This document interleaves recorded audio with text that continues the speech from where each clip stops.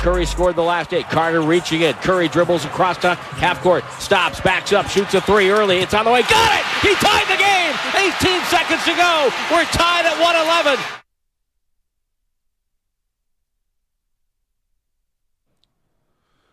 Oh, baby. Oh, baby. Oh, baby. Oh, baby. What a game Saturday night. And the game the Warriors had to have with no Giannis Antetokounmpo playing for the Milwaukee Bucks. Stephen Curry reminds us all why he's great. Reminds us all once again of why he's that guy.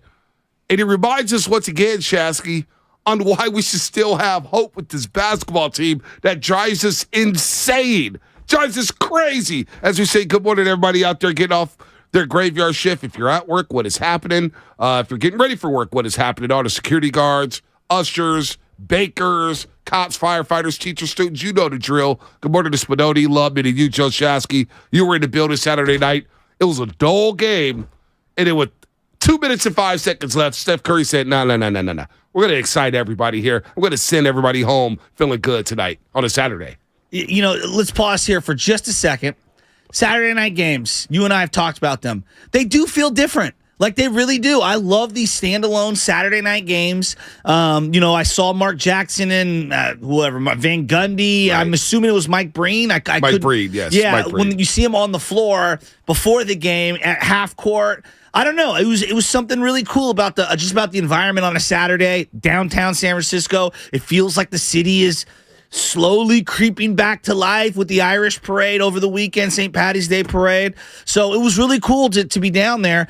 And to see Steph Curry do that when the team desperately needed, I thought he had that and one on the layup where they got the pocket picked at half court. Well, you know Ben Taylor's not calling anything. The referees don't even start me. They're even bad at JUCO. I was watching the City Fullerton game. They're even the referees bad at every level. Well, it's just I had a lot of fun, at that game. And I think a lot of Warrior fans had a lot of fun. And boy, that stadium, end of that game, it gets so loud in there. Every time I'm in there, I kind of underrate how loud it can get at times. Yeah. And I know there wasn't a lot to cheer for a couple quarters, but in my head, I'm thinking, all right, they lose this game. All right, they were close. Boom, Milwaukee takes the lead. They go up 8 late in that game. I thought it was 2.5 minutes. Somebody in the 2 minutes and 5 seconds. That's crazy because it felt over, and I kept thinking, God, we're gonna be dissecting this one. Jordan Poole played, and just this guy, that guy, all the little what ifs, and for them to pull that one out. And Steph Curry's gonna be the headliner. Dante DiVincenzo and Kevon Looney doing all the dirty work, hustle plays. God, what a fun win. I know you love that, but it all starts, of course, and it all ends with number 30. It all starts with him. And look, man, as we say, good morning to everybody on YouTube, by the way, YouTube, Twitch, and the Xfinity Mobile text line. Thank you for always rocking with us as we add another hour to our show, and I'm kind of dreading that this morning. I'm going to miss that 9 o'clock, just getting out of here, getting to the gym, 9:30, whatever. It's all good. Steph is just, in his first 4 games back since damaging those ligaments, we didn't know when he was going to come back. He had damaged some ligaments we'd never heard of before. Never heard of these things. And he's come back in 4 games. He's still shooting 50%. He's still shooting over 40 from 3. He's still giving you 33 points. There's been no drop-off whatsoever in his game. No. Now, you can make the argument like, can Steph Curry adjust to the rest of the team? No. It's up to the rest of the team to adjust to Stephen Curry because he is that guy. We wouldn't ask Michael Jordan. We wouldn't ask Kobe Bryant. We wouldn't ask LeBron James, hey, why don't you scale back a little bit and let your team, play? No. This is his team. This is his system. This is his culture. And so for him to say, you know what, boys, get him on back down the stretch. We're not losing this basketball game. We got to have this game to stay in the top 6. And tonight's going to be another one of those nights against Phoenix. That to me was like, wow, this guy at the age of 35. And today, by the way, is the 11-year anniversary of the Monte Ellis trade. I know, we were talking about that in the green room. 11-year anniversary. And thinking that the Warriors are saying, hey, Milwaukee, Steph or Monte, your pick. It's crazy. Crazy, right? Some people will deny that, but the streets know that the Bucks had their pick, and they said, give us Monte Ellis. We don't trust the Yankees with Steph Curry.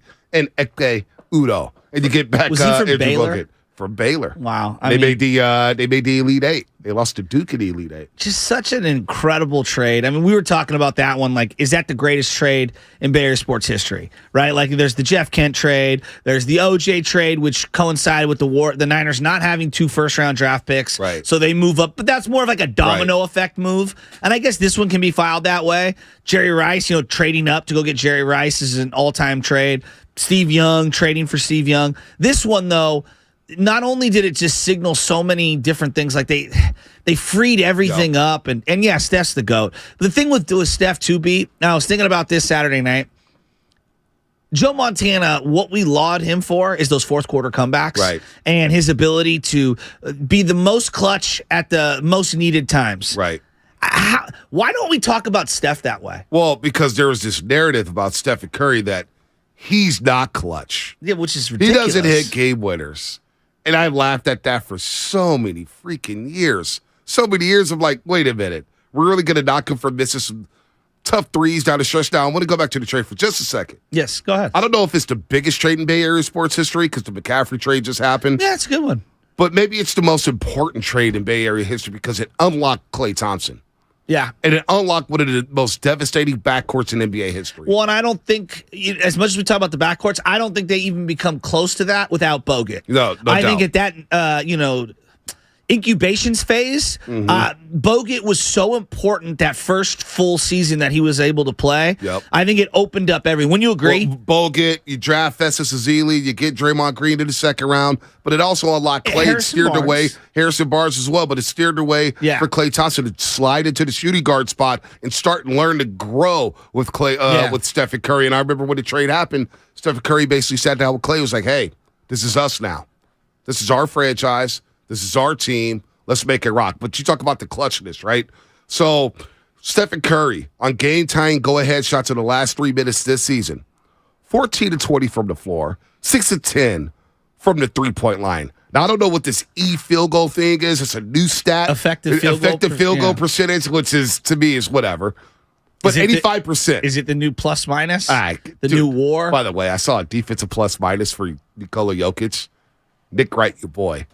Because everybody was like, whoa, the San Antonio Spurs went 19-32 when Jokic was a primary defender. And Nick Wright comes over the top with some, well, the defensive plus-minus says Jokic is a plus defender. He's got a better defensive rating than LeBron James and Giannis. And I'm like, oh, Nick, wrong. Here we go again. Come on. So it's the highest effective field goal percentage for any player without the stats. It's just Nick Wright. Just take a playoff. Are ruining sports. Take a playoff, please. Not everything needs to be a stat, a number, a plus minus, subtraction, multiplication, and division. We know what it is. When Jokic gets involved in a pick and roll, he's barbecue chicken. Do your eyeballs matter? No, apparently it doesn't. I mean, why it doesn't? But why do we boil it down to numbers at every single turn? I mean, why is that? I don't know. You tell me. It drives me nuts. Could you imagine sitting there trying to break down, your freshman basketball team? Right. Hey, our effective field goal percentage isn't good enough. Right. Your plus minus is why you're not playing. Right. Just give me the 14-20. That's what Steph is in the last 3 minutes of game. 3 minutes of basketball games this season. All right, he's 14-20, 6-10 from three. It's the highest effective field goal percentage for any player with at least 15 game-tying or go-ahead field goals in the last 3 minutes in the play-by-play era. So what does that even mean? The play-by-play era. What does that even mean? Now, that's status according to Warriors views, and I'm going to roll it. Play-by-play era. Did we not do play-by-play back in the 60s? I guess or the not. 70s or the 80s? Somebody break down what the play-by-play era is. The fact is, Stephen Curry's been clutch this season for the Golden State Warriors, and he was clutch on Saturday night. Take that for data. Ridiculously clutch. And for them to, obviously get it into overtime was an accomplishment itself. And then in overtime, it just, boom. I think it was 2 Klay threes and then a Steph three. Is that? Klay had a couple two-pointers. I know he had to. 2 pointers. Remember the little move he had against Drew Holiday? The up and under, gets in the air, goes off the backboard. Klay Thompson woke up in the nick of time because he was sleepwalking in the first half with the foul trouble. I was going to say the foul trouble. He sat pretty much the whole second quarter because I kept this. That's the only negative is that where my seats were, I couldn't see the overall because it'll show you who's on the court. Right. But it won't show you on the scoreboard. Overall roster. Yeah. It doesn't do that on the scoreboard. No, and so I couldn't find that. I'm like, what is going on with Clay? And then I had to Google it, and I'm like, it's the 3 fouls. He picked up 3 fouls with over 10 minutes left in the first half and basically sat. But Steph Curry in that second half, 7 of 13, 20 points. That's just in the second half alone, not even including overtime. Klay Thompson with 14. You mentioned Dante DiVincenzo and Looney. And look, I went on that rant Friday. What's that? The rant when I was talking about the dudes and everybody, yeah. Anthony Lamb and Ty Jerome. Well, 1 week you guys want Anthony Lamb, 1 week you want him. Like, make up your mind. Last year you didn't want Bob Myers, now you want Bob Myers to resign. I can't get, whatever. When it comes down to it, and if the Warriors want to get to where they want to get to, which is the NBA Finals and win another championship, which would be the 5th with Steph, Dre, and Clay, and Iguodala. It's about them. It's about Steph. Yeah. It's about Clay. It's going to be about Looney. It's going to be about DiVincenzo. It's going to be about Draymond Green, who came back with the ankle injury. Mm-hmm. And I thought the rapport with him and Steph down the stretch was just unbelievable. It's going to be about the dudes. Yeah. And I'm moving on to the point where I'm like, whatever you get from Jordan Poole, it's going to be an added bonus. Because at times he's just unplayable. It just felt like he sucked the life out of some of their offensive possessions. And I wanted to say, like, Jordan, go sit down on the bench right now and just take a deep breath. And then, like, they subbed him out of the game. I don't know, maybe there was 5 minutes left. It was tough for me to tell. But I'm looking at his demeanor on the sideline, and he's got the towel over the head. And maybe he was just frustrated. Who knows? But he felt very disconnected. And I don't want to make too much of the body language on the sideline because I think we can do too much of the analyzing of what's inside someone's brain and their soul and whatnot. But seeing him on the sideline, off to the side, I think the guy needs a couple of nights off. And I know that's not – they don't have the luxury of even being able to do that right now. But I think he's in his own dome right now. He's searching. He tried to attack the rim on multiple occasions and just came up empty. He's too loose with the ball. Well, that too. He's way too loose with the basketball, and he over dribbles at times with the pet. You know, the Warriors want a 1-2-3 pass. They don't want to hold the ball because it's like a grenade, right? Yeah. You don't want it exploding in your hands. And at times he's just dribble. It's like just hit Draymond at the top of the key, set up the offense, and it just makes everything complicated. So right now, whatever is happening with Jordan Poole, I can't really count. Like, look, he's a 20-point per game scorer. Defensively, though, it's a huge, huge issue at the point of attack with Jordan Poole. So now, again, when it comes down to the dudes, it's Steph, Clay, Dre. You got Looney. You got DiVincenzo. You hopefully get Wiggins back at some point. I have no idea what's going on with that.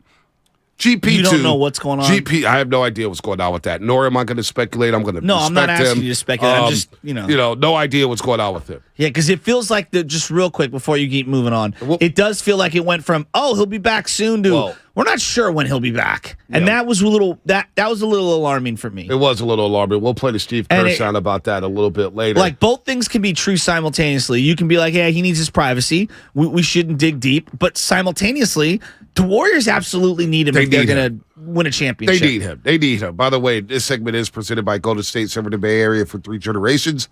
When you succeed, we succeed. Visit GoldenStateLumber.com. Also, if you want to win 2 tickets to a Warriors-Spurs game on a Friday night, March 31st, all you have to do is download the Odyssey app or listen at 957thegame.com. The longer you listen, the more chances you have to win, and you'll get 1 entry for every hour you listen. And every hour you listen is another chance to win up to 8 entries per day. So download that Odyssey app right now.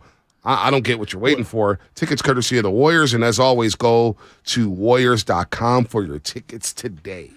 B, I was thinking a lot about the Jordan Poole minutes, and it just feels like to me, he's a negative defender. You know that on the front end.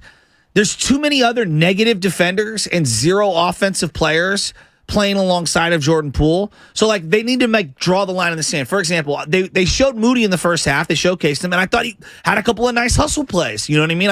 I liked what I saw. When I'm seeing Ty Jerome, and I don't know what the overlapping minutes are, I would love to know, Ty Jerome and Jordan Poole together. It's not enough defense, number one. No. And offensively, I think Ty Jerome is so reluctant to shoot, and people don't threat him. They don't see him as a threat, that I think it takes away from Jordan Poole's offensive game. So that right there is a very simple move to me. And I'm not trying to identify Ty Jerome as some huge negative. I'm saying that he can't play with Jordan Poole. That I don't like that combination together. I don't either. And look, Ty defensively, Jerome, defensively, it's barbecue chicken. But it's bad. Look, Ty Jerome, he was not good Saturday night. No. He was not good. 0 of 5 from the floor, 0 of 2 from three-point line. You don't need the numbers to know that Ty Jerome was not good on Saturday night. Those 14 minutes, it's like, oh, my gosh. The defensive possession where he fell asleep and they walked into a three-pointer, it's like Ty Jerome, step up, stop ball. Well, I mean, the same thing happened with Memphis, where Reggie Miller reamed him on national TV saying, you've got to be better at the point of attack. You're playing Olay defense, but this is what you're working with right now. I know. But that's why I wanted to see Moody get more run in the second half, and I get it. It's a work in progress. But, like, to me, Moody can at least give me more defensively. You would think so. Moody laterally is a little stiff as well. I agree, he's a little longer. stiff as well. He's longer, but and he still can give a little me more some stiff. athleticism at the rim. And so he only plays 6 minutes. Ty Jerome plays a 14. You're like, this is nasty. It was about 8 too many. So look, it came down to the 5. It came down to Draymond, Looney, Curry, Clay, and DiVincenzo. And you look at the rebounds, and a lot of people are going to say, well, Giannis didn't play, and I get all that. The Warriors are shorthanded. They've been shorthanded basically all season long. Milwaukee's still rolling. They had 19 and 20 rolling in the Chase Center. The Warriors out-rebounded them 65 to 48. That's big time. Offensive class, 18 and 7. That's big time for the Warriors. And so when you get Looney grabbing 15 rebounds, you get DiVincenzo giving you a double-double. You get Draymond Green, despite missing action in the third quarter with the right ankle sprain, and he's beat up. The left hand, the right ankle, he doesn't even come right out. knee. I mean, he is banged up. He doesn't even come out with the team during warm-ups till the very, very end. He comes running out of the tunnel. And I was like, is he? Well, I didn't think he was going to play because I'm looking at who's on the court, and I'm like, is he going to be a late scratch? Well, you know what? 9 assists, 13 rebounds. He's giving you everything that he has. So when it all comes down to it. He made some nice defensive plays down the stretch. The fourth quarter. Right, no doubt. When it all comes down to it, it's about the guys. Yes. It's about, so I don't want to hear any more about, Ty Jerome and Anthony Lamb. Look, those guys are bonuses. And I'm almost ready to put Jordan Poole in that category. Ugh. I'm almost there. I'm going to wait on that. A big statement, though. I mean, this is a guy that you were hoping would be more than that. I understand where you're going. Right. But, man, that stinks. Just right now, he's unsure of himself, indecisive offensively, defensively, too many breakdowns. Now it may have something to do with the combinations. Play with different guys. Yeah, I don't love the combinations, but I also don't love his IQ. There's too many times he's breaking down on defense, so you've got to figure him out. Because he's coming off the bench from here on out. He's not starting. No doubt. So how do you get the most out of Jordan Poole? Can you get him to be that starter? Can he have a starter's mindset when he's coming off the bench? I have no idea, but you got to figure him out. Well, he took a couple heat check shots, one in the first half. Not hot. Not hot. It was so out of the flow of the rhythm of the offense, and it's just there was an air. He had an air ball, I want to say, in the first half. Yeah, that he was a wide open, and he instead of just taking the mid range shot, he did the old James Harden step back thing that he loves. Right. And I'm like, dude, what are you doing? You're making it a more difficult shot on yourself. Just take the mid range. Also need Kuminga back. He's day to day with the ankle sprain. They missed athleticism against that team that's really long and physical. And I think when it comes down to this postseason run for the Warriors, they need Kuminga back. Kuminga may be more important than Jordan Poole on this team in this playoff run because of who you're going to be defending, who you're going to be facing, and the way Kuminga can play perimeter defense and attack the basket and finish at the basket. I mean, I don't know what's going on with Jordan Poole, but Kuminga could be more important in this playoff run as opposed to Jordan Poole. And that's crazy to say. If you would have asked me that at the beginning of the season, if you would have asked me that a month ago, I would have said you're lying. Well, even if you asked me maybe 7 or 8 days ago, I might have switched, and I would have said JP was more important. So, but seeing a team like Milwaukee, they're so unique. They're big, they're strong. Right. Even Drew Holiday, not the biggest, tallest guy. He's just thick. Right. And I look at someone like him. I'm like, man, they need a strong, athletic dude like Kuminga because it's so unique to everybody else on their team. That's not who Clay is at this point in his career. Although. Big rebound down the stretch. Clay's playing his ass off. Big rebound down the stretch. But the point being is that they need an athlete, and I feel like they don't have one. Yeah. Then they get Iggy out there, and it's like, okay, I get the smarts, but I don't get the athleticism he gave me just 5-6 years ago. So they need the athleticism and the perimeter defense. Isn't that crazy? Last week we asked that question. Who's going to be more important in the playoffs? It is crazy. Kuminga or Jordan Poole? And it's you just got to get Jordan Poole right, man, because he is an X factor. But at the same time, I'm saying, You know what? You just got to win games. Got to win games, and it's about the dudes. All right, we got a break. I got Lubman in my ear. We got a fun show coming for you. We got an extra hour, so we got guests coming up in the 9 o'clock hour. We got Orlando Watkins, Oakland Tech coach. Excuse me, I messed that up. Where's Orlando Watkins coaching? Is it Oakland High or Oakland Tech? Oakland Tech, because the girls' basketball team and Oakland Tech won a state championship.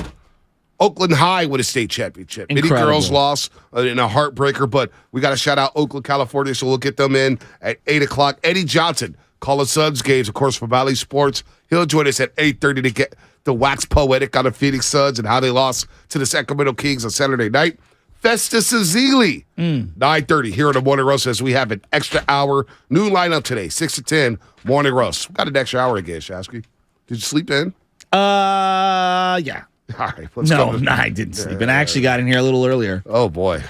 You too fired up? Yeah, I actually did on the Apple Watch. They have this thing called mindfulness where I can reflect. So before I walked into the studio today, I sat in my car and I did 1 minute of reflection. On what? Oh, boy. Just life. Just where I'm at today. Sounds interesting. It does really sound. I want to know. I want to know more about this reflection coming up on the other side. Sponsored by 5 Hour Energy. Replace your afternoon coffee with a 5-hour energy.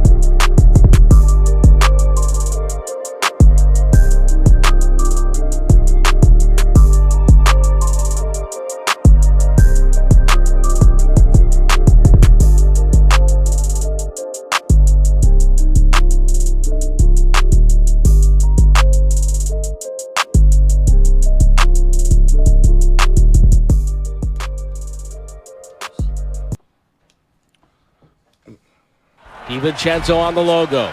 Curry takes it outside. Crowd wrestles, trying to urge the Warriors on. Dante, jab step into a 3 right wing. Got it! Warriors back on top. And, that feels good for Dante. He's got 17 against his former team. Dante's been one of our best players night in and night out. This was a special game for him playing against his old teammates. He was fantastic. Just, not only the shooting and the energy, but the rebounding. I think he had 10 boards, made big play after big play, and he's going to fight every possession defensively. So he's been a godsend for us. This is Steve Kerr, and you're listening to the Morning Roast on 95.7 The Game. All right, that was Steve Kerr, waxing poetic on Dante DiVincenzo. He had a career high, tying 6-3 Saturday night, 20 points, 10 rebounds for DDV against his former teammates, the Milwaukee Bucks, and he was huge as he started once again his 4th straight start alongside the Splash Brothers. One quick correction. Coach Orlando Watkins coaches Oakland High, the Oakland High Wildcats boys basketball team. We had Orlando on before. Remember Orlando was like, Dame's the best point guard in the league. I do remember. So we may give him some grief about that coming up a little later. This is why I love our roasters. Shout out to Young Beck, who sent me that as well. But tell him, take your ass to sleep, dude. The 96-97 season is when the play-by-play logs happen, which you see on ESPN.com, NBA.com. So that's when you see all the game logs with play-by-play. Oh, okay. So they call it the play-by-play era. Take that for data. I guess. Wow. I mean, that's basically when the internet was birthed, right? I mean, it's play-by-play era. Jesus. Play-by-play era. The more you know. It is very, very interesting. Play-by-play era. You were asking me about my Apple Watch for a second. Yeah. What are you reflecting on? Were you having a coming to Jesus moment? What the hell's going on in your car? I'm not going to pretend to be some Apple Watch aficionado, but Jesus. I got the Apple Watch December 8th, and the reason why I know that is because it's been tracking all my movements and everything like that. And I got to say, the darn thing, I was not a watch person. I'm not a jewelry person. I don't even wear my wedding ring consistently, let alone. What's wrong? Just keep going. Michelle has no problem with it. Hey, I don't like jewelry. I find it uncomfortable. Now, it's become second nature with the watch. I'm not one of these watch people as you put your chain in your mouth. This chain's straight from Turkey. Straight from Turkey. It's nice. Okay. I like a little jewelry. I don't know why you're doing that, but that's fine. You said It's a beautiful chain. Yeah. It's gorgeous. Yeah, I love it. All right, so the watch.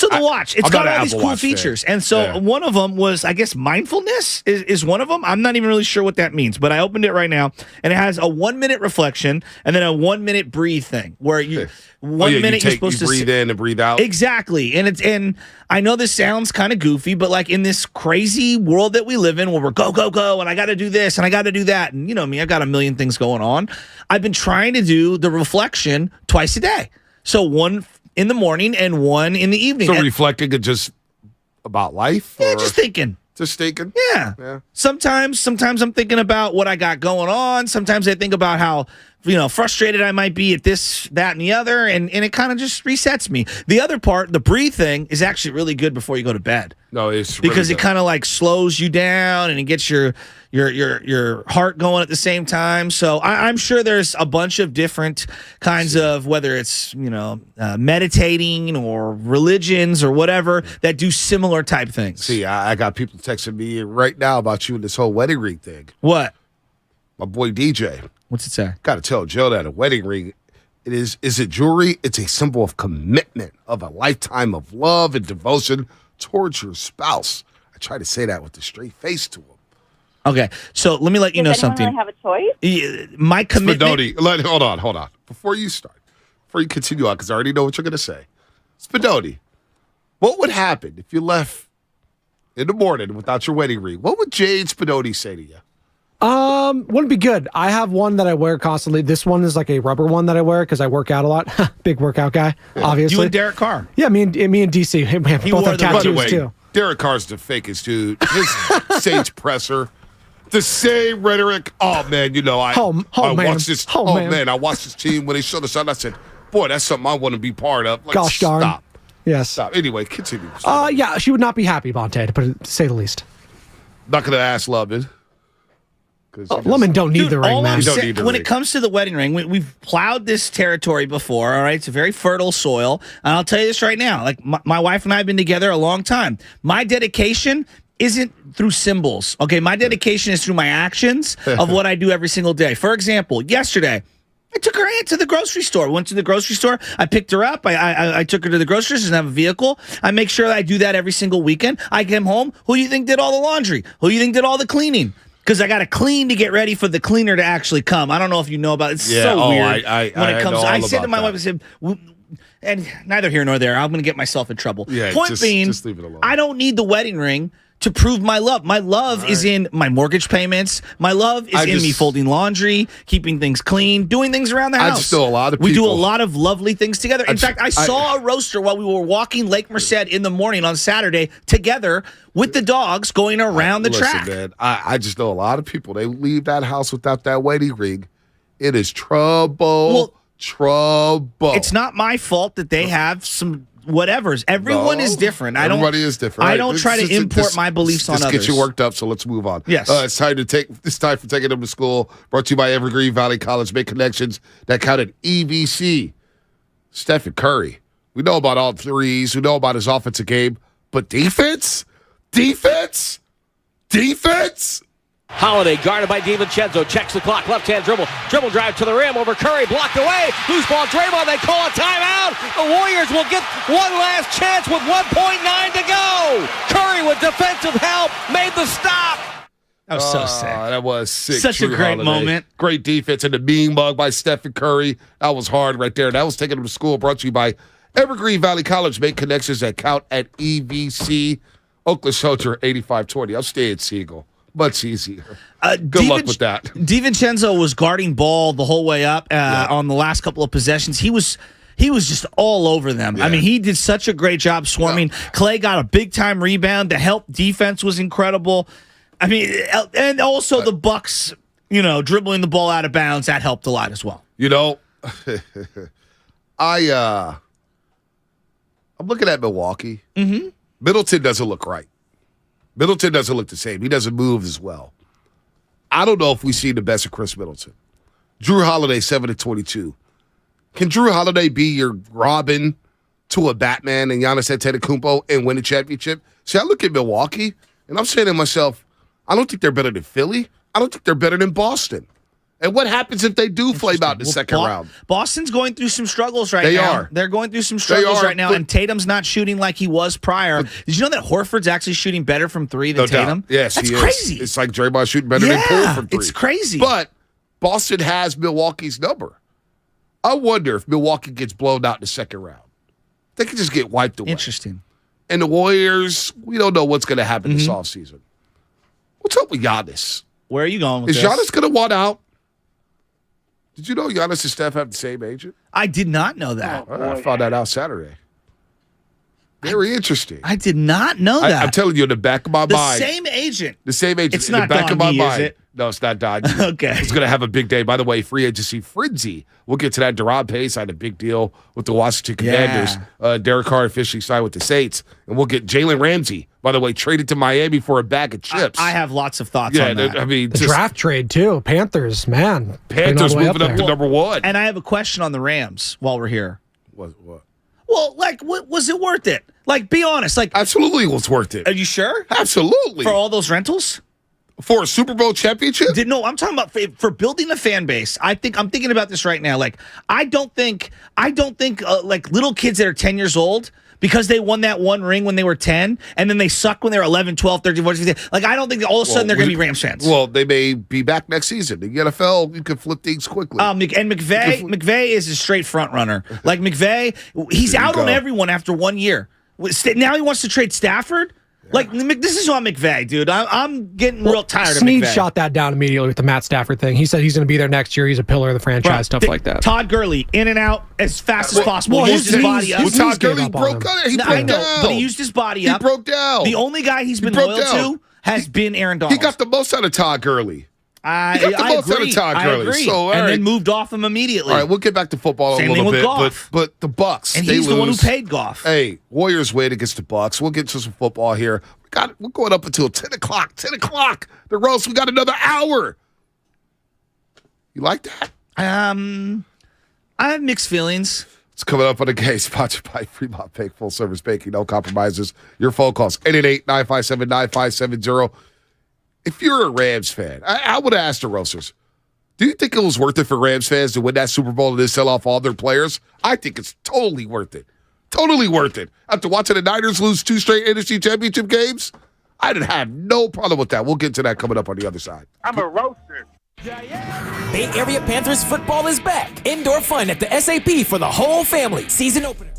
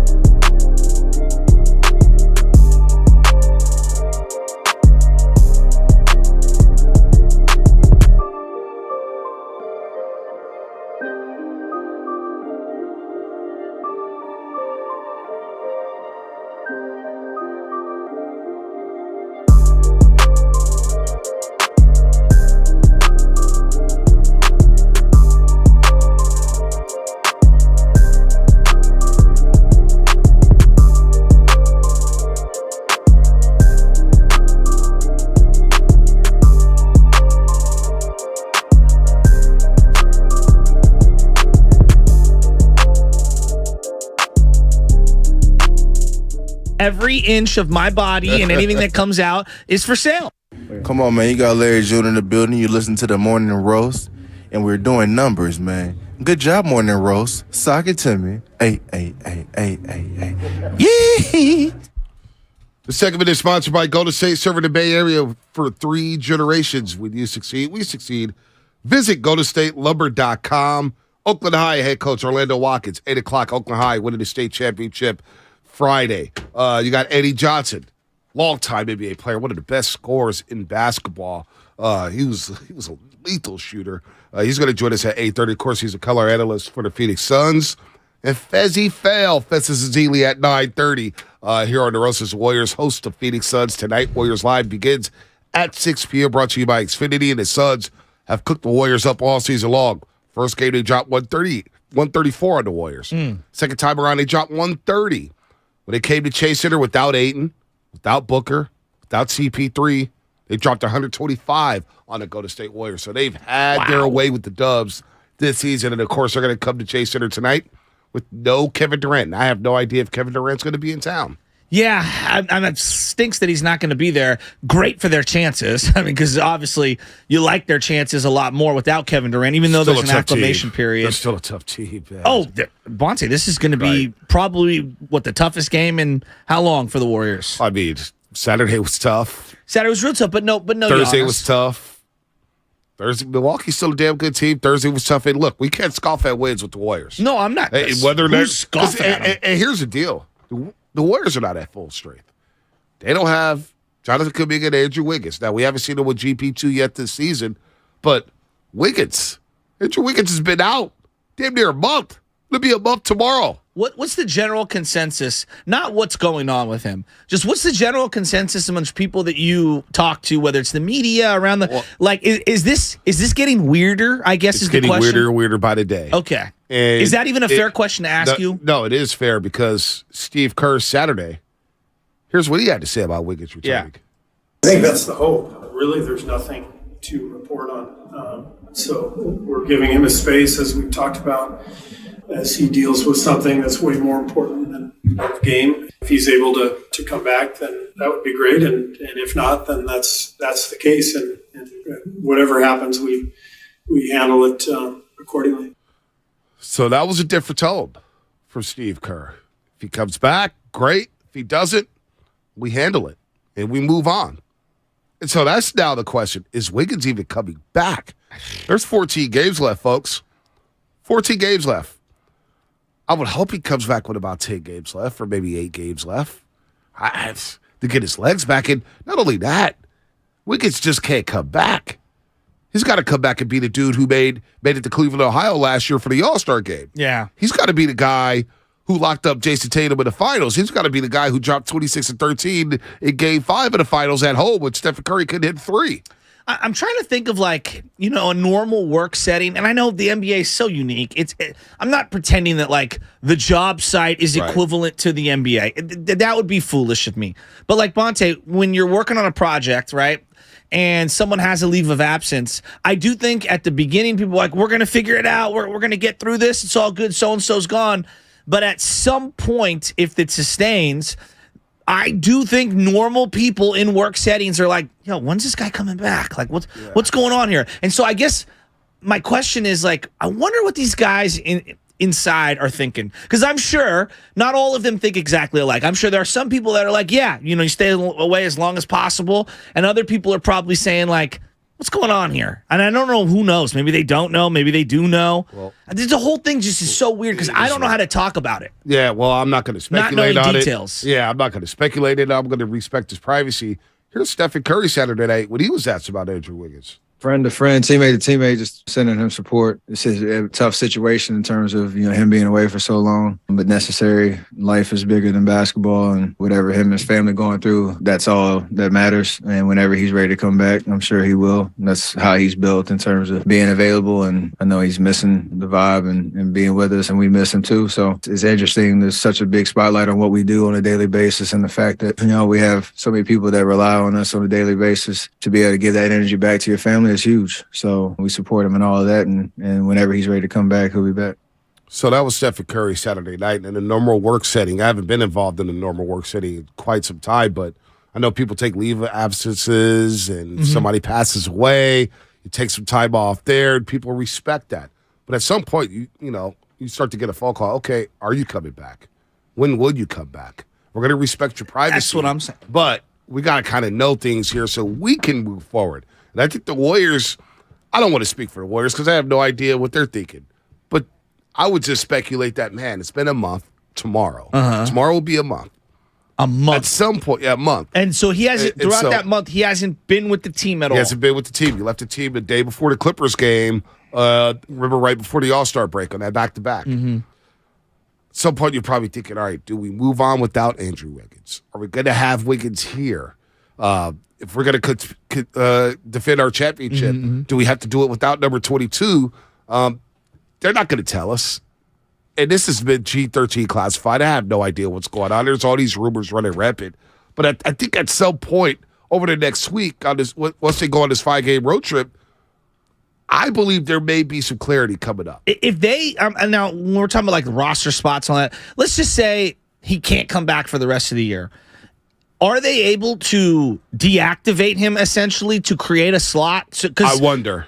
I don't know. I'm asking. Right. Yeah, I don't know either. That's a great question right there. Because that's a great question. I'm looking at this like roster crunch. Right. Because I know you're like, hey, it's about the big guys. I get that, but they do need bodies. No, you need bodies. No doubt. I'm not they saying do need that. bodies. So I'm not saying at some point, we could say, hey, it's a personal issue and blah, blah, blah, blah. But we just need a decision. We just need to know, like, are you in or are you out? Like, if you're out, hey, we get it. We totally understand. The thing that I've learned in my life, and you talk about like old work settings, people grieve differently. I know that I grieve very different, as we talk about my wedding ring, than my wife. My wife wanted to go right back to work whenever anything bad's happened. She wants to bury herself in work. Because it takes your mind off of things. But she's different from me, and I maybe wanted to, take a couple days off or whatever it is. Like we just react very different to certain grief. You know what I mean? And like I don't know what the grief is or what the situation is, but to say that every person acts a certain way, I don't agree with that. Everyone deals with it however they deal with it. That being said, I'm shocked that in this day and age, this has actually been as quiet and not gotten out. That is really surprising. I mean, the punch and the video, the way that got out, right, and then this didn't get out. It's just interesting. It's very interesting that this is stayed tight. And I guess it's a growth of society, right, that it hasn't. No, and look, 510 Xfinity Mobile text line. Come on, guys, we love our sports, but give this man his space. We are giving him his space. We're giving him his space. At what point have you heard anyone say, "Are you?" Right. We're not saying, "Hey, Andrew, hurry up and get back." No. He gets his space. We're going to leave it alone. We have no idea what's going on. We're not going to have any reckless speculation. It is what it is. But the team spoke about that. That was Saturday night. Stephen Curry was asked a question because these reporters have to ask. Yeah. What's going on with Andrew Wiggins? It is their job to ask. It is our job to kind of talk about it. Yeah. Hey, you're missing an all-star. You're missing an NBA champion. You're missing one of the best two-way players in the league. And boy, they could use him. But we're going to respect his privacy, and when he gets back, we'll welcome him back with open arms. It is what it is. But he's a big part of this basketball team. You know what I'm saying? If it was Draymond Green away, you don't think we'd be talking about Draymond Green? It'd be intensified. If this was Kyrie Irving, wouldn't you think that the media would be all like they were last year? Kyrie walked away. They were hammering Kyrie Irving. That's so another I thing. think we've actually been quite good, in terms of allowing the space. Because I keep thinking about other markets, and I know that our culture here is very different. But I mean, Bonte, if this happened for the Dallas Cowboys. Oh. You don't think that there'd be microphones in McCarthy's face every single day if this happened for the New York Yankees? Yep. Like, I'm just trying to think of other big sports brands that are out there, like the Boston media right now. You don't think the Boston media would be hammering? No doubt. Philadelphia. Yeah. It'd be I think we've done a pretty good job. No doubt. Let's go to Antonio in Oakland. Antonio, what's happening? You're on the roast. Hey, what's up, guys? Man, as far as the Warriors beating the Bucks without Giannis, I mean, at the end of the day, I'm still happy because it's like if the Niners were to beat the Chiefs without Mahomes, right? So it still counts as a win. And as far as Wiggins goes, we do need two-way Wiggs. And if he don't come back, I mean, I'll take anybody. I'll even take a Carmelo. I know he doesn't fit our system that much, but, I mean, it's a guy who can maybe score 10 or 12 points, off the bench at least. We're No here. problem. Hey, we're at the mellow portion of the season. Did you hear Dylan Brooks? No. After the game Saturday? No. So What? No, a tell reporter me. asked him about a veteran, right? Because a lot of people say the Grizzlies need a veteran. Okay. And Dylan Brooks basically is like, so what veterans are out there? You want us to get Melo or Dwight Howard? Those guys are trying to get back into the league. They're not trying to lead. So he just sideswiped them. He sideswiped him. Please get that.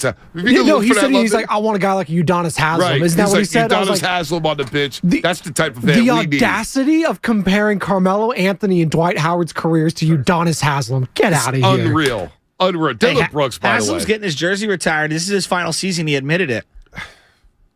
The Heat retired Michael Jordan's jersey. Saying, Get out of here. Well, and Dan Marino's. And Dan Marino, yeah. They did. They got to do whatever They did. Oh, I know they did. Even though Bam's I know wearing they did. 13. Oh, I know they did. Dylan Brooks. Boy, he's had a week. Oh, Memphis he's had a week. Did you hear what he said about Kyrie? No. I want Kyrie to play. So first he was Luka Doncic doesn't play Saturday night. Kyrie doesn't play Saturday night. So I'm glad that he's now the spokesman of the league. Oh, he's Brooks. the spokesperson of definitely the Memphis Grizzlies. He's their leader. So pregame shoot around, he said, Luka's not playing. Well, I get it because, it makes sense for him not to come back to a game this physical. Oh. I'm paraphrasing there, but that's basically what he said. Then he goes, well, that's cool. I could just guard Kyrie all day long. He had a couple words in Brooklyn, so I can't wait to guard him full court all game long and see him get exhausted. Like, Dylan Brooks is yapping. Is this the most delusional athlete since Ruben Patterson? I was trying to think about that. I thought Ruben was better than Dylan Brooks. I mean, Dylan's okay. Yeah. I don't know. Like, who else is this, like, stick your chest out, and yet the accomplishments in the resume don't match up? Yeah.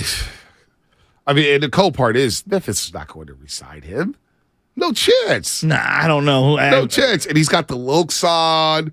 And he's sitting there, dude. He's wild. While we're here, Spinoni, find Dylan Brooks sound from Saturday night. I got to play it. While It'll we're make here you laugh a with little Memphis, bit. did you see the Ja Morant photos that were leaked from the strip club? Yeah, let me read the legal because I got thoughts on that. Oh, okay. I've got thoughts on that. That strip club owner is. I've got thoughts on Ja Morant as you are listening to 95.7 The Cape, KGMC FM in AC1 San Francisco. Always live on the free Odyssey app. Download the Odyssey app and favorite 95.7 The Game for the best and most up-to-date sports coverage. Don't forget that you can also watch us every day on our YouTube and Twitch streams. Just log on and search 95.7 The Game and be sure to like and subscribe to the channel while you are there. Don't forget, if you want to win 2 tickets to Friday night's Spurs-Warriors game on March 31st, all you have to do is download the Odyssey app or listen at 95.7 The Game. The longer you listen, the more chances you have to win. You'll get 1 entry for every hour you listen. And every hour you listen is another chance to win up to 8 entries per day. So download that Odyssey app now. What are you waiting for? Tickets courtesy of the Warriors. And as always, go to Warriors.com for your tickets today. So break down the Ja Morant stuff. Well, you guys were in the group thread, and I didn't notice it on the internet. I come back from a walk, and all I see is like, oh, these Ja Morant photos. I'm like, all right, I guess I'm gonna have to Google these Ja Morant photos. And then there's 2 photos that I saw. If there are more, guys, let me know. But it looks like a still photo. It looks like to me it's from surveillance footage. Is that what you would think it was from? Surveillance footage from the strip club. But like a still photo off of the surveillance footage because it's kind of grainy. Right. I mean, there are dollar bills, or I assume to be dollar bills, all over the room. It's caked up with dollar bills. I mean, it almost looks like it's photoshopped. Yeah. It's so ridiculous, the amount of dollar bills. And then there's Ja with his shirt off, sitting down, and a woman is on his lap. Right. I get it. I'm trying to describe it as best I can. Well, Am I doing a good job? Well, CJ Mack, Ja was donating to college funds. Sounds like BMF. Well, BMS Friday episode. He did nothing Big Meats illegal. Was donating. He did nothing illegal from those photos. No. It was just a funny photo. Like it was so over the top. Here's the deal. Look, we talk about strippers and we say good morning to the strippers because they can try to make a living and get their money as well. It's not the best look for Ja Morant.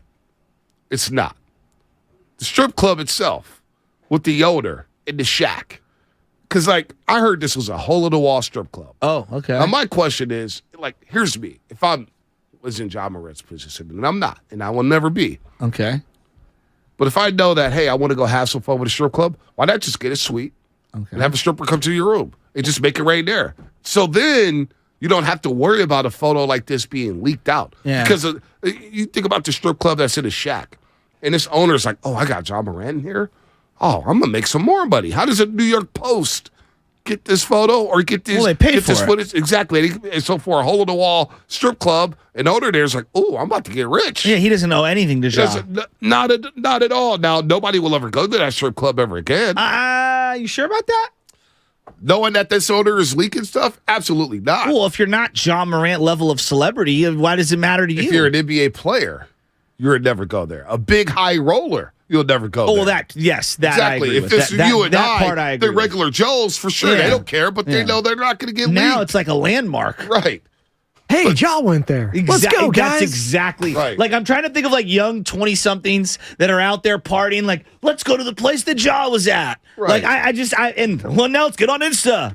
Yeah, no. So it's not the best look. And look, he's got his shirt off at 5 in the morning. It makes you think, man. Was it 5 in the morning? Yeah, it makes you think. Was there something other than alcohol being involved there? But I'm not going to speculate on that. You know, the owner. Somebody leaked it. It had to be the owner. Had to be somebody there. You think we see Ja this year at all? Absolutely. You do? Yeah, I think we see him back for the playoffs. Back for the playoffs. Yeah. So he's not going to play any regular season games? No, I think he'll be playing in the playoffs. Yeah, I think that first game, if he's going to come back, the first game has to be before the playoffs, in my opinion. I believe he'll be back in a couple weeks. And that's some weird mental gymnastics I'm doing. I'm just trying to think of it from a league perspective. Yeah. They want to get that out of the way before their big television partners are doing playoff stuff. Like, that's not what they don't want to do that under the playoff banner. Listen to this, Dylan Brooks, since we're on the subject of the Memphis Grizzlies. And the Warriors, by the way, played them on Saturday. I can't wait. Memphis. Here's Dylan Brooks. Doesn't matter. Who do you want to sign? You want to sign Carmelo Anthony? You want to sign Dwight Howard? Who you want to sign? Those guys are trying to, get back into the league. They're not trying to, home in on a guy and be a vet. Like a real vet is like Udonis Haslem, a guy who just strictly is just for the team. Dylan Brooks. Is Andre Iguodala? Does he fall under that? Udonis Haslem category? If he has Dylan Brooks, I don't think he'd agree with that. Yeah, I know, because didn't he not want to play with Memphis? He didn't want to be part of this dynasty. Oh, man. He wanted to go play with those guys. We'll play with those guys over there on the West Coast.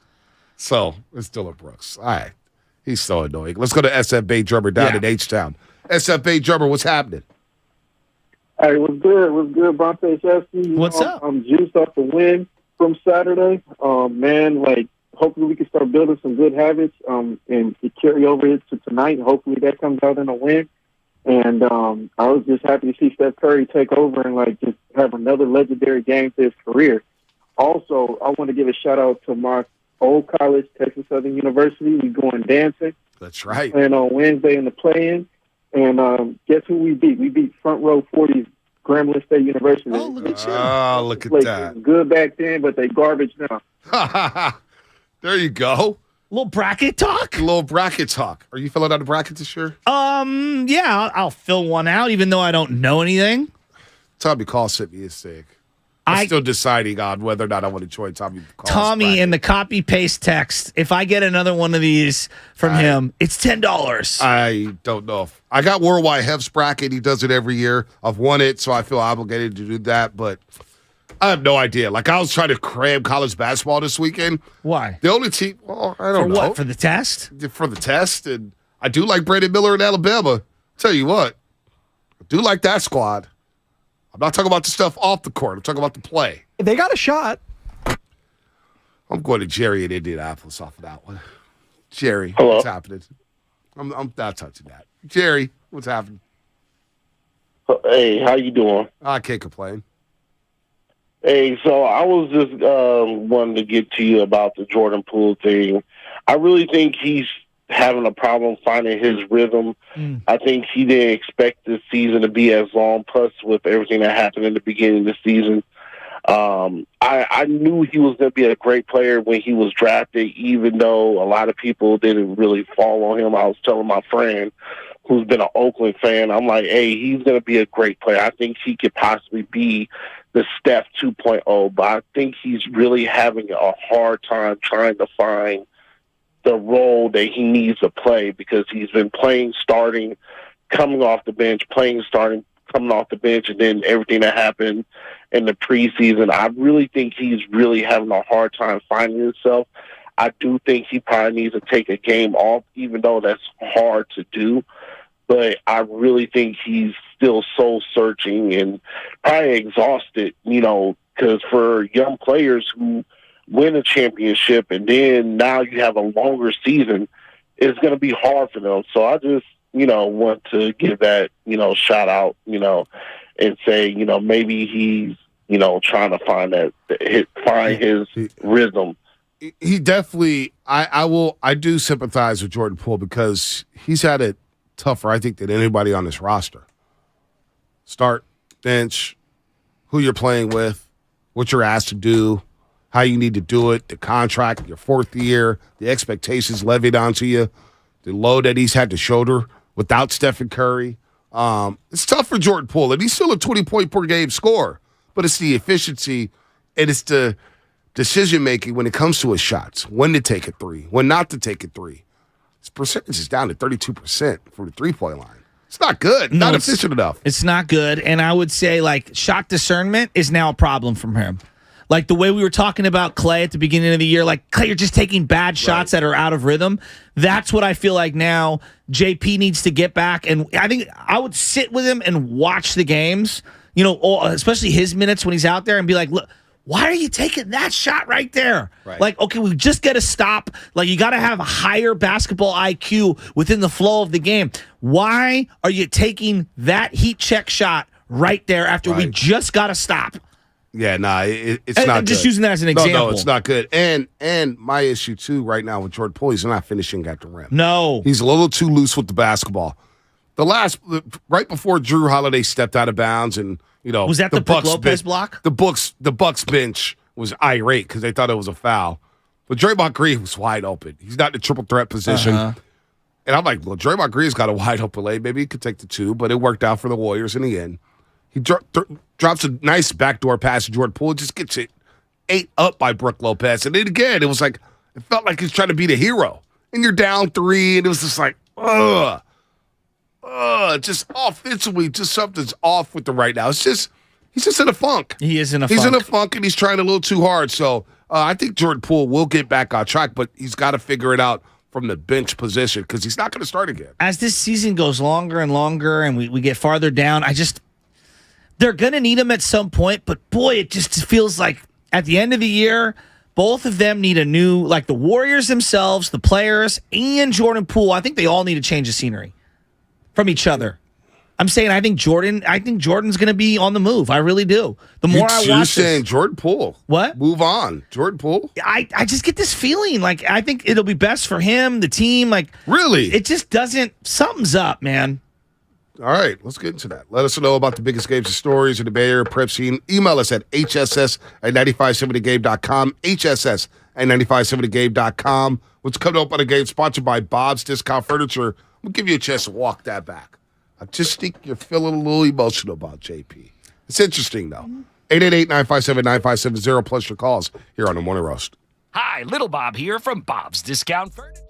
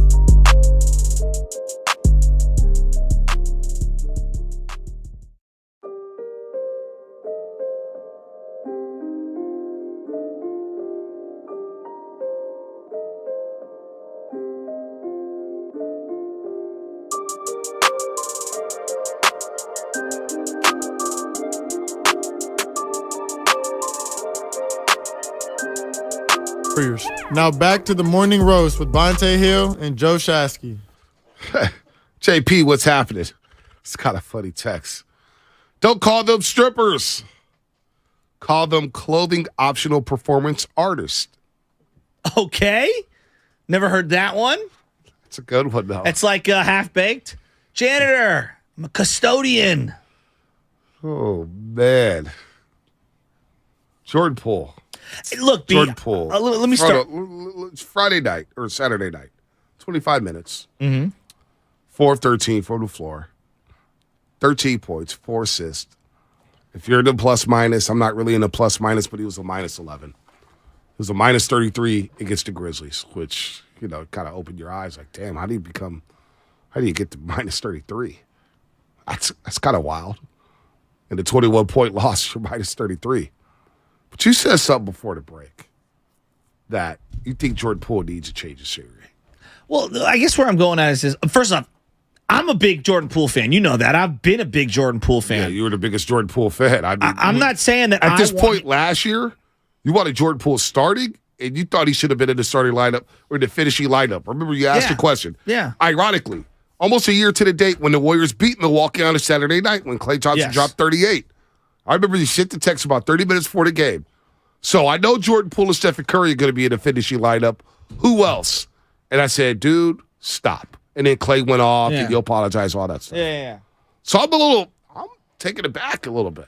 Well, look, you got to understand that I want him to be a Warrior. I love the guy. It just feels like he is now the new scapegoat. And a part of me also feels like I'm watching a player slowly disconnect from the fabric of what everyone else is doing. And maybe that's just because of the role evolving. And maybe in a week from now, you ask me this question and my opinion changes because you get new data, new information, the values of things change. It just feels like I'm watching that guy and I'm saying something doesn't feel connected. I don't know what it is. I don't know if it's the team with him, if it's him.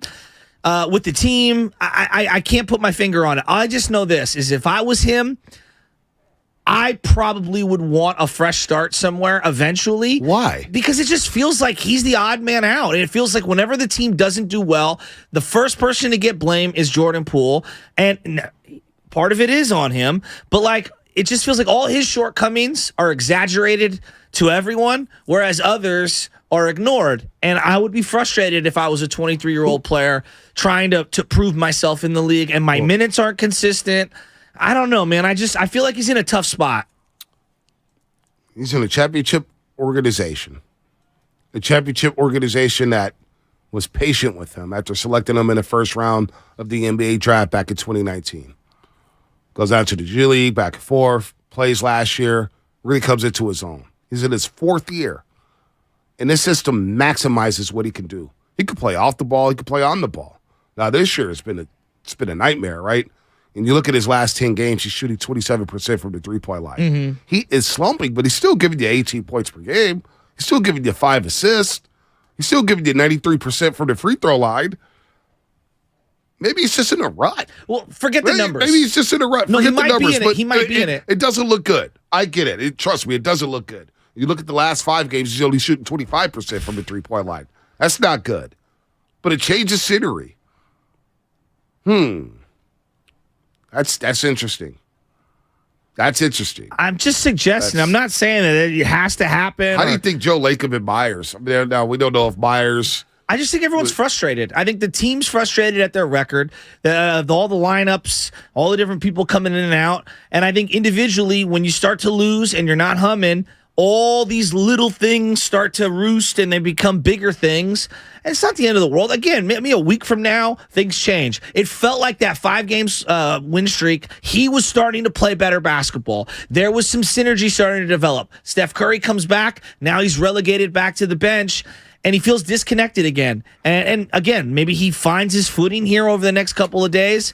I'm watching him the other day, and he didn't seem like himself. And maybe I'm making too much of one game.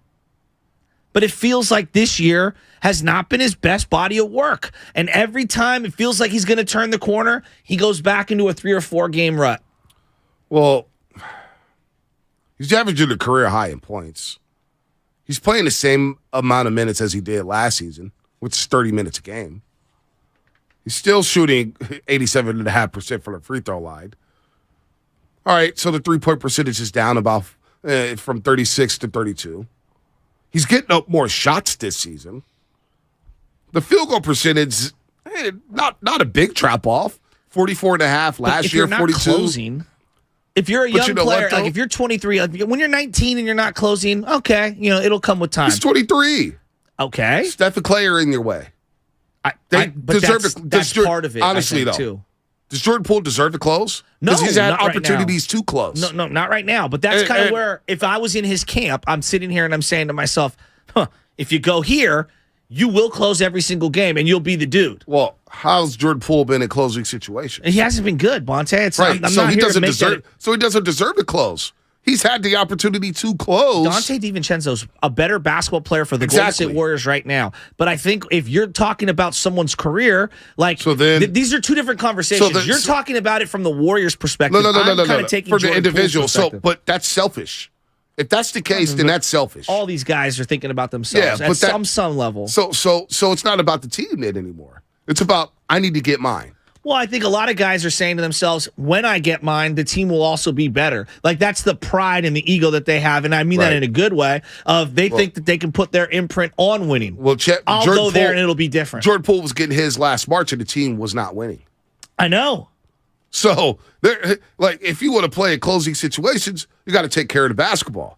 Jordan Poole has proven in closing situations he hasn't taken care of the basketball, but he's in his 4th season. He's still a very young player. So I would say patience. If it's just about closing, it's not. You know what? I don't. What is it? It's everything. It's everything. I don't know if I'm starting or I'm coming off the bench. I don't think I could play long-term defense alongside of Steph Curry. I'm just looking at this as you zoom out, moving forward, and not just within the fabric of this year. If you're going to stay with Curry, which we all think they should, of course they should. He's the greatest Warrior of all time.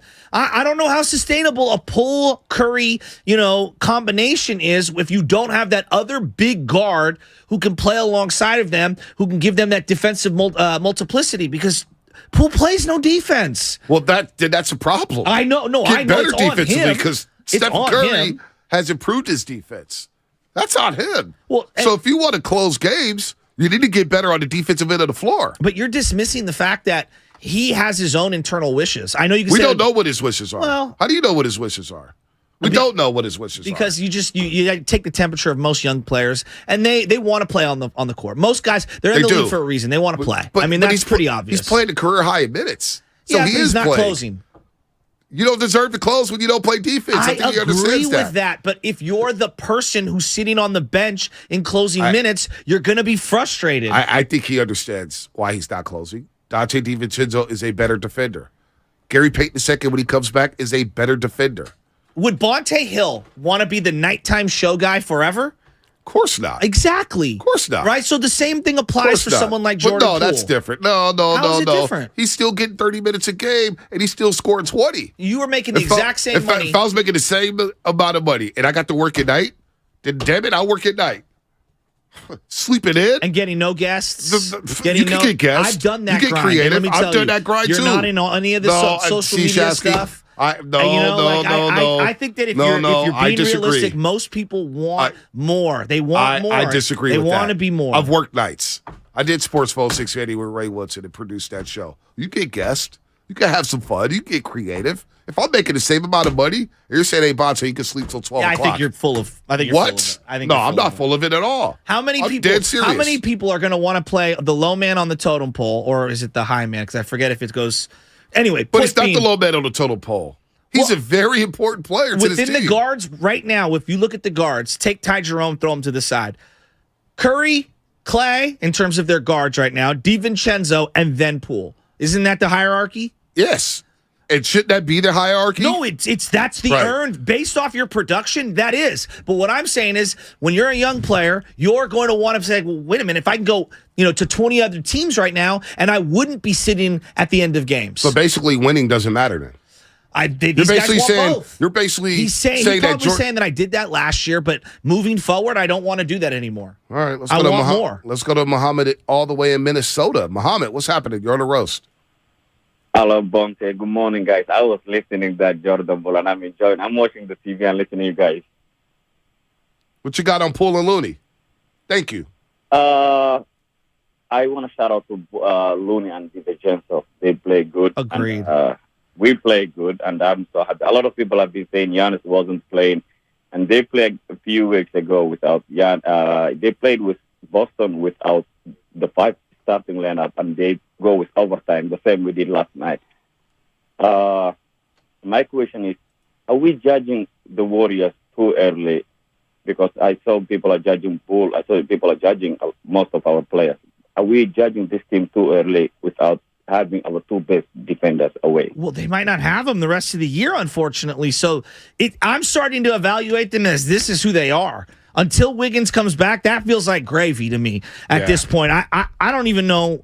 I don't know how else you can recalibrate. This is who they are right now, and I'm looking at them, and I think they're just going to be inconsistent, and they're going to need their top dogs to play like it. The top paid guys are going to have to play like the top paid guys. And unfortunately, and I know Poole's money doesn't kick in until next season, but right now, down the stretch, you were at the game Saturday. Yeah.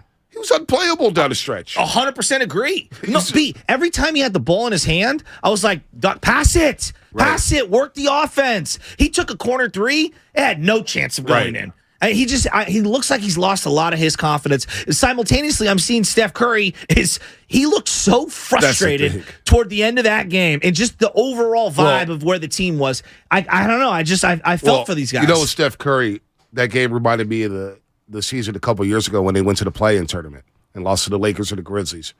It feels like Curry senses, I just need to take over. Yes. I just need to go out there and do what I do. And he woke up in the nick of time, scored 29 of his 36 points in the second half. Steph Curry had that mentality. It's like, I just need to do what I need to do. Let's go to Robert real quick. They need him to take over more. Like right now, this team needs Steph Curry and Klay Thompson to carry this team. Robbie, good morning. We can hear you. How you doing? Because I'm in half food bag. Let me turn my heater off. Listen, you guys, you know, I just hate when people, when Jordan Poole is the focus. I understand he's not doing good. He's not doing what's in his 4th year. But here's the deal. You got to look at the first 2 years. I mean, look at where he came from. Right? I forgot what pick he was. He was in the G League. He worked his butt off. He hit the first year. He didn't look playable.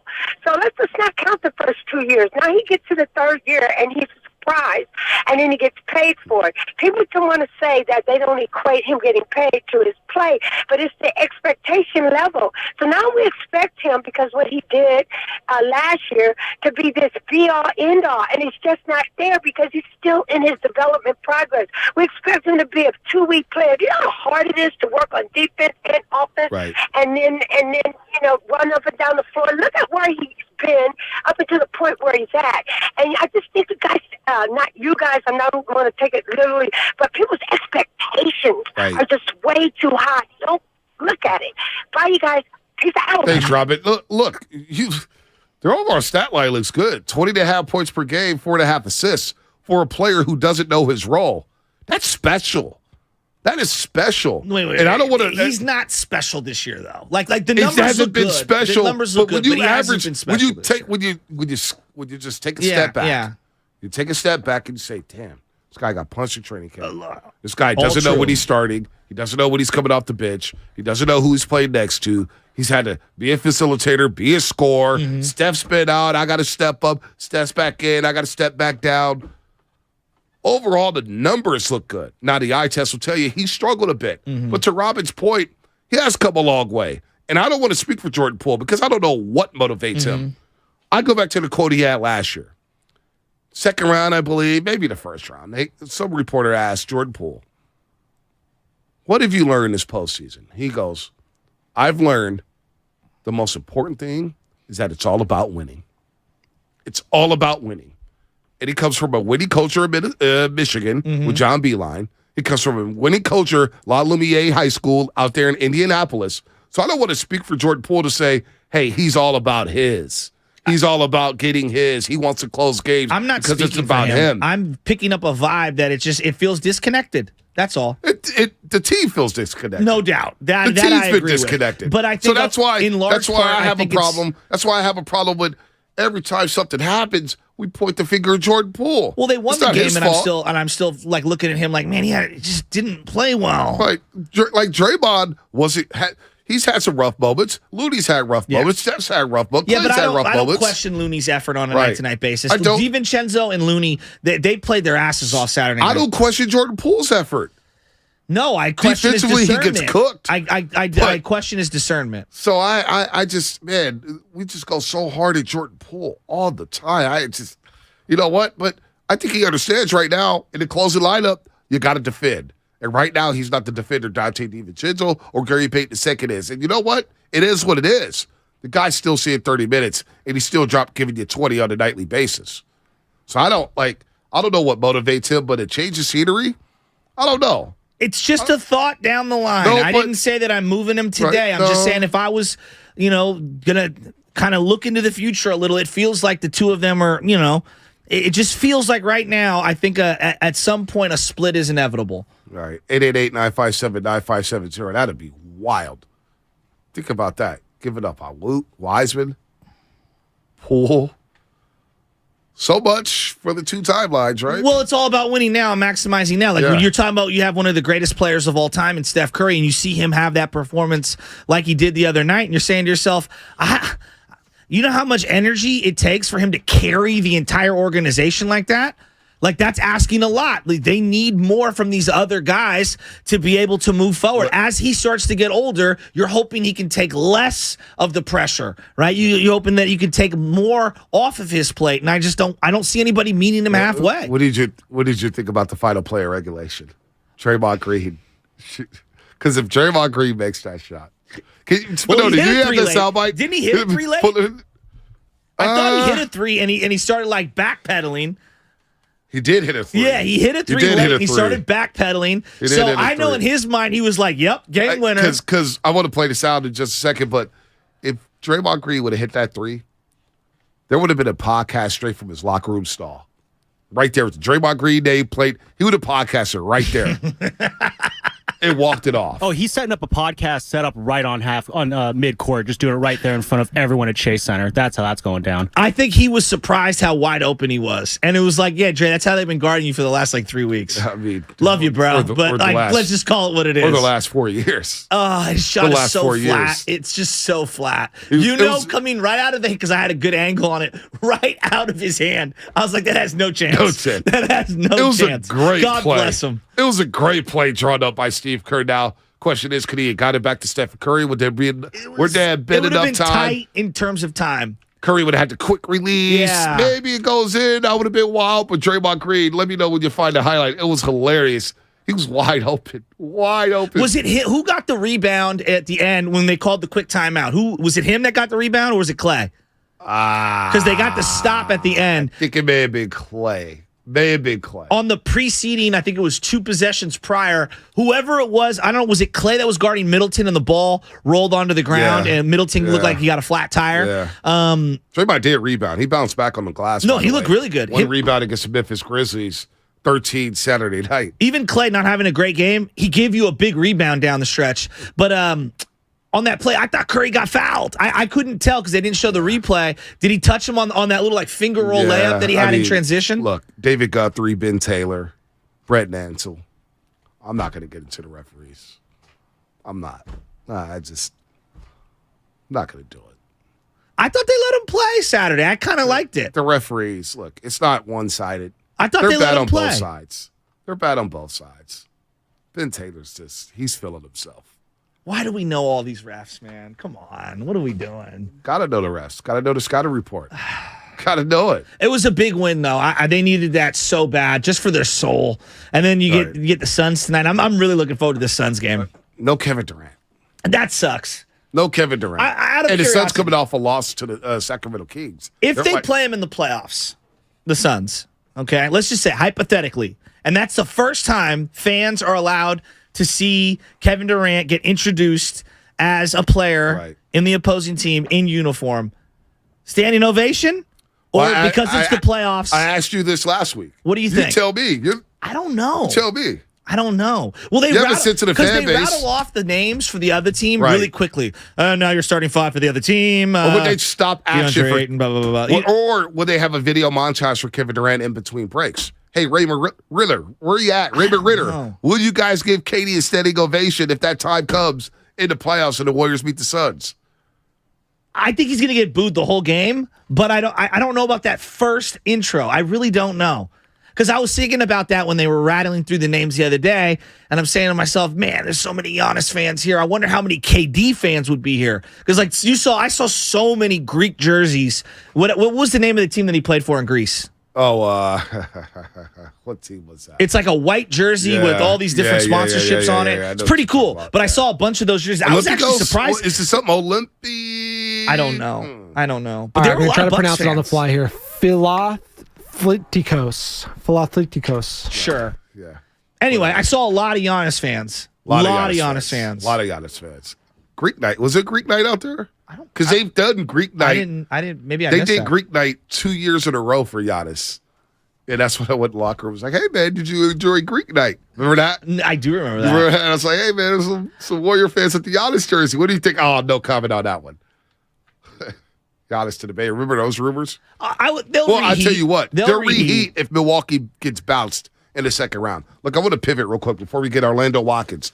Orlando Watkins, coach of Oakland High. They win a state championship on Friday. We're going to get into that for about 5 minutes with him. Give him some love. Shout out to the Oakland Tech girls basketball team for doing their thing as well. Winning the state championship. Shout out Lamont Robinson, the commissioner out there in the Oakland Athletic League, for doing it. Man, they have a really good league in the OAL. Football, basketball, baseball, they do it well. Softball as well, track and field. So we'll do that. The Rams trading Jalen Ramsey yesterday. Something we teased in the 6 o'clock hour. Jalen Ramsey goes to the Miami Dolphins for a third-round pick and a tight end we've never heard of. And now Miami and Vic Fangio's defense now has Bradley Chubb. You got Watkins in the middle, or Christian Wilkins in the middle. You got Jalen Ramsey out there. What a deal for the Miami Dolphins, and what a blunder for the Rams. That's all they could get for Jalen Ramsey. Well, this goes back to Rams culture, and I know you could say, Joe, they got the Super Bowl, which you're right. I'm not arguing that. I'm just saying sustainable business model for an NFL team. When you look at like Kansas City and the success that they've had, it's no coincidence. They've been really smart with their draft picks and with their money. They've swung deals. They picked up a tackle, Orlando Brown. They traded away Tyreek Hill. They've traded for people. They've spent money on guys that they need to. They've allowed guys to walk in free agency, like Frank Clark right now. I think they've done a really good job, and it's because they got the quarterback. So I know it's unique there. But I'm looking what the Rams did, and they got the Super Bowl. I'm not denying that. But McVay, he needs to pivot a little. I feel like he's Why is it on McVay? Because I feel it's not just McVay, it's the GM as well. They have been bold. They trade a ton of picks, and then they pay people, and then they get in salary cap hell, and they have no draft picks, and now they have to pivot immediately. Allen Robinson, 1 year. 1 year. Bobby Wagner, 1 year. Robinson wasn't good for them last year. No, he was terrible. And Bobby Wagner wasn't good for them last year. But they gave him a ton of money. But they pivot. Both of these guys. You have to give them credit for pivoting and saying, these guys aren't good. We overpaid them. It didn't work out. We move on. But they gave Jalen Ramsey, they gave up 2 first-round draft picks. I get it. All right? And they gave him a massive contract extension, and then they traded him for pennies on the dollar. This is worse than driving a brand-new car off the lot. Yeah, no doubt. They lost all their money on this. But it was worth those 2 first-round picks. They got a ring the Niners haven't gotten since 1994 and 95. I think you're looking at it from the Cubbert standpoint. Yes, they have the ring, and the Niners don't. I'm looking at it from a building a fan base in L.A. kind of standpoint. It's got a Marlins-y feel to it. L.A.'s always had a fickle fan base. If it's not the Lakers, if it's not USC, if it's not UCLA basketball, that fan base is fickle. All right? L.A.'s fan base is wishy-washy. We all know that. You're telling me right now, though, if you ask a Ram fan right now, any Ram fan out there, 888-957-9570, you telling me that trade for Jalen Ramsey for the 2 first-round picks wasn't worth it? Any Ram fan will tell you that deal was worth it. The contract was worth it. You're Everything about it. No, I hear what you're saying. I'm talking about sustaining fan bases over a lifetime. Yeah, but they don't care. No, but that's the problem. Listen, when the Marlins did this, they didn't build fans. They bought a ring. It was great for the time being, but sustainability. Do you understand LA? They're going to be bad. Do you understand LA? Yeah, I understand it. If they don't win, fans aren't coming anyway. They were still knocking on the door. They were right there. They gave up multiple first-round picks for Stafford, gave him a $160 million extension, come on, and now his arm's dead. Shasky, be real. What? Be real. Be real. We were at the NFC Championship game. Yes. It was 55-60% Niner fans. No, I know, but if you the Rams have been winning. Okay, the Rams have been winning the last year. 5 years. They didn't win. No, this year. I'm talking about when the Niners played the Rams. Yeah. In the 2021 NFC Championship game, and we go down there to SoFi Stadium, big shiny new stadium, Inglewood, California. That place is filled up with 60% Niner fans. I understand, and that's coming off. And think about the Rams, what they've done under McVay: playoffs, Super Bowl, playoffs. I'm with you. They've had 5 years now. 5 years. What I'm saying to and so you they is that still didn't have no fans at the NFC title game. They're never going to have that fan base that you think they're going to have. Well, winning the one ring and then bottoming out for 4 or 5 years, that's not going to do it either. So, like, my thing is, if I was running the team, and I get you want to get the ring, I understand that they maximize Aaron Donald in terms of getting it. Their business model is not going to create fans year over year. Like 10 years from now, if they only have 2 or 3 winning seasons, you think their fan base is appreciably bigger because they won that one ring? Or if they would have stood pat and just been knocking on the door for 7 or 8 straight years, they'd have more fans.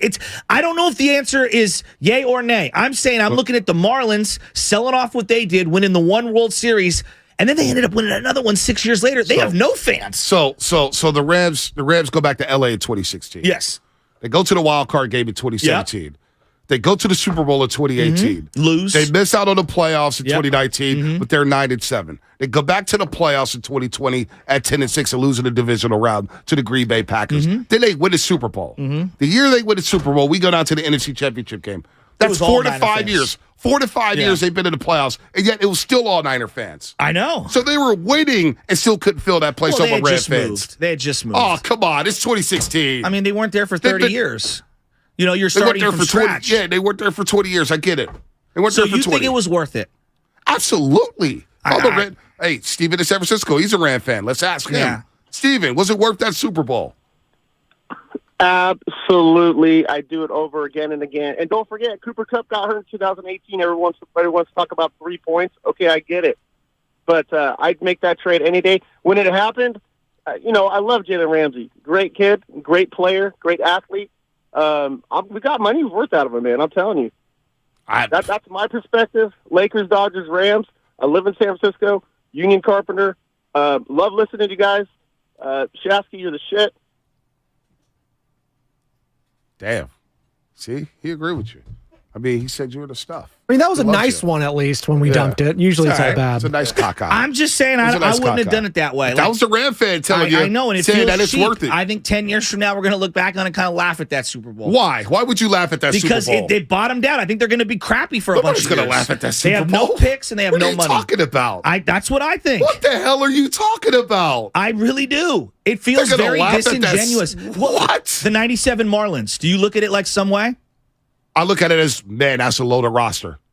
That's a World Series champion. I don't laugh at it. They're best known for being disassembled. I don't care. They still got 2 World Series. I don't care about 97. I know they swept the Giants. I know they got to the World Series. On 3 Renneria base hits to win. 3 consecutive. They swept the Giants. I know. Giants didn't win a game. All right? They got the 97 championship, and then they win it again in the 2000s and beat the New York Yankees. They beat the New York Yankees. We're not going to agree on this one, and that's fine. I don't like the way they do business, and I think that McVay needs to pivot and learn. That's the way they do business. And this is why they That's the way they do So what? They and got I think the they're going to be bad for a couple years. And it was a pass year. Well, now they're getting ahead of it. They're getting rid of money. They're getting rid of players, and now they're going to replenish it. And they have a quarterback who can't throw who's making $160 million. They'll pivot off of him. No worries. They're right now the 3rd best team in the NFC West. Okay, and they got the Super Bowl. They've got 2 Super Bowls since the Niners last won one. I don't know.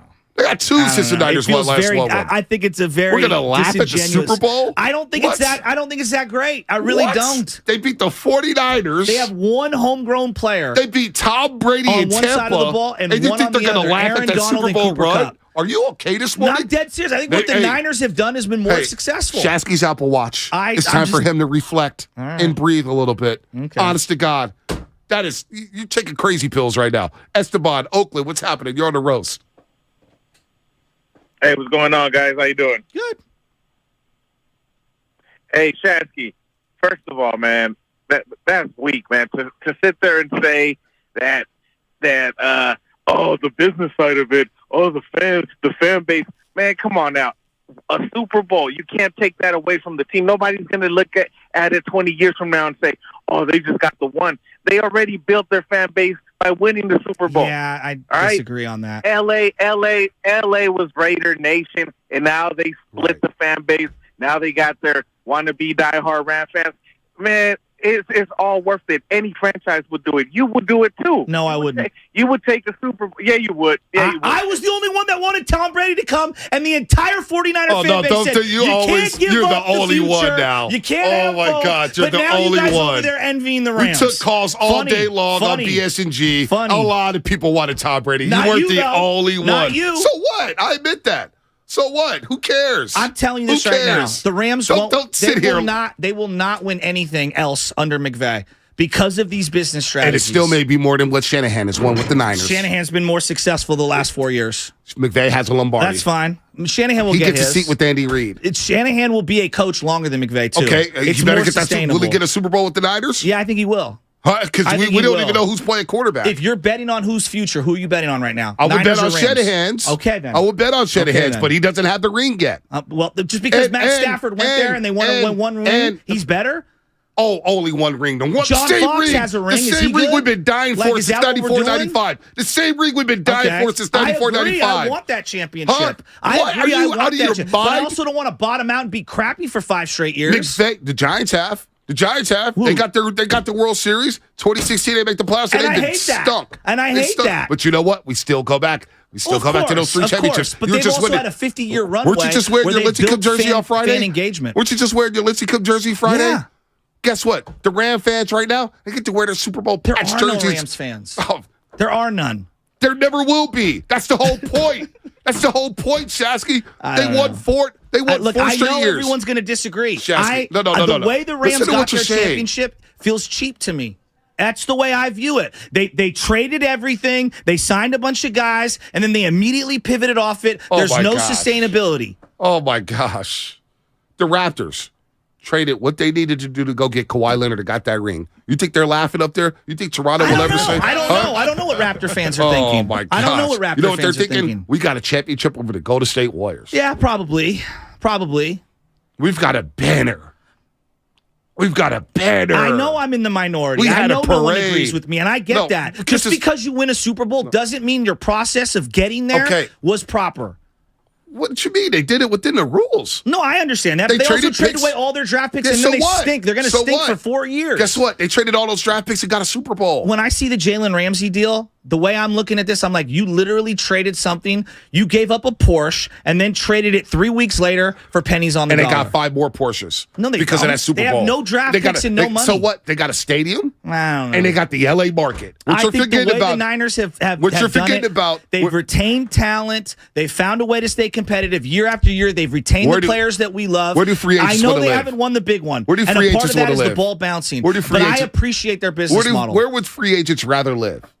Well, probably LA, but the Niners can't control that. So they're going to always be in play. They're going to always be in play for free agents. Who wants to go there now? We said that last year. Free agency. No one wants to go there. Well, and they don't have any money. We'll see. They got a great stadium in SoFi, which is the best stadium in all of football. We all agree on that. It's a beautiful stadium. Beautiful stadium. You got an owner who will spend.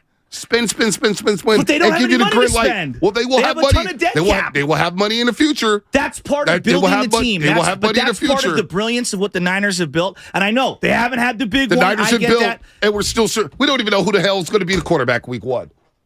We don't even know who's going to be the quarterback. So Jimmy hits one throw, and we look at the whole thing different? He didn't hit the throw. I get that. He didn't hit the throw. That's the magical cure? He didn't hit the throw. I don't know. And the fact is, you want to talk about building a fan base. Again, the Rams went to the wild card, went to the Super Bowl. And now they're going to be crappy for 4 straight years. Lost the divisional and won the Super Bowl. And we're at SoFi Stadium for the NFC title game, and they still had no fans despite winning those previous 3 of 4 years. The Niners haven't won in 30 years, and they have fans all over the place. But they've been because they've been competitive year after year. They weren't competitive for 12 years, Shasky. Well, that was okay after the dead cap era. And then before Shanahan got here, they were competitive for another 4 years, and Levi's is empty. They've been to 7 NFC Championship games in 11 years. Before Shanahan got here, I was down there at Levi Stadium when the upper deck was completely empty. Fans stopped coming. They stopped coming. Yeah, you're different from me. I know what you're saying regarding you weren't the even Toronto coming to Raptors. Levi's. I had to drag your ass down to Levi's Stadium. I know what you're saying. You sell everything just for one championship. Absolutely. I appreciate the delicate balance of trying to be competitive year after year after year while also trying to win. The Rams have to do that. That's what you're not understanding. I want the Super Bowl. What you're not understanding is in that market in L.A., you have to do that. But now if they bottom out for 4 straight years, what does that do? Well, it's only been one. It was a horrible year. It's only been one. This is year 2. We're not there in 4 years yet. We want a ring. Niner fans are dying for a ring. Dying. I don't know. Telling me you wouldn't sell your soul right now for a ring? I wanted to move off of Jimmy Garoppolo for Tom Brady 4 years ago. And I felt like I was howling at the moon. So don't tell me that you wouldn't sell off a ring then. All right. Well, that's just one player. We'll get to the calls in a second. People will walk it up.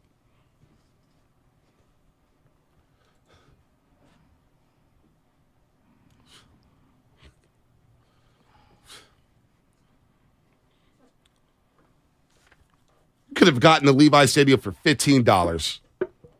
2015, 16, and 17. Nobody was going to those games. Fans, people want to win. And the Rams won, and the Niners haven't. You want to talk about McVay? Yeah, the Rams have been owned by the Niners, but guess what? They've got the one. That's why when people say, oh, the Niners are 7-0 against McVay and Ramsey and all that stuff, they got the one. The one that we wanted. And they won't win another one. And they will not win another one. They got an owner who spins, though. Closer to Amazon than he is a Super Bowl. Okay, that's fine. Well, he's got one Super Bowl. That's fine. He's got one at the table. So does John Fox and Mike McCarthy. How close is Shanahan to that Super Bowl? How close is Shanahan to that Super Bowl right now? I think he's closer than McVay. You sure? Because they don't got a quarterback right now. Brock Purdy's out 6 months. Their 4th quarterback. Quarterbacks always get hurt to Shanahan. Right? All right.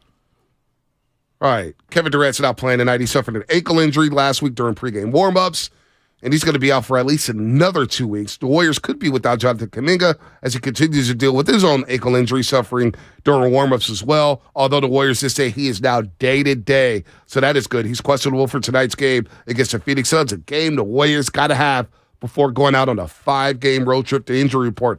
Brought to you by Boxer Garza, Northern California's premier workers' compensation law firm, helping injured workers get their lives back for over 40 years. 888-957-9570. Would you sell your soul for a ring?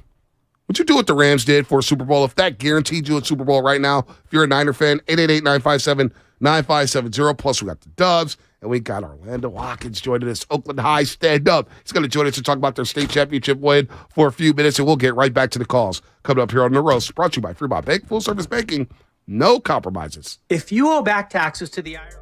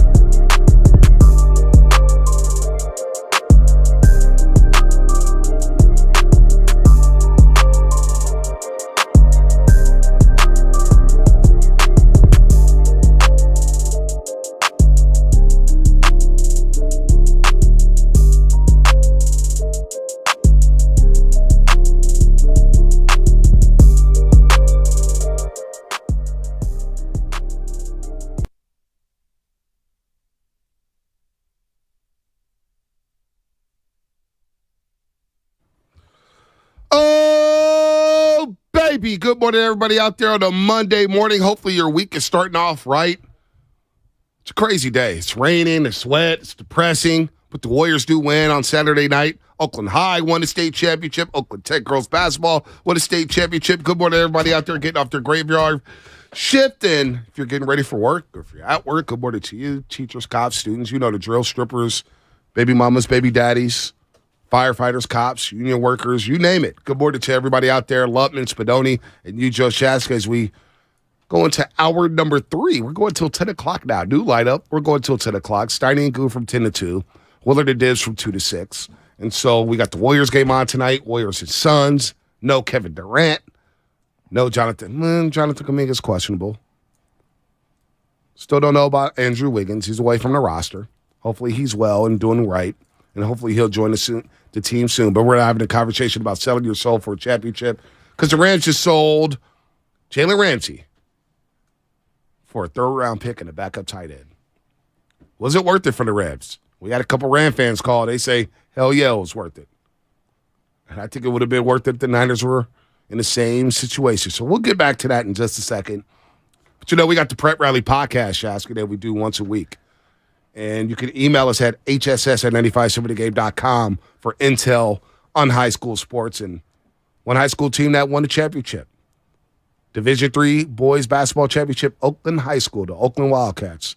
Wins their first ever state championship, beating Buena High of Ventura 59-43 at Go to One Center in Sacramento.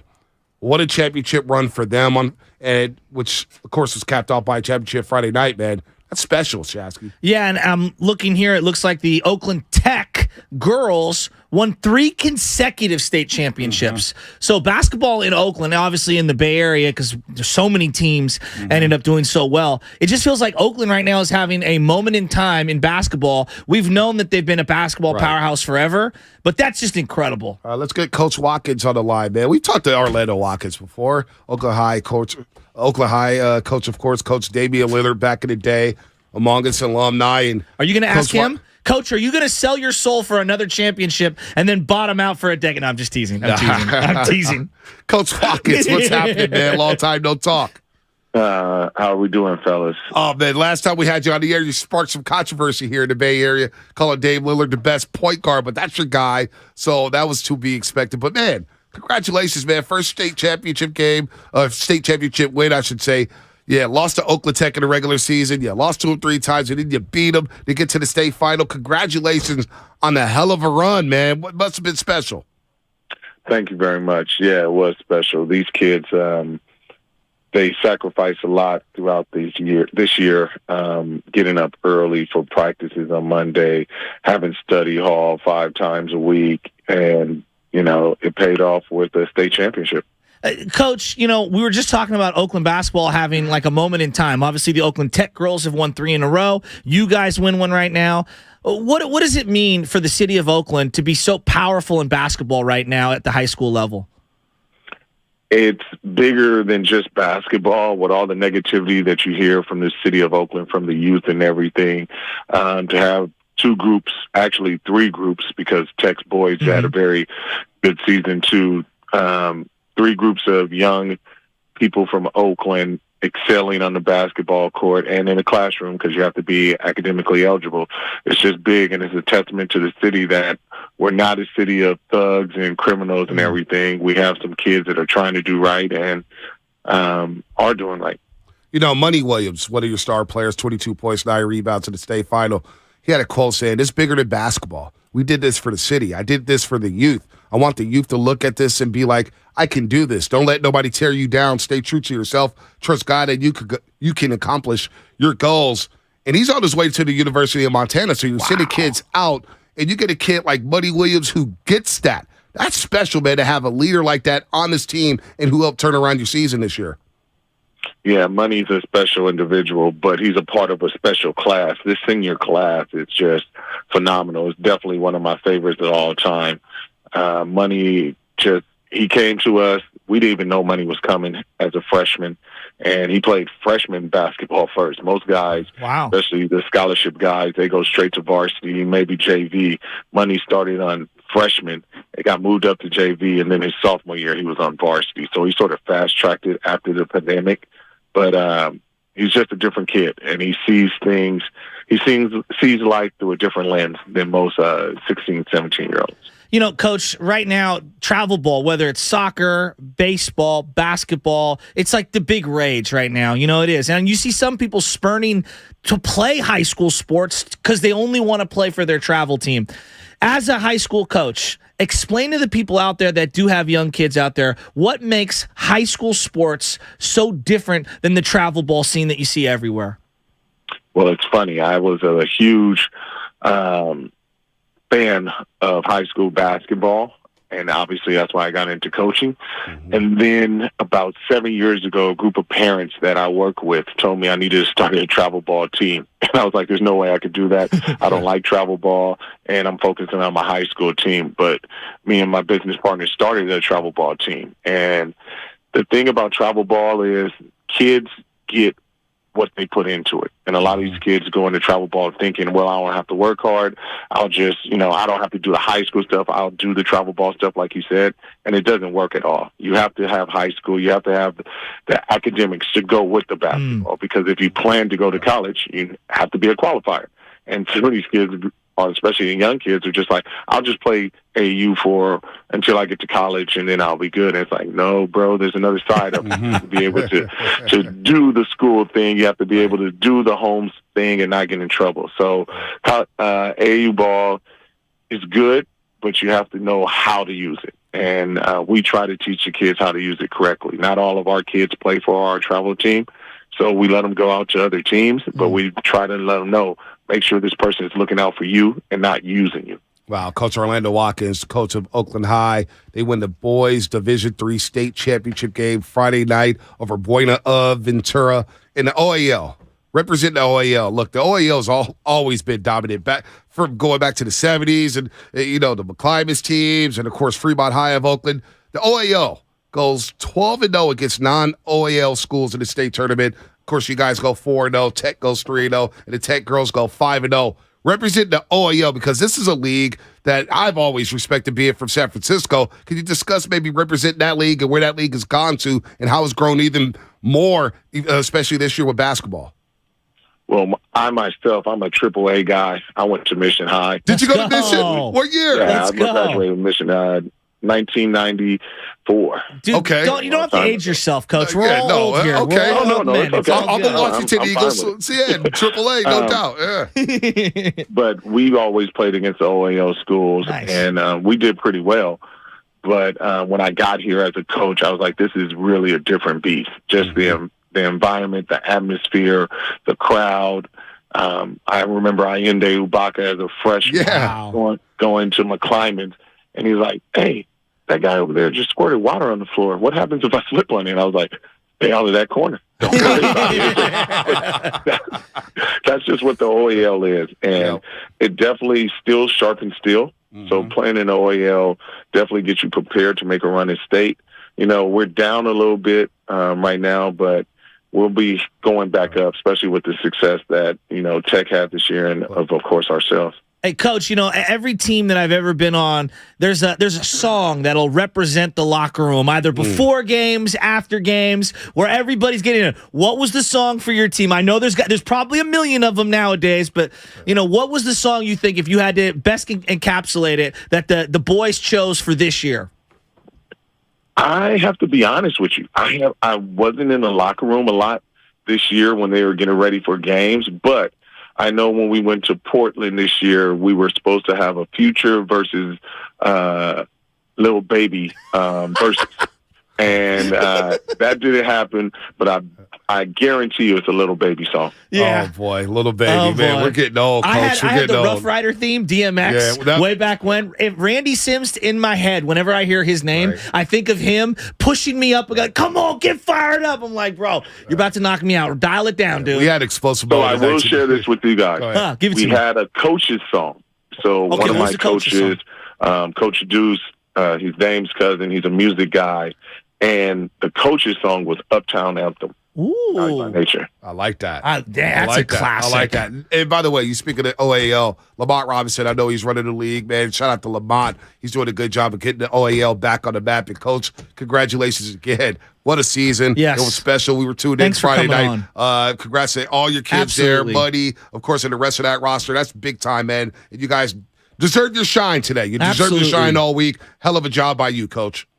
Thank you very much. You guys have a great one. Congratulations. Absolutely. Coach Watkins, Orlando That's awesome. Watkins here on the Morning Roast on 95.7 The Game. They win the state championship. And that's, one thing with this whole lineup and everything, and some people may be coming in, listening to for the first time.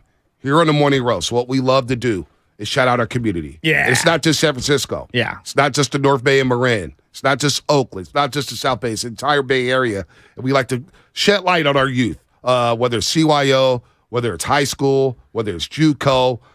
We love to shed light on our teams here. So we represent everybody. Baseball, football, basketball, softball, volleyball, doesn't matter. High school, JUCO, pros. Yep. We love our region. We love our regional sports. So shout out to Oakland High School. Absolutely. I mean, it's just incredible to see so many teams, get as far as they did, and for two Oakland teams, one on the boys' side, one on the girls' side, win state championships. That's pretty impressive. No doubt. That's pretty impressive. And I think we get labeled as San Francisco guys, and so it's nice to give Oakland a little bit of love and give the East Bay the proper love that it deserves. And this is why we need people look, I don't know the South Bay that well. I really don't. And so I want more people to send us information.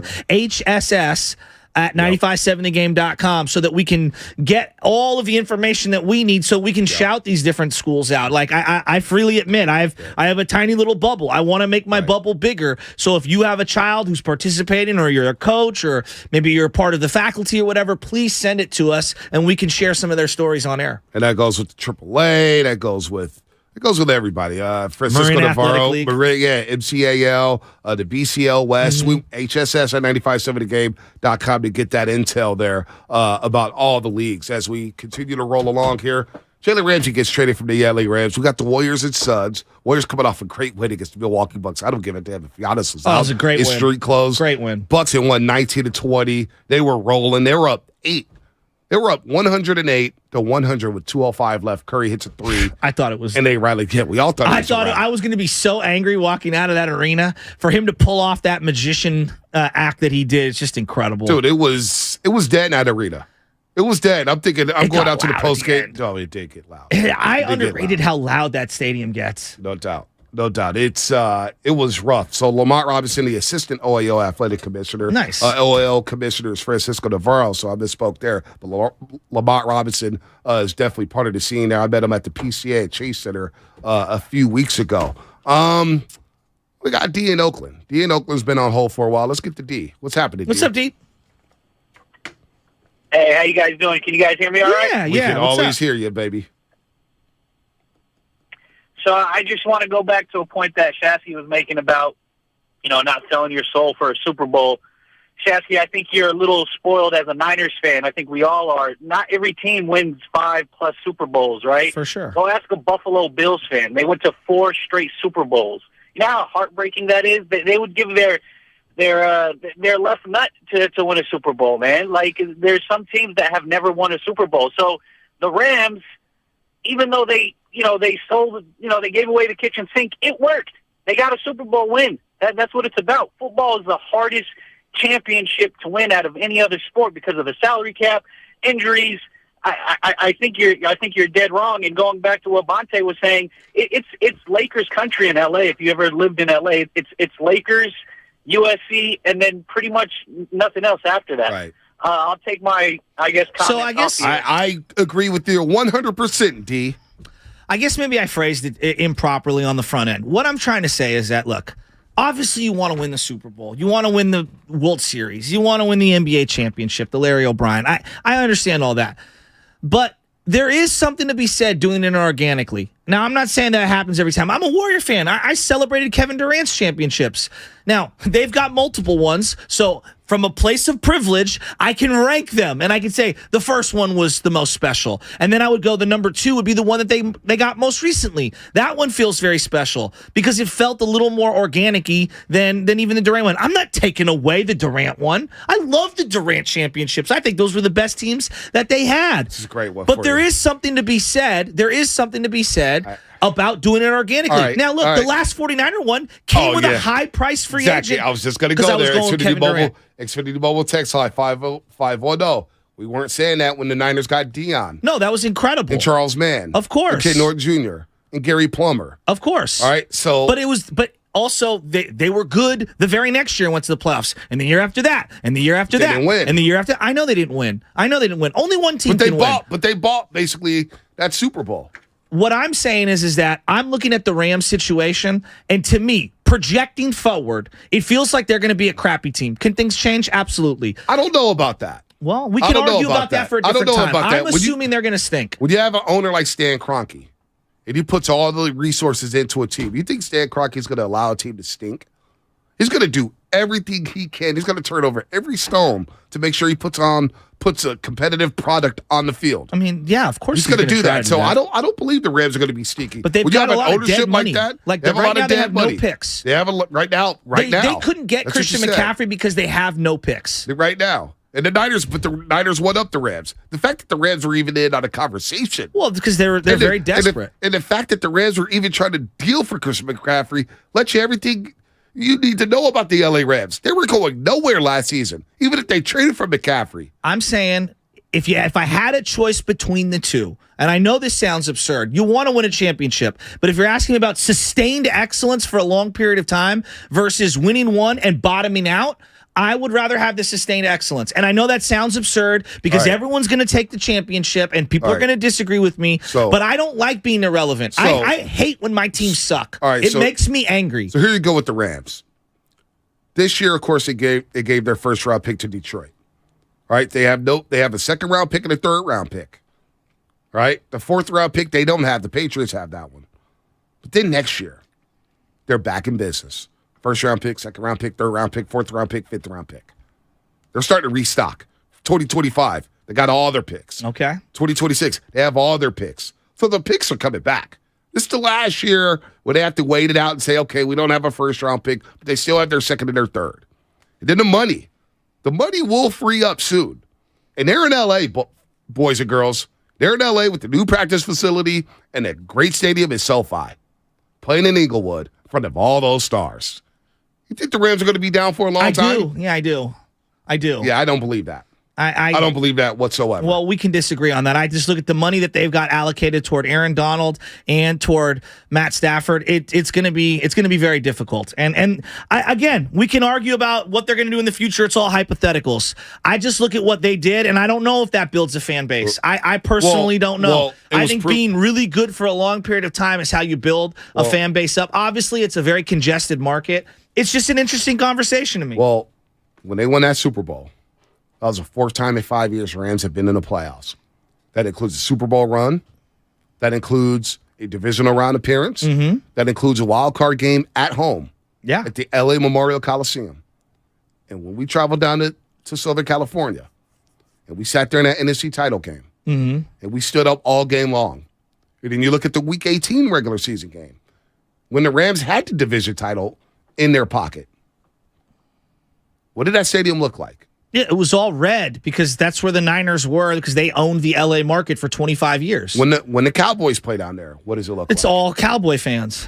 Right? I'm not arguing that. When the Packers play there, when the Bengals play there, like are there infinitely more Raptor fans after that one championship than there would be if they were good for 10 years? That's Canada's team. I'm just asking out loud hypothetically. I don't know if there's going to be ever a big time Raptor contingent in America. I don't know. But you know what, though? Raptor fans traveled. They traveled for that Game 6. The Rams, they're going to have, that's a fickle fan base. It's a L.A. market. We know how wishy-washy they are. We know. Look at the Angel games. You know what I'm saying? So you're thinking, obviously, you're all about the rings, and you think it's totally worth it. Absolutely. Yeah, obviously, they have the last line. I I feel like on some level, obviously they got the championship on some level, but betting on futures, I'm betting on the Niners' future 9 times out of 10 over the Rams every single time. So now that I feel like the Niners have been more discerning in how they've gotten to this point. I feel like they've been absolutely more accountable when it comes to retaining players that they've drafted their own and being safe when it comes to when to deal picks, when to not deal picks, and the contracts they've given out. Okay. The Rams, I look at the Rams, and although they have the championship, they feel very reckless to me. It works for them. And they have to be reckless. And it works. It did work. Now the Niners, I can't argue that. The Niners haven't been as reckless. Now they traded for Christian McCaffrey. You got a dynamic running back. But with the Brock Purdy news on Friday, he's having the surgery. He had the surgery, UCL surgery. Reports are he can throw in 3 months. They said, so I guess the throw thing, I misinterpreted because people said he could throw in 3 weeks, but that's like, what is it, like towels and light balls and stuff. He won't be able to throw a football for 3 months. So he's not going to be able to throw a football for 3 months, which I just said. And he'll be ready, I guess, full go in 6 months. Just read it. Shasky needs to work for the Rams Community Fund to build that fan base. 415. You're so worried about the fan base. Ram fans, they are who they are. They're in L.A. How many Clipper fans do you think are there? They've been there forever. They've won. I mean, they've had the most success they've had as a franchise in the last 10 to 12 years. Well, they were great during the 70s as well. But, yeah, and they were also great with the great show on turf. They went to back-to-back San Diego Super Bowls. Clippers. The San Diego Clippers. Clippers. You're talking about the Clippers. I meant the Rams. Yeah, My bad. the I meant the Rams. Yeah. My bad. The Rams were gone for 20 years. Yes. So their fans are who their fans, but I guarantee you, each one of their fans right now say, yeah, Ellsworth that Super Bowl. Well, of course they're going to say that now. And they kept the 49ers from winning that Super Bowl. But with the Niners, now that we're here, and you want to talk about sustained success, what's their future look like? We don't know about Trey Lance. We don't know about Brock Purdy. They're going to lose Jimmy Ward. They're going to lose Mike McGlinchey. Some people may say that's a good thing. They signed Colton McKivitz to a 2-year deal. You feel good about that? I mean, I'd like someone else as my right tackle, but that's fine for now. I'm glad they're not paying Mike McGlinchey. Mike's fine. You're not paying him $15 million. This goes back to value and not being reckless. I'm not paying him $15 million a year to be a run-blocking right tackle. I know. I got something about the reckless thing. Now that I'm thinking about it, had the Niners not been reckless, I could make the argument that they've been a little reckless. I think the Trey Lance trade right now looks reckless. No, it looks ridiculously reckless. Right now. The D4 trade. Got to the Super Bowl that year, and he was one of the greatest pass rush win rates in a single season in the last 35 years. Oh, fits your narrative. Well, no, that's what it said. Oh, look at you. And you had a defensive rookie of the year. Look at you. But it was a reckless trade, right? Well, I would say the Buckner one was more reckless. The draft picks have not been good. But missing on a draft pick is different than trading multiple draft picks and paying someone astronomical money and then having to eat the money just a couple years later for pennies on the dollar. We have to break here. This is a great point. Xfinity Mobile text line 408. Shasky, easy to say when you support a team with 5 rings. Ask any fan base waiting for ring number 1. I mean, I'm sure my opinion would be different, but it feels like I'm still waiting for number 1 because it's been so long since the last championship. All right, what's coming up on the game? Sponsored by the law offices of Robert Goldstein. If you have IRS or state tax problems and don't know what to do, contact the law offices of Robert Goldstein because resolving tax problems is all that they do. Call 1-888-TAX-EXIT. 888-TAX-EXIT. Your phone call's coming up. Worried about Brock Purdy? So with the Niners quarterback situation as free agency legal tampering period begins today. There's some moves happening. The Patriots trading tight end. Rams trade Jalen Ramsey. Your phone call's coming up. 888-957-9570. If you're considering remodeling your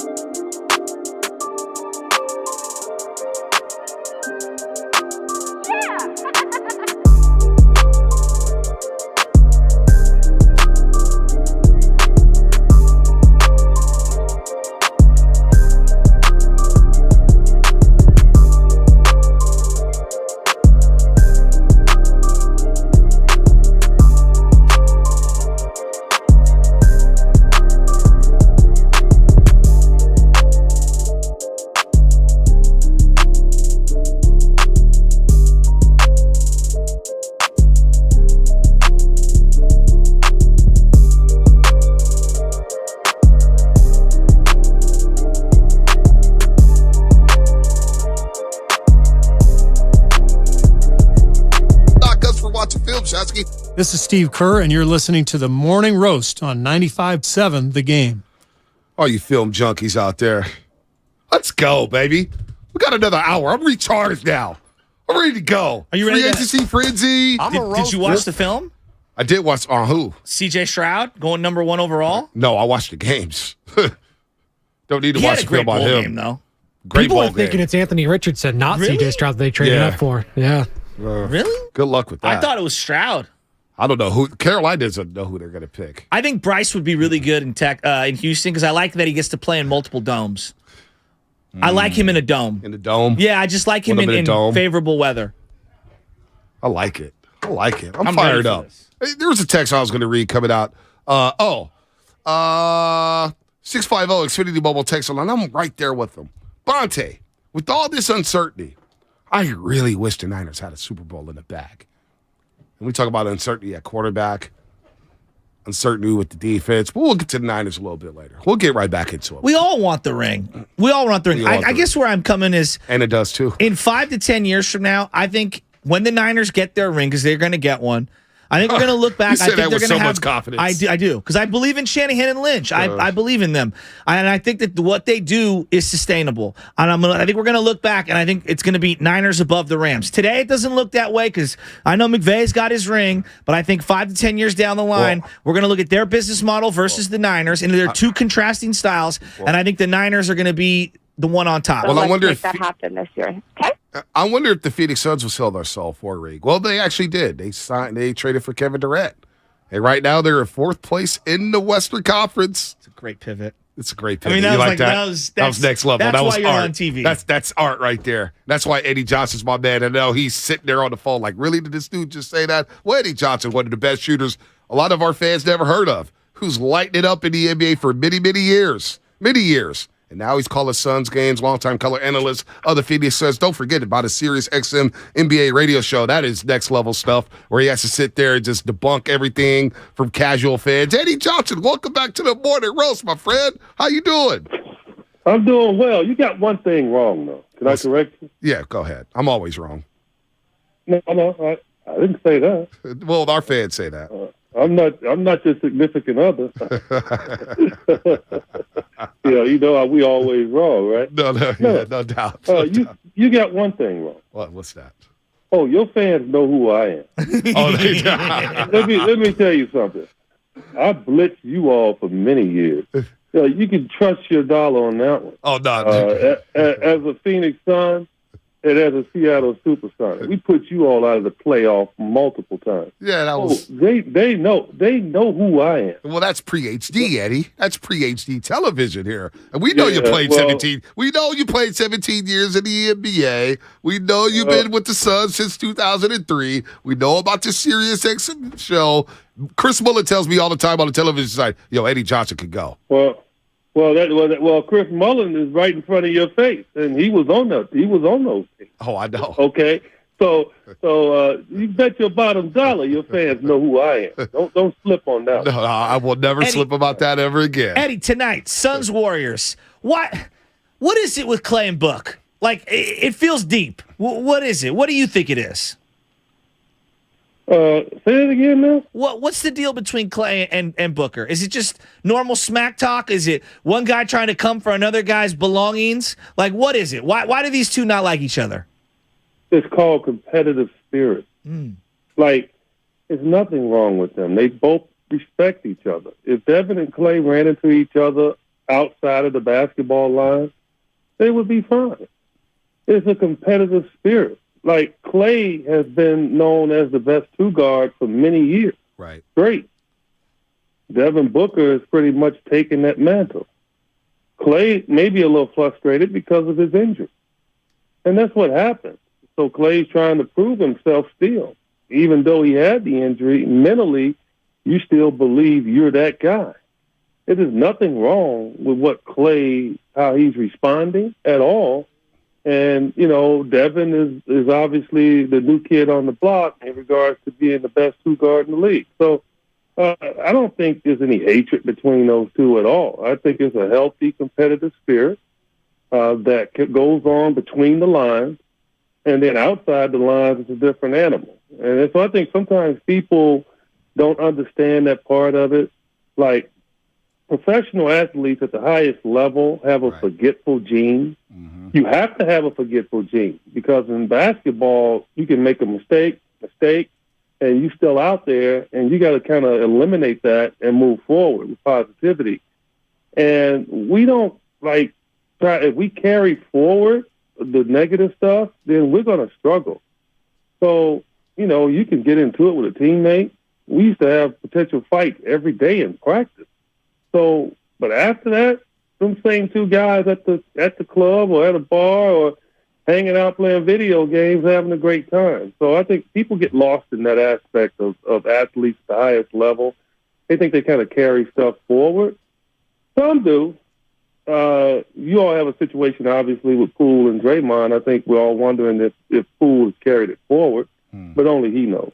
Eddie Johnson here on the Morning Rush on 95.7 Game. Of course, 17-year vet in the NBA, longtime color analyst of the Phoenix Suns back since 2003, I should say. Do you think that from afar, watching the Warriors, Eddie, that there's something lingering with Jordan Poole and Draymond Green? Because we're just talking about Jordan Poole earlier today, and he's been scuffling, shooting 25% from the three-point line in his last 5 games. He's just been erratic.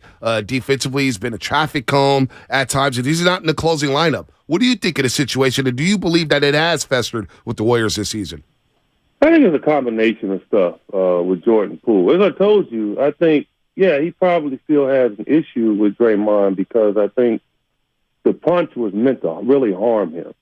Like, it wasn't like, it was almost like Kermit Washington, Rudy Tomjanovich type stuff. Mm-hmm. And we all know what happened to Rudy Tomjanovich when Kermit Washington connected.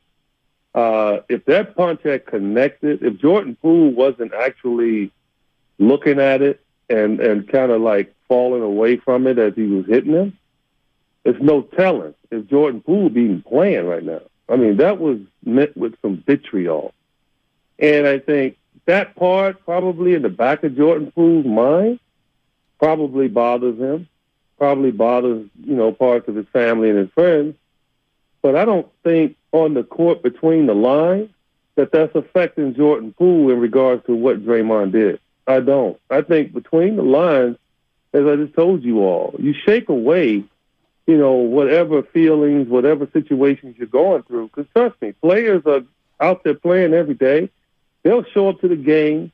They might have had an argument with their significant other. They might have a family member that is sick.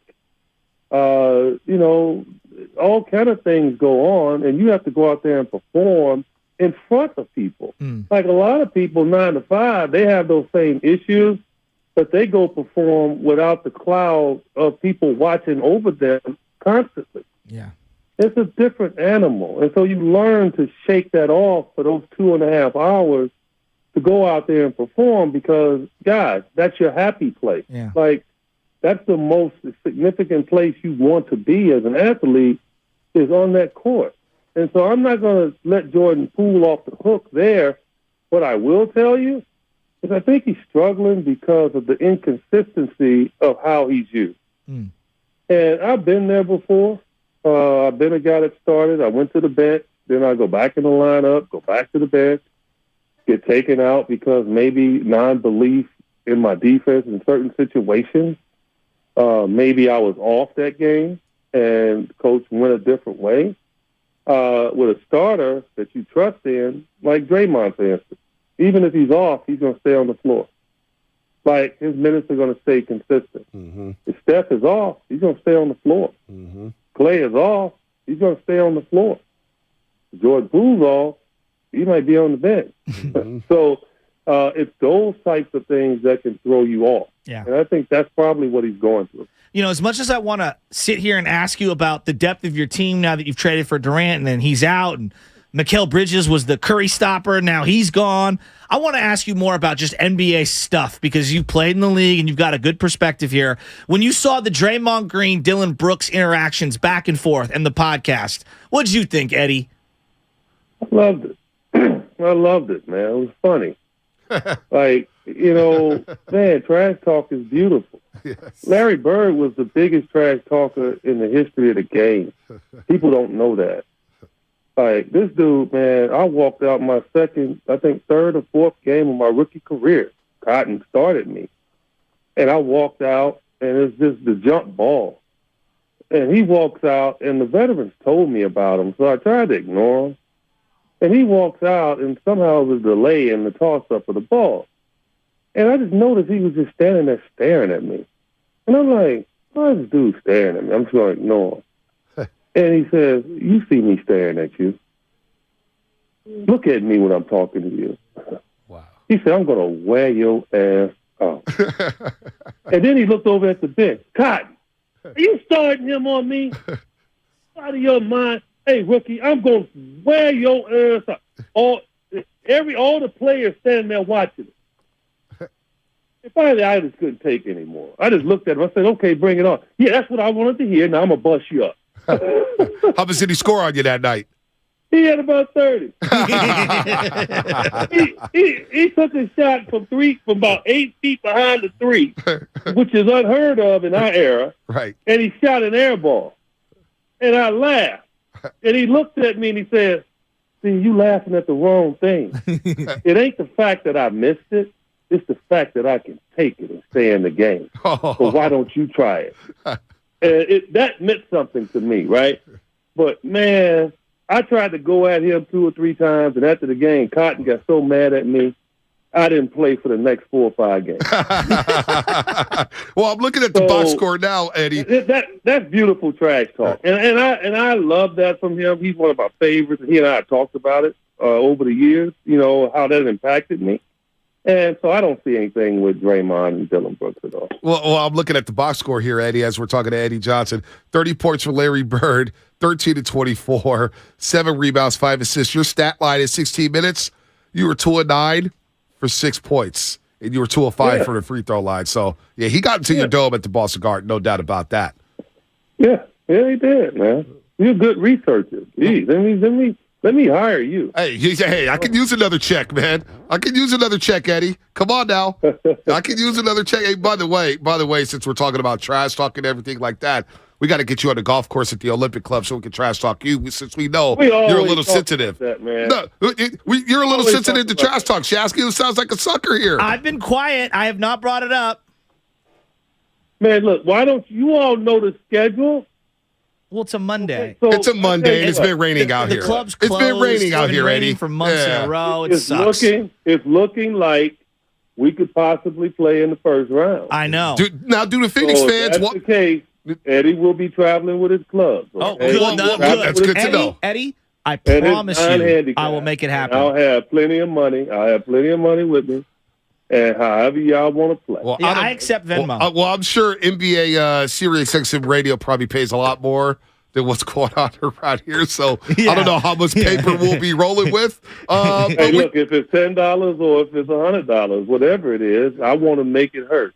Well, do Phoenix Suns fans want that smoke with the Warriors in a first-round series? Would they want those problems from Stephen Curry and company in a potential first-round matchup? I think in the West, guys, I think it doesn't even matter, right? I mean, think about it.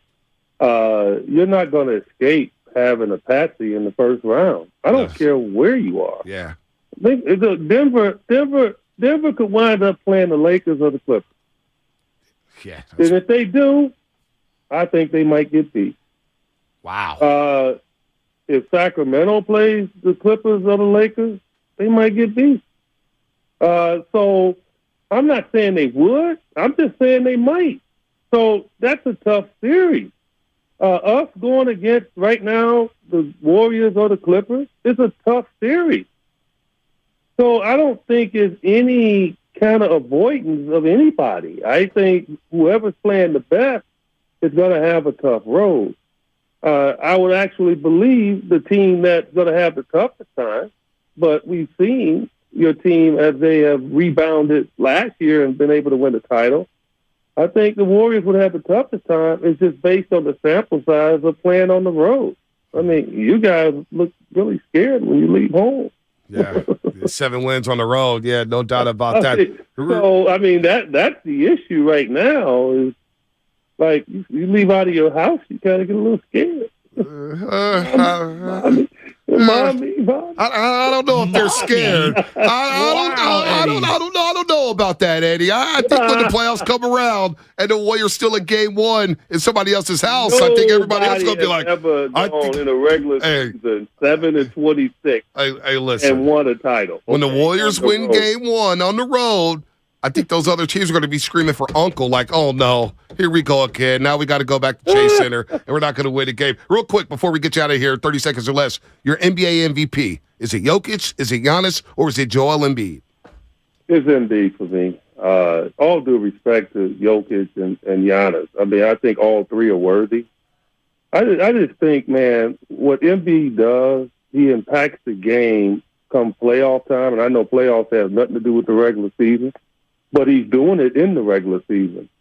He can get the whole team in foul trouble, a la Shaq, but he also is a better scorer than Shaq, right? So in regards to mid-range three, his passing ability is good. It's not at the level of Jokic, but it's good. I just trust and believe in what he's done that would carry over to the highest level in the playoffs. Now, people will say, well, he struggled in the playoffs. Well, yeah. Well, last year my hair was a little bit longer than what it is right now. I'm going on what we're seeing today. Yeah. And right now, their record is similar to the Nuggets. And Embiid head-to-head dominated Jokic in their first meeting. And, guys, I truly believe come March 27th, if Embiid dominates Jokic again, he is the MVP. I like it. And that's just the way I look at it. But, man, all three of those guys have been unbelievable. No doubt about that. Eddie, man, always fun. You're in town today, right? I'll come by and say hi to you. Maybe I'll take some money or something. I'm in town today. You all put us up in the rafters to call the game. Oh, yeah, no doubt. Yeah. Well, that's how we – hospitality, man. I'm tempted to get a drink while I call the game. You might need one today with the way Steph Curry's cooking. So, Eddie, we'll talk to you soon. What do you mean Wade's cooking? He always cooking. Yeah, I know. But you see what he's doing. Steph's not cooking. Well, I know. Well, he's cooking something special. He's the most unbelievable talent that we've seen to play the way that he does. And I'm telling you, that kid almost beat me as a 7-year-old in his driveway. Wow. So I'll tell that story till I'm blue in the face. He almost beat me. I was not messing around after he went up 3-0.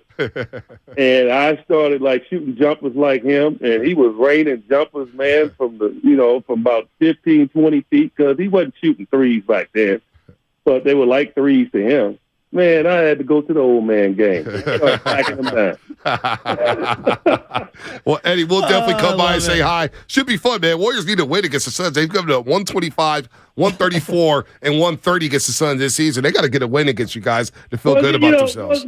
Yeah, nice playing us without KD. The next time y'all see us, we got the sniper. That is the slogan for the Phoenix Suns. Yeah. We'll get you next year. Well, you know what? I'm not going to cry any tear. I'm not going to cry at all about it, because the last time you guys came to Chase, no Booker, no CP3, no Ayton, and you guys still rolled. Yeah, it was rough. It was rough. Eddie, take care, man. We'll see you soon. All right, guys. Always great. Anytime. Eddie Johnson, man. He's a lot of fun. He gets Warrior fans riled up too. Yeah, see our YouTube chat right now. They want some Eddie Johnson, of course. Well, did he say something there? Wait, you have something to promote? No. I thought you were going to say he's courtesy of I was just going to say, Sirius XM Radio. Oh. Been calling Suns games since 2003, that is. Sirius XM Radio's got a fun NBA show where he gets on his co-host. Yeah. You call me a bully, which, I didn't. I did not call you. But you did when I was in Cabo. But he kind of bullies his guy. His co-host. Showbiz. I don't bully, though. I don't bully. And yes, YouTube, I am wearing a button-up under my hoodie. I got to do something after the show. He said something that was very interesting to me. He said, I'm not going on old information. I'm going off what I'm seeing now. Yeah. I mean, that should be the story of, underneath everything I say. I'm not talking about old information. I'm off what we're doing now. I mean, when presented with new information, pivot, don't panic. You and Guru, man. You and Guru. Well, so what? I should just hang on to an opinion? No, you shouldn't. RG3 is going to be the quarterback in Washington forever. That's after year one. After year two, how is it looking? Nobody said that. Nobody said that at all. I don't have a strong opinion. I don't know why you got to need Eddie Johnson. Speaking of by the way, his co-host is Justin Termine. Oh, nice. Termine, and he always gets on him. He just kind of shakes his head like, Justin, you didn't play. You don't know what you're talking about. Well, that's not fair either. So, did you see some new information that arose over the weekend? About? Mitch Haniger. Huh. You want to go baseball? Oh, boy. Really? Did you see it? We got the legal tampering period beginning in 7 minutes. Yeah. And you want to go Mitch Haniger? I just want to squeeze it in. Oblique strain? So he has an oblique strain, and I looked it up. Grade 1. A grade 1. Do you know what the average, don't Google it, do you know what the average? 4 to 6 weeks. Well, there's an actual specific date that MLB tracks these things. It's called HIT, TS or something. It's some algorithm that basically, whenever you get placed on these particular designations, it tracks how far from the second you get placed on it to when you actually return. Average MLB return time for an oblique grade 1. What do you think it is? I think it's 4 to 6 weeks. 29 days. Okay, 29 that's average. So that's 4 weeks. Yes. 29 days. For a pitcher, it's 36 days. Okay, so 4 weeks. At minimum, I think, for him, because they just announced it. Are you surprised? I mean, the guy missed so much time last year and What did he was play? healthy the year before. Played 57 games last season, right? Yes. And you're surprised? Well, no, oblique is like, it's one of the bigger injuries in baseball because of swinging and because of throwing. I thought you were going to bring up Jock playing for Israel in the World Baseball Classic. That was random. That was random. That was random. What about Alex Dickerson as well? He's playing for them. I didn't even know he was still around. He's with the Braves. Yeah, I didn't even know he was still around, Braves. quite honestly. But the point being on Mitch Haniger, he was my guy. If you're going to take a fantasy flyer on someone you were in the hyping mid that to up. late rounds from the Giants, he would be that guy in terms of the hitters. So just throw that out the door. Talk about new information. Oh, yeah, you were hyping that up last Thursday. You were like, oh, if there's a Giant, you taking fantasy baseball. It's Mitch Haniger. Well, late. I'm talking about the late ones. You know what I mean? Like a flyer. He would have been the guy, Mitch Haniger. I thought he would have a lot of RBI opportunities. And damn, he's just, ugh. And I like Mitch Haniger. Well, he's out 4 to 6. If he's out Which 4 to means 6. he's probably starting on the IL. And he's going to miss the first 2 weeks of the season when you play the Yankees, the Nets, the Dodgers. That's not good. Great start. It's not good. Now, they showed Matto. I don't know if you saw the game yesterday, but they had Giants? Yeah. Yeah, I did not watch Giants. Matos got an at-bat late. He looked good. I like what I see there. Elliot Ramos already been demoted to AAA. I did not. Feels like the ship has sailed there. I watched the World Baseball Classic a little bit. That was USA fun. got rolled by Team Mexico. Team Mexico lost to Colombia the day before. Puerto Rico lost to Venezuela. If you were to rank must-see at-bats last 30 years, Major League Baseball. Shohei Ohtani. Over Bonds? Bonds, Shohei. 1-2. Because I was going to put Manny Ramirez in there, too. He was like one of my must-watches, but that's fine. Shohei's right there. Every single time this guy steps to the plate, don't you want to watch? He's raking. And that's why when he becomes a free agent, the Giants, and look, I'm not saying the Giants are going to sign him. I'm not saying that, they're going to be, if they are in on Shohei and he's a free agent, Giants need to come in at least $500 million. I'm dead serious. Oh, I'm with you. For 10 years.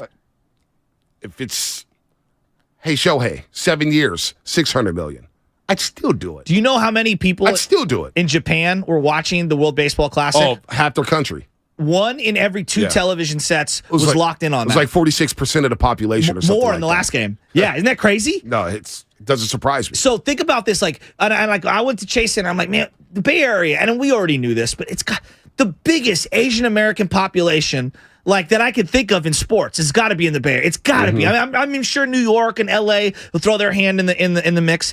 You got to get one of these Asian superstars, the Giants. Like they've got to. And if they get one like Shohei, I think this guy is just going to print them money. So I'm looking at Messi's 4-year deal. He had a 4-year deal with Barcelona. Then he re-signed with them. And he got $674 million. $674 million with Messi, right? I'm dead serious when I say this. When it comes to Shohei Ohtani and the San Francisco Giants, that's one guy I say you got to do whatever you got to do to try to bring him in. You need a star player. Kind of with you. Bad. I'm kind of with Giants you. won 107 games, and nobody really gave a damn until September. Yeah. Nobody really cared. And then when you watch the playoff series against the Dodgers, we want to talk about the Rams and Niners in the DC title game with all those Niner fans.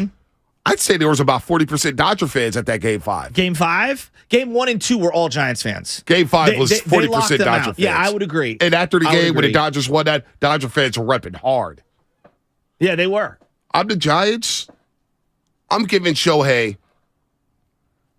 the years. If he says, I want to be there for 6 years, I say, okay, 6 years?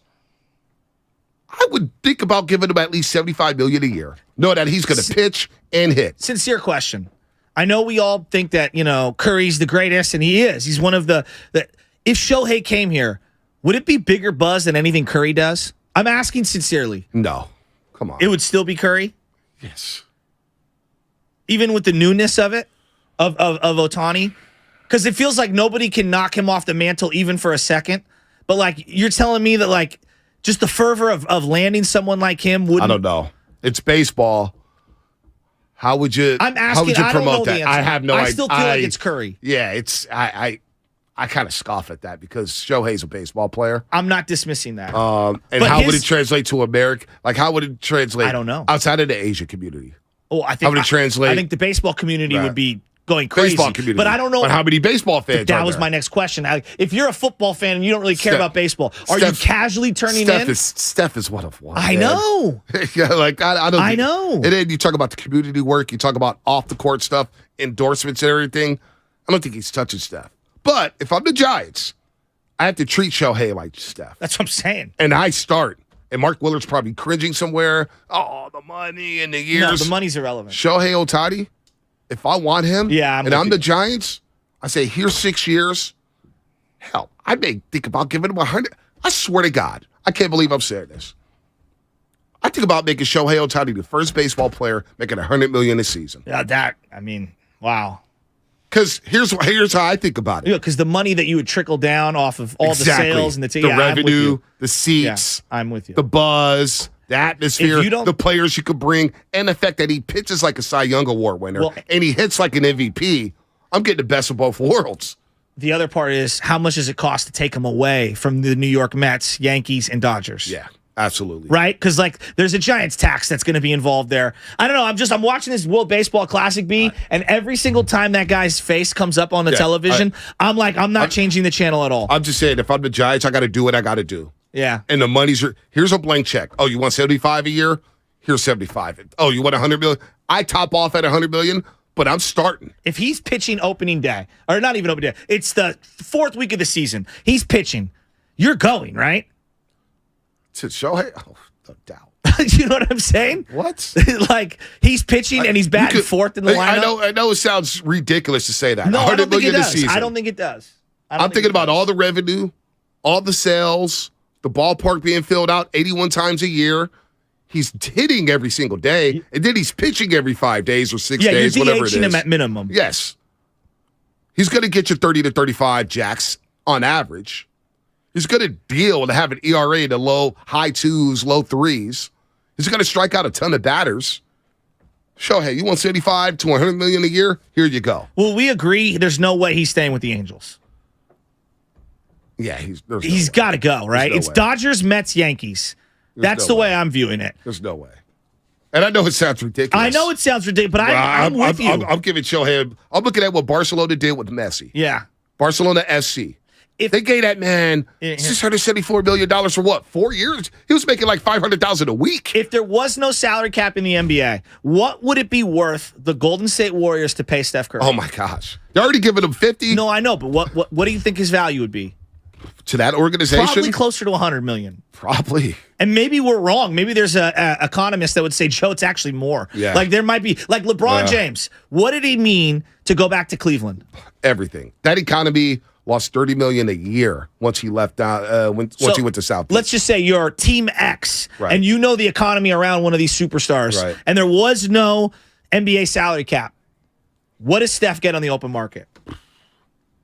At least 60. At 60? At least B, 60. I think it's 75 starting. At least I think it's 60. starting 75. At least 60. Like you're the Charlotte Hornets. Yeah. You're not giving it in an open economy with no salary cap. Yeah. Michael Jordan doesn't like to pay people. Okay, so maybe that's not a good example. The Knicks. Oh, they're Mark Cuban. They're dishing out big time money. 75 might be the starting point. Yeah, they're dishing out. It's an arms race. It's an arms race. By the way, you are listening to 95.7 The Game, KGMC FM in HG1 San Francisco. Always live on the free Odyssey app. Download the Odyssey app and favorite 95.7 The Game for the best and most up-to-date sports coverage. And do not forget that you can also watch us every single day on our YouTube and Twitch streams. Just log on and search 95.7 The Game. Be sure to like and subscribe to the channel while you are there. We're not off right now. We got another hour to go. Festus Ezeli will join us at 9:30 to talk about the Dubs as they host the Suns today, recapping the Milwaukee game. Also, the legal tampering period has just begun. And there's a report from Adam Schefter right now that the Texans and Raiders are expected to pursue former 49ers quarterback Jimmy Garoppolo. Of course, Jimmy Garoppolo, he's a free agent. He's going to be sought after by the Jets could get in, but the Jets are in wait-and-see mode with Aaron Rodgers. And he said, Aaron Rodgers, if you look at the reports, he's going to make a decision imminently. So or a decision is imminent, I guess is the way to put it. So the Falcons just signed Chris Lidstrom to a 5-year, $105 million contract extension. He's a guard. And they just traded for Jonnu Smith from the New England Patriots. Oh, so now they're going to have New England. So he was disappointing. So Jonnu Smith will pair with Kyle Pitts. Of course, Kyle Pitts, the top 4 pick out of Florida. It's been a disappointment with the Falcons so far. Did you see the Brandon Ayuk post over the weekend? Apparently, he liked a photo of him in a Giants uniform. Yeah, New York Giants uniform. I don't know what to make of that. Didn't Debo like some posts of him in other uniforms as well? I'm sure. I'm sure they do. The thought of Brandon Ayuk not being on the 49ers, like he is their best wide receiver currently. Yes, not even close. If we're just going pure wide receiver. People laughed when I said he was the best pure wide receiver on this football team last training camp. People laughed. Well, what do you think now? He runs better routes than Debo. No question. So like we both in agreement here.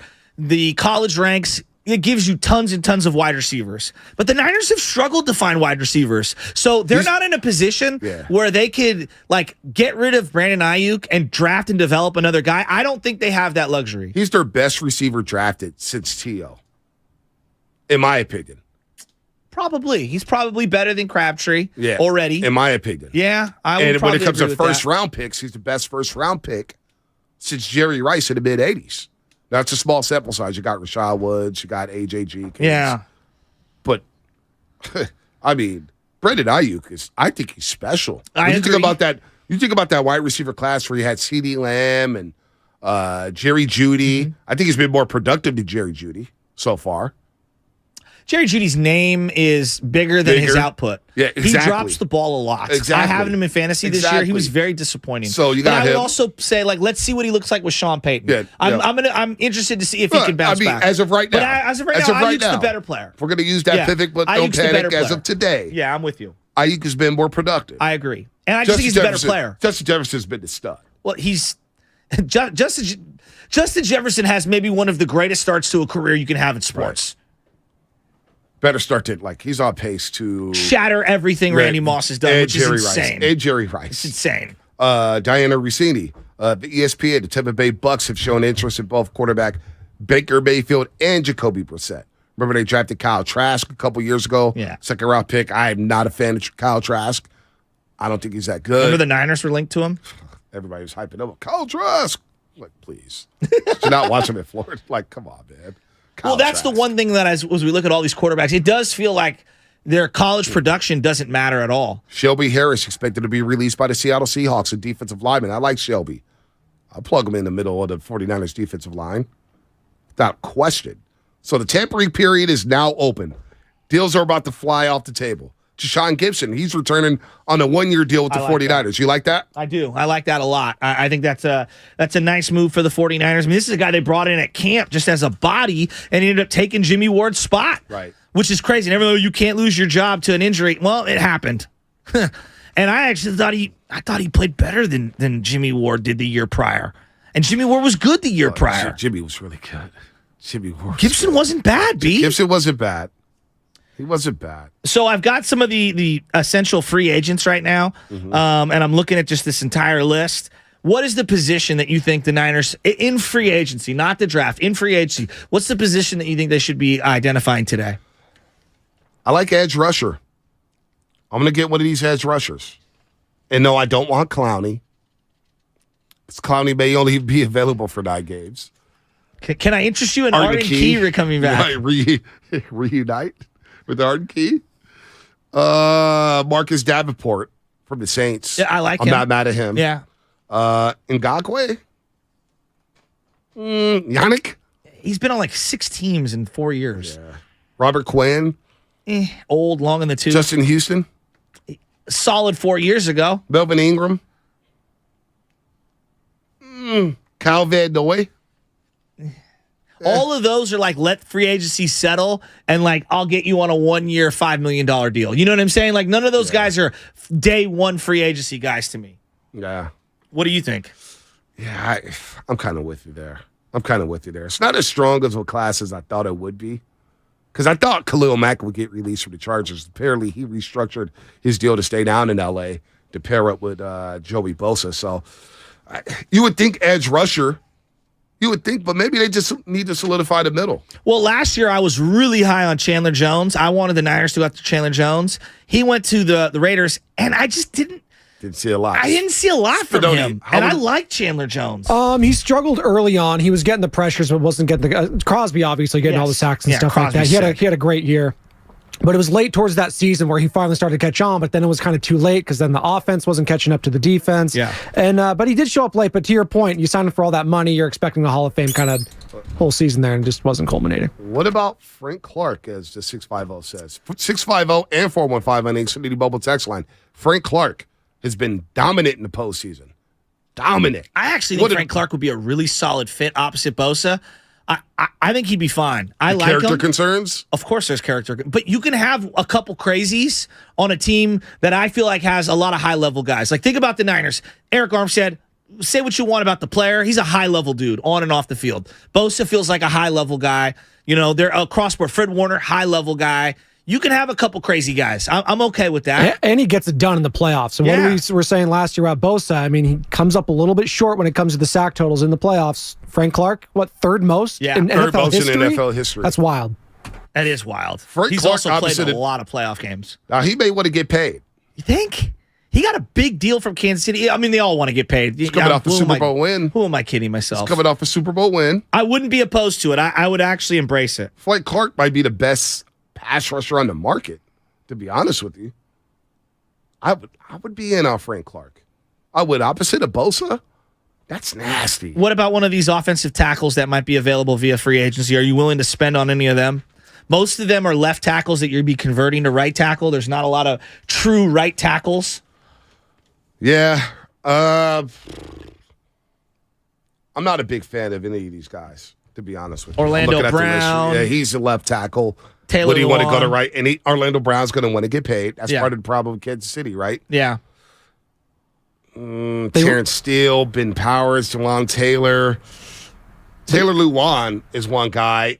He's been a little... He's hurt. He's hurt a lot. A lot. Yeah. Joining this team? I don't know. They re-signed McKivitz to a 2-year deal, right? So are they expecting him to compete for the starting job? Or And how do we feel about that? How do we feel about I don't love McKivitz? it because part of why you have the quarterbacks on rookie deals is so you could spend on the offensive line to protect them and have playmakers and guys across the board. If I don't love, like, that means you're not paying for your right tackle, left or right guard, or your center. It's not the strongest class. No, it's Are you not. all the way out on letting Mike McGlinchey go? Yeah, just let him go. I'm okay with that. I think you get a comp pick, too, when he leaves in free agency. Yeah. It would be a later round pick. But, yeah, I'm not paying $15 million a year for a run-blocking right tackle. How would you characterize Mike McGlinchey's tenure with the 49ers? I'd say B-, C+. Really, that high? Well, because he played in a lot of games, Right. even though he had the hip injury in the one season that kind of like brought him back. Like, I do think availability, and I'm also grading on the curve of they haven't gotten a lot of production from first rounders. One word to describe the tenure. One word? Yeah, one word. Frustrating. I thought he'd be better. No? Oh, I thought he'd be better too. Although you had the Derwin James out there. And then here's the one deal. Here's the one thing that I cannot see with Mike McGlinchey. Getting thrown with one arm by Micah Parsons? Yeah, all that stuff. But even before he entered the NFL, Notre Dame had played Georgia in South Bend. And Quentin Nelson's on that team. And the Georgia Bulldogs ate up Mike McGlinchey. I mean, they punked him. And I'm thinking, well, when you get to the NFL, all you see is these SEC defensive linemen and linebackers. Is he going to be able to handle that? Is that going to translate into the NFL? Will he be able to block these dudes? And for the most part, he wasn't. So I would say disappointing. I would use the word disappointing. My theory is you never draft the second guy at a position Right. group. He was the second to Nelson's number one. They did that with Manny Lawson and Mario Williams opposite each other. They took the lesser of the two. I hate that when you're drafting. All right, more coming up. NFL free agency frenzy is beginning right now. Patriots expected to re-sign Jonathan Jones to a 2-year deal. Where's Jimmy Garoppolo going to go? 888-957-9570. Niner fans, who do you want? Plus, we have Festus Ezeli joining us, NBA champ with the Golden State Warriors. He's going to join us at 9:30 to talk about the Dubs here on the Morning Roast, and that's brought to you by Bob's Discount Furniture. Hi, Little Bob here from Bob's Discount.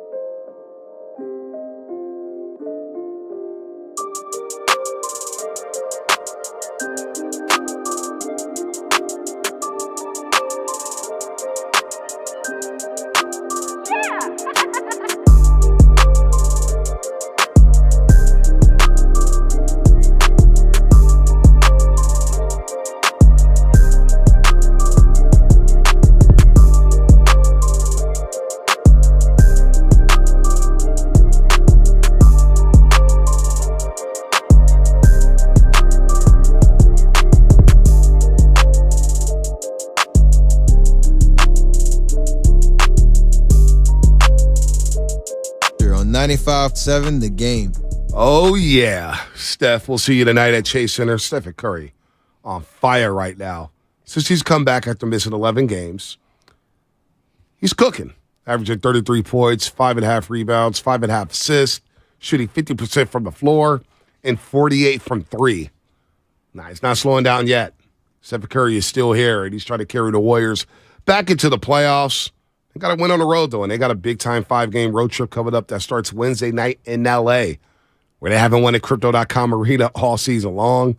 Then they head to Atlanta, where they have to avoid Magic City, play the Hawks, and then the Grizzlies Saturday night on the back end of a back-to-back. Magic City. I heard Ja's a legendary. Where is Ja? Seriously, I heard they got like Ja's picture on the wall. He's like in the Hall of Fame in Magic City.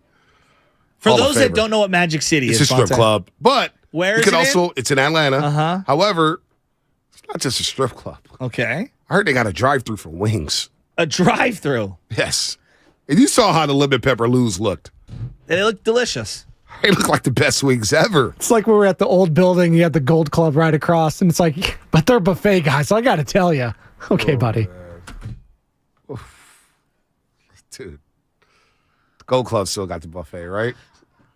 I wouldn't know. We're off at 10 o'clock now. We can go get brunch right now. I wouldn't Olympic know. Club or Gold Club? Which one you want to go to? I need to get my workout in. All right, so the Suns are currently the 4 seed. They're 37-30. The Warriors are the 6 seed, 35-33. So there's about a 2.5 game difference here. 3 in the loss column.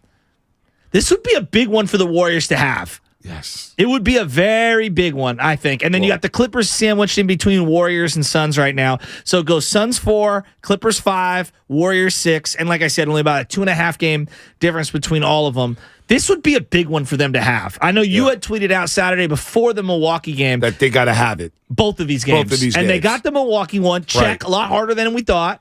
Boy, it'd be nice. You thought it was going to be easy? I figured it'd be challenging for the Warriors. What, Bonte? At what point have they like had an easy road at all? Easy road. At what point have they had an easy game at all? Yeah. Like there are no easy games left. No, not at all. Right? I mean, even if they're depleted, the other team with no Giannis, like okay, the rest of those guys played their butts off. No easy games because GP2's out.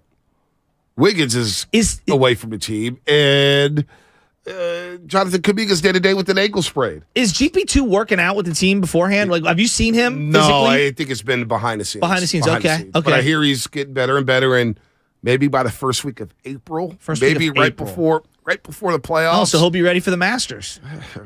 Hello, friends. Gary Payton Jr. Are you ready for the Masters? I am ready. Scotty Scheffler winning over the weekend, the Players. I did not watch a hole. Yeah, you didn't miss anything because you know what? He ran away with it. I was actually watching college hoops this weekend. A lot of tournaments, conference tournaments. Brendan Miller, Alabama, man. Damn. Last 400 days, real quick on Scotty Scheffler for my golf fans that are out there, because the Masters is a couple weeks away. He's won 2 Phoenix Opens. He's won Bay Hill, which is Arnie's tournament. He won Match Play, which is now going to go away. He won a Masters. And yesterday he won the Players. He's won $35 million over the last 400 days. He's also been number 1 for 30 weeks. Wow, what a year! What a year for Scotty Scheffler. Has he ever won a major? I just read it off. He won the Masters. Oh yeah. Sorry. I'm just kidding. No, you're not kidding. You just weren't paying attention at all. No, I wasn't paying attention. I was trying to log into my YouTube. When you talk golf, I do this. Yeah, I don't blame you. You're going to start playing, though, right? Come on. You got the clubs? I don't have clubs yet. Can't afford them. So I'm just having a 2-way contract, man. Don't make a lot of money these days. Rumor is there's going to be some fun stuff occurring here at 95.7 The Game regarding golf and I a do 957 challenge. I do respect golfers, and I respect golf. I do. I want to get out there one day. You should come out to one of my adult softball games. You get a good kick out of that. I used to play softball. I know. I do. I think you just should don't have show time. up. It's basketball season. I know. Well, it's working 2 jobs. Well, when the Warriors go on the road, maybe you get off a little early on your way home. You swing on by. No. I'm going straight home. It's going straight home. Yeah. No chance of that happening. Watch your boy make a couple diving plays up the middle. No chance of that happening. I was logging into YouTube, man. I was, So college basketball, does that do anything for you? Not really. Not anymore. 510 says, talk all the golf, so you don't got to hear from Bonte anymore. Trust me. If I could, I'll shut the hell up for the next 36 minutes. College basketball does nothing for me these days.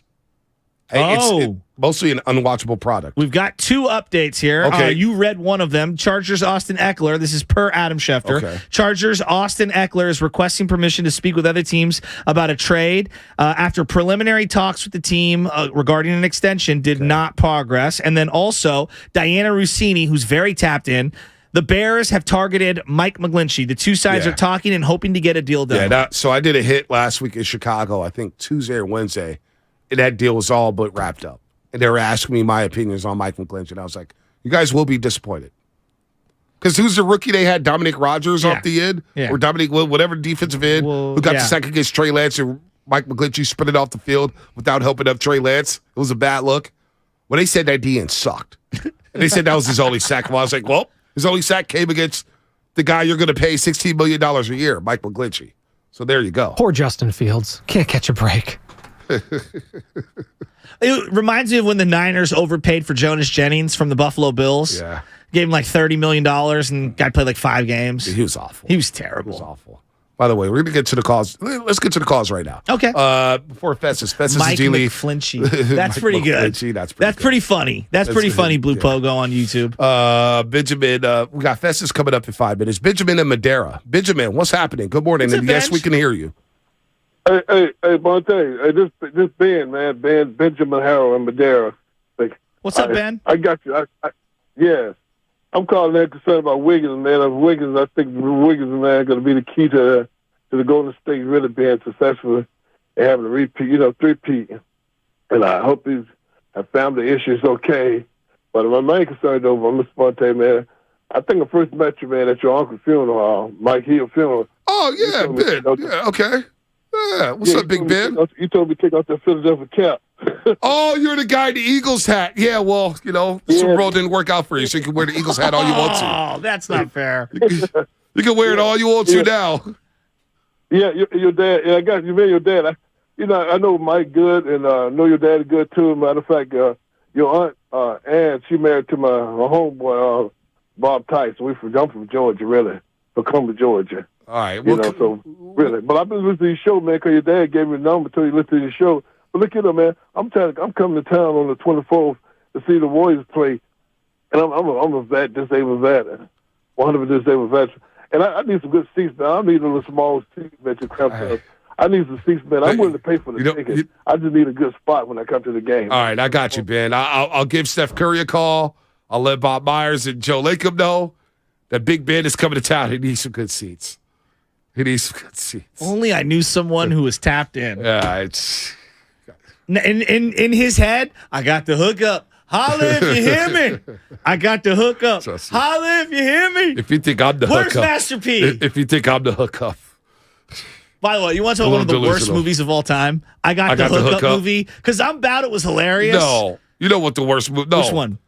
That wasn't bad. What? Hot Boys with Silk the Shocker was It worse. was so bad.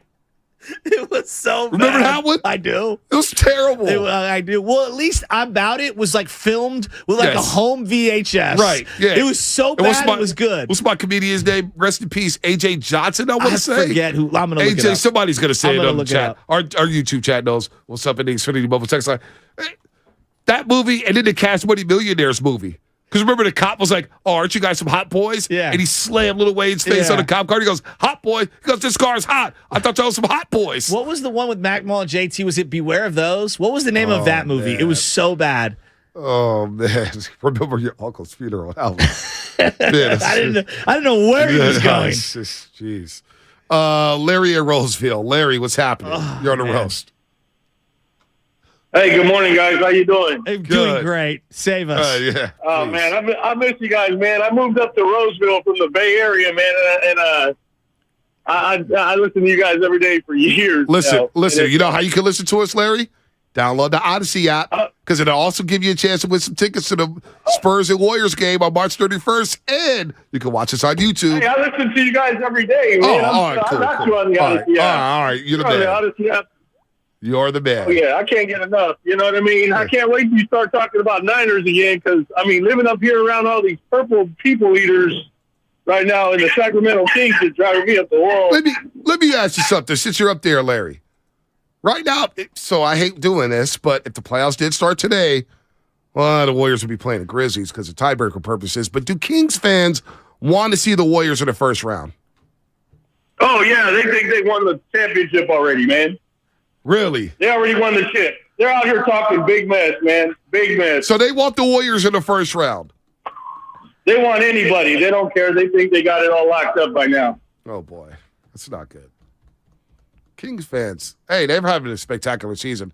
And they beat the Suns in the Valley Saturday night. Light the beam, folks. Light the beam. Those fans who the California Classic was at Chase Center this past summer, and those fans who were walking out, remember, it's like, we're going to get 40 wins this year. 40. So they've been getting a lot of run because the Kings won their 40th game on Saturday night. Yeah, good for them. The Golden One Center is going to have some of these NCAA games. I know. Do you think that'll ever come to Chase? It did last year. I mean, again. I'm saying again. Yes, absolutely. Okay, so it's a rotation. Is that what it is? It's going to be a rotation every 3 to 4 years. Was it the Gonzaga, Texas Tech, Duke? Sweet 16, and Elite Eight. And Elite Eight. Yeah, okay. yeah. And Duke played Texas Tech. Gonzaga played Arkansas. Then the Elite Eight was Arkansas and Duke. Because they used to have it in San Jose for a long time, and so it's nice that. So you think it'll be back in rotation? Oh yeah, it will be. I ran into Okay. Brandon Snyder Saturday night. He was like, "Oh yeah, it'll be back in rotation." All right, that's and the women's Final Four could be in play soon. At Chase Center, and then the All-Star game. Now you have to petition for the All-Star game, so they're going to try to do that as well. An All-Star game. The last one was 2000. Yeah, it was Vince Carter. Yeah. Wow, that'd be cool. Chase Center was great time. That's when Paulo Banchero and I became best friends. I'm aware. Remember? Worldwide Hef and I. What's up, baby? What's up? By the way, Hef actually hit me up. It's like, yo, Golden One, you want to go? The games are Thursday and Saturday, unfortunately. Thursday, of course, will be a tough turnaround for us with the morning roast on Friday. And the Warriors have a back-to-back Friday and Saturday. So no Golden One. I did check out tournament games up there a few years ago. Lonzo Ball and UCLA was there playing against Cincinnati. Nice. And Dylan Brooks, Tyler Dorsey, Jordan Bell for Oregon rallied against Rhode Island. Wow. And Dylan Brooks was erratic in that one, although he did will it back. Dylan Brooks was a beast in that game. And there was a lot of trash talk in that game.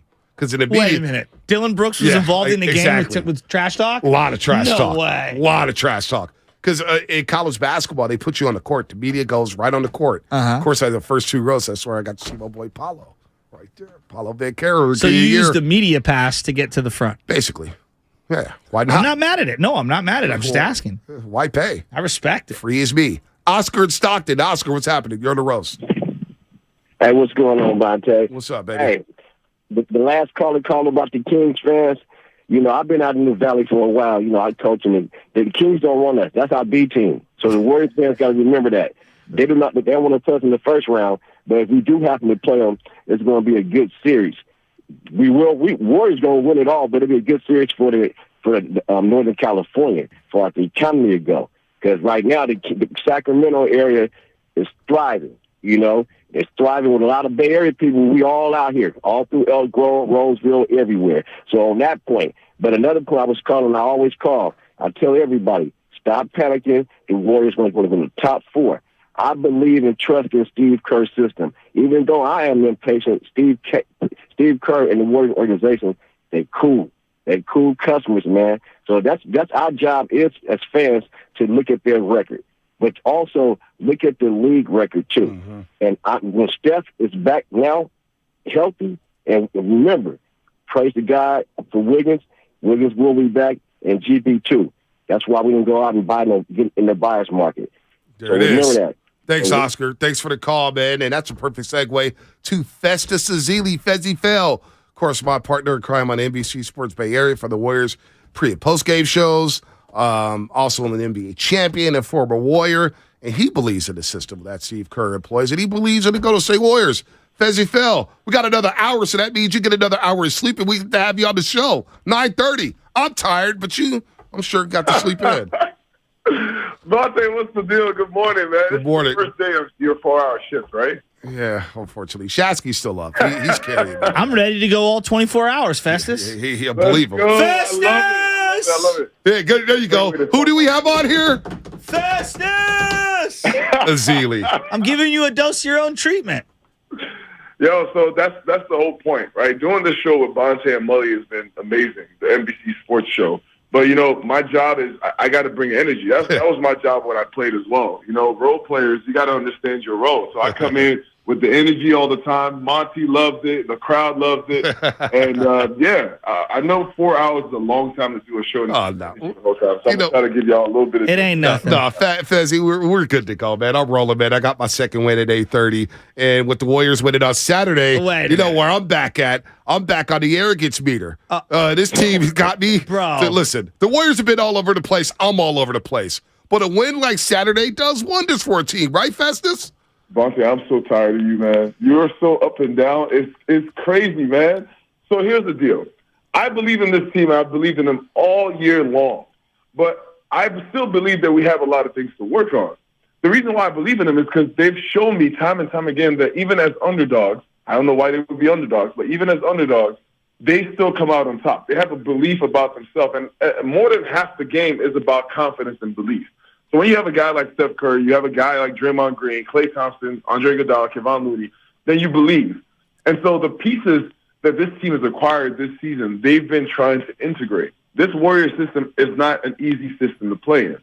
And so the integration, that read and react system that we talk about on offense and on defense, that's the thing we've been trying to figure out all year long. Yeah. With inconsistencies in lineups, and this has started all the way back to the start of the season. You could talk about the punch and all these things, but what that did was Draymond could not go through training camp. He couldn't finish training camp.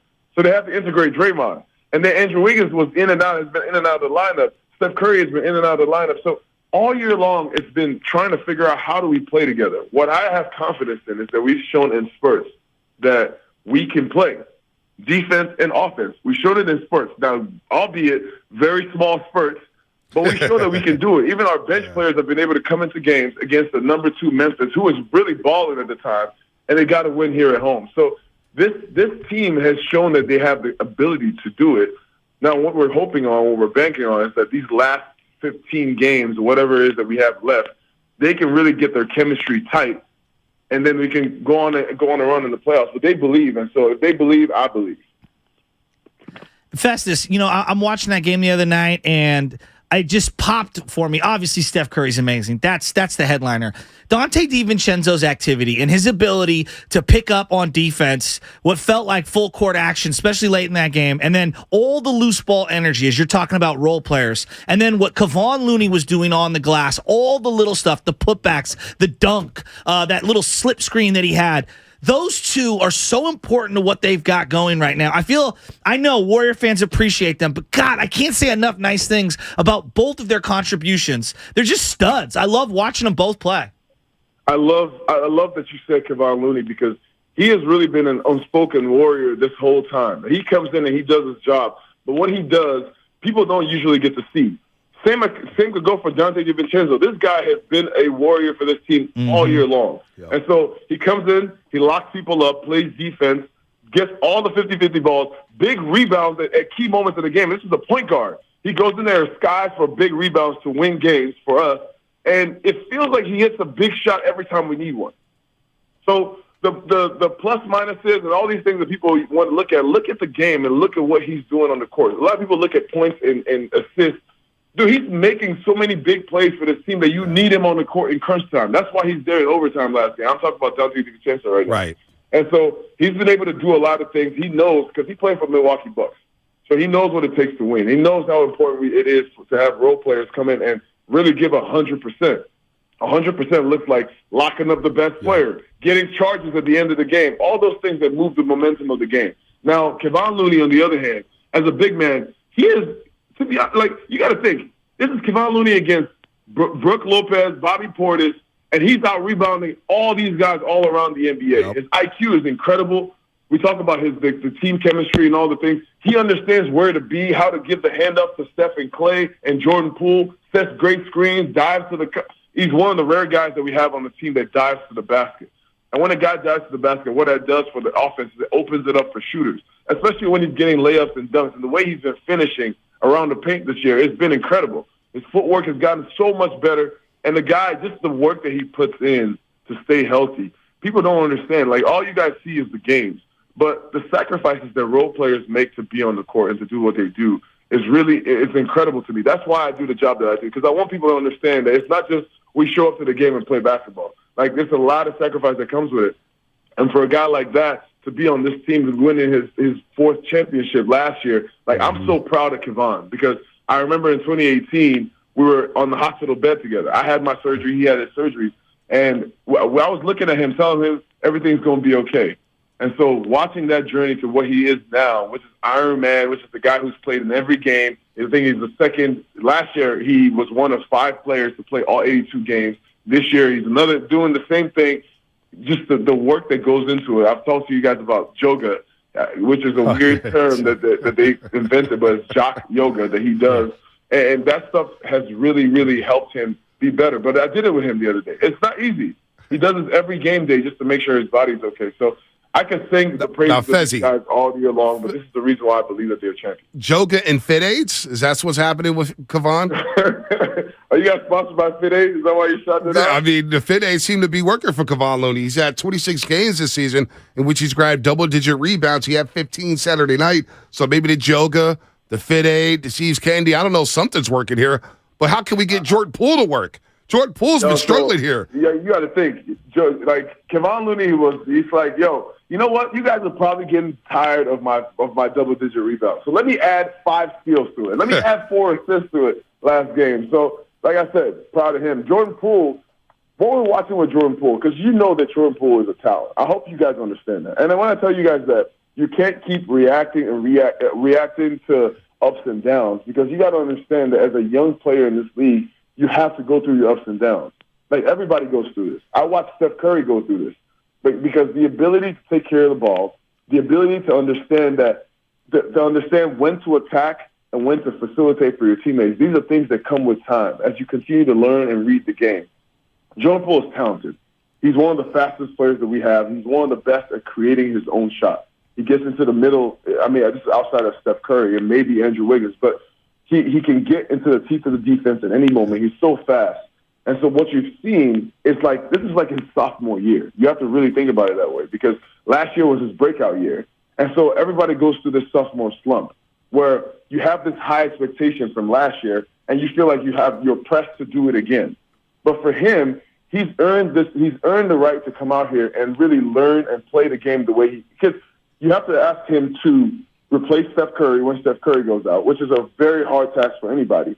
And then last year, he asked him to replace Klay Thompson when Klay Thompson was out, and he did a phenomenal job in the regular season. So he's a guy that's still learning his game, learning where he can be effective. Sometimes I think the Steph Curry effect makes everybody feel like they can shoot the ball from anywhere, which, by the way, Jordan Poole can shoot the ball from beyond half court. But the problem is that's not an effective shot. That's not an efficient shot. Right. And so you have to now start learning to taper your game to figure it out. But I have no doubt that he will figure it out, because he shows you at different points in the game that he can step his game up, and he continues to do that. And last game, you still got to give him credit. Towards the end of the game, one of the big buckets that we have was Jordan Poole tipping it in, the offensive rebound. So it's true. He's still making winning plays as he's figuring the game out. All right, 2 quick answers here. Quick ones, because we're up against it here, Festus. First off, when Draymond Green took that shot, what did you think? Looked good.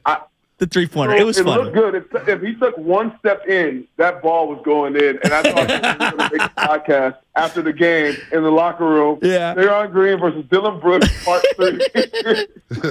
I thought he would podcast on the spot after he hit that. Second one, real quick. Bonte did yoga with you one day. How'd that go? Oh, my God. Oh, my God. Oh, my God. Bonte, you told me I got to give a quick answer. There's so much to that story that I'm going to have to come back to tell that story. But Bonte actually did great, but he didn't understand that when the lady was giving cues, that she was going all the way. It's like level 1, 2, 3, 4. And she would give cues to level 4. And Bonte was What does that mean? Festus, what does that mean? It's like Bonte was trying to do level 4 stuff where he was balancing on one leg, holding the other leg over his head. I was like, yo, chill, man. We're not going that far yet. Just come out here and just be chill and just stretch. Never done yoga before. Now I'm ready for Pilates class. Credit, man. You really showed up. Anna, I gotta give y'all credit. Can we just set the record straight? Anna was better at yoga than Bonte, correct? I mean, did you doubt that was going to be the case? I mean, come on, man. I've seen my man try to throw a baseball, so I was well aware Anna was the better athlete. but we're gonna do it again. I think this time we're gonna record it. So Shaq, don't worry, you're gonna get it. Oh boy! And we're gonna record our yoga and Pilates session. Yoga, Pilates with Fezzy Fell, and we'll have Fezzy Fell Fits, of course. Hey, I'll see you tonight. Heck, I'll see you on Zoom in about 15 minutes, and then I'll see you tonight when the Warriors take on the Suns. I think we're at 10:30, Bonte. Oh, 10:30. Oh, yeah, they looked out for me. Yeah, wow. I could take a 20-minute power nap, dude. Great. Awesome. Festus, man. See you, buddy. You're the man. Support your guys. Hey, if y'all are Warriors fans, be Warriors fans through the bad times. Oh. Because, we always talk about, and this is all the fans, we talk about how people are bandwagon fans, all the things. I think here in the Bay Area, Dub Nation supports us through and through. So, if people that's what it means to be a fan. If a team is struggling, y'all got to come behind them. And really, Dub Nation has shown up. Part of the reason why they have such a great record. Hey, Festus, you should have heard Shasky this morning. He needed that advice at like 6 a.m. What is that? I got you. That's why I told you I'm bringing the energy right now, man. I got to bring y'all back up. Oh, you should have heard. You should have heard what he was talking about when it came to trades and people wanting to be here. Oh man, man. I'll fill you in a little bit later. Oh, man. I know. All right, Fezzy. Festus, the first rule of broadcasting, ABC, always be content. Rebuilding the beast. Rebuild the beast. Festus Ezeli here on the Morning Roast. We got about 10 minutes left. 10 minutes. We got Fast 5 coming up in 5 minutes. Fast 5. 888-957-9570. A lot of people were charged up over your comments about the LA Rams and the Super Bowl. So I guess the question should be, would you sell your soul for a Super Bowl ring? For one ring. And by selling your soul, it means giving away all your draft picks for star players, giving them all the money, and then selling those players off a couple years later for that one Super Bowl ring.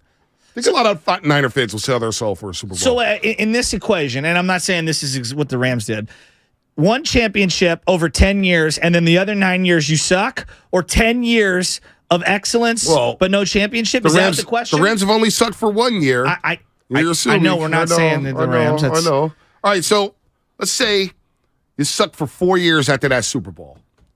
You win one Super Bowl, and then you suck for the next 4 years. Is that worth it? It's sucking in the NFL is really hard. It's really hard. It's really hard. Like 1 year sucking. 2020 took a lot out of me.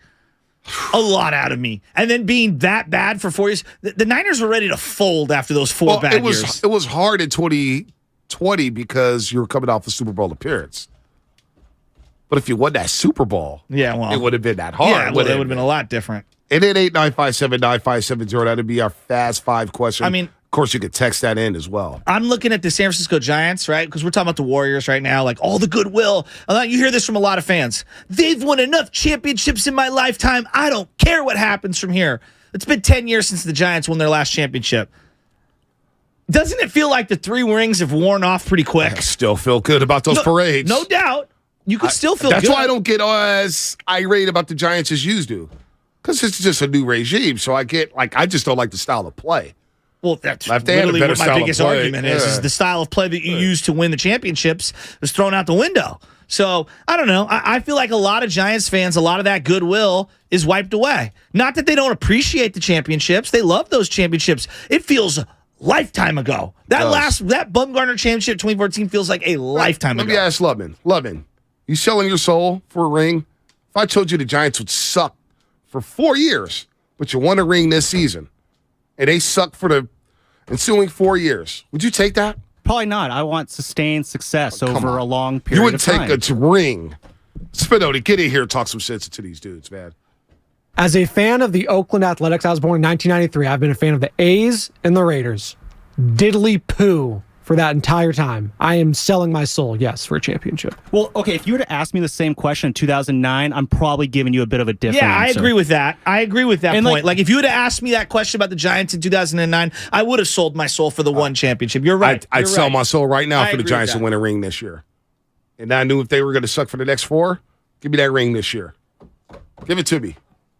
Give it to me. That Mitch Haniger ring would hit different? It would hit different. No, it would not. I mean, we had Who are you kidding? We had 3 titles in 5 years, and it's still not keeping us warm. Hey, since we're talking my bad. Hey, Farhan redemption. Oh, Xfinity Fast 5 coming up in 2 minutes. We were talking about wedding rings earlier. This is a funny one, Shasky. Even you got to laugh. Okay, give it to me. Morelli. Shasky would sell his wedding ring for a Giants World Series championship. My wedding ring is just a simple gold band. It's not some like I don't like. We jewelry. didn't need the details. Yeah, The I don't know if point you'd be was a getting a lot of wedding money. ring. Does gold still retain its value? I don't even know. I just have a simple gold ring. It literally looks like the ring in the Lord of the Rings thing. Yeah, Just a simple gold band. But basically, I have an engraving on the basically, inside. you would sell your ring. I wouldn't get much. You would still sell it for that World Now, Series. my wife's rings, there's a lot invested into those.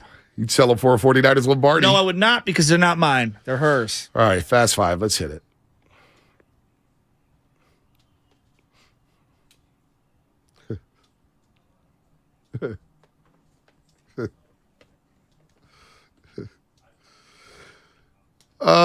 San Jose Jazz fan one. Bonte would buy a ring for a Giants World Series win. That's a good one. Here's an interesting one. The Marlins did this in the 90s, and the Tampa Rays have never won a championship. Would you rather be a Rays fan or a Marlins fan? Marlins. You don't even believe that. Yes, Marlins. Marlins fans don't even want to be Marlins fans. 2 World Series. 2. Dose. Over the Rays. Dose. Interesting. 2 rings. Interesting. 2 rings. And they got a stadium. Hell yeah, I'm going to the Marlins. Even though you might hate the stadium, but I'm keeping that. Rays just approved the stadium. They're going to Oh, build that must one. be nice. Everyone else is. Here's one. Come on, Hayes. GMG 26. 90s Bills on line 1. Thinking they're not selling their soul for a Super Bowl? Probably. Similar to the 2009 Giants question. Bryce Lenz. I'd give my life to see a World Series in Oakland. No, you would not give your life. No, you wouldn't. Now that's being a little hyperbolic. But you get what he. I get what you're saying. I get what you're saying. All right, here's another one. Let's go to the Xfinity Mobile text line. I'd sell Joe's ring for a Raiders 500 season. Can't even be 500 anymore unless they have a tie. This is good. This is a good one too. 408. Ruben in San Jose. Joe would take a participation trophy for 10 years instead of winning a ring? Are you crazy? I know I have the losing hand here. I want to be good every year. I get great enjoyment out of being competitive every year. Right. There's nothing like playoffs in any sport that I don't know if we're going to win or we're going to lose. Like, I live for that feeling, that horrible anxiety while you're watching a game where, like, it's just, I don't know. It's better than apathy. I hate when my teams are terrible. 415. Your team is eventually going to suck. So give me that championship. That's certified G. Certified G. That's an interesting concept, meaning it's cyclical. Yeah. There you go. That's interesting. There you go. All right, Xfinity Fast 5. Xfinity Fast 5 brought to you by Xfinity. Supercharge your home with supersonic Wi-Fi, unbeatable internet, only from Xfinity. What's our out time? Now we got out times now. I'm not used to this. You got 3 more minutes. 3 or 2? I see hard out 9:54. Well, now it's 9:52, so now you have 2 more minutes. Now we got 2 minutes. There you go. 2 minutes. Final thoughts on our first 4-hour show in over a year. Jimmy Garoppolo to the Raiders feels like it's inevitable from all the reports. I wonder how, Raider fans are going to feel about that. Spinoni? I'm interested to see the contract details. I'll say that. Okay. If they just go with Jimmy Garoppolo and then don't draft like an Anthony Richardson or Will Levis, I will be very upset, and I do think it would be an unmitigated disaster. Do you think Niner fans are going to root for or against him if he goes to the Raiders, or does it matter? The ones that rooted for Jimmy will continue to root for him. The ones that hated him will continue to root against him. I don't think they want to be? The people want to be right about Jimmy Garoppolo. Okay. Fans always want to be right about their takes. It's interesting because can't have nuance, Shasky. You know that. No, I know, but I do think that there are certain brands. Like there were a lot of Niner fans who were TO fans, but when he went to the Cowboys, they couldn't do it. It's the same with Derek Carr. A lot of people are going to be rooting for Derek Carr to fail at the Saints, and I wish him the best. He was put in a horrible situation with the Raiders. No doubt. All right, so a couple news and notes. Calais Campbell from the Ravens waived by Baltimore, longtime defensive end. He's waived by the Baltimore Ravens. The Broncos are giving guard Ben Powers a 4-year, $52 million deal, $28.5 million guaranteed. They're also talking, according to Dan Graziano of ESPN, the Broncos could be trading a wide receiver. They've had talks about Cortland Sutton, Jerry Jeudy, and KJ Hamler. Teams say the Broncos are asking high prices, not just dumping. So we'll see if one of those wide receivers will get moved. Of course, the big news over the weekend in the NFL, Jalen Ramsey heading down to South Beach to Miami as the Rams trade away Jalen Ramsey for a 3rd-round pick and a backup tight end. What will the Niners do? What will the Niners do? I got this feeling it's going to be kind of quiet on the Western Front. That's just my thought because I don't think they have a lot of wiggle room. I don't think we're going to get a lot of movement. Yeah, I'm kind of with you there. All right. That's it for us. Steiny Guru next, right here on 95.7 The Game. Have a good Monday, everybody. Come in to Friedman's Appliance for their once-yearly Red Tag Sale March 24th through March 26th and see the full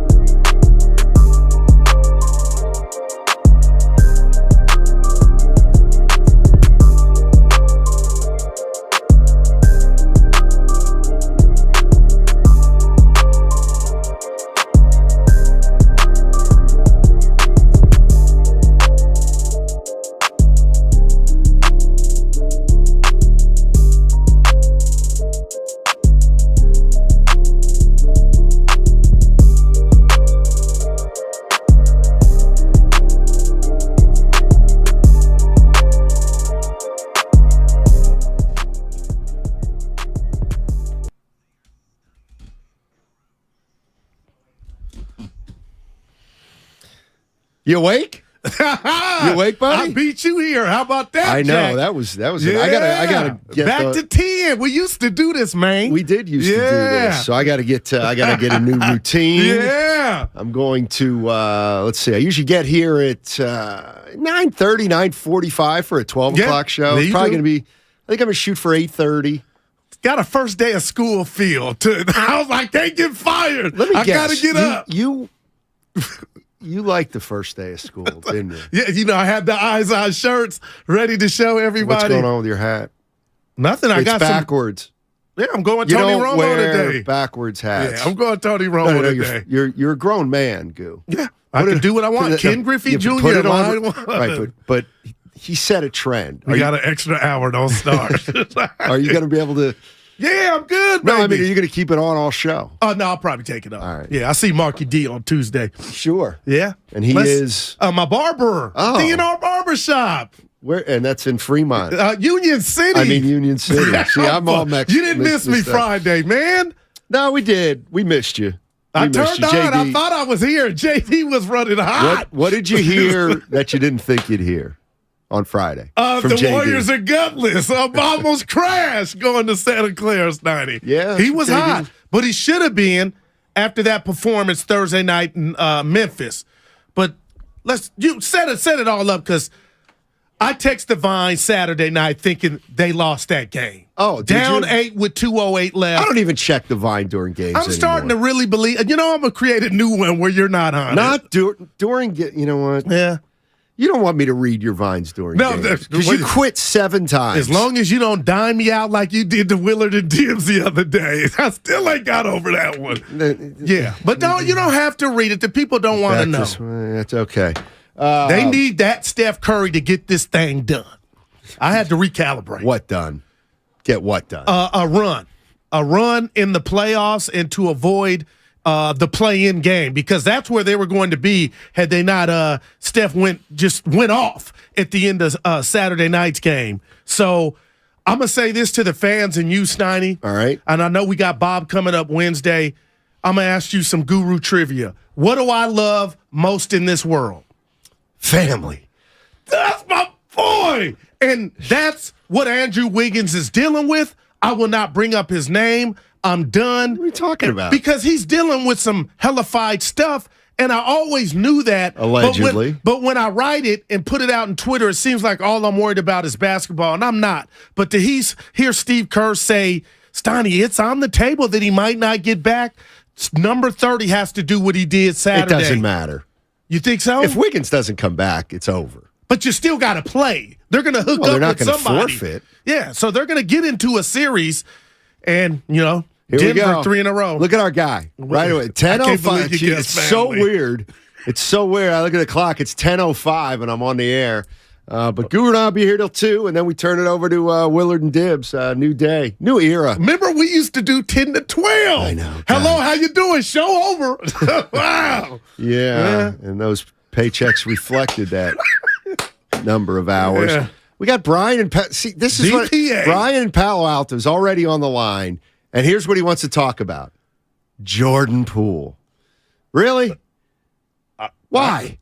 Why are we talking about Jordan he's Poole? going to be a big part of this team, like it or not, moving forward. Well, I don't need Brian in Palo Alto to tell me that. Of course he is.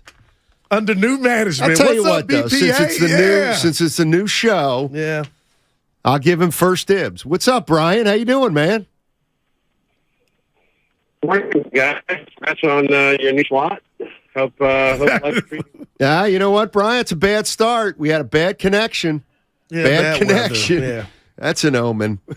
My question to Warrior fans is like one game doesn't change your mind, right? Steph Curry puts together one magical 3-4 minute stretch. Now, they're not title contenders again, are they? No, whenever. I mean, they're defending champions. So it's about qualifying, and it's about avoiding the play-in game. And had I been here Friday when JD was here with you, Stoney, they were staring that in the face again. And had they dropped last night, Saturday night, they're 34-34. Draymond's out there, and I come down his road for how he treats his teammates or whatnot, but he's out there on the ankle, hand, digit, whatever. He's giving it his all, and I'm going to give him some love too, Stoney. you always talk about his importance, and I know it, and I always kind of, what's he doing offensively? But the screens he was setting Saturday night to keep Holiday and the rest of the Bucks from getting to Steph and Clay, that was the recipe, and that's what it's going to be if they're going to get it done.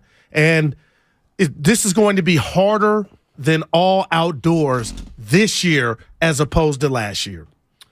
Here's what Steve Kerr had to say about Andrew Wiggins. Andrew Wiggins, he's missed 11 games now because of a personal matter. I think that's the hope. Really, there's nothing to report on. So we're giving him a space, as we've talked about, as he deals with something that's way more important than the game. If he's able to come back, then that would be great. And if not, then that's the case. And whatever happens, we handle it accordingly.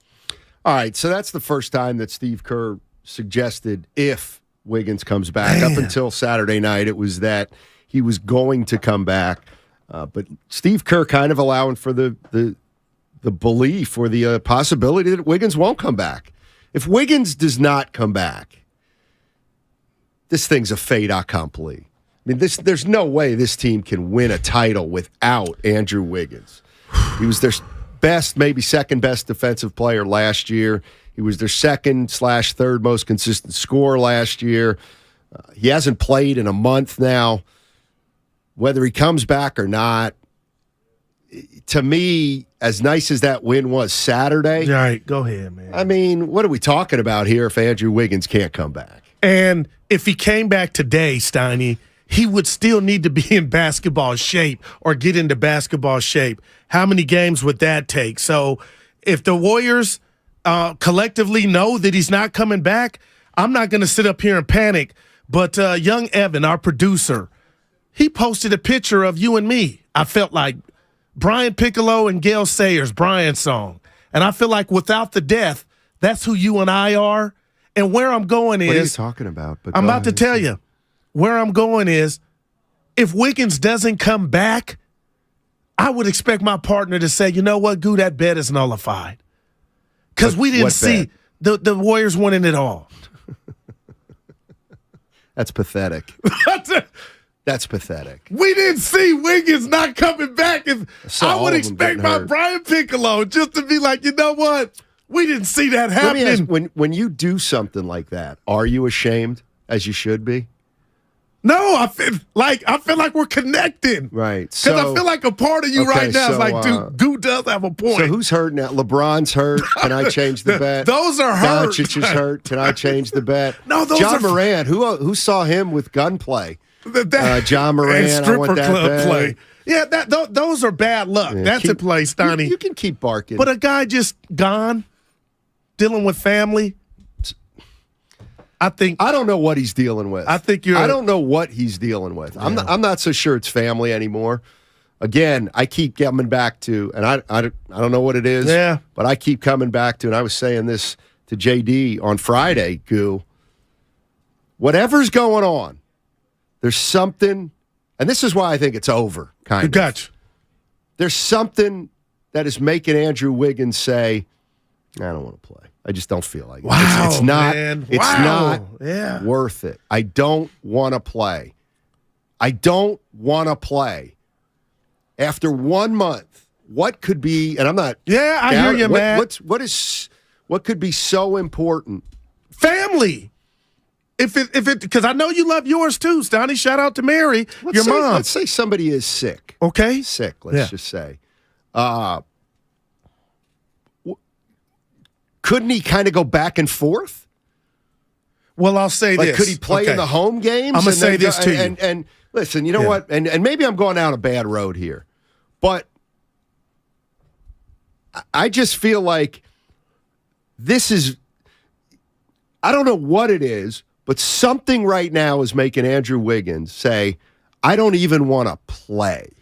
Now, we all are different. Yeah. But if my family said to me, look, you got to go play and come back. You know what I mean? Then would you do it? Right. So I think when people say there's something more, that's what I think. I think he's got to be questioning something really, really big right now. Like I almost think it's bigger than the matter at hand, whatever that matter at hand is. Okay, so it's something I've thought about, and it's Golden State Warriors on mine all day. We talked to Bob last time he joined us a couple weeks ago, and I'm not going to sit up here and act like I'm perfect, but Steiny, we talked about the importance of family. If Steve Kerr and Steph Curry and Jordan Poole are going to have his back out loud, how can I question it? And if you say, when you first have kids and you tell your boys, I can't go here or there, that's off limits because of the kids or the family. That's off limits to question it. And that's why I had to recalibrate. And when you say those things, I'm sure everybody's wondering, but Matt, if it's those things, that this is the byproduct of he's not ready to focus, and I've never seen anything like this.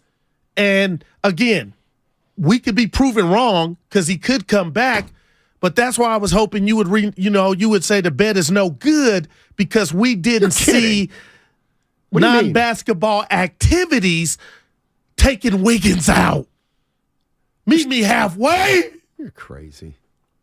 You're crazy. What are the guys in the That's back pathetic. think? If he don't come back, would you really want to take like my he money? come back and then they're going to win it? They're not coming back. They're not winning it with or without him. They need some of Saturday night. So when Draymond Green gets hurt, no, that's different. That's physical. Well, this is mental. Like saying, but it's family mental. Yeah. Because you're the guy, Why Scotty. would you do this? No, you're the guy. When I'm dealing with, real quick, when I'm dealing with something, and I got to give you credit for this, man, honestly, and I'm out, and I don't even, you always, you don't say what's going on. You reach out, and your popular phrase to me is, are you good? What can I do? I'm actually making you look better than you really are. But that's what you do, and that's what the Warriors are doing to Wiggins. But I just don't, man, I've never seen anything like this. And I'm watching that game just thinking about what if they had him? What if they have him? And I got to move on because they're moving on. Paco's in the Bay Area. What's up, Paco? How you doing, man? Hey, good morning, fellas. Yeah, I was just wondering about this Wiggins situation. It got me, it's a weird situation all around. And maybe I was thinking about, how Jordan Poole, everybody's frustrated with Jordan Poole. We know Draymond punched him out. Steph is stressed out with him. Clay was throwing his hands up the other day. So what if, Wiggins sees what's going on? Because Wiggins and Poole are very close. And Poole's over here telling him, you know what, man, I ain't feeling the vibe. So Wiggins is like, I'm not really trying to come back anymore. Because, it's been a month. And we all love Wiggins. But, I want to know how Laker feels about all this. Because he's getting a check. And he ain't even letting the front office know what's going on. If you want us to pray for you, at least let us know what we praying for. Wiggins, come on, baby, let's go. Back to Wiggins. I think there's more and more of that sentiment out there. Here's the thing. Of course we're going to be sensitive about Wiggins. Of course. Yeah. That doesn't mean people aren't going to wonder what's going on with Wiggins. I have no idea what's going on with Wiggins. But what I'm seeing or feeling is more and more people, Warrior fans, and let me just throw this out there, and I'll do it. It's the old we work in an office and he works for the Golden State Warriors. Okay, a lot of people that invest a lot of money in the Warriors. A lot of people invest a lot of time in the Warriors. 40K season tickets. So does Wiggins?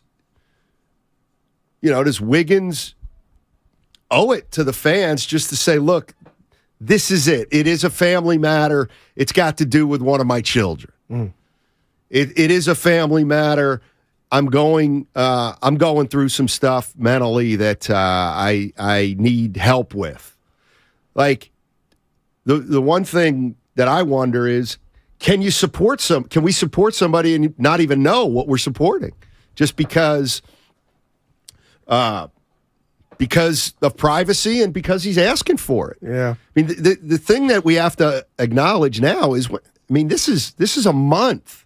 I'm trying to think if there's ever been anything comparable, and I can't remember or relate to it. I'm with you. And kudos to the Warriors, Steiny, and their culture for not letting what's going on out. But I got a text, it'll remain anonymous, the name, and it was a season ticket holder who put the price tag on what they pay for season tickets, and they felt like they deserved to know.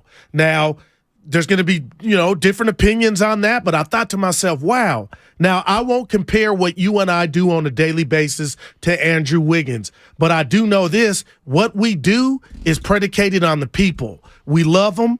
They listen to us. We have a relationship. We don't always agree. When I'm out, Steiny, I always tell you, please convey to the people why I'm out.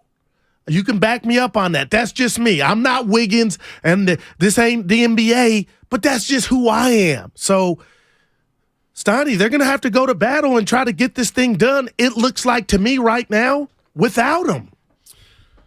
Let me throw some stuff at you. Because, that's right. You weren't here Friday. But, well, damn. I got a buddy. I got my buddy Harry, who I talk about, who really follows the Warriors and brings different stuff to the table. And he wrote me a. You about to read it? An email. Okay. And I'm just gonna pick up pieces of it. He said, but for Wiggins to go this long and say nothing is actually an insult to the fans, to his supporters. And it's like he doesn't give a darn about anybody but himself. If he continues to say nothing, he may not be well received upon his return.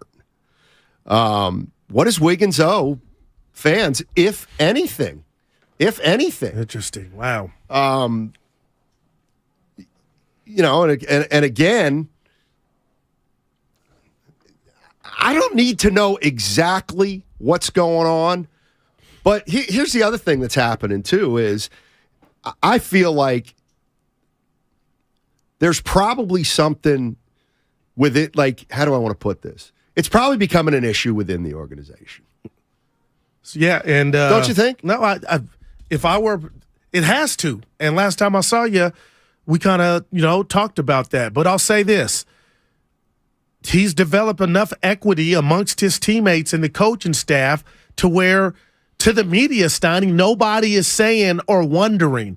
Now, and I appreciate you bringing this up because I was kind of feeling bad to myself over the weekend, like just for wanting to know. But if you're telling me the second best player on both sides of the court last year especially that helped him get to the championship is no longer available, how the hell can I look you in the face and say this version of the Golden State Warriors is going to go back to back? I mean, there's things bigger than basketball, and we're hoping he's dealing with them, but the curiosity doesn't make you a bad person. I'm sorry, not to this point.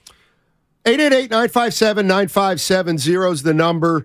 Andrew Wiggins, does he owe us a damn thing? And I don't know the answer to that. I'm just asking the question. Here's some stuff from the Xfinity Mobile text line. 510, I'm a season ticket holder. I don't deserve to know.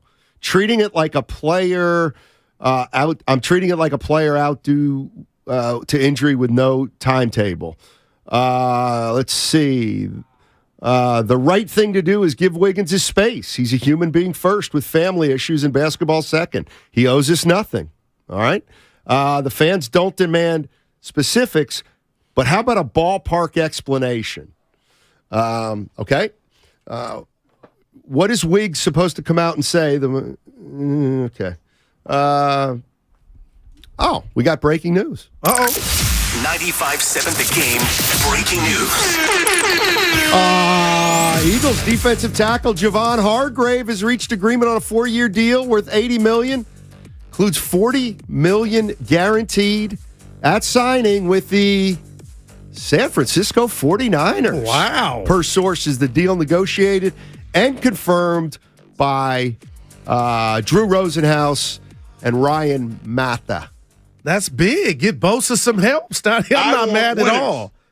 And this is why free agency starting today, but who saw this coming? But the 49ers knew Bosa needs some help. And damn if this ain't it. I thought this was a great but you're always evolving, Steiny. You can never have enough. You can never have enough. Wow, that's a great pull. I just saw Kelsey's going back to the Eagles too. Yeah. So it's free agency in the NFL right now. I'll say this, says the 408. I appreciate any kind of medical, health, family things that come above work. That said, we fans pay the bills. Don't we deserve to know what's going on? So there it is. I don't know what the answer is, and I think if the Warriors knew anything more, they would start talking like they thought he might be coming back or not. And I think it's very obvious that they don't know. They don't know if he's coming back or not. So you're more confident now. Hargrave had 11 sacks, by the way, Stoney. You're more confident now in saying, they can't get this thing done. Well, they can. If he's not back. I don't think they can with him, but I know they can't without him. Man. I mean, and Mike McGlinchey. He's going to Denver. Not the Chicago, Bears. I thought he was not the Bears. So Mike McGlinchey to Denver, and that's per Diana Rossini. You think Russell Wilson's happy? I don't know. He's got a new home. He still can run. Niners, man, Stoney, it's a big deal for me. Let's go to Carrie. Carrie's in Arizona. What's going on, Carrie? How you doing? Yeah, thank you for taking my call. Sure. Andrew Wiggins. You know what? I understand the privacy issues and all that, but frankly, who is he employed by? He's actually employed by the fans. The fans pay his salary, and I think the fans have a right to know what is going on because a chance for a championship hangs in the balance right now. And I know it's a personal issue, but even if it's depression or whatever it may be, I mean, John Fetterman, the senator from Pennsylvania, is in the hospital with depression. He had to announce to his constituency, doesn't Andrew Wiggins owe the Warriors and the fans some transparency? Well, that's the question, Karen. Thanks for asking it. Does Andrew Wiggins owe the fans more transparency? Here's the other thing. I don't think we can say for certain what they know in the organization and what they don't know. For example, I think Joe Lacob and Bob Myers might know more than the head athletic your boss is trainer. Always going to know where you're at, right? I don't know. That's like again. I mean, if we go to our boss and say, "Look, I need some time," yeah, he'd say, "How much time do you need?" And then somebody would say a week, and he'd say, "Okay," and he probably wouldn't mess. He wouldn't even tell us. He'd reach out, but a week would be a week. Now, I have gone in the office and asked about a certain employee that I care about, and mum was the words, Donnie. It was privacy, and he conveyed that to me. Good call. 415. Drew Holiday was out indefinitely to begin a season. That's right. His wife. But we knew that. We knew what was going on. Surgery, a serious brain surgery. No doubt. We knew what was going on. Did he owe us that? Did Drew Holiday owe the fans? Well, now, his wife's also a stellar athlete, professional athlete. But that was out there, Stoney. It was. Yeah. But did it have to be out there? I guess I'll tell you this. I'm not giving less thoughts and prayers to Andrew Wiggins because I don't know. So that's how I feel. And if Steve Kerr, and when we get back, we'll play the Curry sound because Slater asked him, and Slater said, you know what, Curry, we haven't asked you about your partner, Andrew Wiggins. And he had his back. Let's go to Billy C. Billy C's in Oakland. What's up, Billy C? How you doing, guys? Honestly, with the whole Wiggins thing, I think it's a HIPAA thing. He might be having some kind of emotional stuff, and he's entitled to his privacy, and I think that's the main reason it'd be illegal in some respects, although I know the fans are curious, me too.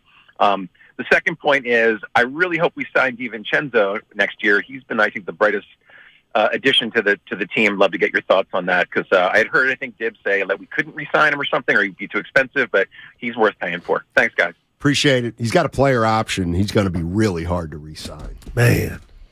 DiVincenzo's going to be really hard. He was big playing his whole team Saturday, Stoney. Yeah. 888-957-9570 is the number. Matt Simons, Darryl the Guru Johnson. We'll be here till 2 o'clock.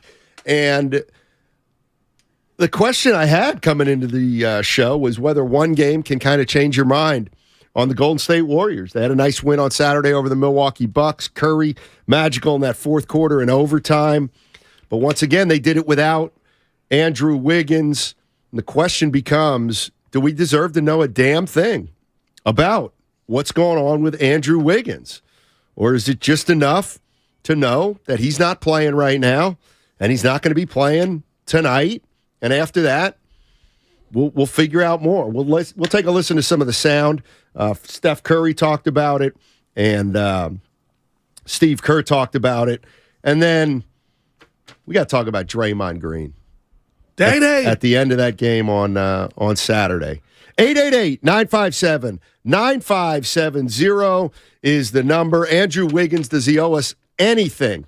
Anything? And can one win like Saturday nights, can that change your mind about how far this Golden State Warriors team can go? It's all sponsored by Bob's Discount Furniture. Don't let us win a championship.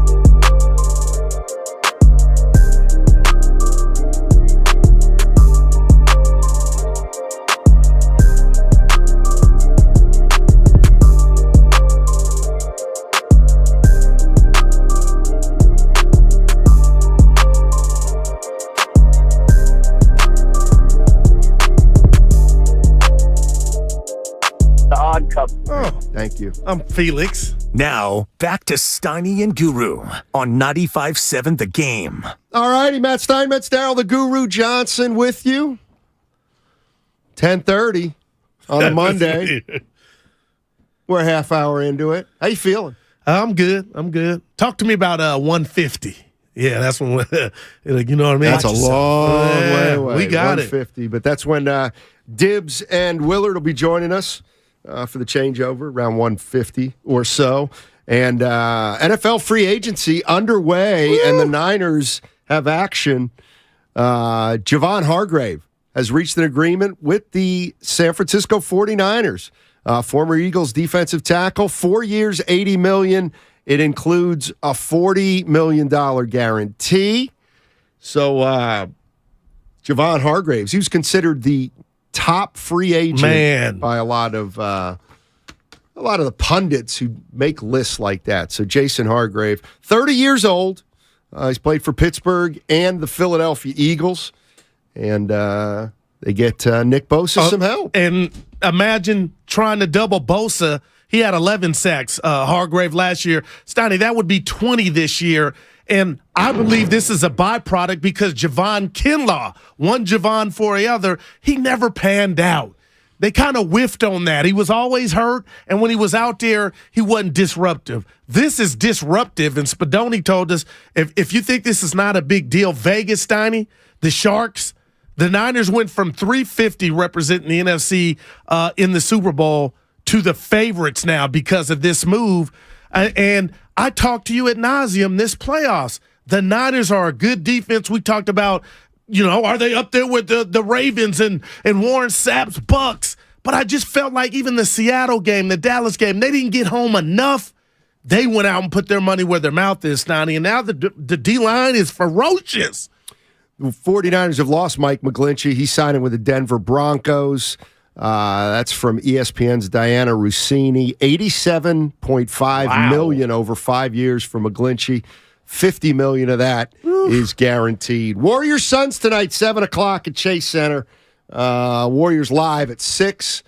And the Golden State Warriors coming off a nice win against the Milwaukee Bucks on Saturday. Let's go to Coach. Coach is in Vallejo. Hey, Coach, how you doing? Hey, guys, how you doing? Doing right.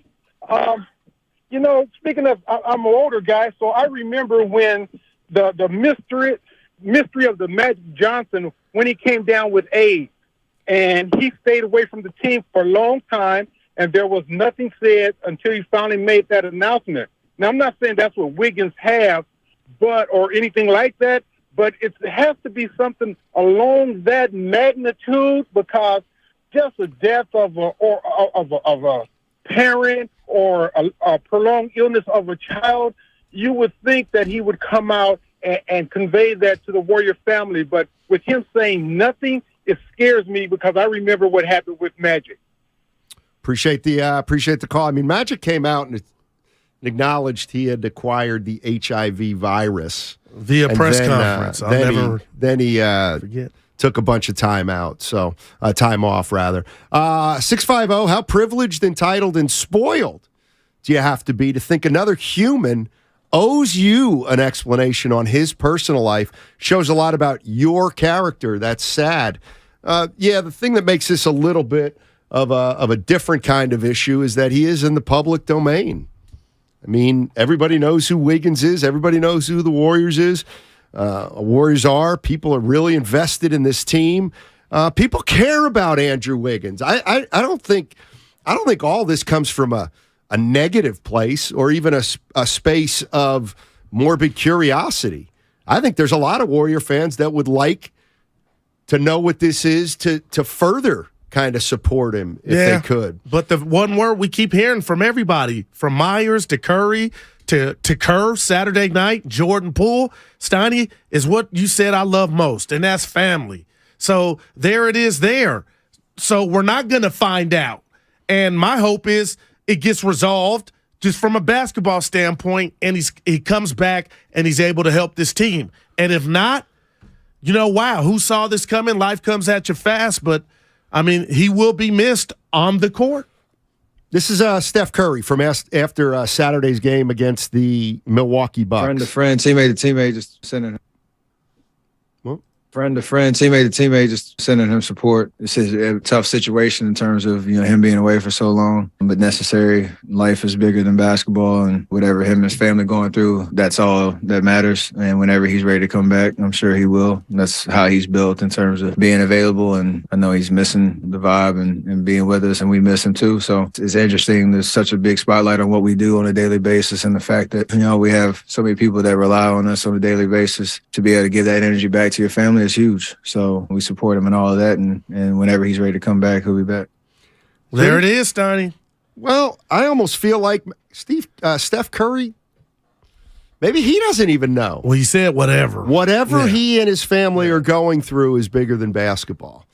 Why wouldn't he say what they're going through is bigger than basketball if he knew? Yeah.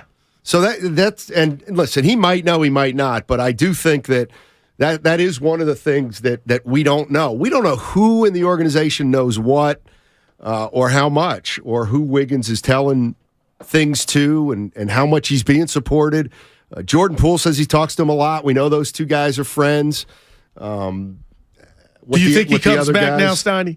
Just from what you're hearing and that report Saturday, because it caught me off guard. I was like, man, I'm gearing up to maybe he does not return. I don't know. I mean, I have no idea.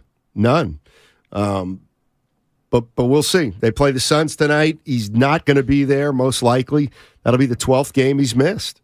So let's talk a little bit about Saturday's game against the Milwaukee Bucks.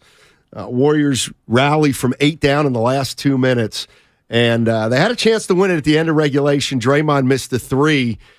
Take a listen to Draymond after that game.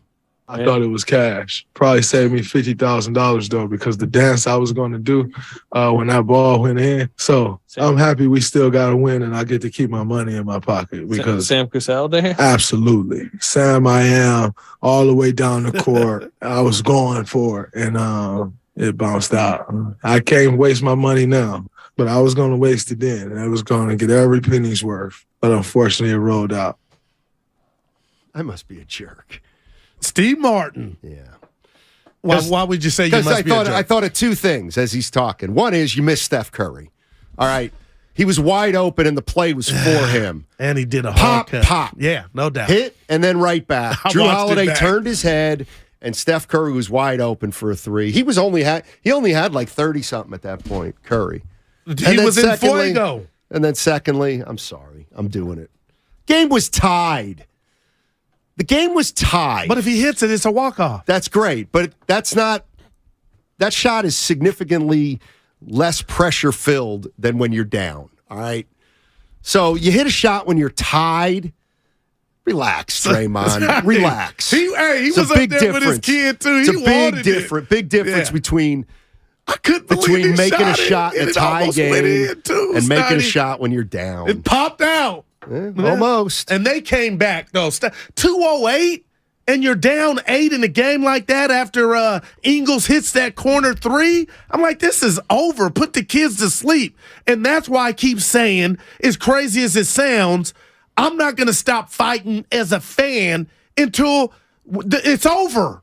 Until it's over. And that's what the Warriors showed Saturday. Now, can they take that into tonight? I don't see why not. Durant won't be there for Phoenix, but damn, the stench of Memphis and OKC, Olay defense left and right. I mean, this not gone away. Of course not. I just cannot. Dick Tracy, Encyclopedia Brown, help me find out why this Warrior team is heckle and jived. Why on the road they just don't show up, and at home they scrap. Because there's the home crowd behind them, and it's easy when you have a home crowd behind you. But doesn't that work or stop at high school, maybe college? Not at all. Not if you have a talent. Why do you think? I just don't think that's good. Like there's something more to it. Why? So is it harder or easier to win on the road? Oh no, harder. Okay. So why? The Warriors are not as good as they used to be, so they're going to lose more on the road. Well, here I go. I know a couple guys have changed. But to me, it's actually not how hard to figure out. How were they on the road? That was their because their role players aren't very good. Year. Right? Because they were champions and they were motivated. Okay. They're not motivated. This is the other thing I said. I explained this to JD, and it's my explanation. But it's like why people are say, they not why motivated, are they not Matt? Tell us why. Because they won the title last year.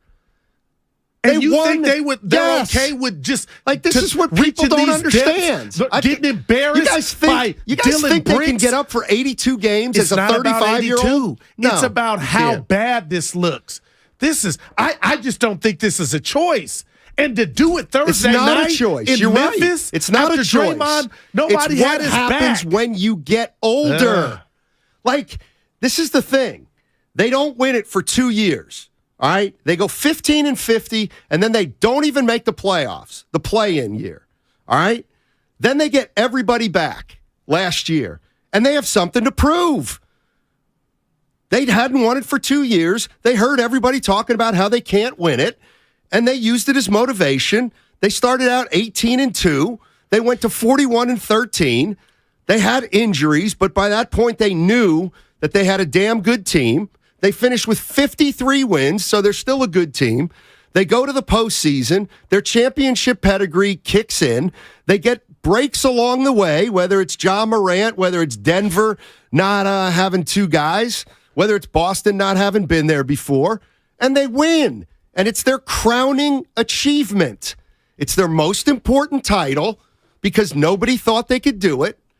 They put every piece of motivation in, and they won it. And guess what? They can't get up this year.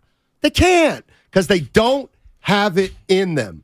Steph's 35. The other two guys are 33 and 33 respectively. You can't expect it. So they're going to play through June, take 3 months off, and come out guns blazing in October the next year? No, they can't do it. Last year was their crowning achievement. Nobody thought they were going to do it. They probably didn't think they could do it. They did it. They proved everybody wrong. And you know what? You can't summon it again. You can't summon it again. Sorry. You can't. I'm not mad at that assessment, but we have not yet seen raggedy defense on the road in the tournament. And when I say tournament, in this year's playoffs, because they're going to the playoffs at this point. Okay. We don't know where, and I'm gonna use one of your lines, Donnie. Which one is it? If it's the roster or the others, but then you're talking about the slippage from the big 3-4, or you want to go round table, a combination of both. What I saw last Thursday in Memphis after Draymond, basically without saying it to me, hey, teammates, I need you to have my back. This one is personal. And Klay Thompson just letting the ball just dribble, and letting guys run past him and pick it up. See, I don't forget about that after Saturday night's just extravaganza. I just feel like they can go to another level on the road in the playoffs. Now, it may not be good enough, but all I'm talking about is effort. Well, effort's not going to get it done. They're not the same team. Like, they're not as good as they've been. First of all, they don't have Wiggins, so they're not going to be. Oh, they already lost Wiggins. So Wiggins only played like half the year. Half the year, and he hadn't been optimal. It wasn't the best version of Wiggins with the adductor, all that. Randy's in San Lorenzo. What's going on, Randy? How you doing, man? Hey, I'm blessed, and I know that you are too. So anyway, until the Warriors can show me that they can be consistent winners on the road, I see them as an early out in the playoffs. And I would not be surprised if Wiggins actually communicated it within the Warriors' inner circle what his issue is. And he probably asked them, as for now, not to communicate it, like to the fans and so forth. And my question to you and Goo is, do you give your all every day on the radio show? And I'm sure that you two do. Thanks for taking my call, man. Yeah, you try, but sometimes you just don't have it. Sometimes you just fighting don't for have my it. life. Where's your 7-26 on the road? Can we stop, please? Can we stop? And a lot of that was with Andrew Wiggins. Thank you. They're 500. Like every combination of Warriors. I know where you're going. Is 500. All right. What are they with Wiggins? 500. What are they without Wiggins? 500. What are they with Curry? 500. What about without Curry and Clay? 500. What about with Draymond? 500. They're 500. Yeah, well, they can't win on the road. And you know what? Here's the other thing. I feel like you're robbing them of one antidote, Stoney. I feel like you're giving them the ability not just to play one good road game. You think they're going to go 4 months of 7-26, but then the playoffs are going to come and they're going to be a 500 road team. Stoney, we got more breaking news from the NFL. All right. 95.7 The Game. Wow. Jimmy Garoppolo has found a new home, and it is in Viva Las Vegas. He's the new quarterback for the Raiders. Stoney, I'm happy for him. They got some weapons. Jimmy Garoppolo in Vegas replacing Carr. He got Adams, Waller, Jimmy G. I didn't want him going to Carolina. Why not? I thought they were too far away, and if they didn't win, it's because of Jimmy G. But now he's got he's got some weaponry. Vegas and Carolina, this may as well be the same. The difference. Raiders set a record by losing more 1-point score games than any other team in the NFL. They were in every damn game. Is that good or Jimmy. bad? It's good because Jimmy's more clutch than Derek Carr. We'll see. And my point is, he has to be. And Carr, who's never won a playoff game in his history, Jimmy G's done that. Played in the Super Bowl. I'm happy for him. 510. Just got to go 4-12 on the road. Okay, yeah, and then go 12-0 at home. Oh, brother. Listen, all it takes is one game. Hey, I'm not saying 4 series in a row if they get that. But, Stoney, you know how series work? All it takes is one game to change to switch home court advantage. That's all. And that Steph Curry and Clay in overtime, that Jay-Z, that was the blueprint. Now, I can sit here and say they should have lost that game if Holiday doesn't dribble the ball out of bounds. But I'm not, because they took it from Milwaukee without Giannis. But the Niners were under, the Warriors were without Wiggins. They weren't whole, but still. Gus is in Los Gatos. What's up, Gus? How you doing, man? Good to hear from you guys. Haven't talked since the NFC Championship. I just wanted to talk on the Hargrave signing and then give you guys a compliment going away. But I really think Hargrave is a very good modern-day defensive tackle. I don't really see the Niners having an issue stopping the run. Since I've lived here for the last 5 years, they've been tops in the league at stopping the run. But this guy can really, really get after the passer from the defensive tackle position. And when he was with the Eagles, he had Reddick and Sweat, which I think really helped kind of enhance his game. And I think with Bosa being one of the best defenders in the league, and you get Armstead and a couple of other guys, I see that as a home run. All right, we're losing you there. If you've just joined us, the man's popping off. The 49ers have signed former Eagles defensive tackle Javon Hargrave. Wow, dude. 4 years, $80 million, $40 million of it guaranteed. Mike McGlinchey, he's signing with the Denver Broncos. So he's gone. He got $87 million over 5 years. Damn. $50 million guaranteed. And Jimmy Garoppolo going to the Las Vegas Raiders. Las Vegas Raiders for Jimmy Garoppolo. So 6 years he was here. Jimmy Garoppolo was, and he is now a Las Vegas Raider. All right, 3 things, Stoney. Mm-hmm. One, if I asked you who the better, forget where they're at. If I said, Stoney, who's the better quarterback, honestly, between Derek Carr and Jimmy Garoppolo, your answer would be almost a tie. I don't.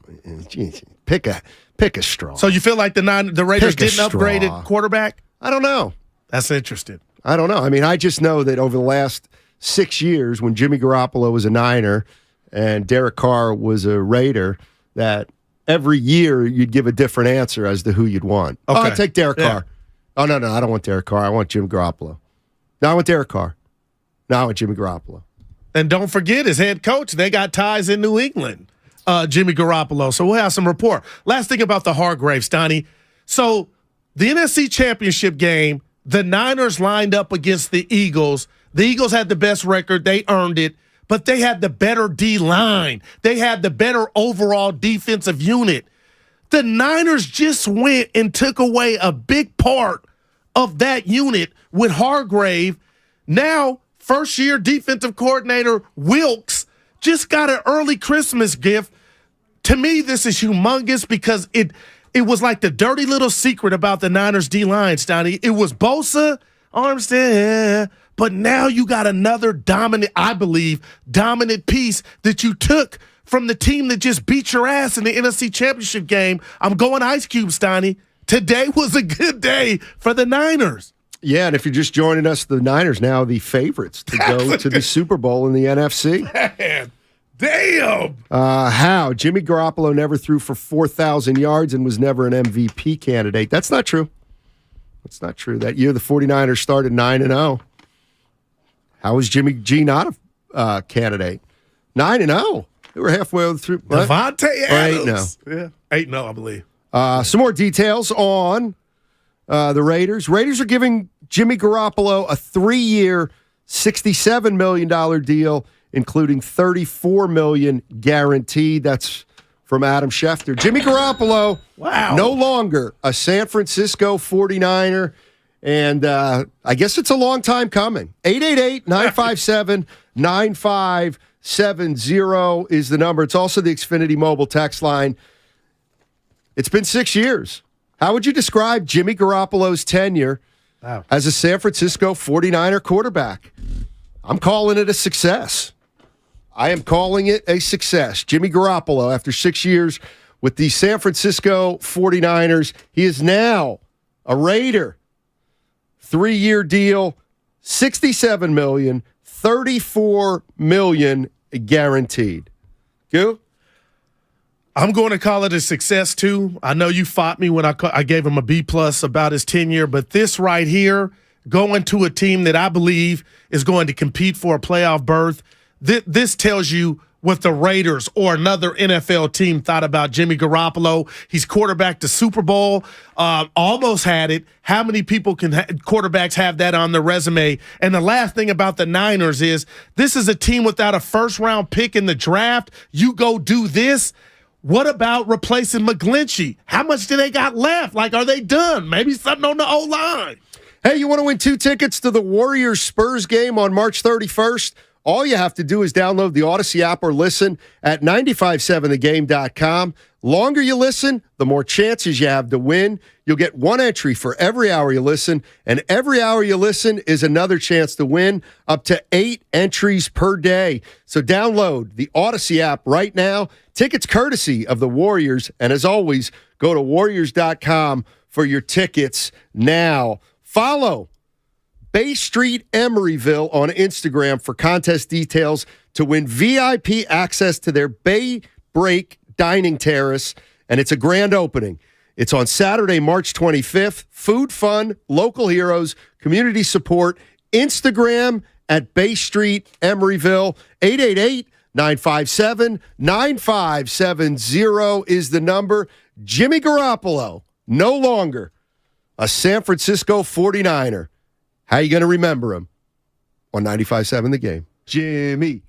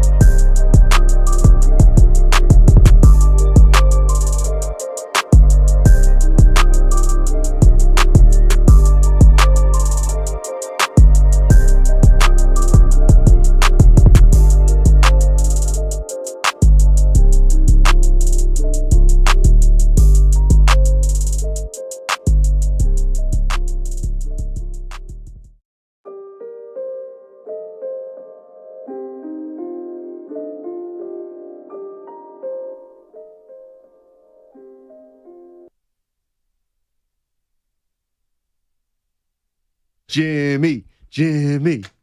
Now, back to Steiny and Guru on 95.7 The Game. All righty, Matt Steinmetz, the Guru Johnson with you on a Monday. We'll be here till 2 o'clock.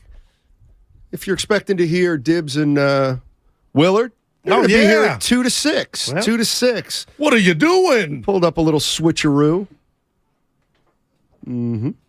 Jimmy Garoppolo, no longer a San Francisco 49er.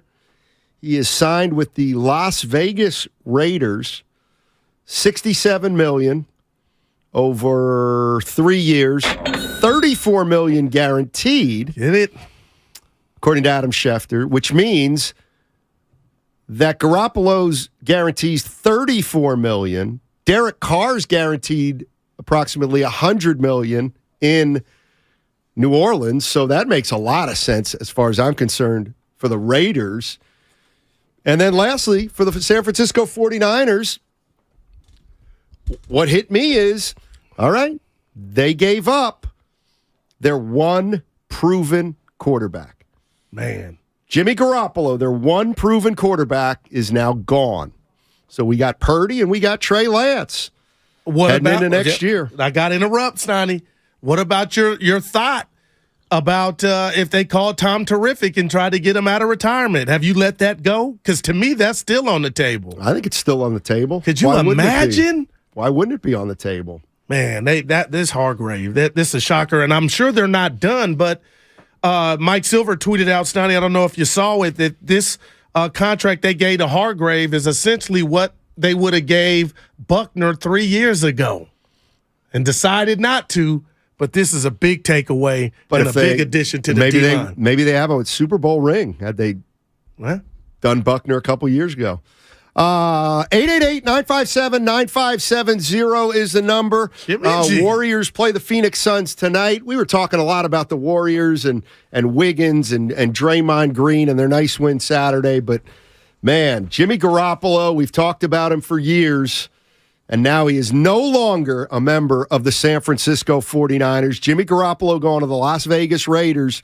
3-year deal, $34 million guaranteed, $67 overall. Jimmy Garoppolo.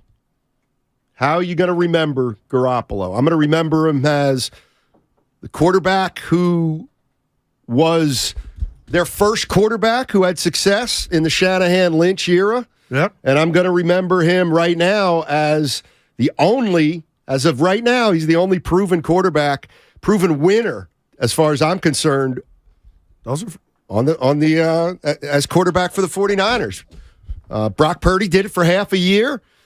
You know, he's got to put in another year before you really start, I think, thinking you can count on him, right? Yeah, but you and I, we don't disagree, but you know, we kind of talk about what players here, athletes, the noise, the jackals, and Stoney with social media. I think all of Curry said he used to look at Twitter at halftime. My point is, and one of the traits that I like about Jimmy is he has thick skin.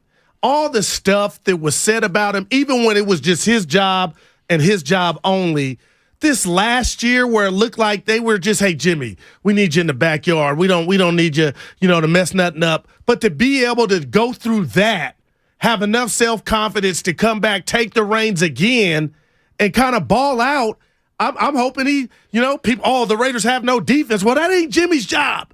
His job is to get the ball to Adams and the rest of the gang. Waller, I'm excited for him. I'm happy for him. He's got a starting job. And Stoney, I didn't talk to you Friday, but I had the conversation with others. I was like, man, is Jimmy going to be left out? Is he going to be relegated to be a backup? But he got a gig, and he's single in LV. Yeah, the 49ers. Brock Purdy and Trey Lance right now is who they're moving forward with. Brock Purdy's successful surgery on Friday. He's expected to be ready for the opener, which is in approximately 6 months. But, I don't know. I've just been thinking a lot about Purdy, and I think this is kind of who he is as a quarterback, and it might be good enough.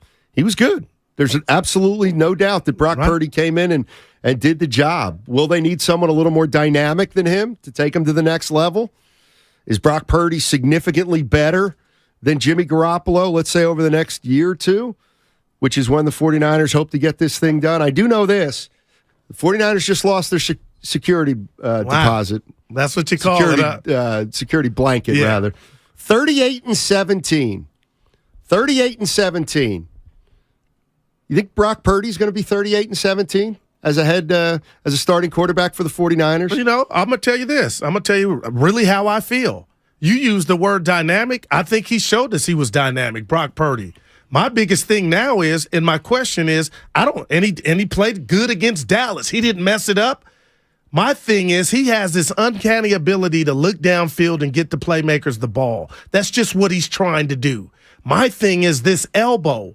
And I know a lot of people are being proactive. I don't think he has to answer questions anymore, Brock Purdy, that is, about can I play? Can I read defenses? I think it's about, will there be any setbacks in this elbow? And if there are, no harm, no foul. But Stoney then enters the question, which we thought the question was solved because it wasn't going to, we didn't care. What is Trey Lance? That's eating at me. Is he going to be the starter week 1 if there's a delay in Brock Purdy's, what do you call it, rehab? I don't know. Yeah. I don't know. Great place in Vegas, too. On Sundays, they play music, swimming pool rehab, and all the young people go and kick it. Jimmy will be able to do some of that. Don't they play on Sundays? Well, off season started. Oh, okay. Lou's in San Francisco. What's up, Lou? How you doing, man? Hey, guys. Love the show. How are you guys doing? Doing great. Thank you. All right. I want to make a quick comment on Andre Iguodala. Always been a huge fan. All right. Isn't it time to let him go? He's not really helping anybody out right now. Oh, that's it. Thanks, Lou. Appreciate it. That air ball. Go ahead, Stoney. You. No, go ahead. I think he's hurting his legacy. Oh, please. Yeah. Who's ever hurt their legacy? Did Michael Jordan hurt his by playing with the Wizards? I don't remember him playing for the Wizards. That's how much it hurt me to watch him. But, Stoney, what's he doing? Shooting an air ball? Come on. And then what about the bounce pass? He tried to bounce pass through the defender's legs. I don't know what he was thinking. Oh, other way, Utah. Andre, if you're listening, I love you, man. But come on, Stoney. This may be worse than goo at the 24, man. And maybe your brother's just working it out. It'll get greater. It'll start tonight. But I'm like, damn it, Kuminga, if you don't hurry up and get back. Andre's 39 years old. And he was probably a +4, though, the other night. Well, I heard you and JD a little bit. The plus minus, that can really be. And if we're talking about +4 and we're trying to do, come on, man. But he shot that air ball Stoney about it. I was like, come on. That's what happens. Your legs go. You ain't got to tell me. Anthony in Concord. What's up, Anthony? How you doing, man? I'm doing well. Thanks for asking. Sure. Good morning to you. So I kind of want to put the rat on the table of the Jimmy G conversation. I'm just like, I'm going to remember him as just being Jimmy G. And we keep throwing this word around like success. He's had success. He had success. But like, if you don't win the big one, then nobody remembers you. Like, you have to win it all. And that goes for Jimmy G. That goes for any other quarterback. And it definitely goes for coaches as well. We can keep talking about how these guys do in the regular season. We can keep talking about how these guys do in the playoffs. But if you don't end the season with the Lombardi, it's not a success. It's just like a woman dating a guy for 10 years. If you don't get a ring after it, it was literally not a success. You can have all kind of good memories if you want, but you still wasted your time.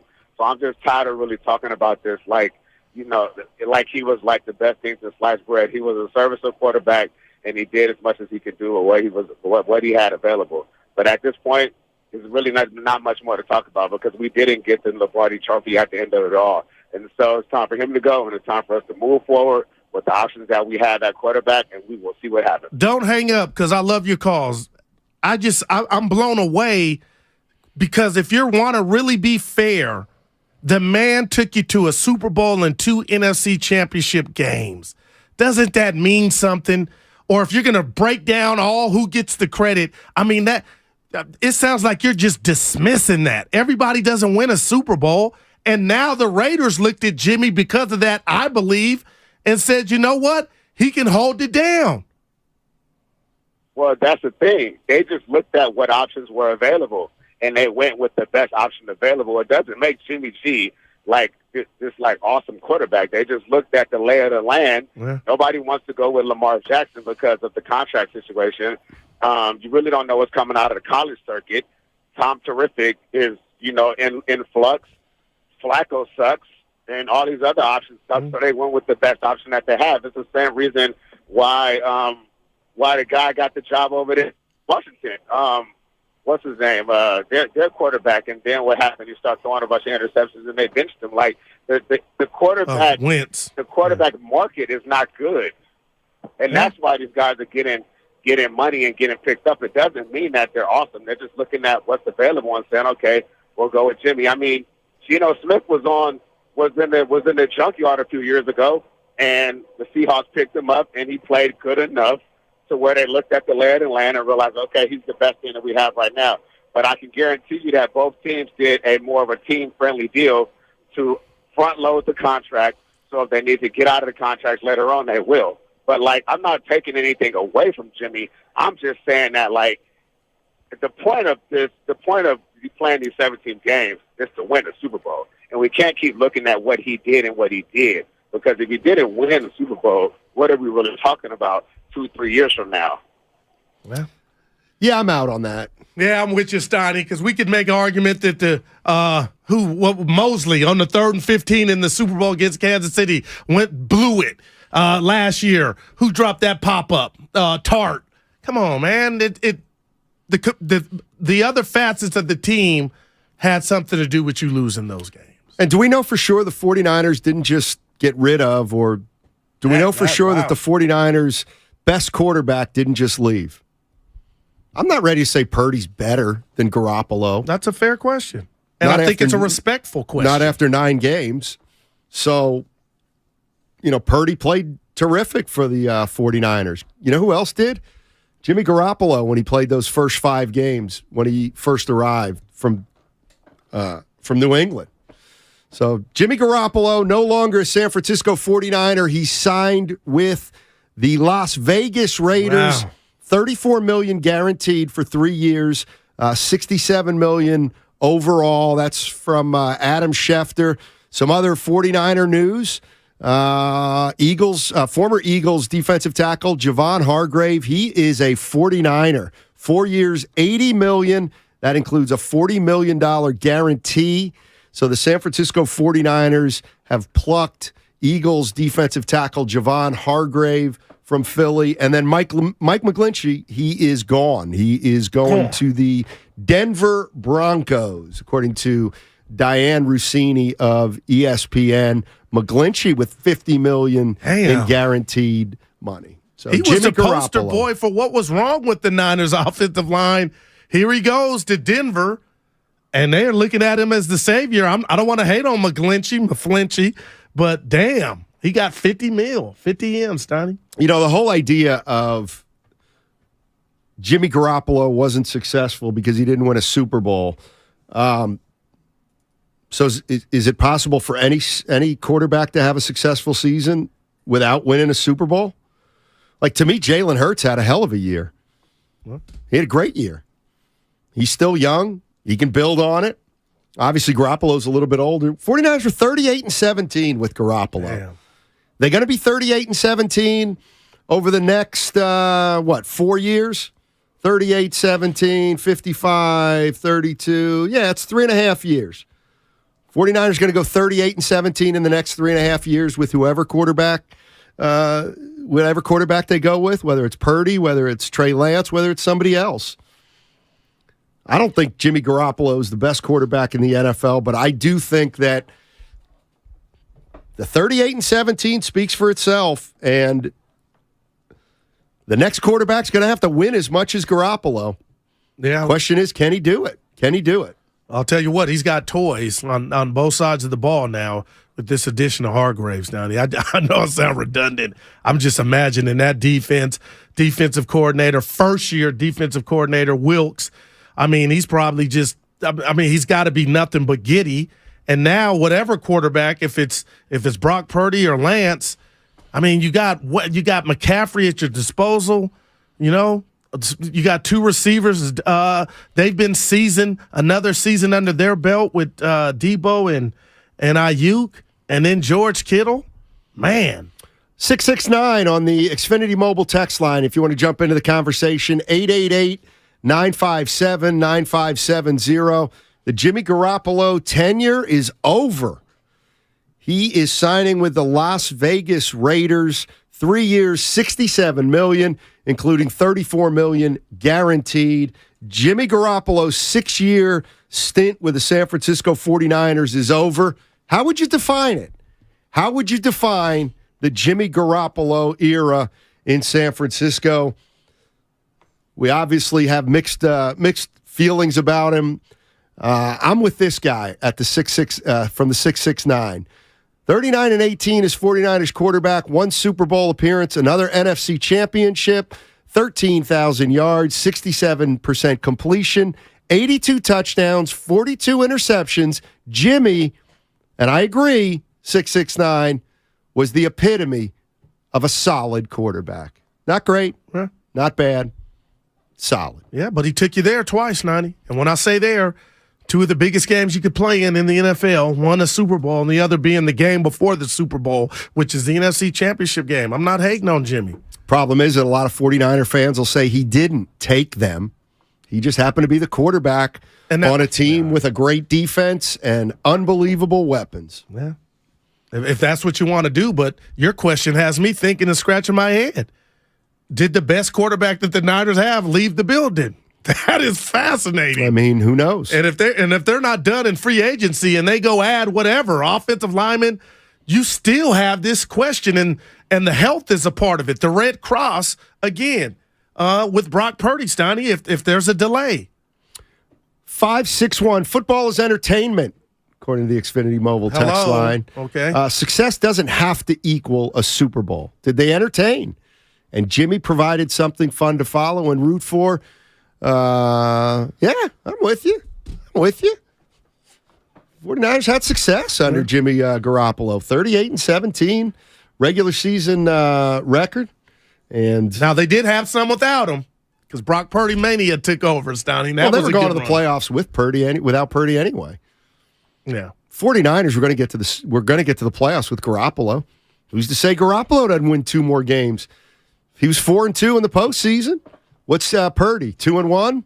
They both have the same win percentage. And that's just crazy. The one thing that we could all agree on, the best ability, and this is not it, is availability. Had Jimmy not gotten hurt, Steiny, we don't even see Brock Purdy. Maybe not. That's incredible. Probably not. Eric's in South San Francisco. What's up, Eric? How you feeling about Jimmy Garoppolo now that he's gone? Oh, man. You know what? We got to love Jimmy and we got to respect Jimmy.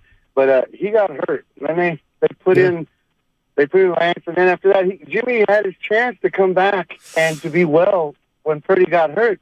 They just didn't do what Shanahan said he was going to do, that he would be ready to play when he got better. But then they just kept going with the luck of Purdy, and it was so nice to see. It was a great thing. It was just so much what Dallas Cowboys, that victory right there, just put him up on top. And I think that after that, they just said, we're going to ride him all the way through, and it just happened to be the fate of injury. And otherwise, I don't think Purdy no one would have stopped him. Maybe not. Wow. Maybe not. Thanks, Eric. Yeah. Appreciate the call. Where does Jimmy rank in terms of all-time 49er quarterbacks? Montana, young Montana. Our guy, Jeff Garcia, third to me. I'd put Jimmy behind Garcia's. What Garcia ever do? Don't step in it. Oh, yeah, that's a 4. How many Super Bowls Garcia played? But it was all right. I'm just asking. Yeah. None? Never, right, How many NFC championships Garcia playing? I seriously, I forget. Oh, no, I'm sorry. But listen to me, and I can't forget Alex Smith and Kaepernick. You know what? I'm going Cap third. That's fine. All right. I didn't say Garoppolo was third. Yeah. I'm just asking whether. But it's whether what do you want to do if you want to be that person to say, "Oh, the defense carried him." I look at a dude just with what are you bringing to the table in regard to if we put you in 10-2, do you got a strong arm? Can you do this or that? And I thought the defense, a majority of the time, could trick Jimmy. And I don't know if you saw that montage of going around on social media yesterday before Jimmy signed all his interceptions. You could do that for every quarterback. It was bad. But I'm happy for Jimmy. He got paid, and he's got some weaponry on offense, man. 888-957-9570 is the number. It's also the Xfinity mobile text line. Jimmy Garoppolo is signing with the Las Vegas Raiders.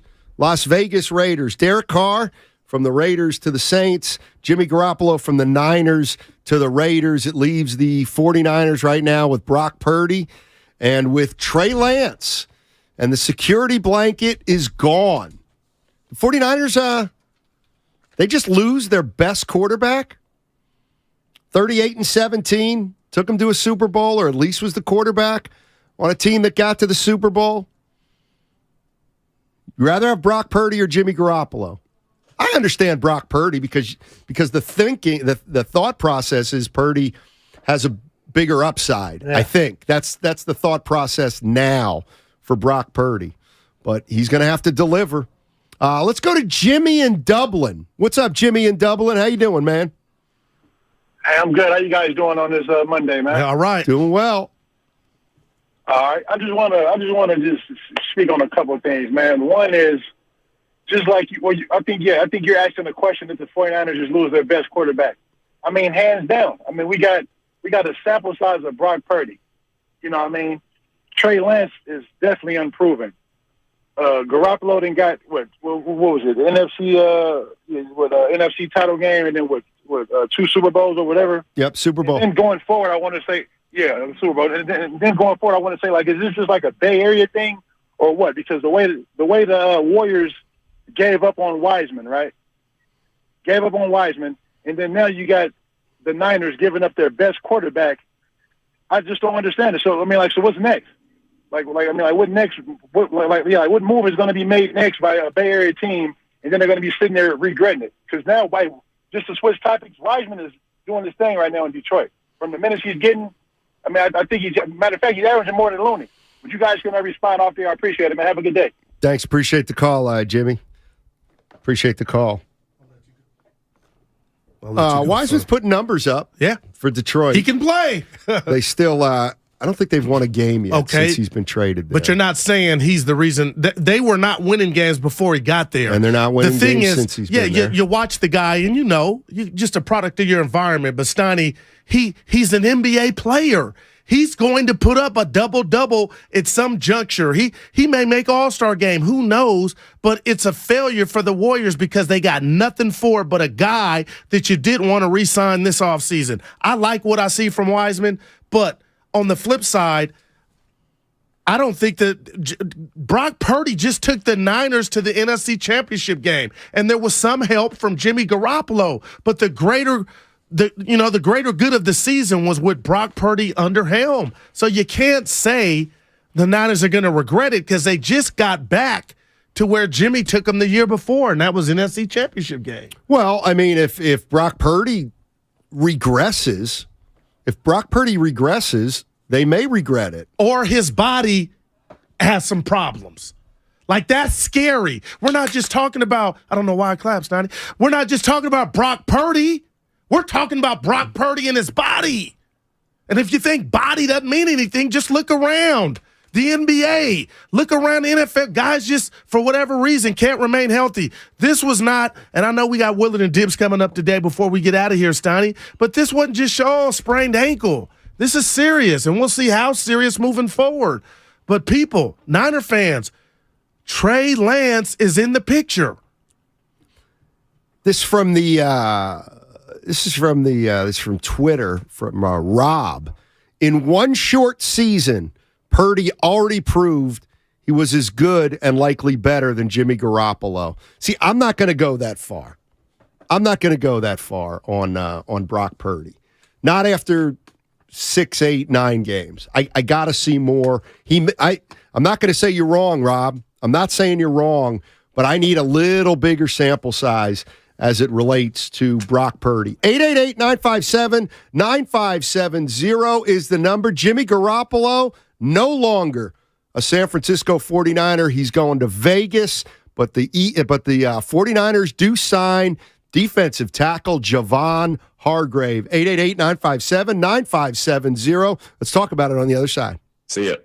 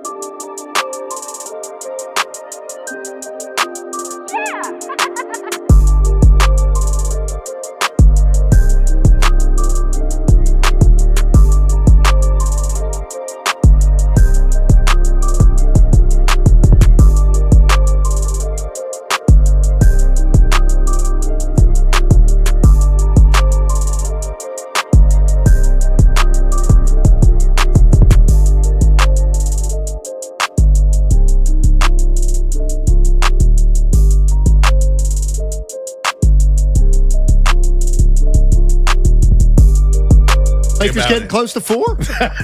Where are we now? How close are we to 4th?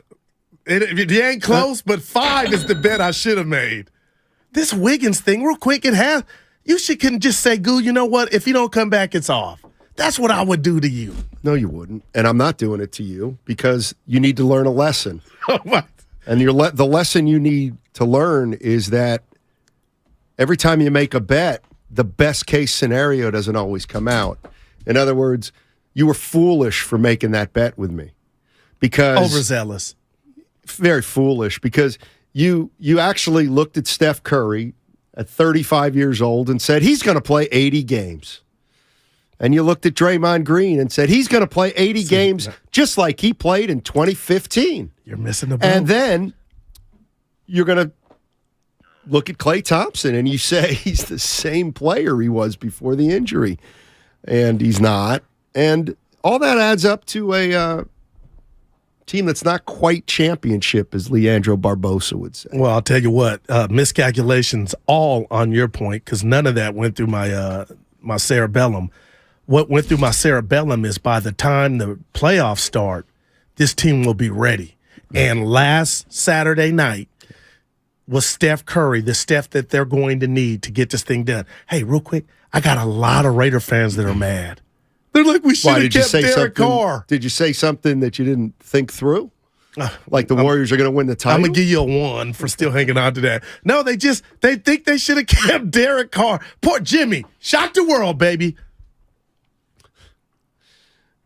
What does that mean, shock the world? Take the Raiders to AFC Championship game. Just win, baby. That doesn't shock the world. That would. In the AFC with it's just a run. Like Butler didn't shock the world when they got to the Final Four.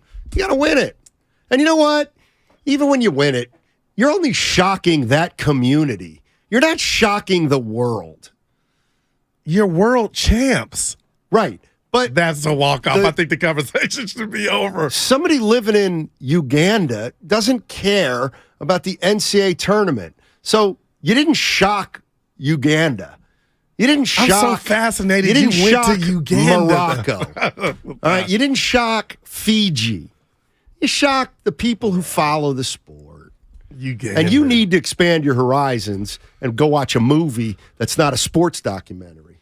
Brian's song is one of the greatest movies 45 years old. It never ages. Yes, it does. Yes, it what does. It's about and here's the other thing. Is life. Now that it's over. And how you have your partners I'll back. Say it. Brian Piccolo, he stunk. See, if you weren't on the radio, he was a Scribini. Me and you would be scrapping. He right? was a if we were in the locker Scribini. room, we'd be scrapping. 7 carries, I don't 16 care. yards. He was a human being. 2.2 yards per carry. Dude, come on. You don't mean this stuff.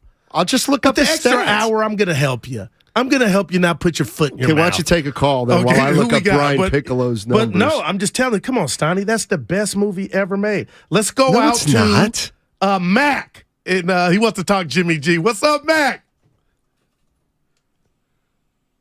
See you guys religiously. Hey, man. Sorry, love you guys. So about Jimmy G, man.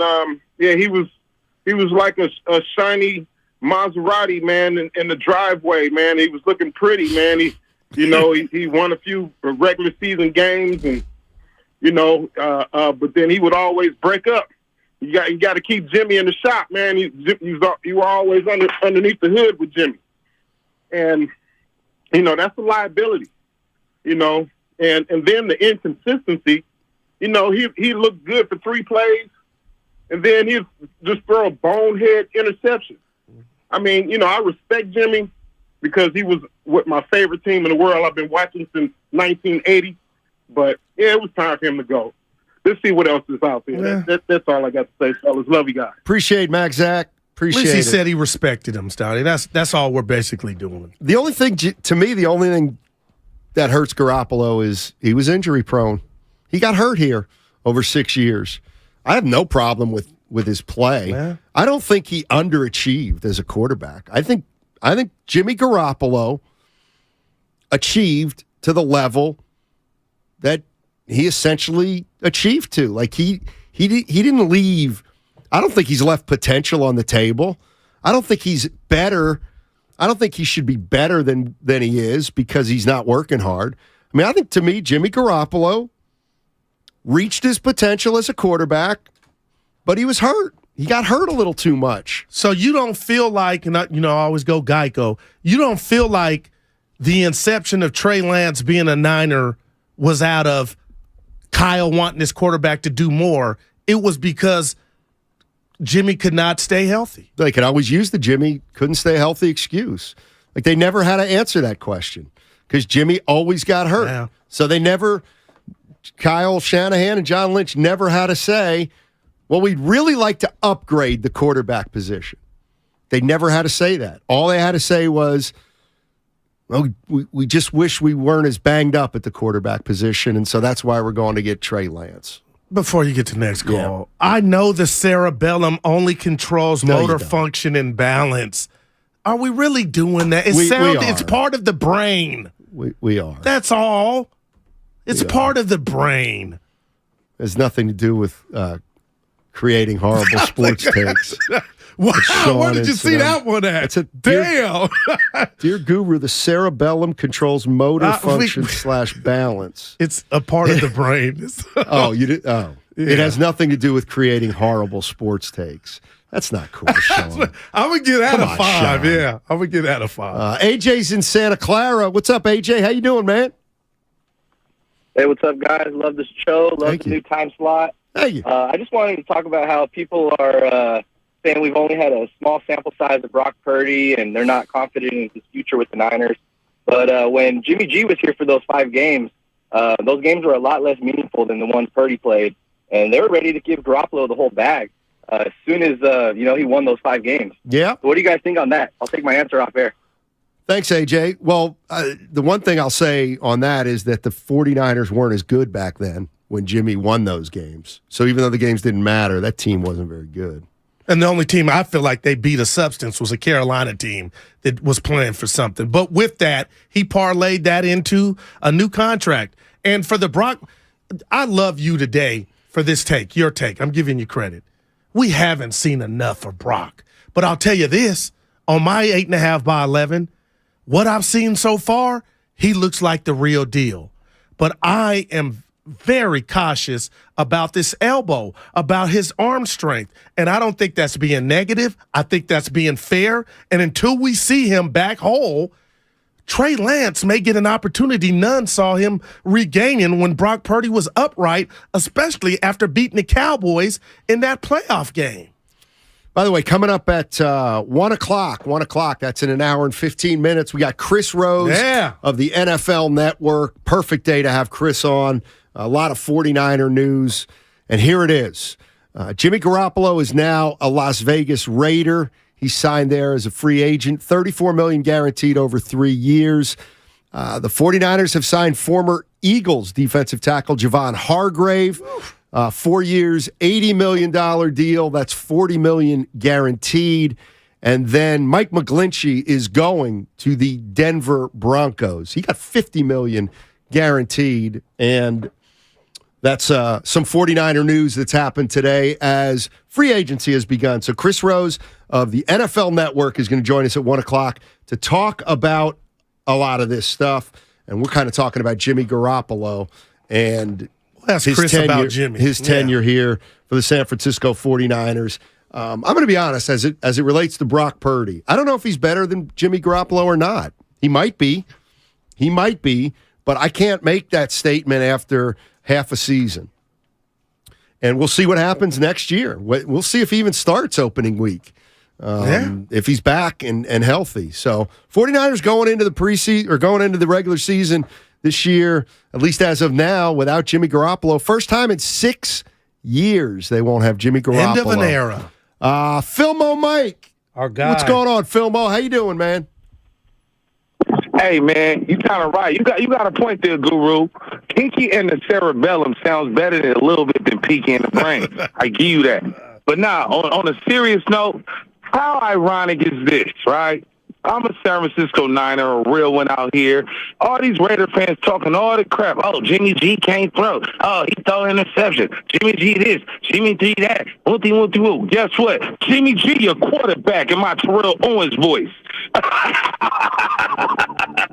That's just sick. And another thing I like, him playing in the division that he playing in, you're going to really see if Jimmy G, we're going to see where Jimmy G is on the totem pole by basically playing in that division with the Raiders, the team that always making mistakes and always messing up.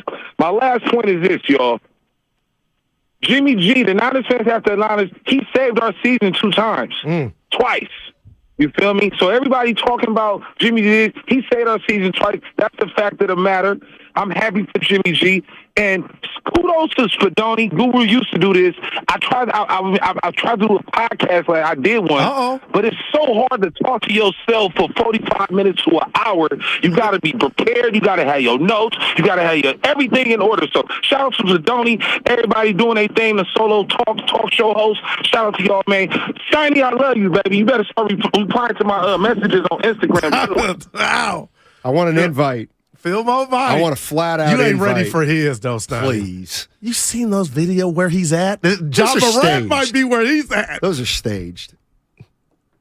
I'm gonna give you a 4 because that's pretty funny, but it's not. It's gonna be a lot of booty in your face. Yeah, there aren't really women like I've seen. People in love those his laugh, videos. that evil laugh. Hey, this is a little off. Well, it's a lot off topic. Shout out to Spadoni on pregame. Am I the only one? And this is a little different. Am I the only one that's annoyed that North Carolina thinks they're too good to go to the NIT tournament? I'm watching because of Santa Clara, Little Daryl. Do you agree with me? Yes. All right, like, who are you? But we can this talk is about never, something else. real quick, I know the boss like, look, football. This has never happened. A preseason number 1 not make the tournament. And that's what they accomplished. But, Steiny, who are you to say I ain't going? And we're too bad. I ain't going. I agree with you. All right, well, then there's nothing to talk about. Chris in San Francisco. Yeah, North Carolina should be going. Oh, my goodness. Took away my steam. Chris, what's up, how are man? you? Hey. Hey, one, love both your personalities, so love listening to the show. Thank you. I am not a Niners fan. I've lived out here for a couple of years. I grew up a Patriots fan. I would just say, in terms of Jimmy G, I feel like there's not even a debate if he was a solid quarterback for you guys, if in the next 3 to 4 years you guys don't get to another NFC championship game. And I hope you do. But if you don't, I think people will look back and say, man, Jimmy was actually probably better than we thought. And if you guys do, and if you win a Super Bowl in the next year or two, then maybe Jimmy G's a little bit more average than your normal QB. But thanks for the show, guys. I'll talk to you soon. Yes, sir. Yeah, the 49ers don't win the Super Bowl this year. It's a failure with Brock Purdy. / Trey Lance. But Trey Lance isn't going to be able to do that. We don't know. Well, we do know. He's got McCaffrey. Has there ever been He's a got quarterback Kittle. that's played 4 games in his entire career and then now he's going to go 14-3? I mean, you think the 49ers don't have a quarterback combined who's played a whole year. Yeah. Well, that's got to change. But dude won 8 games in a row. And he didn't know he was coming into that situation. So he did it on the fly. But it's probably the easiest team to quarterback in the NFL, the 49ers. I'll call it because of their weapon and their coach. Right? I'll call it a great situation. How about that? 888-957-9570 is the number. Big day today. The 49ers, they have acquired defensive tackle Javon Hargrave from the Philadelphia Eagles. And Jimmy Garoppolo is now a member of the Raiders.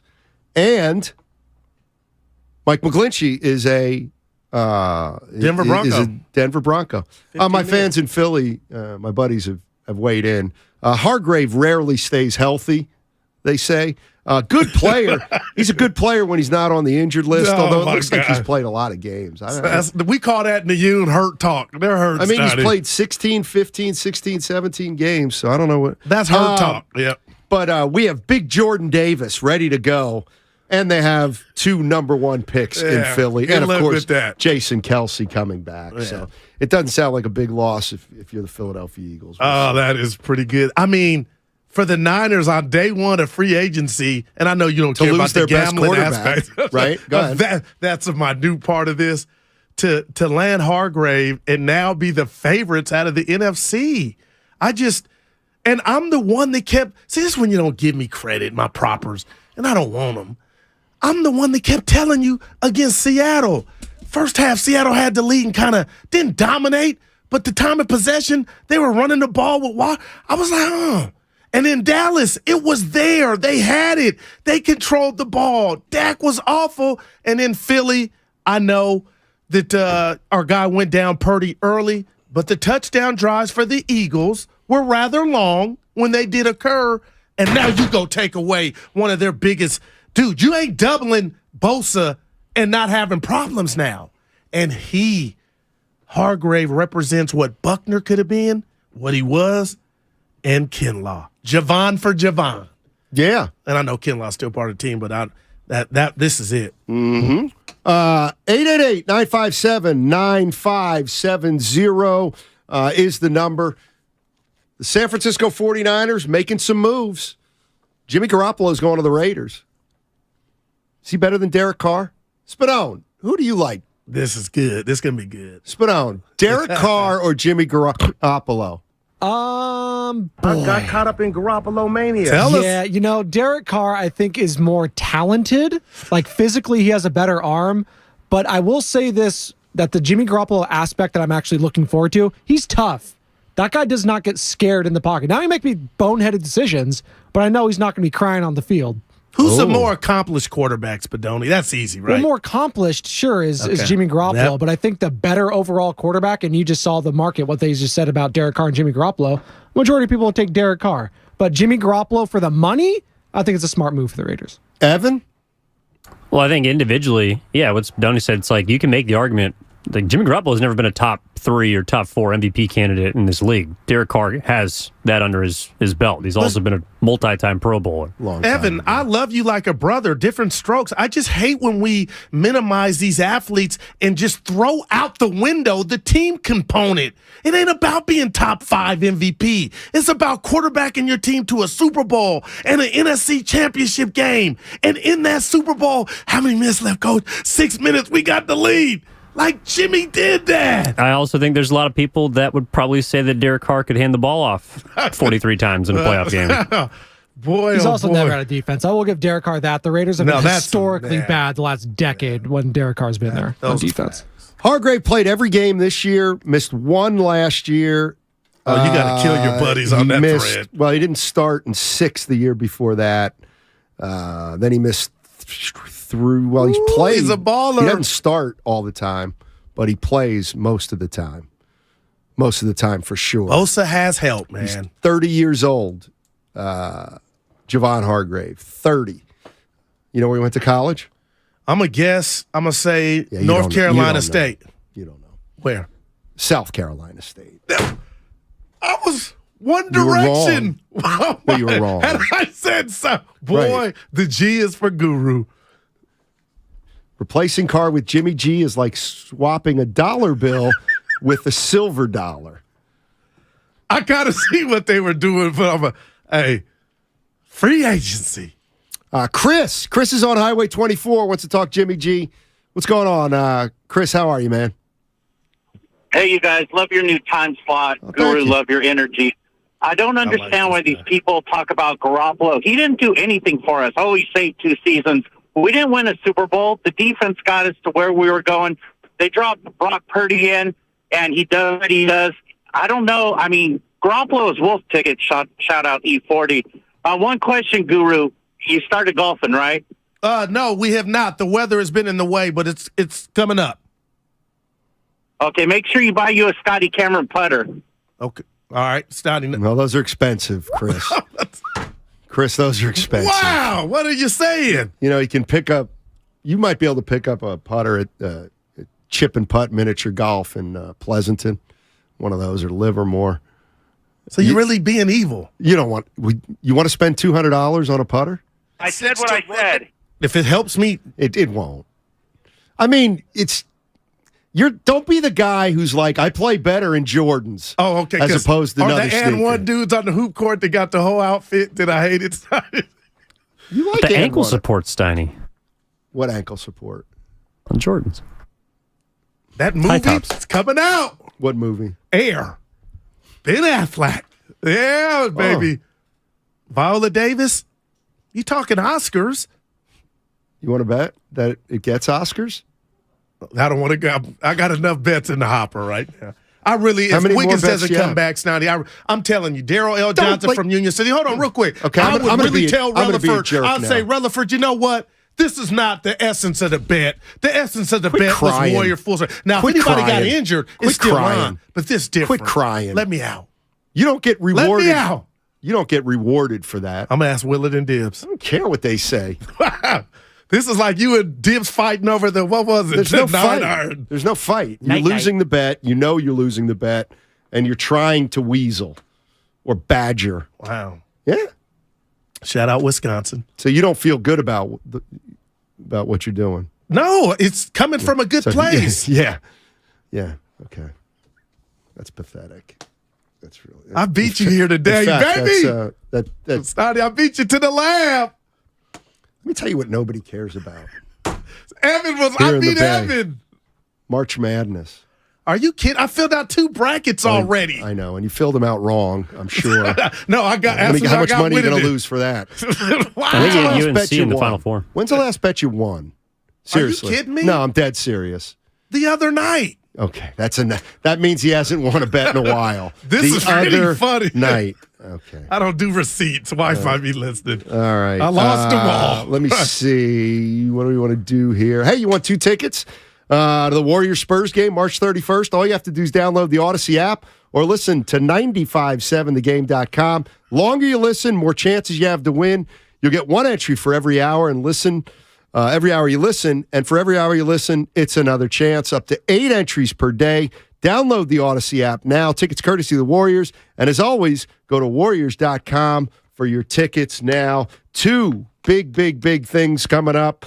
We got the Warriors playing the Phoenix Suns tonight at Chase Center. We'll talk about that on the other side. We got Chris Rose of the NFL Network. He'll join us at 1 o'clock. Jimmy Garoppolo, no longer a San Francisco 49er. Neither is Mike McGlinchey, but they did pick up defensive tackle Javon Hargrave. We'll talk about it on the other side on 95.7 The Game. I'm Team Guru for life.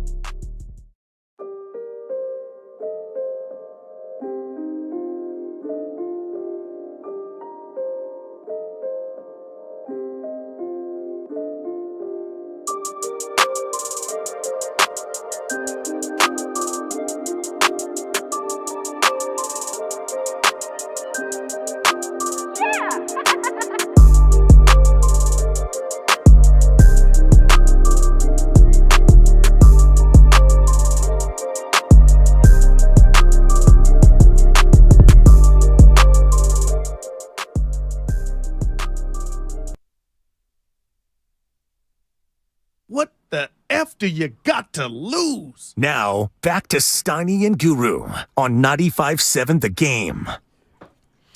All right.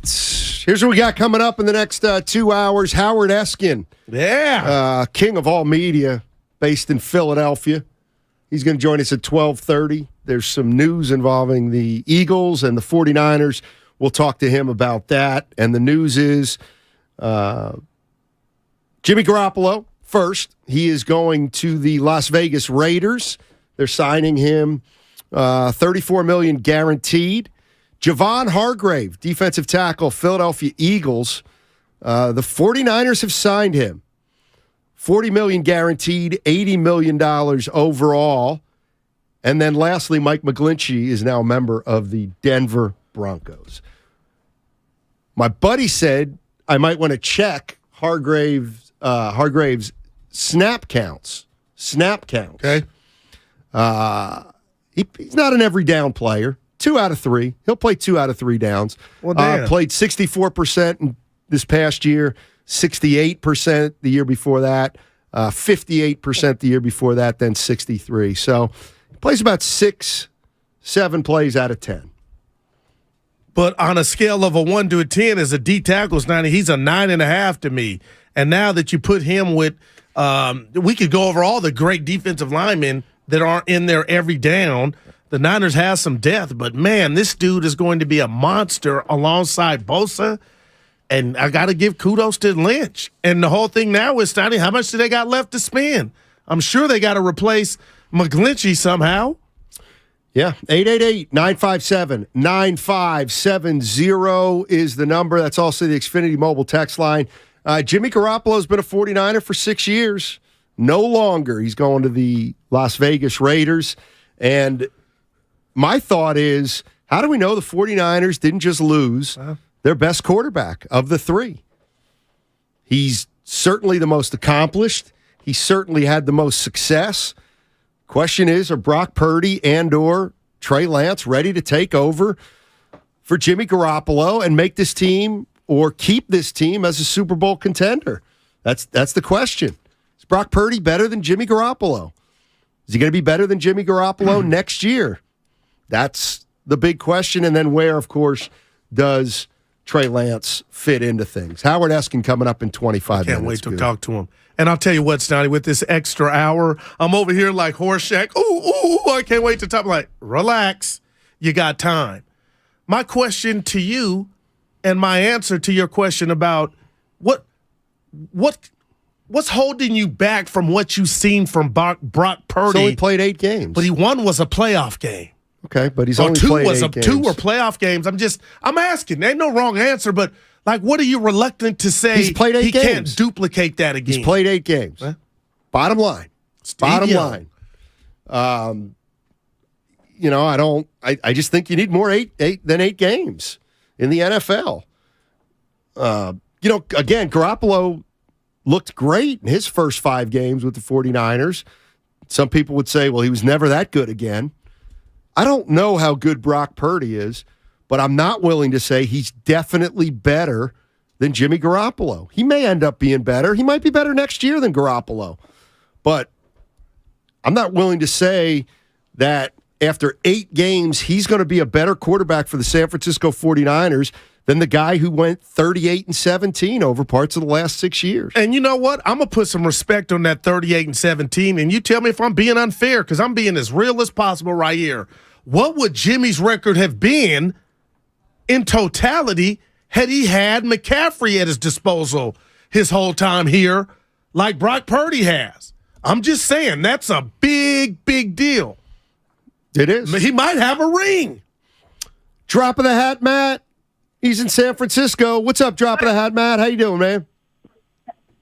I'm doing great, man. I'm glad I got the good news with Javon Hargrove. Look, Jimmy Garoppolo, y'all know I love Jimmy Garoppolo, right? And it's been very entertaining because we've been winning with him. But when Purdy came in, he's an upgrade, you know what I mean? And then I started to see the flaws that Jimmy G had. I'm glad. I hope that he goes to the Raiders. I hope that he wins. But as a 49er fan, we beef up that defensive line. We got somebody. Our defense tackle's working great this year. You know what I mean?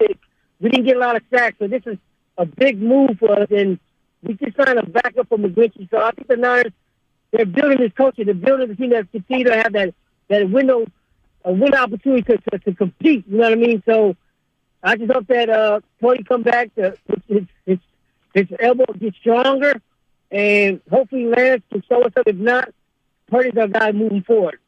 Thanks for the call. Drop of the hat, Matt. 831 says Purdy's more mobile, equal skill set and arm. Jimmy's more easily injured. You can't say that. Well, Can't say Jimmy's more easily I'm right with injured. You. Brock Purdy didn't last Brock Purdy lasted 8 games, and he got hurt. Let's see. You know what just dawned on me? Is the fact that Spadoni gave us the Vegas odds. Forget they're just ignoring, or they're saying it's so good in Ninerville, we don't care about what's up with the quarterback. Because we don't know if Brock's going to be there week 1. We don't know what Trey Lance is. But this team is so loaded everywhere else that it's almost like F it. Y'all favorites. Wow. We'll see. Yeah. I mean, this helped, though. The 49ers, I don't know how important the quarterback position is in the Niners. Is it plug and play? It could be, but they haven't won a Super Bowl. Does that mean they haven't had success? Not necessarily. But, Brock Purdy is not going to be able to throw for 3 months. And That's the hope is by the first game of the regular season, he'll be ready. If he's not, I guess that means it's Trey Lance to start the season.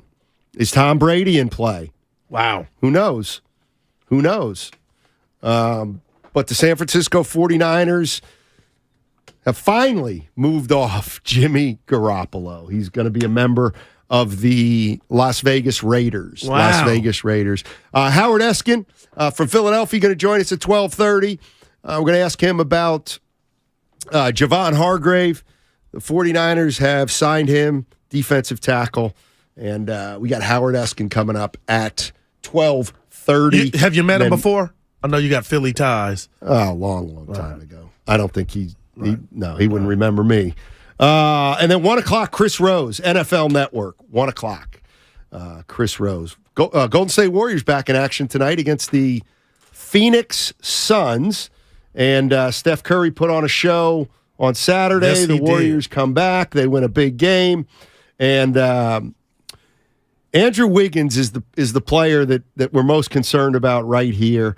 Here's Steph Curry. This is after Saturday's game where Steve Kerr indicated it might not be a matter of when Wiggins comes back, but if he comes back. But here's Steph Curry. Friend to friend, teammate to teammate, just sending him support. This is a tough situation in terms of him being away for so long, but necessary. Life is bigger than basketball, and whatever him and his family going through, that's all that matters. And whenever he's ready to come back, I'm sure he will. That's how he's built in terms of being available, and I know he's missing the vibe and being with us, and we miss him too. So it's interesting. There's such a big spotlight on what we do on a daily basis, and the fact that we have so many people that rely on us on a daily basis. To be able to give that energy back to your family is huge. So we support him in all of that, and whenever he's ready to come back, he'll be back. All right, that's Steph Curry talking about Andrew Wiggins. Yep. Tonight will be the 12th game he's missed because of personal reasons, and he's played 37 games this year for the Golden State Warriors. This is what I wanted to this is where we can start. We'll talk about the Warriors for the next 10, 15 minutes before we go to Howard Eskin. Kendrick Perkins, ESPN. Oh, brother. What? He's a Warrior hater, but go ahead.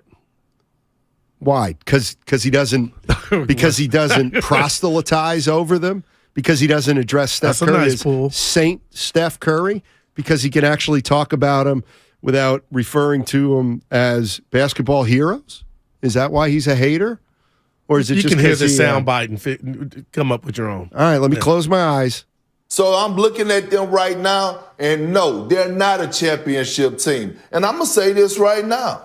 They better stay the hell away from the Sacramento Kings. You know what I'm saying? I'm watching Denver go down the slope right now. They lost 3 in a row. Jokic can't guard a chair. And I'm looking at the Sacramento Kings steady rising and rising and rising. And I'm looking how inconsistent the Western Conference is. one, the Sacramento Kings going to the Western Conference Finals. But two, I don't know about the that. Golden State Warriors, their championship days are over. I'll say this, putting it all out there, if 22 ain't back, it's going to be way more difficult than originally thought. They're not done. Say it. Saturday They can't win a title without Wiggins. Come on, Goose, say that. Okay, I'm going to say this to you. Say that. No, I'm not going to say that. Why? Because they've won one without him. When? Years ago. Okay. And something to me, and I'm being so real with you, Matt, and I'm going to get to something. Something happened Saturday night. And what happened was overtime, and of course, Milwaukee, and I do understand, was playing shorthanded without Giannis, but it was just a sprinkle of Clay. It was a sprinkle of Curry. It was a splash of Curry just to get them into overtime. I think we're selling, and I understand it to a degree, this Warrior team and the championship blood just a little short of your mark, get set, go. And when I say go, that's the playoffs. And I just feel like better make it. They're not in the playoffs yet. I just don't see them not making the playoffs. Utah putting a little pressure on them. But Steiny, that's what it's going to look like. And the Splash Brothers can still shoot. Drake can still defend. And Perkins, I'm going to tell you this. The Warriors would pay, I believe, to pick Sacramento as their opponent in the first round of the playoffs because it'll be an offensive, whose offense is better. And if Steph can do what he did Saturday night late, this team still has some action. You got to knock the champion out. I'll tell you what. And they're bleeding right now. Why don't we do this? Yeah. Why don't we do this? Legs are stumbling. Since it seems to me like you still have a lot of confidence, but you're worried about Wiggins and you want to call the bet off. How about if Wiggins returns, we'll double the bet? I will do that right now. I love you. When does he have to return by? It ain't just by the game one of the playoffs. So if Wiggins returns in the postseason. Well, I was wanting him to get ramped up before game one of the playoffs. But if you're telling me the playoff series has started and if he's not back by game one of the offs, he ain't coming back. But sure he can. I need a ramp up period too, Steiny, because he's already shown us you need to get that lather, that zest back. So if he's not back with like 4 or 5 games to play, then. But you really bump it up to $200. Oh, there's no. And I thought about it. Well, let's just do that. Because I'm a part of this. I ain't just giving you the money. Let's just do that. You got to stare at me as we eat and drink. But let's just do. You want to just do that? No, because you won't give me an out if he doesn't come back. No, then it just goes back to 100. No, I'd be an idiot twice. What are you talking about? I thought you were saying if he don't show up by the playoffs, then the bet's off. The bet's not off because Andrew Wiggins isn't playing. Tone, right? Then no, ain't no 200. Okay, so you're not confident. Look at you thinking you hustling me. This is where you're all talk. I thought you were saying, partner, if he doesn't show up, you know what? You did make a valid point. This is not what we bet on. Wiggins is getting old. That's the other thing. We're all getting old. I know, but that's why you got. And the other thing is, Wiggins played a full season last year. Maybe. Something's up at home, though, man. Something's up. Hey, this is what I wanted to ask you. People don't know this. 2016-17, I believe 18, you, JD, and I were doing pre and post, late nights at the Oracle. You always had this Warrior metric, and the metric was the Warriors aren't dead if there's this amount of time left and they're down this. Does that still stand for this current not on the road Warrior team? Look, go ahead and take the win. No, I'm asking. You're 7-26 on the road. But no, this was about Saturday night. That's great. Did you think it was over? No, I didn't think it was over. I did. Well, I know you honestly didn't think it was over. Of course you did. You think games are over 7 times. When Ingles hit that 3, he hit a couple. Listen. I thought it was a wrap. Why? They're at home. They're 27-7 at home. To that point, they were down 8. Why would you give up? But why would you give up on the Warriors? Because you're down 8. But they're 27-7. Okay, but you're down 8 with under 2 minutes. What part don't you get? And then, let's be honest, as great as Saturday was, I'm not trying to be a fuddy-duddy. Drew Holiday, why don't you slow down and let him foul you? Where the hell you going? They they foul you, you make one free throw night, and you turn into Carl Lewis.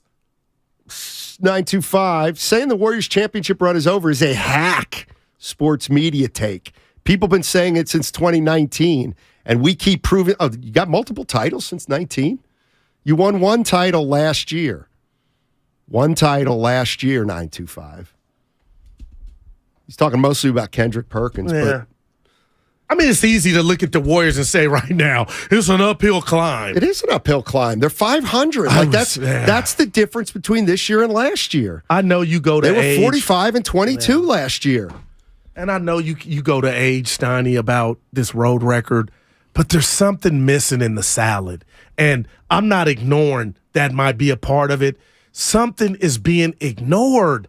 And I won't dare Their say road record. it's Coach Kerr's voice. He had I to don't get tell it. them what Are you to excited do. about them or are you not? On the road, I'm at a loss. Well, if they can't win on the road, they're not going to win. But they have not been bad on the road in the playoffs. That's what I'm holding on to. Rick is in Stockton. What's up, Rick? How you doing, man? Hey, man, I am so tired of y'all scoffing and laughing every time somebody brings up the Kings. I'm not. Oh, I'm not either. I'm a Kings fan. Okay. Well, you just said they Let them talk. The matchup. We gonna beat him up. Y'all, everybody thinks we don't got defense, but Kessler and Mitchell is gonna beat those point guards up. Draymond not gonna score any points. I mean, what are y'all talking about? We beat every team. I mean, I'm scared of the Warriors in the playoffs. Yes, I'm scared of the Warriors, and I'm actually scared of the Lakers in the playoffs if they get in. But the matchup, I'd rather play y'all than I'd rather play the Lakers, bro. The matchup is not going to work out nicely. I mean, that's just what I got to say, and I'm just tired of y'all laughing at it. I'm not laughing at the Kings. They've had the reason the Kings are having a great year is because they haven't had injuries. They've had the same lineup, same rotation all year. They've gotten used to playing with each other. They've defined their roles. As long as they stay healthy, they're going to be hard to beat. In fact, that's why I absolutely give them a chance against the Warriors because the Warriors haven't been together all year, and the Kings have essentially had the same team all year. Those are facts. Mike Brown should be coach of the year. I'm not because you looked at me. I'm not scoffing at nothing the Kings have done. This is incredible. My thing is what we know about the Kings, Steiny, is they don't play defense. They're not that. That's not their staple. Neither so do if the you're Warriors. telling me it's game one and Golden won, and the Warriors somehow win that game, I could see that. But why do we? And it wouldn't even be this shade is- at the Kings. Well, this is where I got to disagree. Yeah. It's like the Warriors are worse defensively than the Kings. They're as bad defensively. But I guess they'll just snap their fingers. So, no, and this Draymond Green will be 27 again. Steiny, this is what it is, man. I think you overlooked this. I'm being so real. When you've seen a person or a thing do something over and over again, I haven't seen you that have this to- year. That doesn't just go away. Yes, it does. The Goo. Kings have It never does go away. collectively, this version of them, played, that defense that it's going to take. So that's why I'm saying if the Warriors and the Lakers do scare me, the Warriors don't have that size. They don't got an Anthony Davis or a LeBron James. But I wouldn't be – the whole thing was nobody's laughing. I wouldn't be afraid of Sack. And maybe that's on me.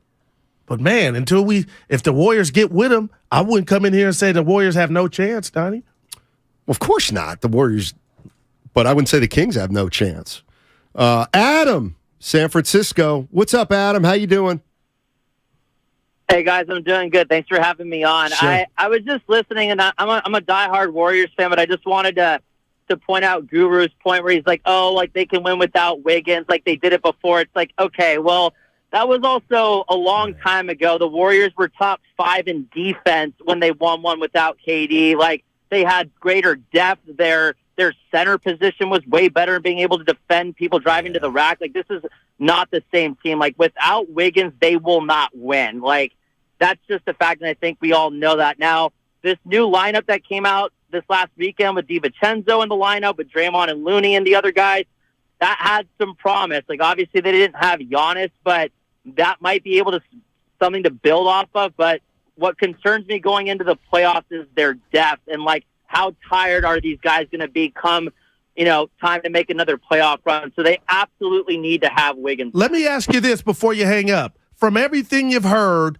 and again, I say this, thoughts and prayers to Wiggins, do you think he comes back this season? To be honest with you, I don't know.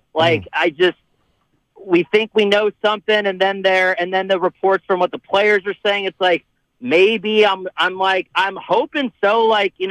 He was the second most important player to us last year to win that title. So I don't know. I don't know. Do you put anything like this in the equation? If you're a Warrior fan, Steph Curry played 43 minutes on Saturday. Oh man, they were against the Milwaukee Bucks. Draymond played 37. Looney played 36. Clay played 33, but only because he was in foul trouble. Do those numbers scare you for mid-March?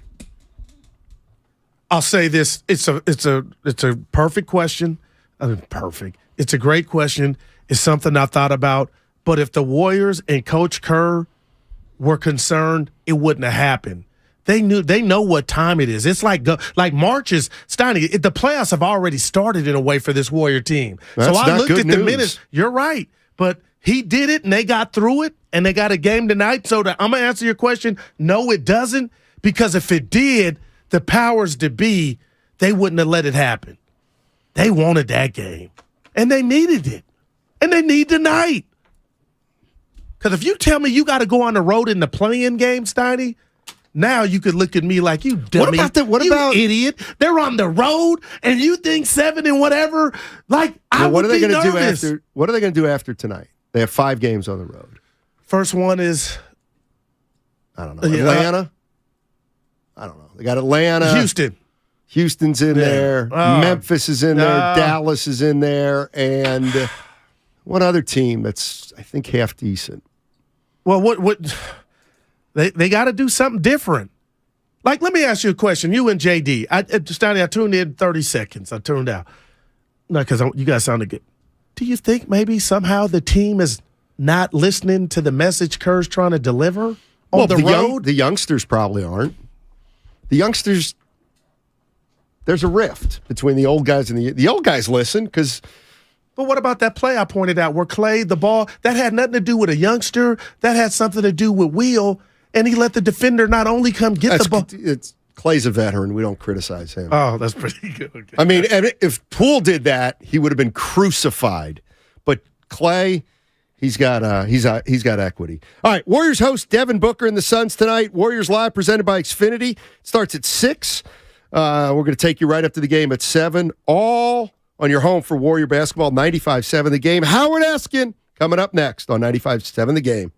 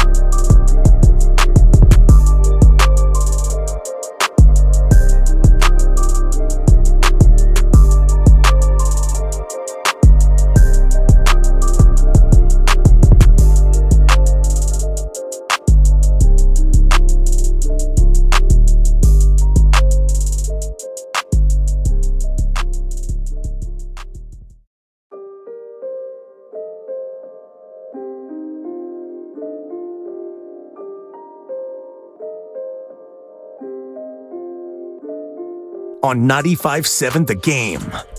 All right, Matt Steinmetz, Dal the Guru Johnson with you, and let's head to Philadelphia. He's Howard Eskin. He's embedded with the Eagles. He's the king of sports media in Philadelphia. And I'll tell you what, Howard, the Bay Area is excited because they believe the balance of power has just shifted with Javon Hargrave to the 49ers. How you feel? Sense of loss in Philly right now? Well, hold it. You guys have a quarterback? Oh, Brock Purdy. Quarterback. Oh, Brock Purdy. Well, is he going to start the season after his surgery? I think so. And you know what? The second year is always the toughest one. Brock Purdy. Hey, listen, that was nice. He wasn't asked to do too much. The defense really did win football games for the 49ers. And I think John Lynch is a terrific general manager, a brilliant guy.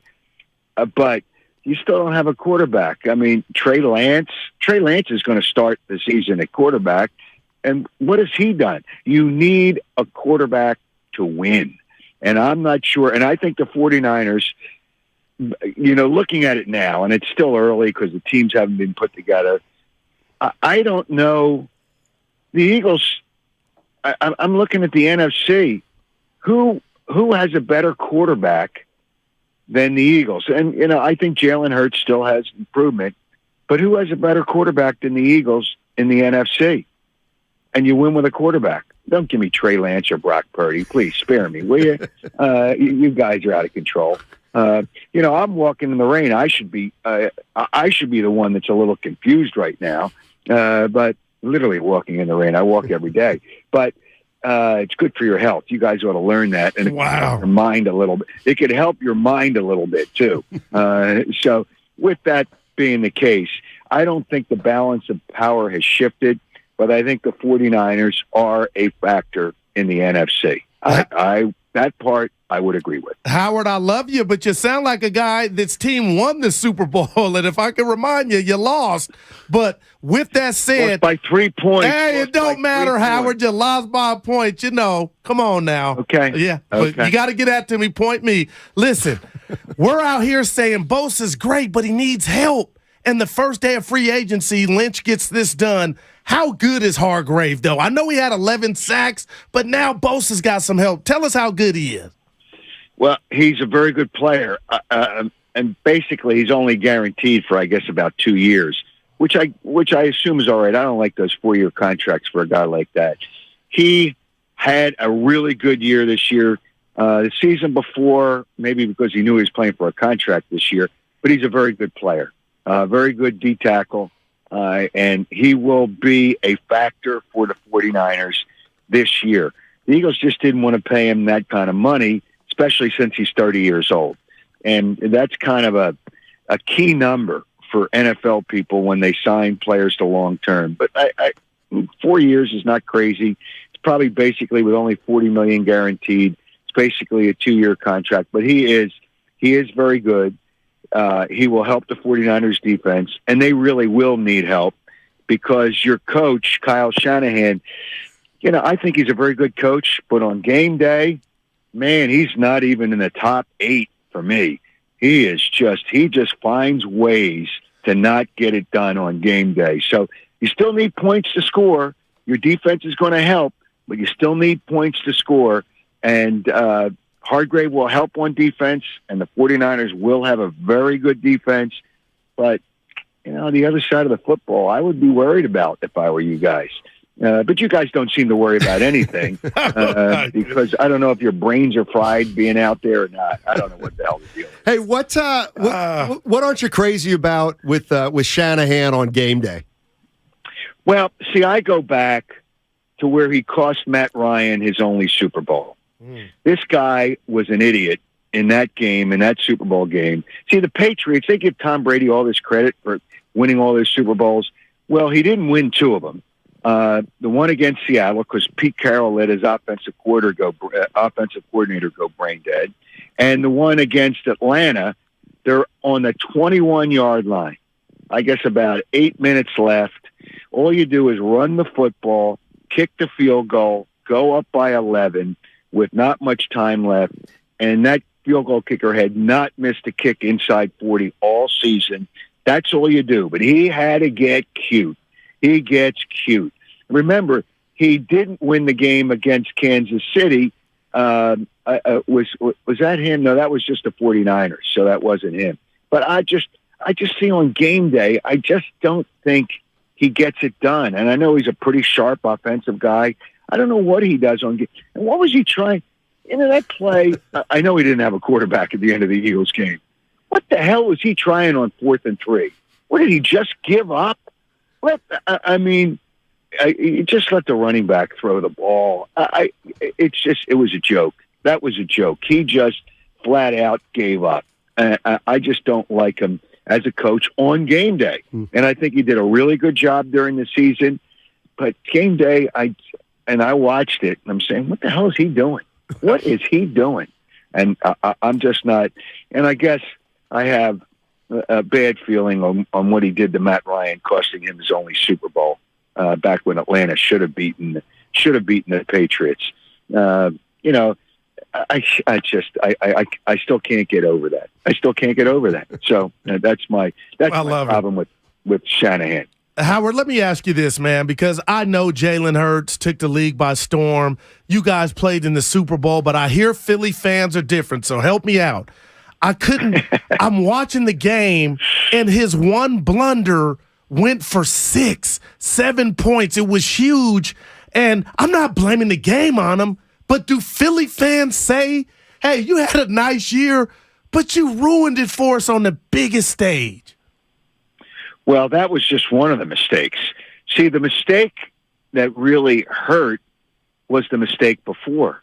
There was a false start. So 3rd and 1 becomes 3rd and 6.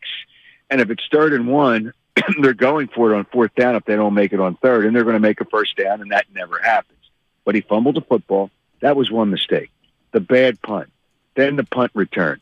Then Darius Slay just loses sight of the wide receiver going in motion when he goes back in motion, and he loses sight of him, and he's wide open for a touchdown. So you can talk about a lot of plays that happened in that game, and it wasn't just the one fumble, but it does make a difference. If you're up by 17 after the first half rather than 10, but the fans realized it wasn't just Jalen Hurts. There was a lot of other things, but you can't fumble the football there. It just can't happen. And that was just one of the mistakes. And you can't make mistakes in a Super Bowl, and you can't make mistakes against the best coach in the NFL and the best quarterback in the NFL. And people that say Bill Belichick is the best coach are clueless. Clueless. And they're clueless that they're clueless, because Andy Reid is the best coach in the NFL. The best. So you can't make those mistakes against him or Patrick Mahomes. It's Howard Eskin on 95.7 The Game. He joins from Philadelphia. Let me throw this one at you, because we have an interesting situation out here in the Bay. Andrew Wiggins. Can you throw as good as the quarterbacks you don't have with the 49ers right now, since you're throwing it at me? See, this is hey, Howard. I'm from Reading. I'm from Reading, so I'm used to this. But you're kind of clueless being from there. Wow, you're talking about the Reading Phillies, baby. I know, AA. Exactly, AA Reading Phillies. All right, here you go. The hometown of Taylor Swift. That's right. Why missing? Before she went to Nashville. So I'm good. Hey, let me ask you this about so Andrew Wiggins out here has missed 11 games because of personal reasons / family matters. He missed the last game before the All-Star break, and the Warriors have said, we're going to respect his privacy. We know nothing about it other than it's a personal / family matter. It's now been going on for almost a month. If this were Philadelphia and your second or third best player weren't playing, but nobody knew why, would there be reporters trying to find out why? Would the fans be getting anxious about, come on, we deserve something? What do you think it'd be like in Philly if a guy missed 11 games but nobody really knew why? Well, obviously I'm assuming it must be a serious matter, but he didn't give people any. It's not like Ben Simmons, who gave people reasons to complain all the time, who I said from the day they drafted him it was a mistake. But that's in the past, and it's gone, and it's over with. But if he didn't do anything to alienate the fans before, I think you kind of respect it. You want to know. I mean, the Phillies were in a similar, well, not even that situation. They had a pitcher who's 19 years old, who for a week they didn't tell you what the injury was, and I knew it was a torn. You could tell by them not saying anything. It was a torn UCL in his elbow, and the fact that his agent is Scott Boras tells you all you need to know, because he's horrible for baseball. He really hurts baseball the way he dictates and rules things. But that was wrong, because we knew he had an elbow injury. They told us that. Oh, we don't have the medical reports yet. It takes 30 minutes to read an MRI. But in this case, if it's a personal issue, then I think it's a little bit different. And he's not using mental health as people use that as a crutch, and they say mental health or whatever, and players do that all the time. But I would respect, the Philadelphia fans would understand, and the team apparently knows, but they don't want to say out of respect. So you think the Philadelphia fans, they can be angry people and ruthless people and go off on people. But something like that, I think they do have a heart, even though it might be a small heart, but they do have a heart.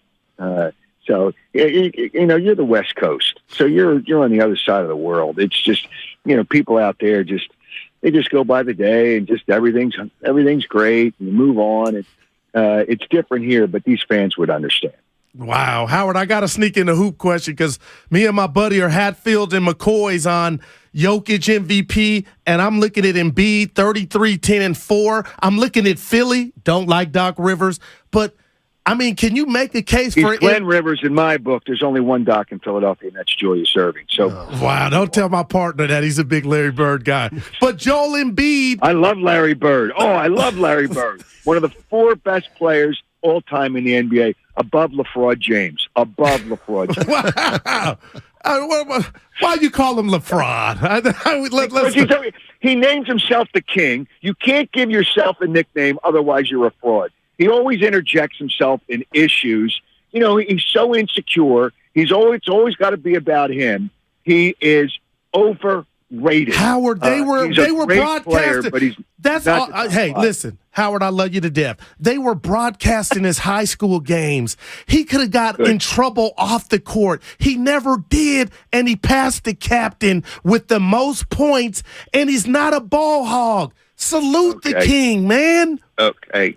Michael Jordan, Wilt Chamberlain, Oscar Robertson, Larry Bird, Kobe Bryant, all above LaFraud James as the all-time. There's no shame in that, though. There's no shame if you got all those guys ahead. But with that said, tell me about Embiid and Philly's chances. Okay, I don't think they're a championship team. I think they're a good team. They don't have a leader. Embiid is not a leader. They don't have a leader. The Celtics play the Sixers the best because they let Embiid just say, go ahead and score. We're shutting down everybody else, and the Celtics always win. So I look at it that way. Embiid he's a really good player. So don't take this the wrong way. But he's about himself. Since he can't win the MVP, and he won't win the MVP because Jokic is the MVP. Let's get that straight. He is the MVP. He thinks he's going to win the scoring title. So he cares about his points. And he's just not a leader. He's about himself. As good a player as he is, he's about himself. So they're a good team. They're not a championship. They are just not a championship team. Already in the conference, Boston and Milwaukee are better teams. And there might be somebody else that might sneak up. I don't know if the Knicks could beat them in the playoffs. The Knicks are playing their ass off right now. So the reality is Embiid's a really good player, but the Sixers are not a championship team. They will be, with this core, always close, but not close enough. And if they lose in the second round again, that's like 10 or 11 years they haven't gotten past the second round. Well, we know that Glenn Rivers is going to be gone. But let me just throw this in the mix. Their president, general manager, Daryl Morey, is one of the all-time frauds in the NBA. Never won anything, getting $12 million a year. He ought to be taken out in handcuffs for stealing money. It is a joke. He traded for James Harden because he has a love affair with James Harden with the Ben Simmons trade, gave up 2 first-round picks. He could have gotten Halliburton and Buddy Hield, only given up one first-round pick. You could have used one of those picks because they can't trade a pick until 2029. He screwed everything up so badly. You could have used that to trade Tobias Harris, who is a nothing on that team right now. And he is the fraud. He is really the fraud. And he just cons everybody how smart he is. I mean, I don't think he looks at players. I think he looks at his computer and decides, but that trade for Harden, Harden can give me all those numbers, but Harden's not a championship player. He's just not a championship player. So, and that's the way it's always been, and that's the way it's going to continue to be. Hey, we're getting some reports that Rodgers is going to go to the Jets. Any thoughts? Aaron Rodgers to the Jets? I've heard conflicts. He's got to go somewhere. He's got to get out of it. I mean, it's over. It's over. Yeah. I don't know that it makes the Jets a champion, but they'll be the most interesting team in New York, which will piss off the Giants. As long as the Giants have Daniel Jones, they ain't going anywhere. I couldn't believe And when that. they lose Mike Kafka, their offensive coordinator, who really helped Daniel Jones, he's going to be a head coach. He didn't get it this year, but he's going to get it probably next year. Once he leaves, then Daniel Jones becomes just Daniel Jones. And they ain't going. And I hope they sign Saquon Barkley to a 15-year contract because when you sign running backs to their second contract, it's just a total mistake. So it's just. But I think he'll create a buzz in New York. Now I've heard both ways that it's not done yet, but it looks like something where there's smoke, there's fire, and it'd be kind of nice to see him somewhere else. He's kind of crazy, but he is a hell of a quarterback.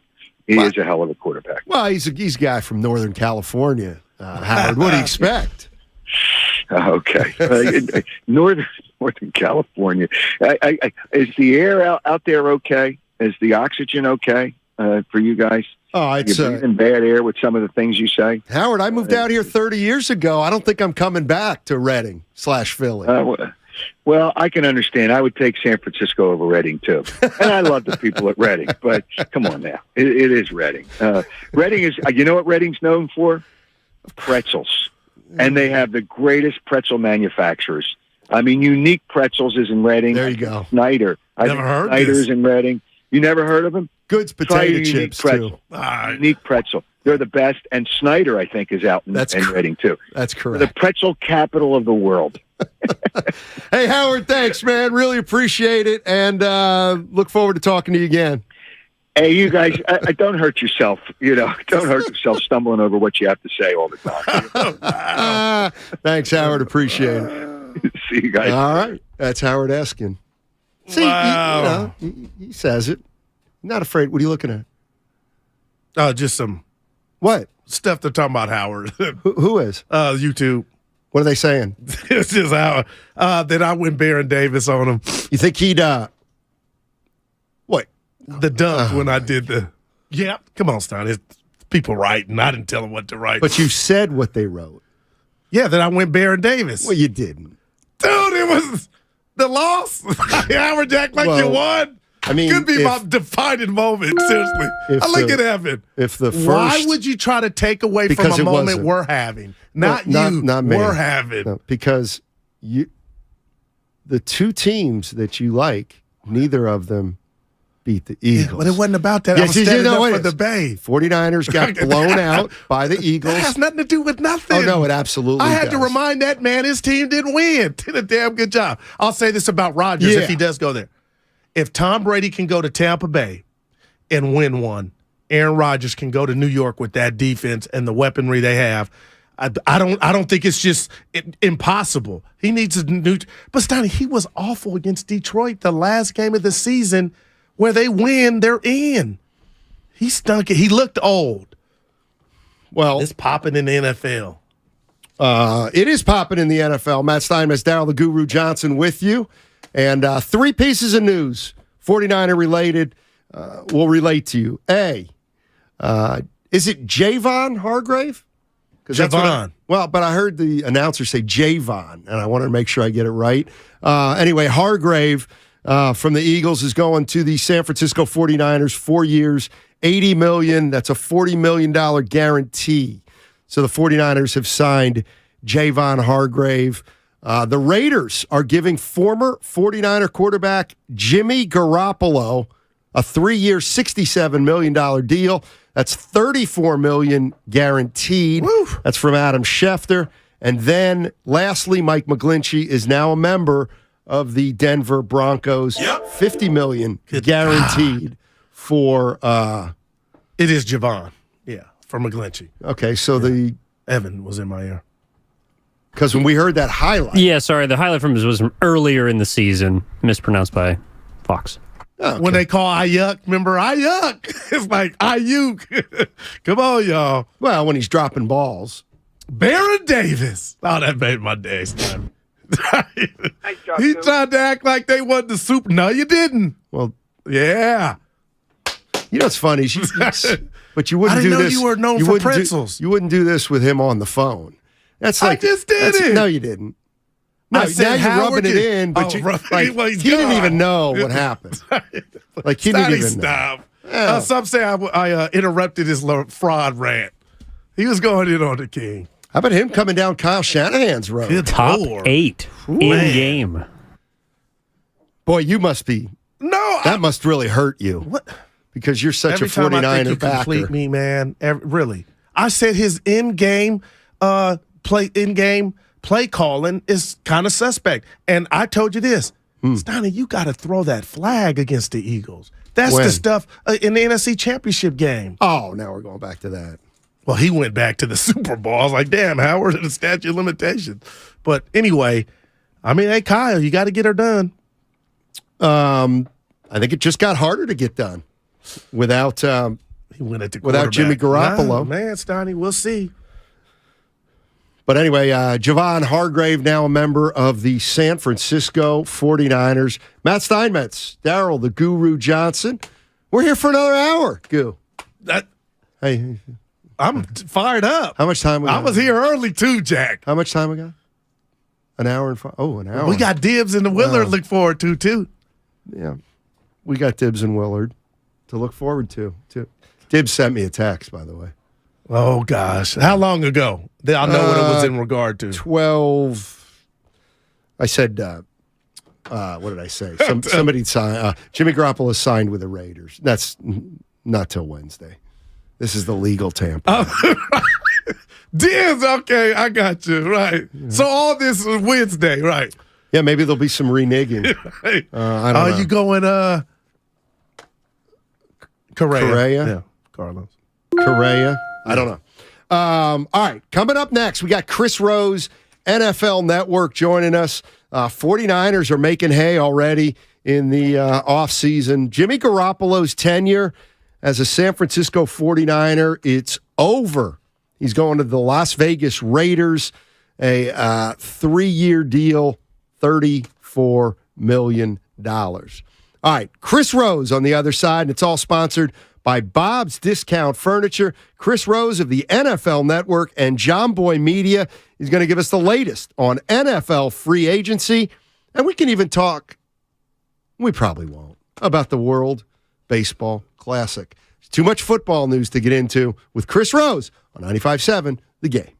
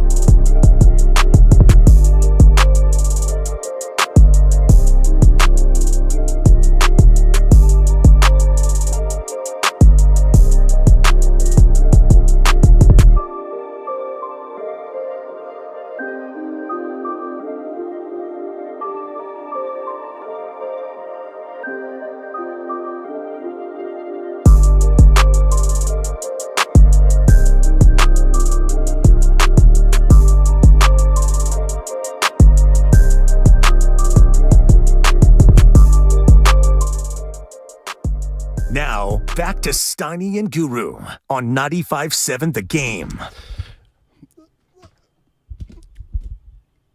All right, welcome back, Matt Steinmetz, Darryl the Guru Johnson, and let's go right out to the phone lines. Chris Rose of NFL Network. He also works for John Boy Media. We're going to talk some NFL free agency. Chris, thank you so much for joining us. Really appreciate it. My pleasure. How are you? We're doing great. 3 pieces of Niners news, if you don't mind. We can kind of go through them one at a time. First is Jimmy Garoppolo, no longer a Niner, first time in 6 years. He's going to the Las Vegas Raiders. And if I said, man, 49ers may have just lost their most proven quarterback, what would you respond to that? Well, I mean, record-wise, you're 100% accurate, right? But listen, the reason we all know that the Niners made the trade, spending 3 first-rounders, to move up to number 3 was because they felt like they needed to have a difference maker at that position. Now, we can sit here and argue all day as to whether or not that's accurate, right? Mm-hmm. Particularly in the NFC and the way it rolls these days, right? If Brock Purdy's healthy, I don't know if they end up beating the Eagles, but they certainly would feel comfortable with him in the driver's seat moving forward, I think, right? Can we all agree on that? Yeah, I think so. Okay. So where does that leave us if we're the Niners? It's not like the Jimmy Garoppolo news is any big shock. I mean, Lynch and Shanahan said it we think that this is the time for everybody to move on. And so this just happens to be the day that he's moving on. That's all. But they're going to have to get somebody else in there. They just are. They can't rely on Brock Purdy being healthy. Certainly not to start the season. And I don't know if he will be at any point of the season, right? They're just not going to know for a little while. And that, Trey Lance hasn't played football in freaking 4 years. So do you really want to run the rest of that team out there? They just made a great addition today with Hargrave. I just don't. They've got to get somebody in there who could at least handle the controls. I don't know if that's Jacoby Brissett. I don't know who it is, but they have to go somewhere. Chris, I agree with you, but listen to what you're saying, and I've had those same thoughts. Kyle Shanahan moved mountains to move up in the draft and bring Trey Lance here. How can we all be robbed of seeing what he can do? And we got a little sprinkle of it, but let me tell you something, Chris. I don't know what they were saying where you're from, but out here, he didn't look like he had the goods. Like, are you shocked that Kyle would just attach his wagon to Trey Lance, and then we're talking Brock Purdy? Yeah, but Trey Lance was the guy who was going to be at the helm until he got hurt. I mean, he was the starting quarterback. I didn't agree with it. I was pleasantly surprised for Niners fans when they brought Jimmy G back last year, because I thought that he was the best option for them. And then Brock Purdy, I mean, come on. It's not one person in the NFL who was like, dude, they got to steal with the last pick. Not one. Most of us didn't even remember where Brock Purdy ended up until he walked into the game. Yeah. Right? And that's not a shot at Brock Purdy. That's just a fact here. So, yes, they can still say that they believe in Trey Lance, and perhaps they do, but I think they need a guy who can make some plays, who can be Jimmy G-ish, and because there's way too much talent on this team to not give it at least a shot to represent the NFC in the Super Bowl. And you don't need a dude, you don't need Patrick Mahomes or Joe Burrow to weave your way through the NFC playoffs. You just don't right now. I mean, look at the list of guys, and it's about to lose possibly Aaron Rodgers, too. So, really, who are the best quarterbacks in the NFC right now? Jalen Hurts is probably one. Okay. I'm not big on Dak, but he's on the list. Okay, but I mean, that's right. He's okay. Right. Geno was great last year, but would you really want to hitch your wagon to him? Kirk Cousins? Like, come on. Yeah, it's a big difference, really, between the NFC and the AFC. And I think, the NFC, I feel like you feel like you got a chance to get to the Super Bowl if you can maneuver. The AFC, it feels like, well, you better have a big boy, otherwise you're not going anywhere. Well, you could win a game, I think. Sure, but that's the difference here. Is that I think the Niners situation, you might say, okay, well, what happens if we have to try and beat Patrick Mahomes again, or if we have to try and beat Joe Burrow, or, somebody of that nature? Well, it's only 60 minutes of football. Y'all had them beat in Super Bowl 54. You had them beat with 9 minutes to go. This didn't work out, and some people say, well, hold on here. What about, if Jimmy G is better, if he hits Emmanuel Sanders downfield, then we win the Super Bowl. Well, yeah, I get it. I understand it. But you were in position to win with a guy who's not close talent-wise to Jimmy Garoppolo. That's why, I'm watching right now NFL Free Agency Frenzy on our network, on NFL Network, and they were just rolling some Jacoby Brissett video. I think he actually might be a perfect fit for them. Wow. Yeah, we'll see. Let me ask you this, Chris, another quarterback situation. I don't know Lamar Jackson, but I told my partner I'm not a fan of the throwing aspect of his game. But I do know this. The league, the world knows Deshaun Watson shouldn't have got that contract. But you know what, Chris? He did. And I guess I'm a little disappointed in Lamar for using that as the barometer. Like, dude, just look around and understand. But are you surprised? Because I feel like he's playing himself, and I don't like the collusion aspect, Chris. But what are you making of what's going on with Lamar Jackson, how he's handling, and the Ravens? Well, it's bizarre. Listen, you are worth exactly what somebody will give you. And the Ravens have actually, in my opinion, kind of done Lamar a favor, right? They said, go out, and if you can get somebody to give you what you are looking for, we will take 2 first-round picks. That's what he said, right? Yep. The difference here is, once again, we can argue all day as to whether it's right or wrong, or Deshaun Watson had leverage. He had the leverage. He had multiple teams that were bidding on his services, including one that hasn't had a quarterback since Bernie Kosar in the mid-'80s. So they were desperate. So that's why they did that. Okay? That's what fuels business. Now, is anybody out there willing to pay $220 million, $200 million guaranteed for Lamar? He has a chance to go find that right now. Now, do I think he should have an agent do it? Yes, I do. I do. Because it's very difficult to sit in a room. Like, the worst thing in baseball is when there's arbitration hearings, right? Because the player has to sit in the room and they have to hear what their bosses don't like about them and why they're not worth a certain amount of money. Who the hell would want to sit across the desk from Lamar Jackson and tell him to his face why he's not worth money?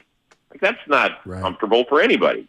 So, I don't know. I think it's worth it that he would have somebody negotiate on his behalf. We're talking about big-time, life-changing CEO-type money for him. You want to make sure that you're getting it done right. Yeah, I'm kind of with you there. Hey, Chris, thank you so much for joining us. Free agency off to a fast start. It's going to be exciting, no doubt about it.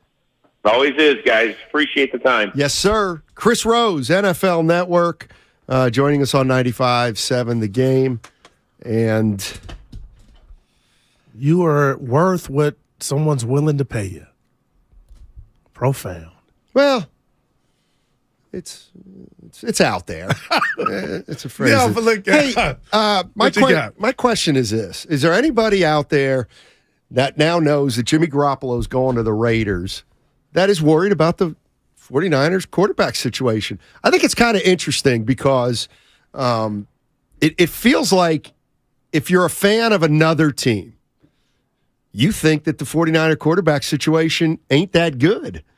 But if you're a 49er fan, as long as you know Brock Purdy's going to be healthy early in the season, game one's not a make or break, but early in the season, Are you confident going into next year with Purdy and Trey Lance? Yes or no? 888-957-9570. I'm nervous, Steiny, and I'm nervous because of what you said earlier, and it's how I feel. If 8-9, Brock Purdy is too short of a sample size. So basically, you got two unknowns. And you know what's crazy is one is ahead of the other in regard to coming back from an injury that took him out. Brock's, okay, it was just one game, but it cost him an NFC Championship game because their chances went down the drain as soon as he got hurt. They didn't even have enough quarterbacks. So how can you sit here, or Dibbs and Willard, when they come in and say, we're confident about the Niner quarterback situation? They're both young pups, but they're both injured young pups, and they'll be coming off injury when you see them again. Well, I mean, I guess the other way to look at it would be you're not worried about the injury long term because the kid's young, and he played half a season last year, and the offense never looked better. It's just a matter of make sure he's not hurt, and he'll start throwing in week 2 or 3, and we'll be getting ready to roll. But you don't reside to that. You're saying Brock Purdy it's just a short sample size. You're saying people out there. No, but I'm saying the injury doesn't worry me if I'm the 49ers. Right. And I took that out of the equation. Just the fact but they don't have a choice. They don't. They don't have a quarterback that started more than half the year. Right now. But if you did bring in a Brissett, or you went a veteran route. If Brissett comes in and is their starting quarterback, we've got a problem. If they sign a quarterback and he's starting early in the year before Purdy and Lance, that's a nightmare. Exactly. Yeah. I was assuming Purdy wasn't able to go. So if you go Purdy or you go Lance, Purdy, and you get down to Brissett, you ain't winning it. You're not winning it with Brissett. And now you just added I mean, you're loaded. We already know what they were offensively. You just went out and did what you did with Javon, the new Javon. You got to be excited, but you're right. I mean, there is a question mark. If you want to go health, or if you want to go going through their football puberty, you got two youngsters at the quarterback position, when healthy, in control of this. What did the caller say? Oh, no, that was Howard. The Ferrari. I thought it was Howard. Who do you think is going to start week 1 for the 49ers?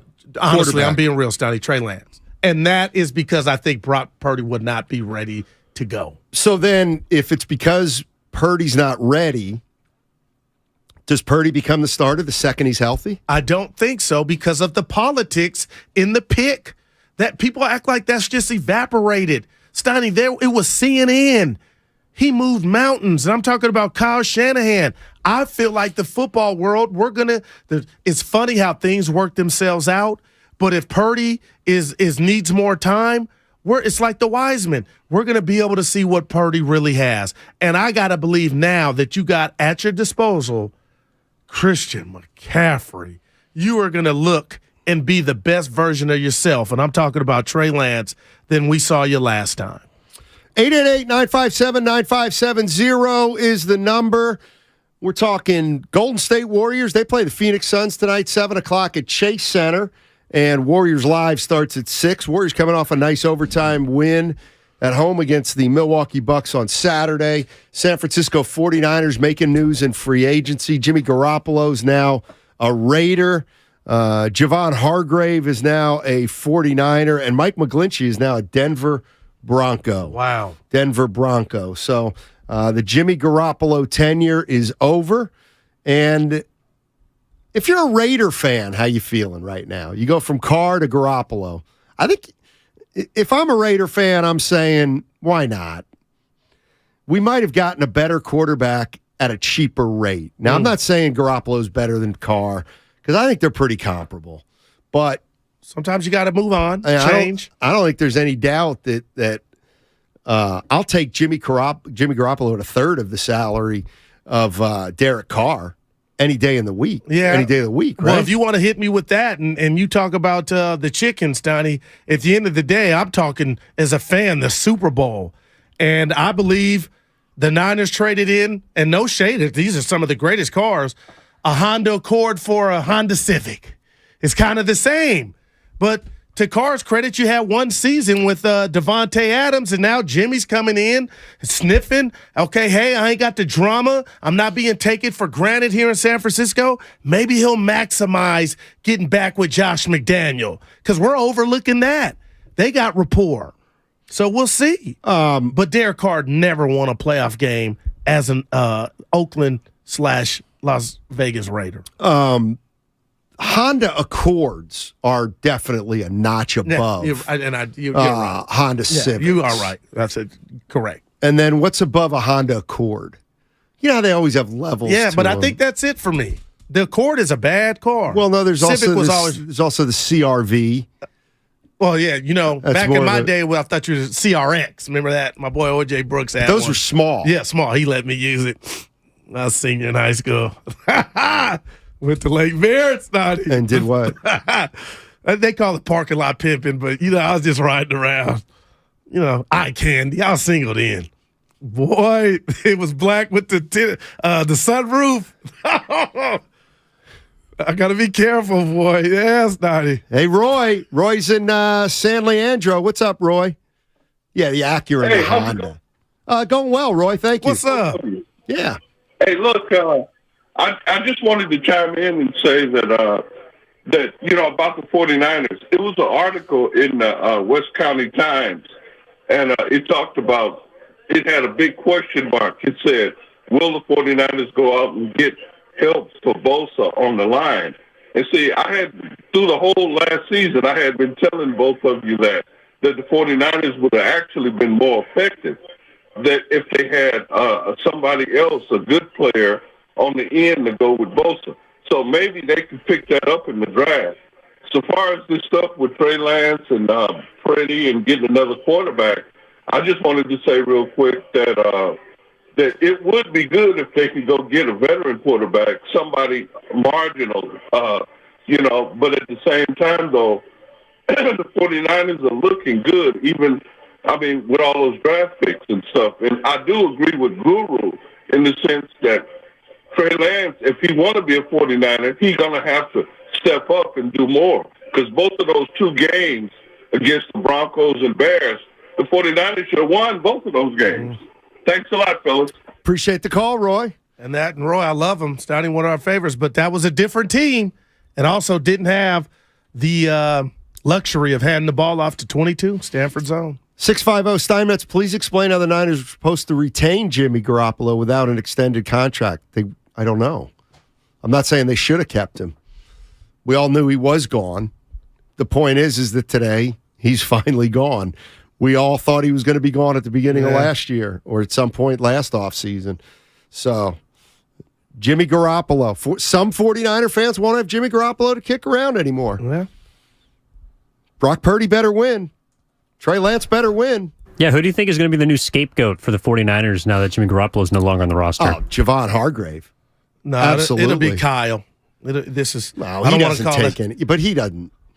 Did you hear Howard? He doesn't even feel it. Howard was so down He's on him. oblivious to criticism, though, I think. Kyle Shanahan. Kyle's got his pluses and minuses. But right now, you got a situation of you don't have that vet or that proven commodity. I want to say Purdy is it, Steiny, but I'm with you on what you threw out early. We need to see more games. 510, you two duds. I don't like that word. Are so disrespectful to Jimmy G calling him a Honda Accord. Well, I didn't. A Honda Accord is a nice car. I didn't call him that. And I wasn't including Karma. Legend. That's an Acura. Karma Which is a Honda. B-Watch Purdy, and there's profanity in here. I got to... You know what? A Honda Accord's kind of a nice car. It is a nice car. My sister has one. Like a Civic. That's a smaller, it ain't a bad, it's Civic's a nice car. kind of nice, too. It ain't a bucket It's by new. no means. You threw in the new, what's the CRV? They're kind of nice, too. That's the new ones. Yeah, and then the Pilot, and then you have the Odyssey. Yeah. The Odyssey, not Odyssey. Yeah, look at you. The Odyssey. I'm not. There's no. Oh, that's bad. I was trying to do you. You know what? I'm wondering if this extra hour's affecting my voice a little bit. Honda Accord is reliable. Oh, Jimmy Garoppolo is not reliable. That's what they're saying. The Honda. So what is he? A Fiat then? Aren't those the what's the most unreliable car out there? Oh, Cadillac. Well, Bob's in San Francisco. Hey, Bob, what's going on? What do you got, buddy? Hey, how you doing? Love the show, guys. Thank you. Okay, first off, I'm a little sad that Garoppolo ended up with the Raiders. Not because I don't like the Raiders, it's because they have no defense. They are going to win for a few years. That's where they need to put their picks and their free agencies in their defense. So, okay, so now he's the quarterback there. They may be able to score some points and move the ball around. But come on, that team's not going anywhere. I would have liked to see him going somewhere back east, maybe. Somebody with a stronger D. So anyway, that's how I feel. Appreciate it. Well, Bob's ask me not where happy. I'm going, Steiny. Look, the Raiders need defense. All my friends on the Vine are like, the hell with the quarterback. We need defense, but he need to get a check. And I was getting worried. It was like duck, duck, goose, and you left standing, no seat. He got him a starting job. I'm sure he's and Viva Las Vegas. 707 saying you guys have the worst taste in cars. The Honda Prelude. See, that's a good car, old too. School, yeah. They don't make them anymore? I ain't seen one in a while. Well, and yeah, Steiny, this is all before electric cars, what you drive. Ronnie in San Francisco. What's up, Ronnie? How you doing, man? How we doing, guys? Doing well. I just want to say, man, that we keep talking about the starting quarterbacks. The fact is, we had 3 good starting quarterbacks. All 3 of them went down. Why did they go down? Because of our offensive line.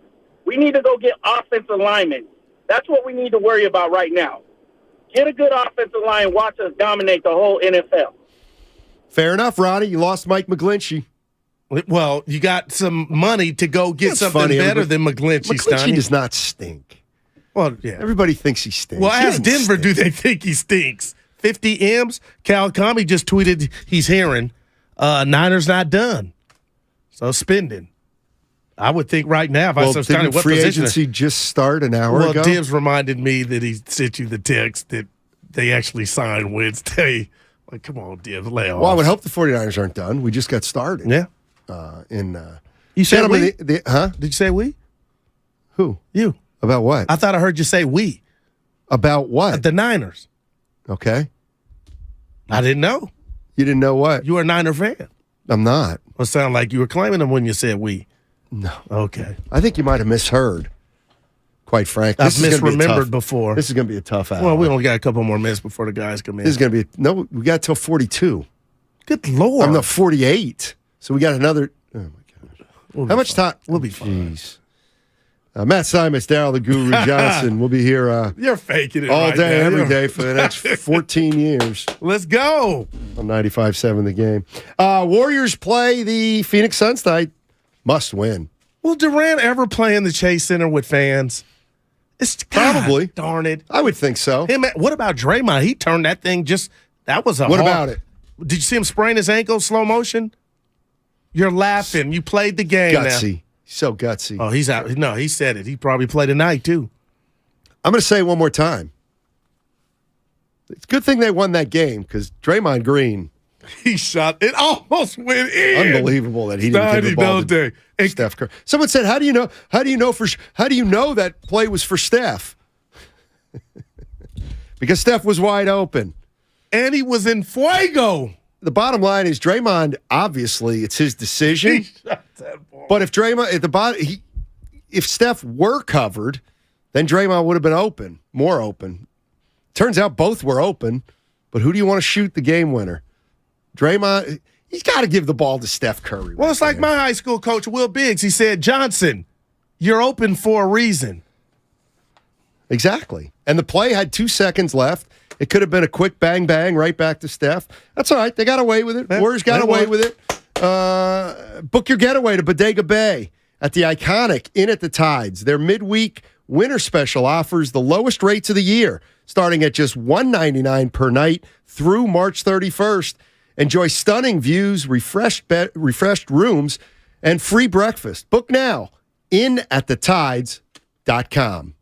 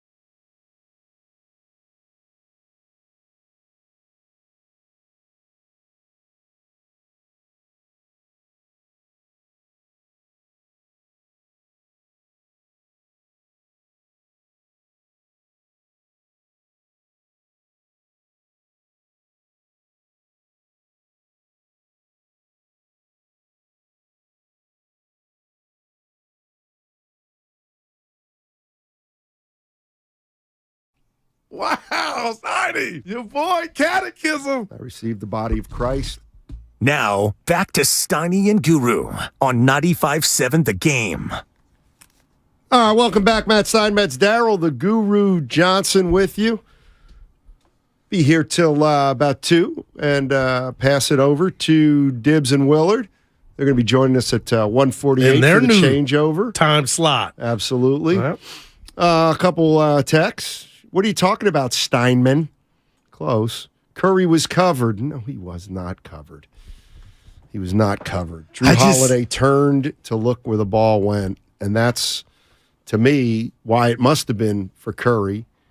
Because if it wasn't for Curry, why would you not have Curry involved in the play? No doubt. Why would you not have the greatest shooter of all time not involved in the play if an option wasn't to go back to him?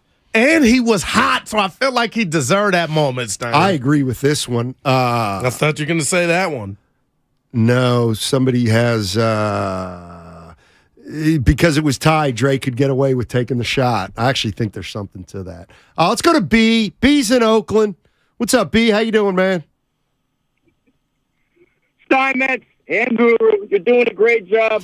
Call me Slum Village. This may be a selfish take, but I love the new time slot. Oh. Hopefully it's being forgiven on your commutes over there. Thank you. But I just wanted to, no doubt. I just wanted to go into that same shot you guys are already referencing. I'm going Guruism on it.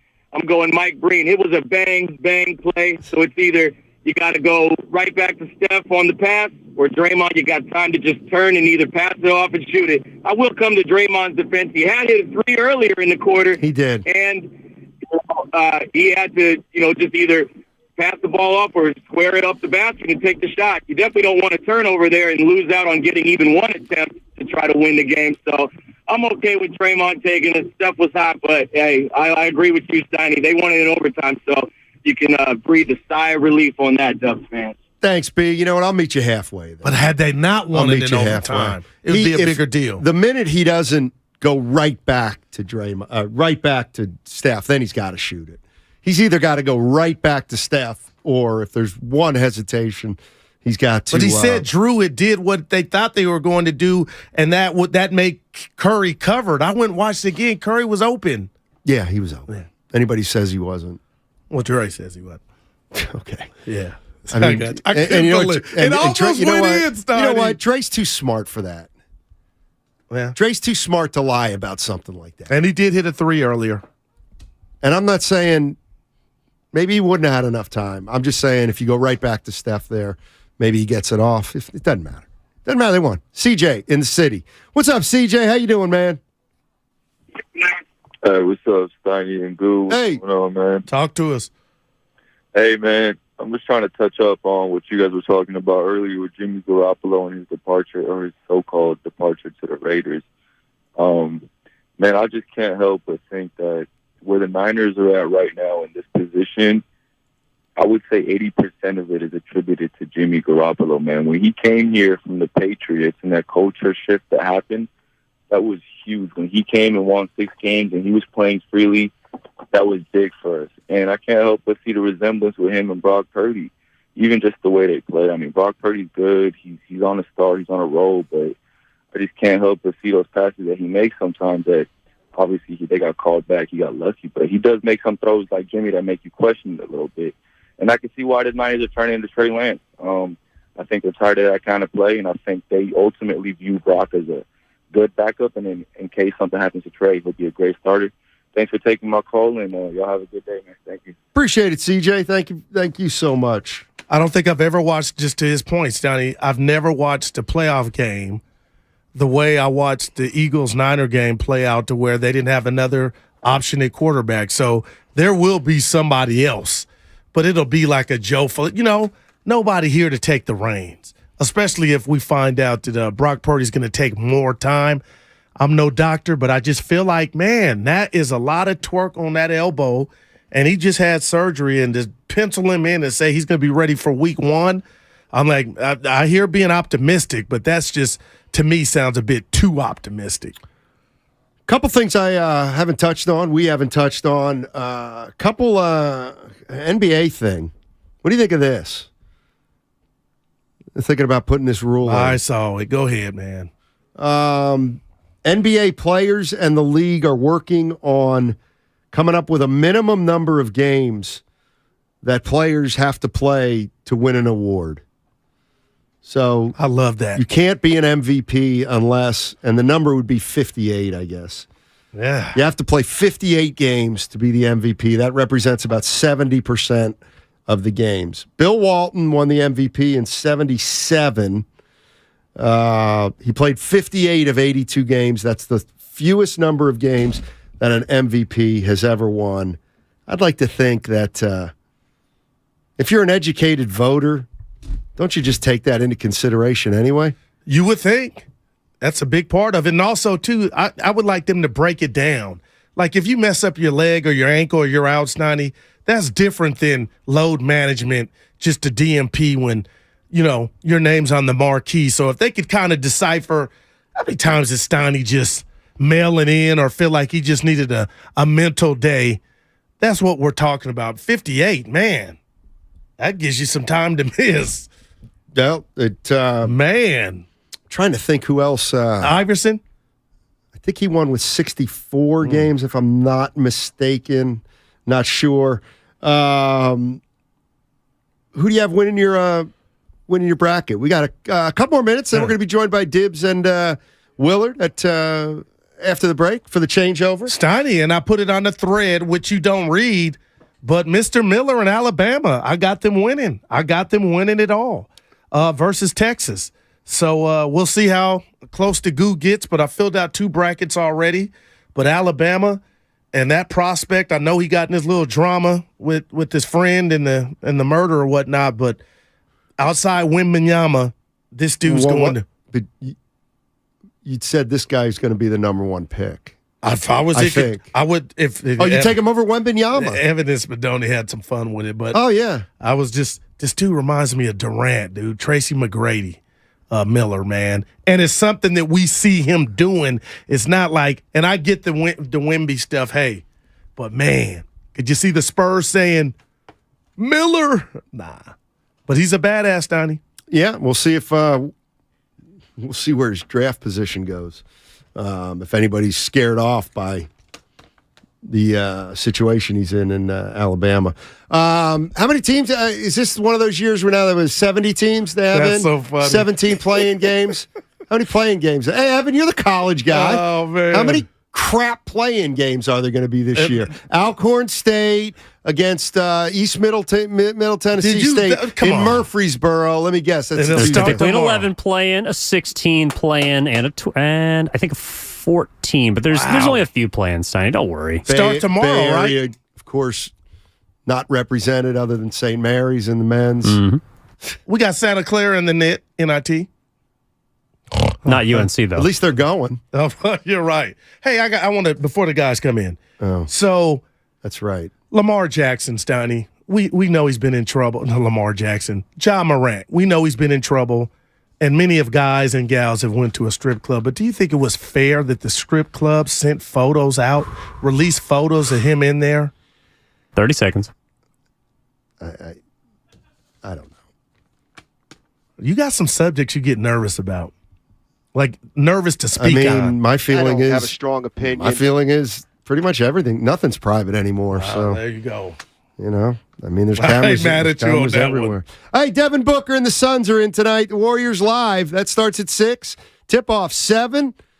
You know where your home is for Golden State Warrior basketball, right here on 95.7 The Game. Crossover next. Willard and Dibbs. Mm-hmm. I'm starting to tingle.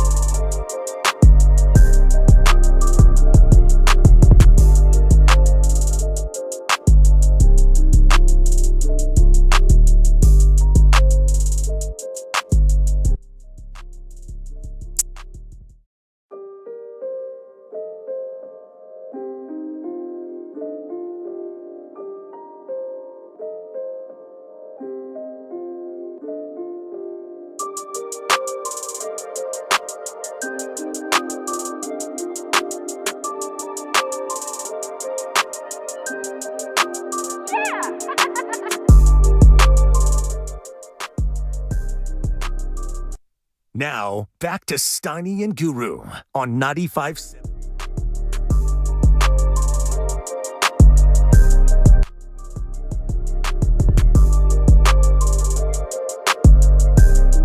Willard and Steiny would be. I introduced Dan Dibley because I started to say Mark Willard, and then This is the locker room. Feel free to step over. That's right. And I thought Why we don't you agreed that introduce- I would go first based on your previous rejoin. So the fact that you started with Willard, I'll walk right I'll now. be mad at you, Steiny. This is show I optional. can't believe it. I can't believe it. First of all, it's 1:49. Ain't no damn optional nothing right now. Right. Should be this one day in and you're already leaking oil here So at the mad. end. You guys, Hold you're, on. you're doing fine. Mark, I'm not going to He's let you zipping the bust me bag. out. Everybody's body clock is all messed up. It's still dark at 7:15 in the morning. Seriously, today. man. Everybody's all We it's lost an upside down, but it's Boy. all good. Well, Yeah. What you got? Hey, open it back up. Throw the dip back, Open that yeah. laptop up. What you gonna say, Go? Don't bust me out because I knew I got Steiny on one thread. promises. Knew he was with his baby girl.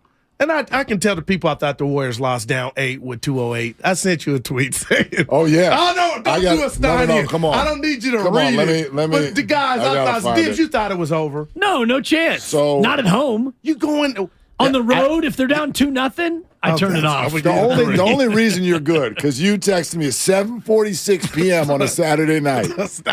He said team's in trouble, Mark. Oh, Now the reason that's okay is that I was at a party. I was at a little, okay. I was a little thingy. But I'd been watching the game up until that point. I was trying to, keep him followed on the phone. And it was one of those things where I took a look and then, let's go get a cocktail. And I'm off there in the corner. And my buddy comes over and goes, God darn it. Yeah, they lost. And I go, shoot, they did? Man, I looked and they were still close. Like, shoot, I can't believe they lost that game. Then I popped my phone open. I'm like, buddy, they're tied with 2 seconds to go. So I don't know what your Draymond's phone about says. to shoot it. So you got one upped by a buddy who reported to me that the game was over and the Warriors had lost, which speaks to the greatness of Steph yet again. Yes, and Incredible. And you know what? The countenance of Steph, because if Jordan Poole had done what Draymond did, took the inbounds pass and looked over at Steph and said, nah, it's my time. It's money time. That mouthpiece would have flown. Klay Thompson's hands would have gone up. But, it's Draymond, so we're going to give him a pass. It's actually kind of brilliant, though. Like, I mean, the whole gym Steph was open. And he was on a heater. He was open. Ish. Left-handed bounce pass, catch and shoot, night-night. I mean, that's what I would have done. Imagine? I mean, Draymond gets a pass because he's Draymond. If Jordan Poole would have done that, it would have been an absolute state emergency. If they had lost, correct, it would have been an emergency. Even that Draymond did. If they had lost, no one would have said a word. We would. Kerr would have got crushed. We You got the best shooter inbounding the ball to one of. Well, the play worked. It was a give and go. It worked perfect. It worked perfectly. He could have gotten they could have gotten either one. I thought right. Because Holiday turned his back, but the minute you don't throw it right back to Steph, then you got to shoot it. Because it would have had to be in back, boom. But in my world, I'm just saying there is no scenario where Dre shoots it over Steph. Right. Other than that scenario. And by the way, in and out heartbreak. If that goes in, I love Draymond. He's like, I would have had a $50K fine for the dance he would have done. Which good for him, That was good. Good for him. But he missed it. So. And then overtime, an absolute domination situation. So it was great for the Warriors. Must-needed win. Absolutely. What's the number tonight? I haven't even looked at it. Are they supposed to win tonight? -3.5. They're -3.5. Minus 3.5. Yep. I'm curious, man. I'm off a week or two. We were talking about it. I don't know. That road trip it's killed up the Warriors. It's up to 4.5, by the way. Uh-oh. It's all the way up to 4.5, and threatening to go to 5. Look at this. Now, how do you know that? It's just because it's at -115 instead of -110. So they juice it before they change the number. There's more money on the Warriors right now than the Suns at 4.5. So if it's -110, which is a standard wager either way, then you know that the money's coming in evenly. If it goes to -115, Warriors are given 4.5, but it's -115. That's telling you that any more money that we get, it's either going to go to -120 or more likely it goes to -5, and then the money goes back down to -110. Gotcha. -110 is your standard even bet. That way the bookies and the casinos get their juice. I mean, it's I don't know how you bet against the Warriors at home or with them on the road. I don't know. Seriously, I don't know how until something changes. I don't know how. Yeah, I don't know how you bet. Period. End of sentence. When it comes to a Warrior game, I've divorced I feel myself. like you know something. Well, But I've go ahead. divorced myself from expectation, and because I have to. If not, I will do what I see a lot of Warrior fans doing right now, which is be angry no matter the outcome. A Warrior fan right now, you're angry when they lose. That road trip was putrid. It was. But even then, after that's the Milwaukee Bucks. There's no Giannis. It's still a good basketball team. But people, as it come down the stretch, are like, this is ridiculous. How do you blow this game? And then Steph's got to come save you. Yeah. And so Which he did. I guess the way I would say it is we're watching a flawed team with the opinion that they're not flawed. We're still running them through the prism of last year. But the question is why. Steiny told me There's today. a ton of answers. Okay, but that I didn't see it Friday. That game in Memphis was embarrassing. Of course and it was was. embarrassing because it meant something to Dre, and it should have meant something to everybody. Clay letting the ball just bounce in the guy. Like, that was offensive for a fan. So, but then you're a different team at home. I can't just say it's age. So a message is getting left somewhere. I don't know, but I feel like fans have a right, Mark and Dibs, to be upset or to question why you're a championship team. Are you Heckle and Jekyll? Well, I mean, fans have the right to do whatever they want and feel whatever they want. Heckle and Jekyll were the Crows, by the way. That's right. And I like Heckle and Jekyll. That works. That actually is perfect for the Warriors. It's hilarious. Because we can't even get to the end of the sentence before we just switch and turn right. Better than Heckle and Jide. Way better. Way better. You caught that? Yeah, I did. It's so good. I didn't say anything. Heckle and Jide. I'm going to go with that. Heckle and The Jide. Warriors are Heckle and Jide. No doubt. I'm Baron Davis-esque today. I'll tell you that later. I got my answer, but everybody's got their answer, and there's you can't put it in Sharpie like you know for sure. Right. But when defense and trips on the road are what don't work, that feels to me like a team that's lacking togetherness and cohesion. And I think we know that story. But I guess I've sort of reached a point that's like, look, it's acceptance. It's acceptance that this team is flawed. I don't think they're going to win a championship this year. It doesn't mean I'm going to give up on the idea. But I'm sort of a little bit more ready for the twists and the turns. I'm not the aftermath. I can't go to bed mad when they beat the Bucks. I don't care what the damn scenario was. Right. Because this isn't a perfect team. I'm with you. You know what I mean? You got the dub. Yeah. No pun When they intended. beat anybody, I feel the same way with this team. You can't go to bed mad when they win any game because wins are precious, especially on the road. Yep. What do they got? 7 losses at home and 7 wins on the road? I think that's what it is. It's unheard of. The one thing, and I guess there's just no way to do this either, but I would try to do it if I were a Warrior fan, is there any way you can view this team without championship or bust? You know what I mean? That's what we're trying to get to today, actually. Well, if you're it's telling funny me you say that. number 22 is not coming back, Steiny, then I'm on. I tried to get out to bed. Yeah, I mean, because I didn't see that and coming. I heard that, and you're better than that.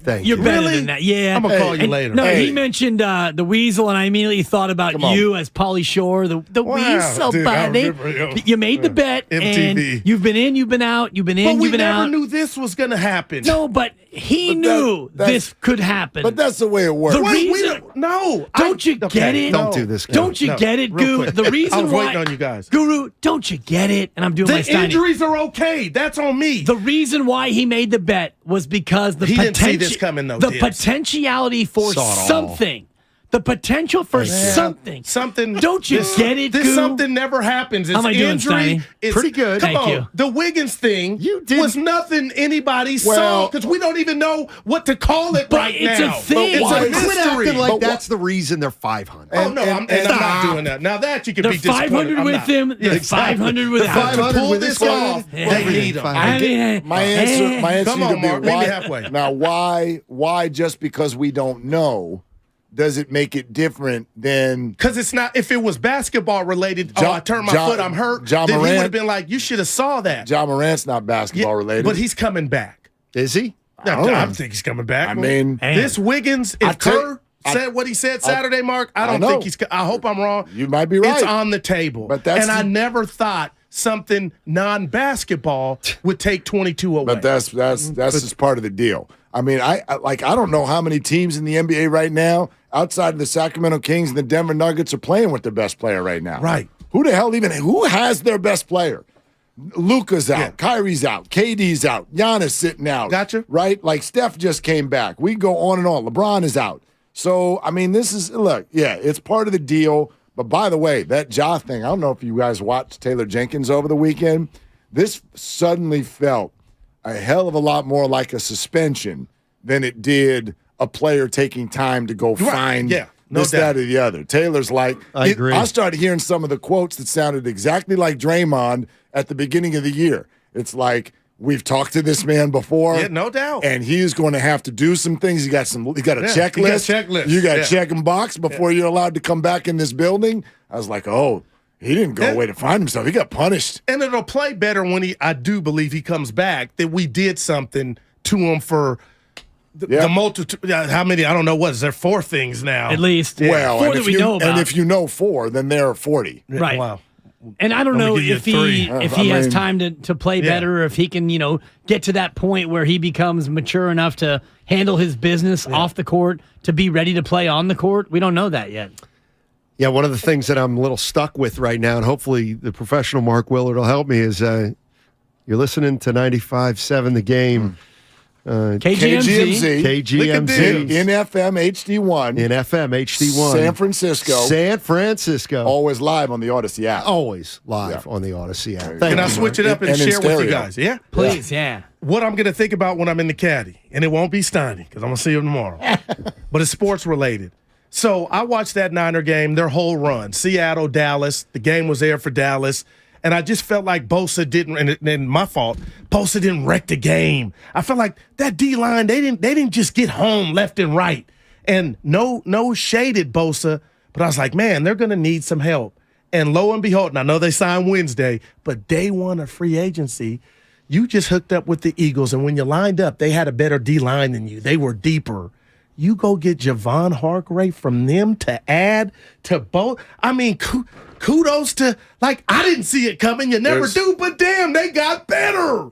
There's all kinds of things that come with this deal. They got better. It's always better when you get better and you lessen your number one opponent. I'm talking about, man. However, hidden in this is also, hidden in this is a little whack at the shins of the 49ers, which is Javon Kinlaw.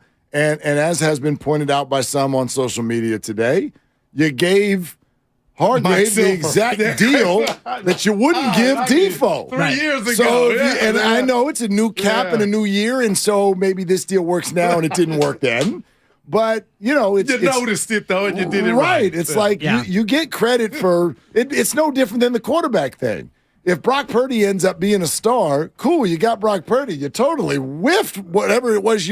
Why'd you do what you did for Trey Lance then? Right. So, the reason why you can do it now and not then is because Jimmy Garoppolo. You had Jimmy Garoppolo making $25 million a year then, and now you've got 2 guys on a rookie deal, so you've got more room now to do what you need to do. I think this is more of a slap at the Javon Kinlaw, and you're basically admitting that was a mistake. That's painful, but...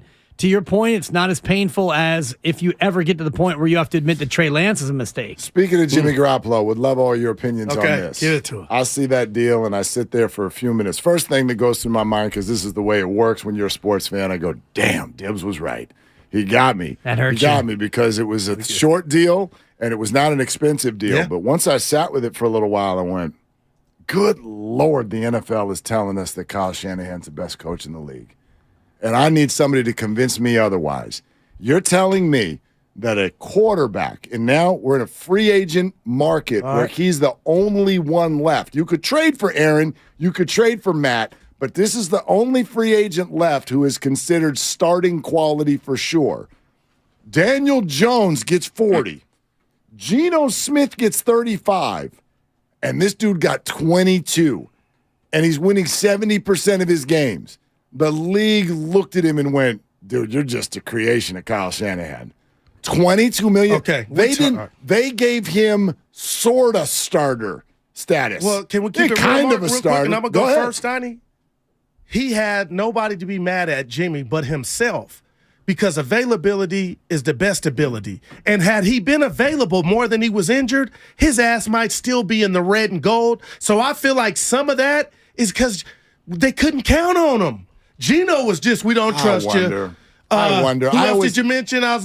I know I must be in the minority on this, but I have the hardest time. We've had this conversation with Lamar. I have the hardest time thinking that teams go into signing players and going, but injury concern. And he got hurt this year, Mark. It's football. But they all get hurt.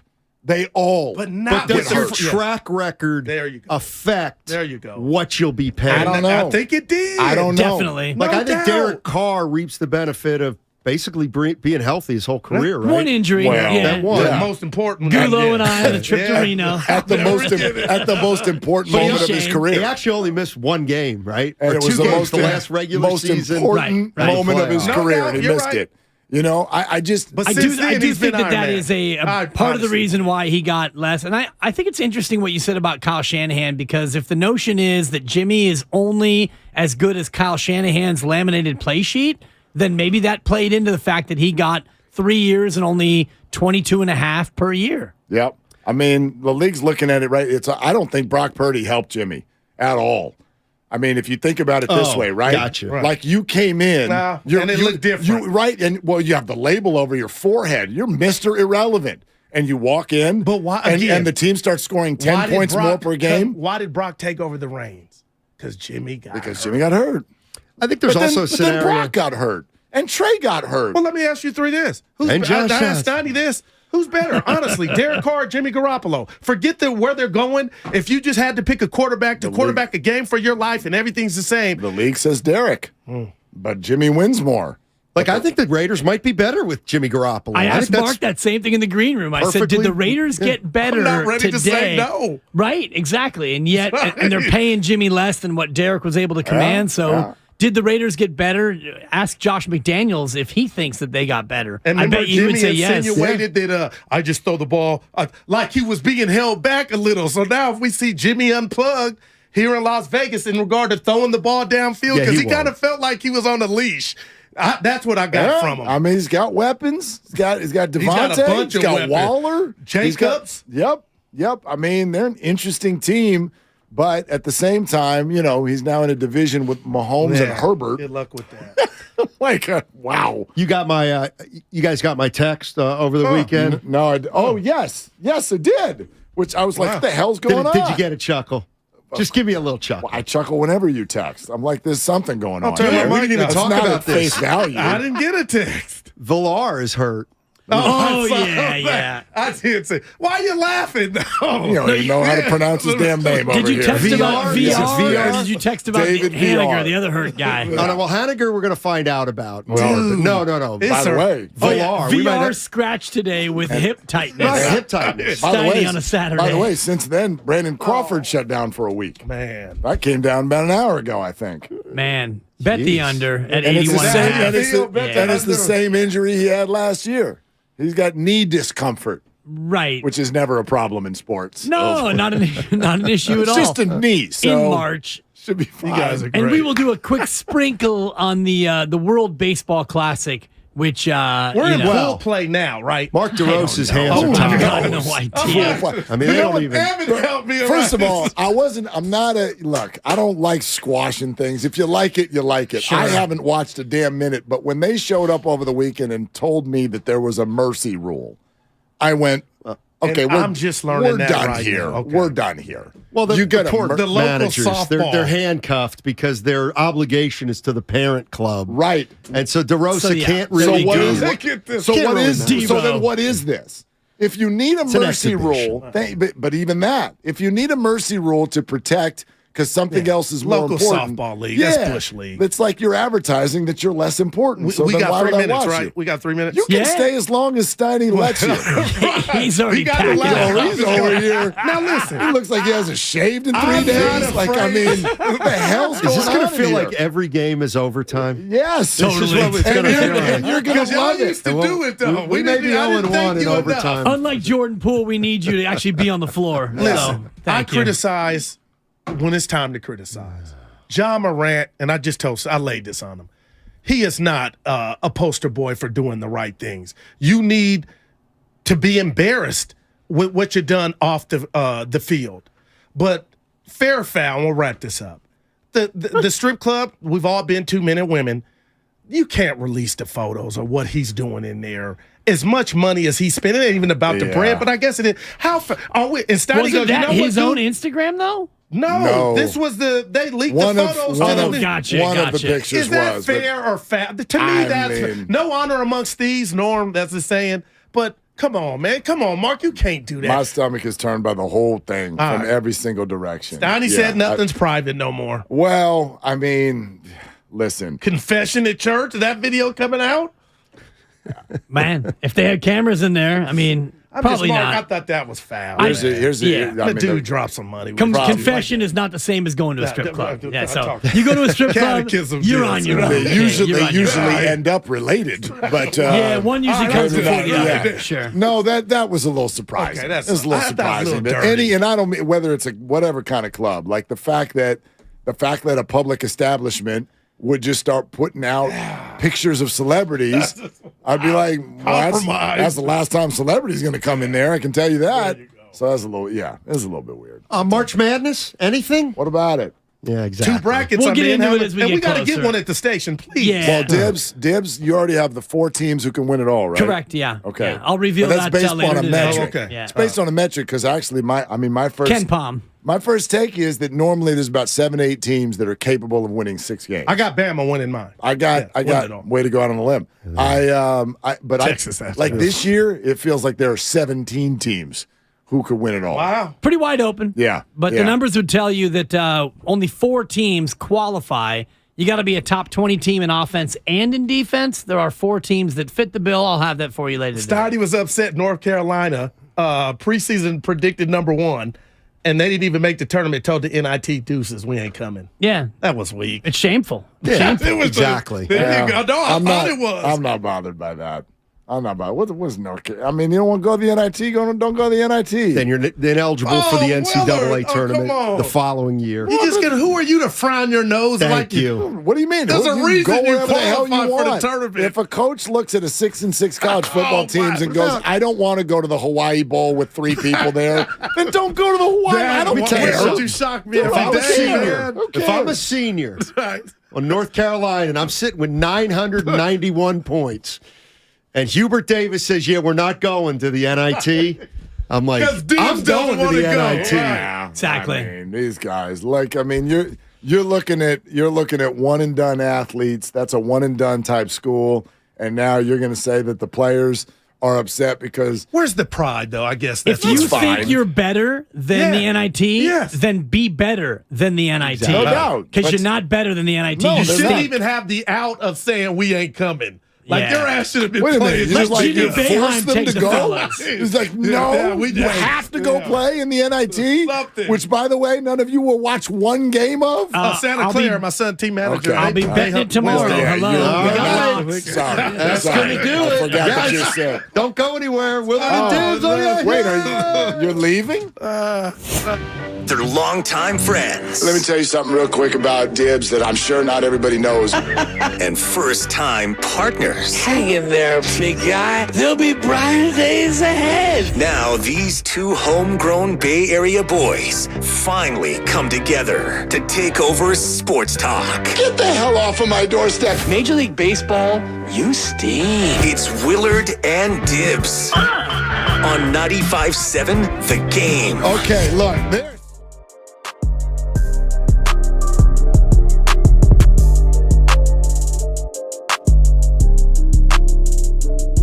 Hello, and we are fully aware that today, on some level, we represent, for some of you, some change. And so, hi, my name's Mark Willard, and this is my good friend Dan Dibley. Hi, everybody. Yeah, we go by Willard and Dibs, and maybe you're familiar with us from 9 to noon. Maybe you're not, but we're handling 2 to 6 going forward here on 95.7 The Game. We're mindful of that. We're excited for this opportunity. And for those of you, and I know how it works in the radio world, as it does with everything else, people don't like change. And so this may represent a change to you, and the first thought may be, I don't like it, which is normally like what happens when mom and dad put green beans in front of the kid and say, hey, we're having more vegetables starting tonight. I don't like it.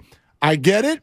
We get it. It's all good. Give us a chance. We're going to do everything we can to become your habit here between 2 to 6 on 95.7 The Game. So, hello and good afternoon to you all. And to you as well, Mark, and to everybody out there. And, man, what a great day to be debuting from 2 to 6, not only because the Warriors are in the midst of a pretty interesting and exciting stretch run.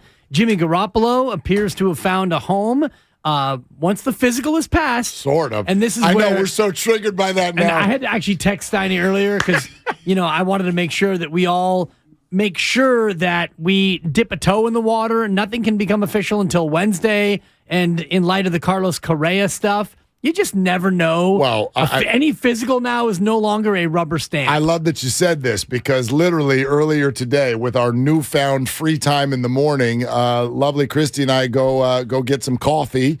And I tell her about Jimmy Garoppolo, and she goes, well, wait a minute. Why is it so, how does this all work? And I'm like, well, so this is legal tampering, and then there's the league here on Wednesday, so it's not official till Wednesday, but you can tamper now, which means you can talk to other teams' free agents, so the news starts breaking now, so we're going to have one of these days where a lot of news is coming throughout the whole show, and she goes, so wait a minute, it's not official till Wednesday? She goes, haven't you people learned? So Jimmy could still end up playing anywhere. Right. And by the way, if any name in the history of sports here in this town, we should wait until the ink is dry, it's Jimmy Garoppolo. Don't tell me he's not quarterbacking the 49ers next year. I'll believe it when the Raider helmet is on his head. And How I wonder about that? how this affects Rita Oak, who vowed to draw Jimmy Garoppolo every day until Jimmy got traded.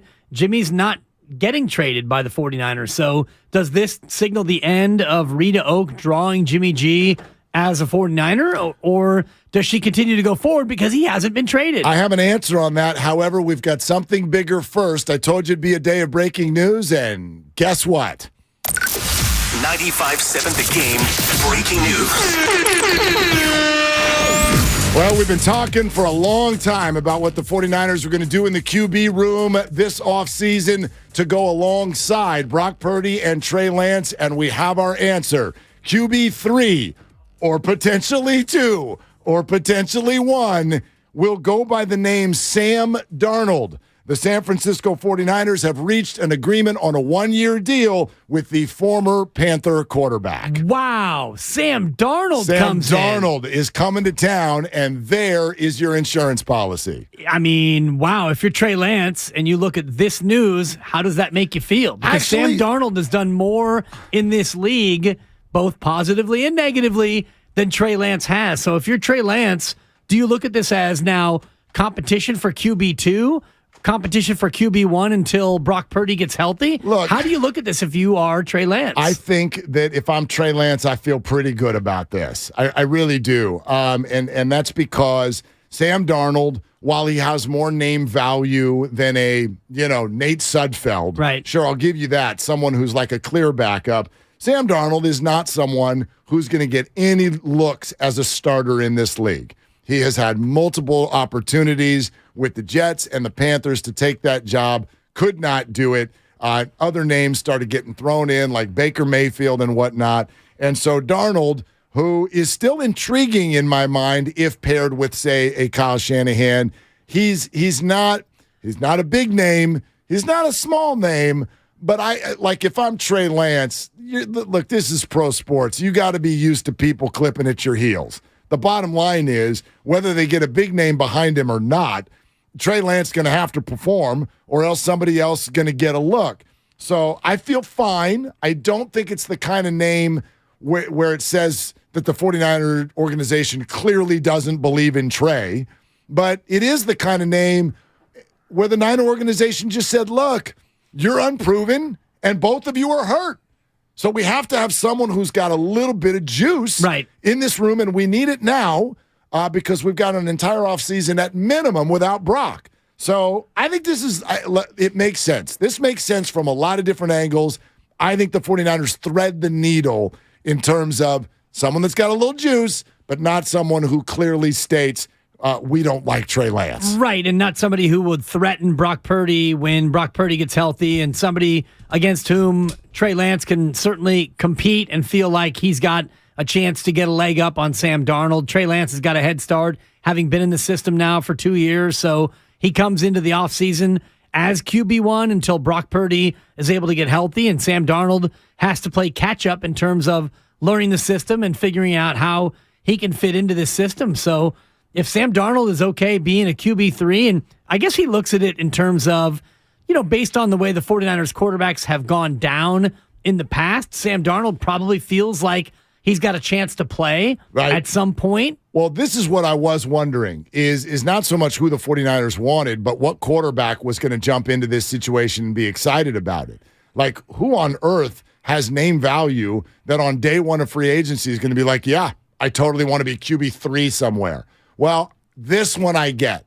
Here's why Sam does this.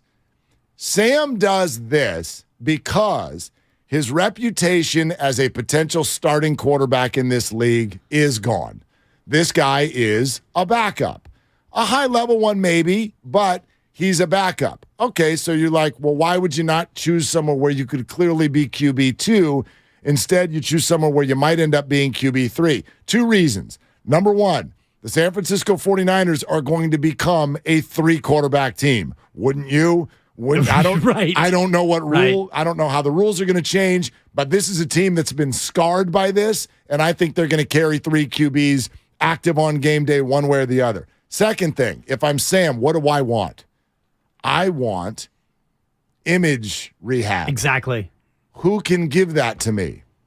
Kyle Shanahan. Even if he doesn't play, he can still be seen as a guy. I like what Sam's doing. He's picking it up really well, and boy, he looks good in preseason. Or if he does play. My sense is he'll play really well or better than he would as a Jet or a Panther. Yeah, true. I think we're still looking at a player who, in theory, has never really had it. And when I say it, he's never had a healthy organization. He's never had, he had Christian McCaffrey, but like the Jets, we know that story. And even with the Panthers, I mean, DJ Moore, did you really have what you needed around you? You certainly didn't have what the 49ers can offer you. So if this falls to him, and with 2 injured QBs, it might, at least for a short period of time. Right.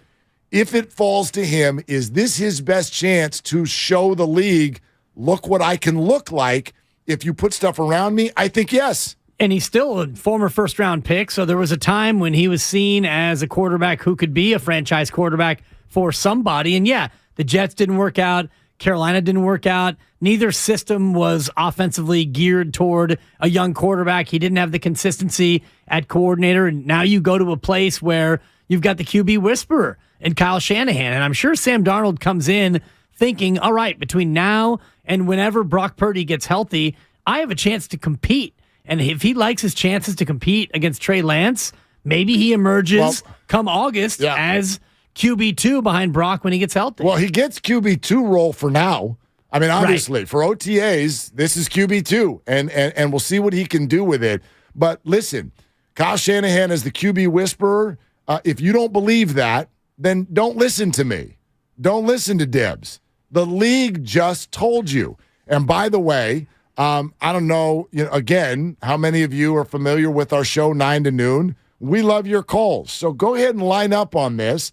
Not only your thoughts on Sam Darnold coming into the quarterback room for the 49ers, 888-957-9570. You can also text us on the Xfinity mobile text line. And we love hanging out with our YouTube and Twitch audience and commenting there. And so you can do that as well. Good afternoon. Thanks for being with us, Willard and Dibs. I'd also say this. The league just told you who the quarterback whisperer is. And this is no shade at Andy Reid. He's phenomenal. He's a Hall of Famer. But the QB whisperer in the NFL is not Andy Reid. It's Kyle Shanahan. If Patrick Mahomes were on the open market, Patrick Mahomes would get a Shohei Ohtani deal. Any team would sign up to have Patrick Mahomes for any price. But Jimmy Garoppolo, 3 NFC title games in 4 years, he had a hand in all 3. 70% of the games he wins. You all know the stats. We've been over this 1,000 times. that guy hit the free agent market in a year when Daniel Jones got $40 million. Yeah. And Geno Smith got $35. And that man went for 22. And a hook. Which means the league is telling you, yeah, we don't really think you're as good as your numbers, which means the league is telling you Kyle Shanahan's the best coach in the NFL. Yeah, he's telling you that Jimmy Garoppolo is a system quarterback, and that system is no longer a part of Jimmy Garoppolo's future. And so the market tells you, well, Jimmy Garoppolo, you were great in San Francisco when you had Kyle Shanahan, but we don't believe in you at that same level when you don't have Kyle Shanahan. Even going to a place where the head coach knows him well. The head coach was the offensive coordinator in New England when he was a rookie, and yet they still were able to get him for $22.5 million a year because that's what the market bore. Our man who handles the leadoff spot here at 95.7 The Game, our good buddy Joe Spadone, who is a Raiders fan. I want to give him a nod here because he'd been saying this for weeks. We've almost been teasing him. Hey, Raider fan, you want Jimmy? You want Jimmy? You do, don't you? Do you want Jimmy G? And we're sort of expecting him to be like, no, please. No, that's a downgrade from Derek Carr. He's been saying for weeks, I like the idea of Jimmy, provided that the contract is what I think it should be. And that's exactly what it is. Right. His point is Jimmy Garoppolo can be your starter, just not your starter. So, in other words, 3-year deal with an out. You can get out of it. Yes. They're probably going to draft somebody alongside of it.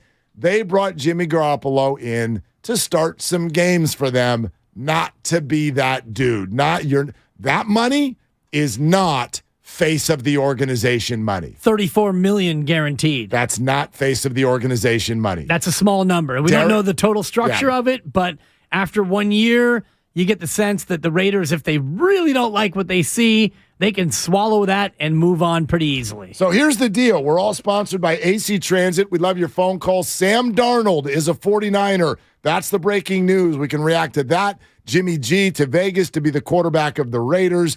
888-957-9570 is the number. Plus, our good buddy Paul Gutierrez, who covers the Raiders so closely and has long Bay Area ties, of course. He's going to join us in a little bit less than an hour. Our good buddy John Bloom, voice of the Phoenix Suns, later on in the show today as well, because don't forget on 95.7 The Game tonight, just a wee bit of a huge basketball game.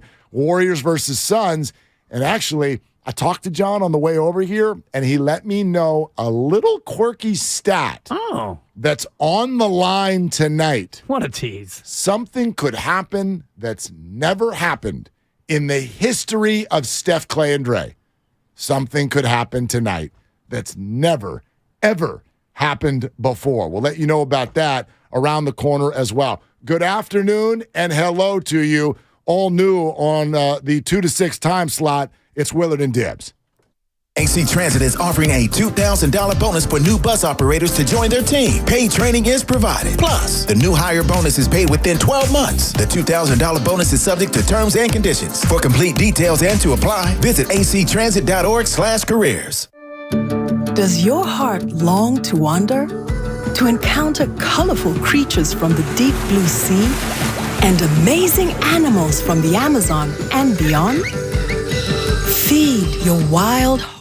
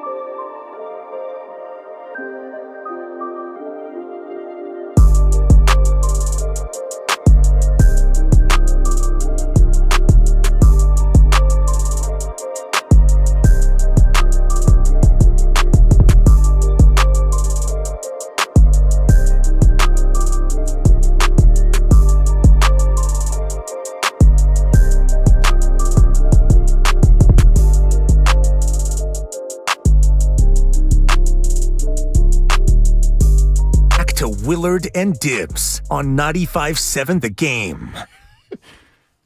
Certain songs that take you to certain places. I think, and at least this is just for me, like this track was really big on TikTok when TikTok was first getting really big. And so, like, you can't play that track without me thinking of all the little dances that my kids did out in the front yard making videos to be seen by 4 people.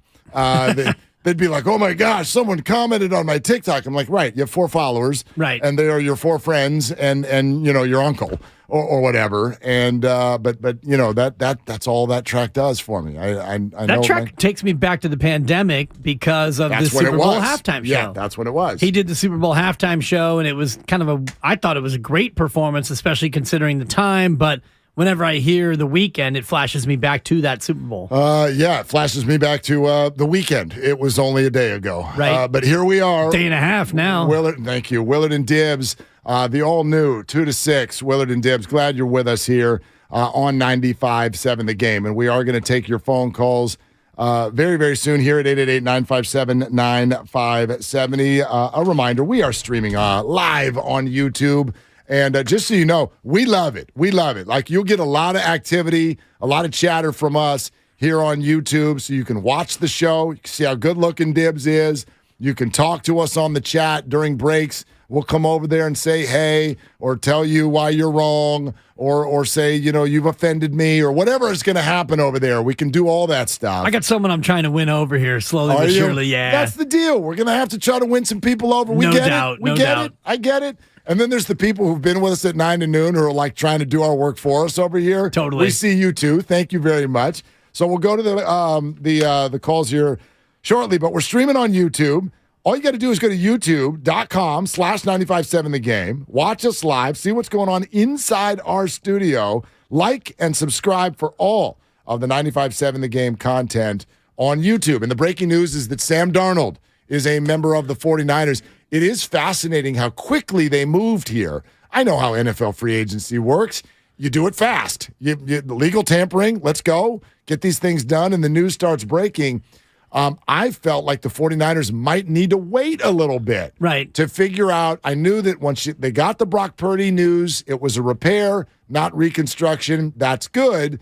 But I thought they may need to wait for the dust to settle for some of these high-level backup quarterbacks to want to come to the 49ers because of what we were saying a minute ago. If I'm Jacoby Brissett, if I'm Andy Dalton, I don't want this gig first and foremost. I want somewhere else where I'm like right there as the backup, and I'm one injury away from being the starter. Starter-ish is what you like to call it. Right. I don't want to come in here and have to beat out 2 dudes in order to get to the starting role. So I'm a little surprised that it happened so fast. But Sam Darnold, obviously the market is telling him that this is where he is. He's not in a starter-ish position. Like the Jimmy Garoppolo signing, he's not Mr. Right. He's Mr. Right now. And you got a 3-year deal to come in and be the Raiders quarterback this year. You're the starter, and then we'll let you know if you can be there for all 3 years and make all $67.5 million that they agreed to pay him if he's there for 3 years. Sam Darnold didn't even get a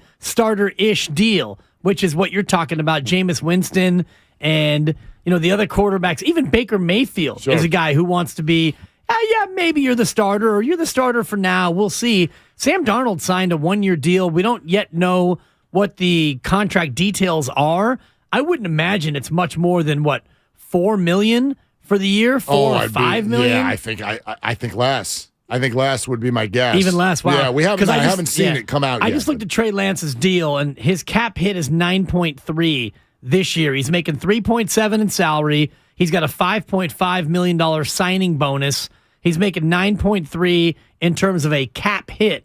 So Brock Purdy's making about, $600,000 this upcoming year? So you wouldn't imagine that Sam Darnold is getting much more than even $5 million would stun me if he made that much. Yeah, this is fascinating to me, though. Like, maybe this is going to land with people differently than I thought. Bonte on in the mornings, of course, here at 95.7 The Game. God, I miss that guy. Already, don't you? Yep, And he wrote on top of Adam Schefter's tweet about Sam Darnold, he goes, and then there's this, why? With a bunch of question marks. Why not? Right. Like, I mean, we knew they were going to go get another quarterback. You need somebody that's got a little bit of juice. You know, in other words, like, and again, there's levels here. There's Baker Mayfield, Jacoby Brissett level backup, where they've done a lot of recent starting. Then there's Andy Dalton. And then there's the middle tier. I think of that as like the Winstons and the Darnolds, if you will. And then there's like Nate Sudfeld and David Blau. Like, I didn't want someone from tier 3. I didn't think they could or should get someone from tier 1. Tier 2 makes sense. And I think that's where Sam Darnold sits. And I understand why Bonte's saying why, and I'm kind of with him in terms of, because what I said to you before, Mark, was we're going to know what the team thinks about Trey Lance based on who they bring in to be their third quarterback in the quarterback room. Signing Sam Darnold, to me, does not solve that question in my mind in terms of how do they feel about Trey Lance. If they would have brought in a tier 1 or a higher tier 2 guy, you would have known we don't believe in Trey Lance. We're looking for a starter just in case Brock Purdy's not ready come September. If they would have brought in, Blaine Gabbert or Chase Daniel or, Josh Johnson again or somebody at the true bottom of the rung. That would be a nod to Trey. You would know that they fully believed in Trey. The signing of Sam Darnold, to me, does not give me any clarity in terms of how they feel about Trey Lance. I think that's what Bonte was into. Yeah, but I don't think the 49ers are out to give you clarity. I think they're out to do exactly this, which is to say we don't want to squash Trey Lance's future. And we also better be ready if those legs don't get together or if his accuracy doesn't improve. We better be ready with someone who has handled a quarterback room before, especially if Brock Purdy's not ready by week 1. Sam is not going to go win you 10 games. He can win you 1. He can win you 2. Yeah. That's all you need out of this guy. You hope. I mean, hell, I hope we don't end up at week 8. You hope you don't have to play him at all. Yeah, and that's just the deal. You're not going to go get a high-level guy to come take this job, especially not on day 1 of free agency. All right, let's go out to the phones. 888-957-9570 here on Willard and Dibbs. Hey, Jonathan in San Francisco. Great to still have you with us. Thank you for coming out here in the afternoon. What are you doing? Hi, currently I woke up early today, my day off. I'm just making my chicharito. Got the Calrose rice, the nori wrap, wasabi, and scrambled egg. Works at any time of day, man. Yep, breakfast for lunch, breakfast for dinner. It's all good by me. Hey, welcome to the new time slot. Congratulations on moving up. First of all, I'm not with Bonte, man. I'm not listening to Andy Lennox. Why? It makes a lot of sense for me to sign Darnold. He's an okay quarterback, and we need an okay quarterback. Okay, because the system's proven that they get quarterbacks injured. I mean, not the system, not Cal. It's just the way it happens. History. And the great signing for John Lynch is Hargrave. Finally have a D tackle to help out Bosa. And go Warriors tonight. Just like I said, man, welcome to the new time slot. Congratulations, guys. Thank you, Jonathan. Thank you, Jonathan. Appreciate you so much. And, we haven't even, because the news broke right when we started, we haven't talked much about Hargrave. Right. We did a little bit in the changeover with Steiny and Goo. But, this is a big – so the 49ers, this regime has told you for years, and I think this is absolutely correct. They really, really, really, really, really – prioritize the defensive line. It's the core. It's the heartbeat of where they start everything. More so than even the quarterback, they've shown you. Even the offensive line. Absolutely. More so than even the offensive line. Absolutely. They do not want to patchwork together the defensive line. They think that's the heartbeat of the entire team, and they want it to be deep and elite. And Javon Kinlaw did not do it. He couldn't stay healthy, and even at times when he was out there, he did not play well enough.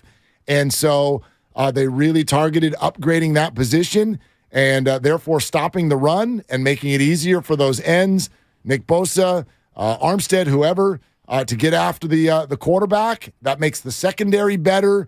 It's the heartbeat of the defense, and the defense has always been good these last few years. And so to do that and to also weaken the Eagles at the same time, I don't know how you can't love that move. It's a two-piece right there, Mark, is what it is. And Kinlaw still is a 49er. Yeah, I know. But what this signals is that they don't believe in Kinlaw. They don't believe that Kinlaw will be good enough to get a second contract. But Javon Kinlaw now has a chance to go out and prove himself as a backup and prove that he's better than what everybody is saying about him. Talking about the Sam Darnold, Mark, it just struck me what this is. It's Mitchell Trubisky. And you think about Trubisky with the Bears, it didn't work out. He signed a 1-year deal with Buffalo, $2.5 million. It was $2 million guaranteed at signing, and his official deal was $2.5 million. He only threw 8 passes with Buffalo, but what happened to Mitch Trubisky in Buffalo? He changed his reputation. By the time he left Buffalo, the thinking was, oh boy, Mitchell Trubisky, he showed up every day. He was a pro's pro. He ran the scout team. He worked his butt off. And then he went out and got a 2-year deal with Pittsburgh. And it hasn't really necessarily worked out in terms of he's now going to be an all-pro. No, but he got the week 1 start. Like he was their starter for a second. Yeah. So if you're Sam Darnold, you're looking at the Trubisky trajectory and saying, can I sign with the Niners for $2.5 million? We don't know if that's the number, but I feel like that's going to be about the neighborhood. Come in and get the Trubisky makeover and then go out there and try and get another job. And you're right that sometimes the makeover comes without even getting your knees dirty. Right. I mean, like Mitch Trubisky he never played. I know. He was 6 of 8. Yeah, but I mean, that was like mop-up stuff. He never started. Oh, but 8 beautiful throws, Mark. I mean, well, 6 of them got caught. That's in 75. The other 2 were drops. Somebody's like, this guy's completing 75% of his passes. Oh, we got to sign this guy. Pittsburgh. By the way, Kinlaw, you're right. He's still a 49er for this year. They've got until May 1st to pick up his 5th-year option. Something tells me they won't. Something tells me they won't. Yeah, and you're right. I mean, he signed to a 4-year, $15.48 million contract as a rookie. I don't think his 5th-year option is that big, but in terms of what the Niners like to do in the D-line room, they like depth, like you said. They like elite players. And if you look at them now, you've got 2 unbelievable players on your D-line, and that's not counting Eric Armstead, who's turned into a legitimate pro. So actually, Kinlaw's deal is like that $15 million you just mentioned.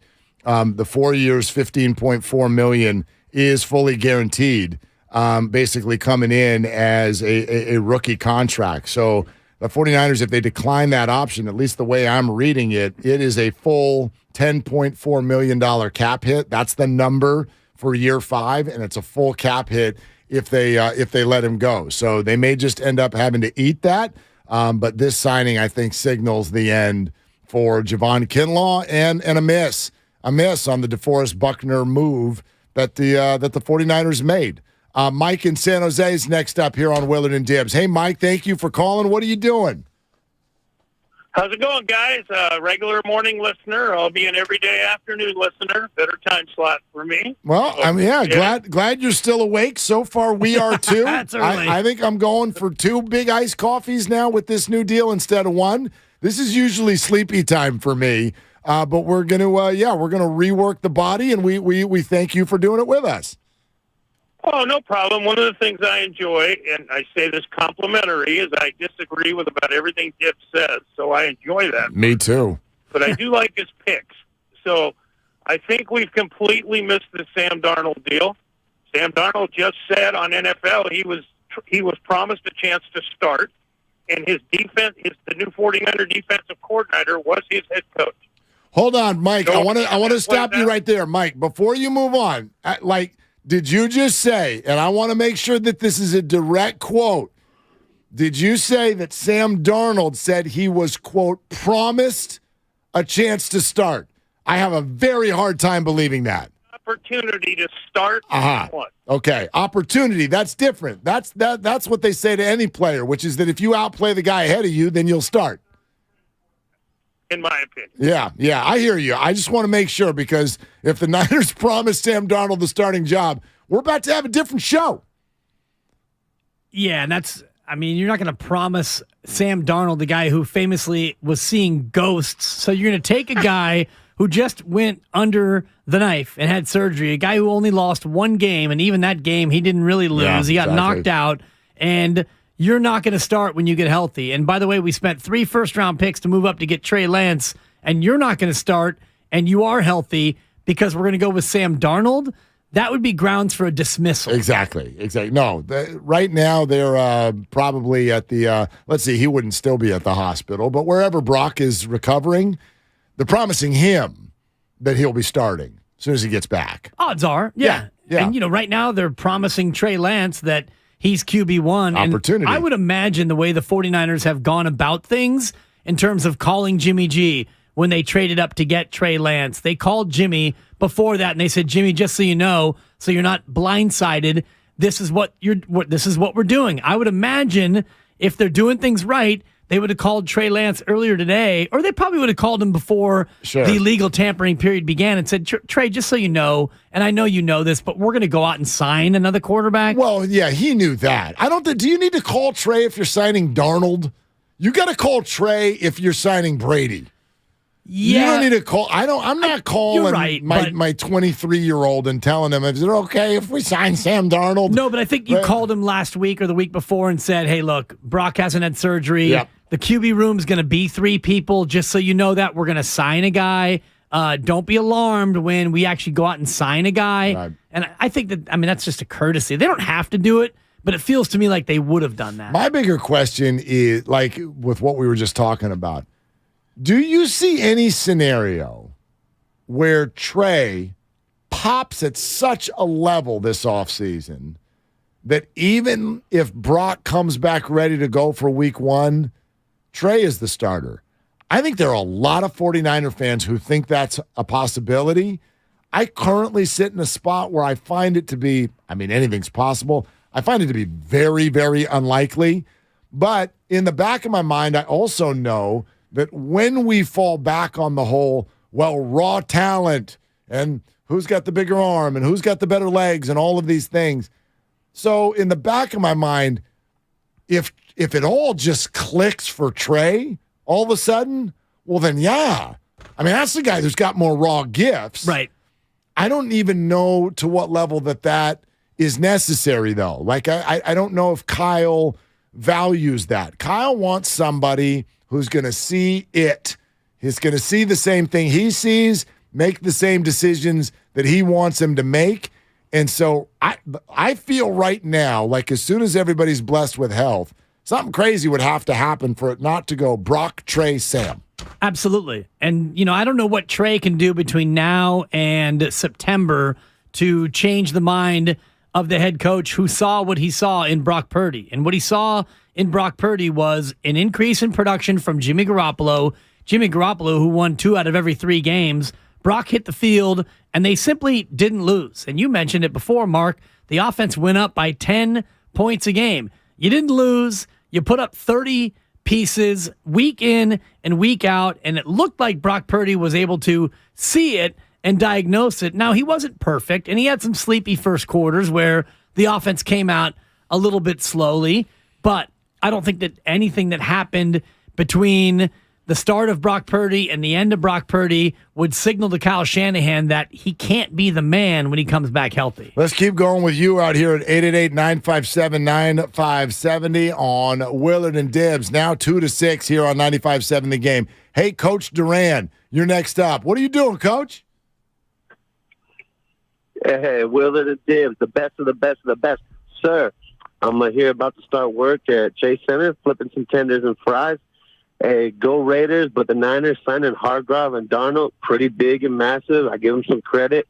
It's going to be interesting with the next days for the free agents and potentially some more signings. But, yeah, just wanted to say some positive words. Go Willard and Dibbs. All right. Hey, appreciate you. Thank you. And Coach, you still there, or did you get hung up on? Tenders and fries. Yeah, He's a busy man. Well, that's what I want to talk about. Like, thank you for your takes, but how can we get like some free tenders and fries at Chase Center tonight? Is what I wanted to ask. You'll have to come by my section. I think I'm doing 312.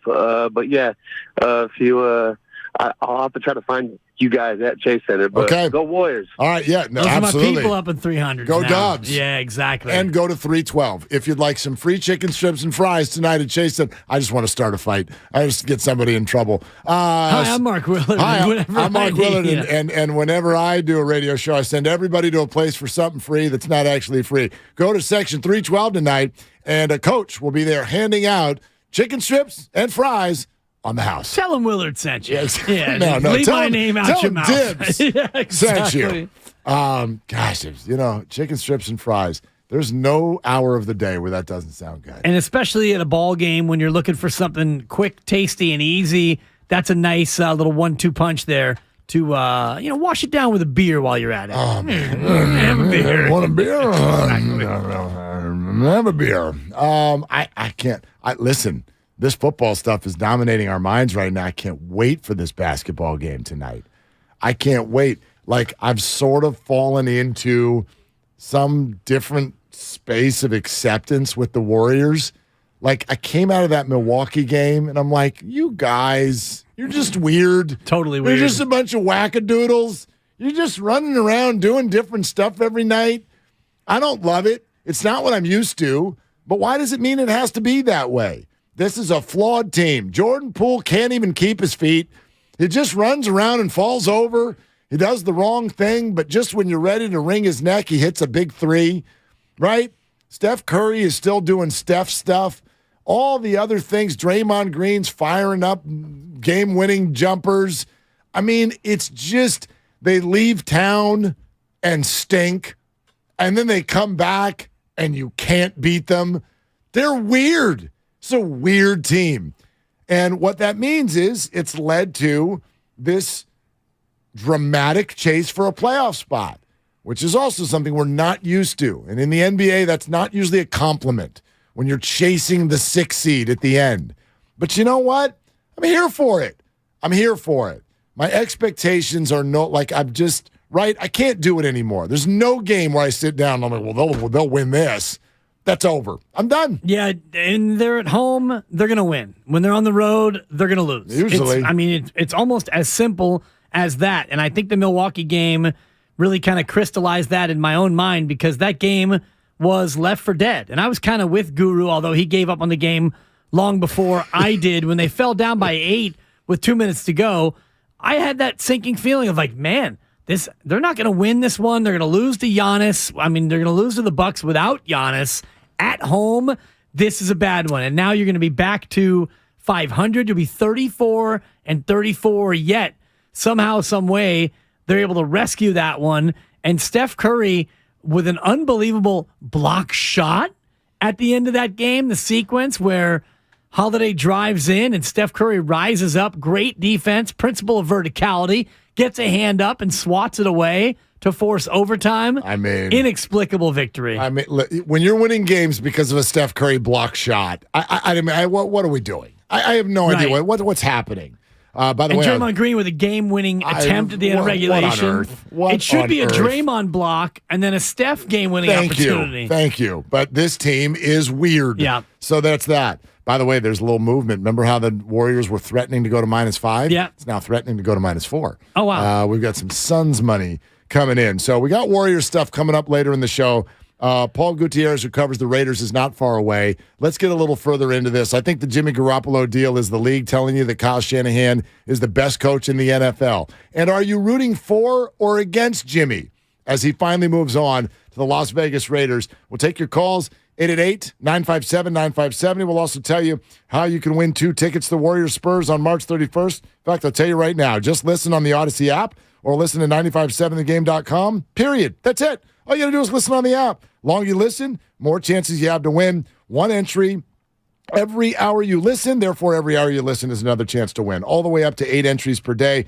Download the Odyssey app now. Tickets are courtesy of the Warriors. And for more tickets, always go to warriors.com. This is Willard and Dibs. Ever since we got Xfinity Mobile, the whole family.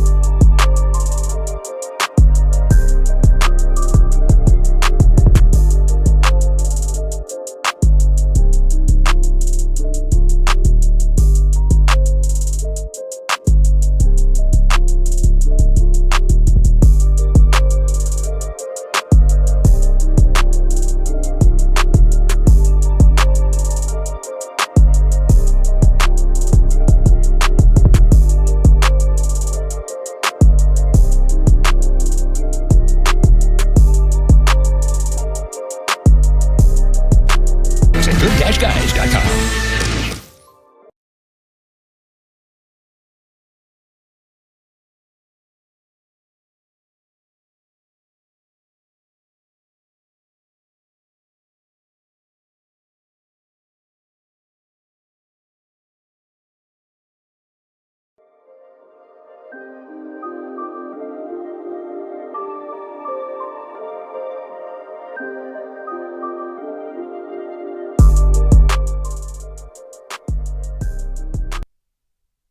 Now, back to Willard and Dibbs on 95.7 The Game. I'm telling you.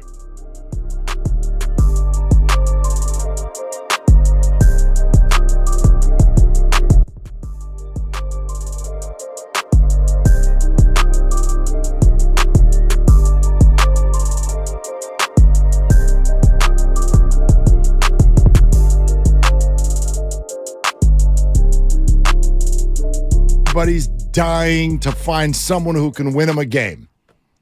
This guy contributes in a 4-year period to 3 trips to an NFC title game and wins 70% of his games. And in that same league where Daniel Jones makes $40 million and Geno Smith makes $35, that league sent him out to the market and gave him $22. I got one message. The league is going, dude, you're Kyle. You're Kyle's guy. You're not Jimmy. He's overrated. You're not winning quarterback wherever you go. You're Kyle's quarterback. You're a system QB, which is what I've been advocating all along in terms of Jimmy Garoppolo.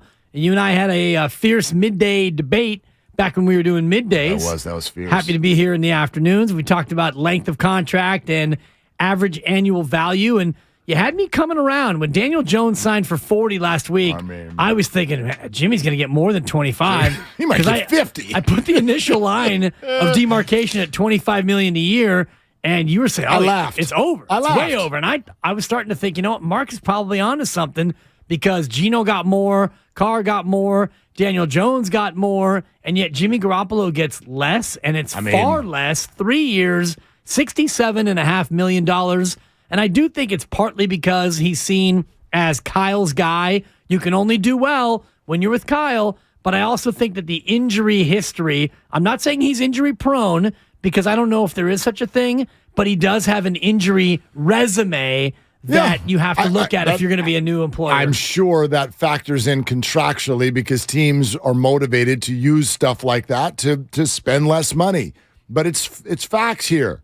Jimmy Garoppolo is the Draymond Green of the Kyle Shanahan era. Interesting. He's a very important player, and the league and the world looks at him and goes, but you're lesser if you go anywhere else. I wonder if Draymond gets $22.5 million average annual value. It might be something about like that. Right. Especially if it's over 3 years. He might get the exact same contract. Man. One difference, it's all guaranteed because it's an NBA and deal. Vegas doesn't have an NBA team, so that'll not be... yet. Yeah, Stop true. being a hater. Right. Don't be such a dream crusher. No, they'll get one, I'm sure, soon. Yeah, they will. I mean, they deserve basketball more than they deserve baseball. LeBron's going to own it. That's mark that prediction down right now. Give it about, 6 or 7 years. Expansion or relocation? I don't know. Because I already had the prediction. I hope for expansion. 4 years ago, I had the prediction that LeBron will be the first NBA player to play alongside his son. And that's looking more and more likely. Although Bronny and company, they got boat raced in the Southern California championship game. That's unfortunate. His season ended ignominiously. Did Mark. LeBron go, or did he go to Pau Gasol's Jersey night? I gotta Google that. I'm not sure. I didn't even follow it. Yeah. So anyway, 888-957-9570. But that's a fact, Jack. Okay, Jimmy's been very effective. Draymond's been very effective.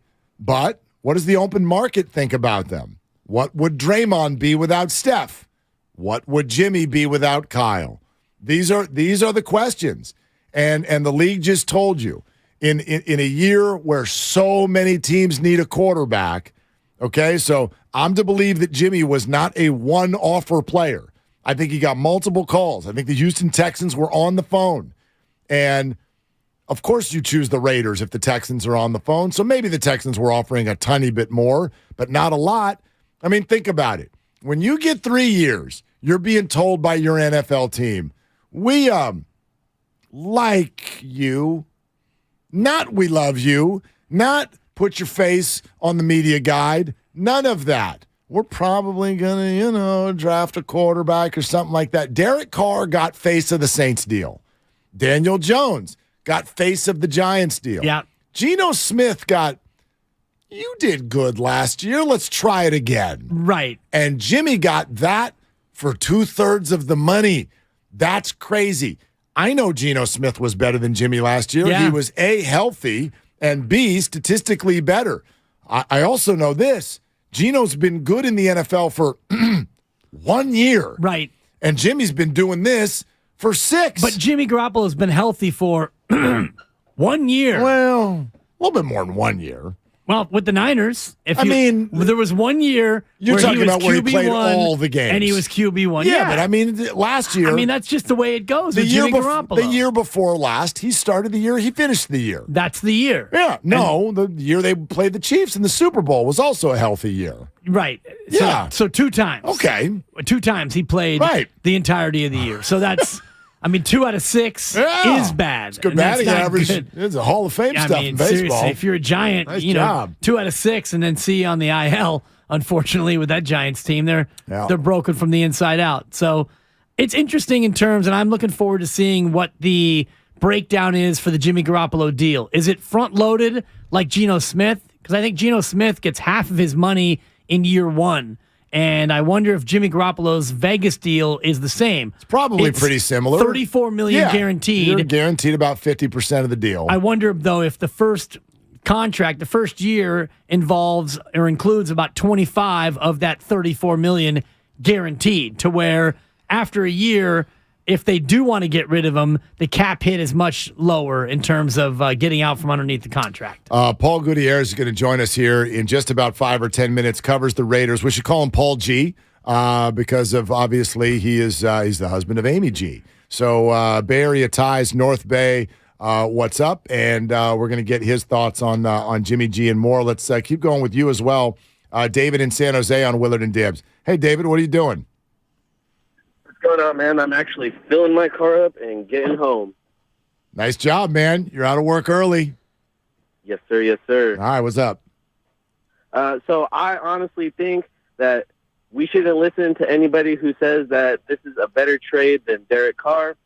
I, as a Raiders fan, think that we are downgrading to Jimmy G. He has not thrown 4,000 yards ever in his entire career. Like you guys said, he's injury-prone. He's a Draymond Green of the NFL. I don't think he's going to be lasting those 3 years.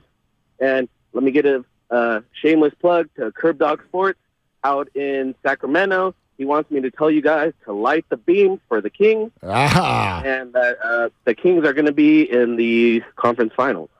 That would be adorable. If the Warriors don't make the conference finals, then I would love for the Kings to make the conference finals. I agree with you. Maybe if I would love maybe for those them to two win. teams can play each other in the I would conference love for them finals. to win the championship if the Warriors are out. I wouldn't go that far. Yeah, that would hurt. I will openly root for the Kings to win it all if the Warriors aren't there. On behalf of all the beam lighters out there, we don't want you on our beam wagon. No, You're come not on. welcome. Harrison After Barnes. you name shamed us and you shaded us. Oh, stop. Harrison Barnes, Mike Brown, beautiful people.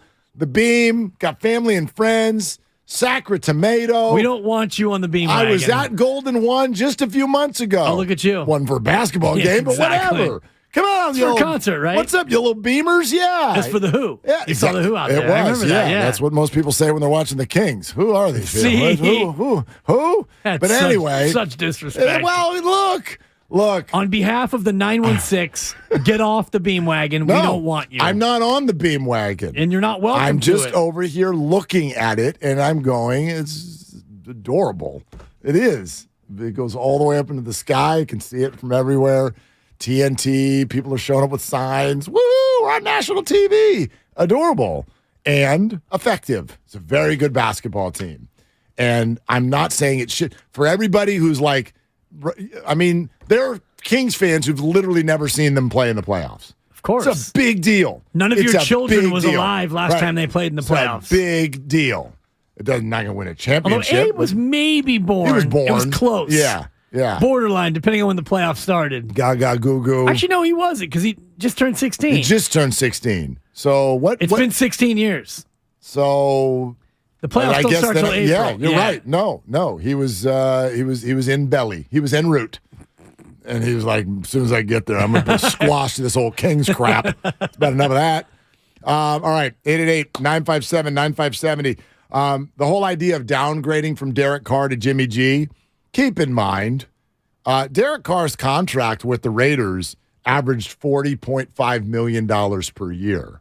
So could the Raiders argue, even if Jimmy G is 3/4 of Derek Carr and we're going to draft a quarterback, well, then we just did a good thing. I know fans don't want to hear about money, but keep that in mind. They were paying Derek Carr almost twice what they're going to pay Jimmy Garoppolo this year. Okay, all sponsored by AC Transit. Paul G, ESPN, on the Raiders, joins us next. Then we get to your phone calls, start to get you ready for Warriors and Suns as well.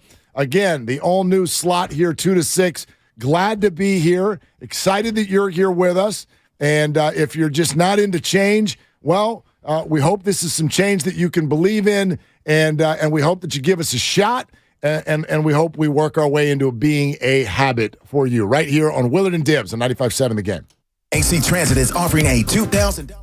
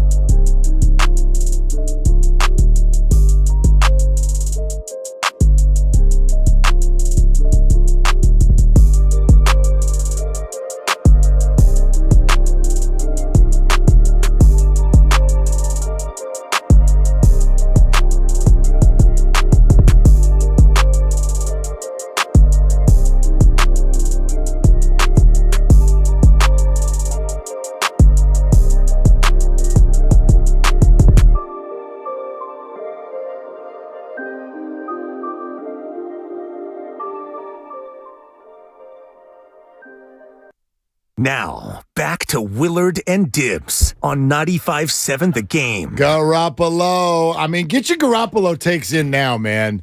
This is it. This is it. I mean, we've been doing this for 6 years. I feel like we're underselling this. The whole, he's a cockroach. He'll never, is never going to be gone. Oh, the debate. We love Jimmy. We hate Jimmy and everything in between. This is it. This is your last chance to say anything about Jimmy Garoppolo in a 49er uniform. He's going to Vegas, baby. Yeah. Vegas. And that actually fits perfectly with the overall narrative because we do have Raider fans here. Yep. We are the former Raiders flagship station here on 95.7 The Game. I was here for that time, and I know we still have a lot of carryover Raider fans, not only on the station, but here in the Bay Area as well. So it kind of feels good that he's going to the Las Vegas Raiders because we can still keep tabs on Jimmy Garoppolo. And by the way, it is official. Rita Oak is closing the book on her Jimmy G drawing era at Rita Oak _art. Drawing number 404 today. It said last day, red and gold hearts, as she says goodbye It is to Jimmy Garoppolo. The last dance, although I have a question for you about that. But let's talk to Paul Gutierrez first, who covers the Raiders for ESPN, although because of his lovely wife and all of the work she has done with the Giants, and she goes by Amy G, I feel like we should just call you Paul G, right? Like, I mean, you're okay with that. Isn't that the deal? I mean, not to sound obnoxious or anything, but what came first, Paul G or Amy G? Right? Thank you. That sounds terrible. I'm taking that back. Okay, take that. Hey, guys, now that I say it out loud, it sounds so bad. Yeah. Amy's her own. She's her own enterprise, obviously, and proud of her and everything she does. But yeah, that's why I just sign off on emails and text PG. How about that? There you go. There you go. Guys, will you cut that, edit that, cut that? Just what Paul said, send it to me if you would. Thanks. I might need it later. But anyway, Paul, what was this? I mean, I guess this wasn't surprising. It feels like, I mean, I wrote a show email this morning with all the guys, and was my prediction on the money off. But I said, I think we're getting Jimmy G to the Raiders today. It's like the worst kept secret. So what's your reaction to all of this? That it makes all the sense in the world for where we are. There's a big misnomer out there right now, and I keep getting texts from friends and friends that are fans, and they're either over the moon for it, or they're like, really, we and I use that as they're saying it because fans are always part of something, right? We gave up Derek Carr to get this. Well, yes and no, because while they're both individually true, yeah, the Raiders did move on from Derek Carr. They didn't necessarily move on from Derek Carr to get Jimmy G, and yet here we are. So I think it's pretty obvious that Tom Brady was target number one, and when he decided to retire, it was like, okay, they needed to look down the list and see who else was available. And if you look at it from Mark Davis's perspective, he definitely wanted a veteran that could create a little bit of a splash.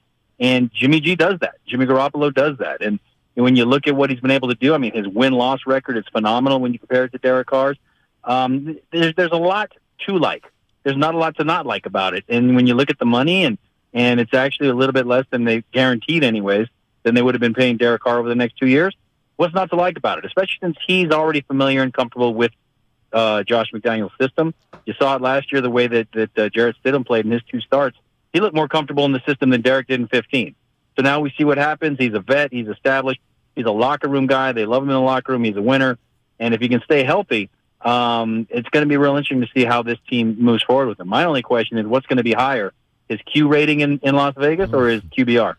Yeah, seriously. I mean, that's going to go neck and neck, depending on how much nightlife he wants to undertake, because, as you know, so much going on there. Tom Pelissero outlined the structure, saying it's effectively 2 years and $48.5 million. So is it your expectation, Paul, that the Raiders are also going to go out and draft another quarterback, or do they think that Stidham can be the future beyond Jimmy G? No, Stidham's on his way to Denver. Oh, my bad, yeah. That's the other part of it is that, well, now they got Chase Garbers. They're still there. Okay. I talked to somebody high in the organization the other day, and they're like, and I said, well, I guess you guys need a quarterback, and the person told me, no, we already have one. I said, yeah, well, Chase Garbers. I like Chase Garbers. So he's there, obviously. He knows the system. We don't know if he can play or not, but they do need to draft somebody. My question is, with Jimmy Garoppolo there now, do they have to trade up? Because if they want one of those top 3 quarterbacks, even a 4th, they got to go up from 7 because they might all be gone. Will Levis might still be there at 7, but I don't know if he necessarily fits what they want to do. you get either an offensive lineman, you go defense, and then you come up back on day 2, get Hendon Hooker from Tennessee, who I know Dave Ziegler is very high on before he got hurt last year at Tennessee. And then there's also the kid from Fresno State, Hainer. You get him in early in day 3 too. So, and then you bring in an undrafted guy. So the quarterback room is going to look completely different next year with Chase Garbers being the old vet in the room, so to speak, and that tells you all you need to know. Paul G, all over the Raiders, ESPN with us, Willard and Dibbs, 95.7 The Game. Paul, the simple question, and I know it's not simple because of some of the stuff you just detailed, but a Raider fan will go, is this an upgrade over Derek Carr? How do you answer that question? I think you have to break it down. You can't look at it from far away. You got to zoom in. And if you zoom in, what was the number one critique of Derek Carr? Red zone offense and turnovers. And you look at those things, and I don't have those numbers right in front of me right now, but he's better in both of those areas than Derek was. So if you're looking at it from that way, if you're looking for a silver and black lining, so to speak, that's where it is. It's that he knows this offense. He's better in the red zone, and he's not going to turn the ball over. At least that's what you're hoping. And if that's the case, then yeah, that's an upgrade. And you just kind of go from there. And if you're Jimmy Garoppolo and you're coming into this offense and you look around and you see Devontae Adams on the outside, you see Hunter Renfrow in the slot, Darren Waller running like a wide receiver at tight end, and an all-pro running back in Josh Jacobs, what's not to like about that other than, yeah, you better address this offensive line again. And the big criticism of Jimmy Garoppolo, other than maybe not being terrific in the red zone, is his inability to throw the ball deep down the field. How does that affect what the Raiders usually like to do, especially with the vertical passing game? Yeah, and that comes back to the McDaniels offense, because while Derek did take some shots and he did have a lot of deep touchdown passes to Devontae Adams, a lot of that was just Devontae Adams being Devontae Adams, right? So how that affects it's not the old school Raiders. It's not the Al Davis Raiders of taking deep shots and standing in the pocket tall and taking those big hits. We saw Jarrett Stidham do that against the Niners when he delivered a long touchdown pass. So it doesn't necessarily affect that. Where it kind of comes to fruition is that the Josh McDaniels offense is really predicated upon predetermined targets and timing. And that's where Derek was having issues with it, was he wanted to freelance a little bit more. He had a long time, in real life it wasn't that long, but in NFL terms it was an eternity before he delivered the ball to wherever it was supposed to go. Garoppolo operates under that same kind of a system, and even in San Francisco, and it's going to feel real familiar to him. So whether there's a deep shot to take or not, we're going to see exactly how that pans out with those weapons on offense, because Garoppolo, as you guys know, with the Niners, he would operate really, really well in a play-action game. And if you've got the first-team All-Pro running back behind you, sucking the defense in, that's going to open up opportunities down the field as well. See, I think this is such an interesting thought, though, that you guys just sort of brought up, and here's why.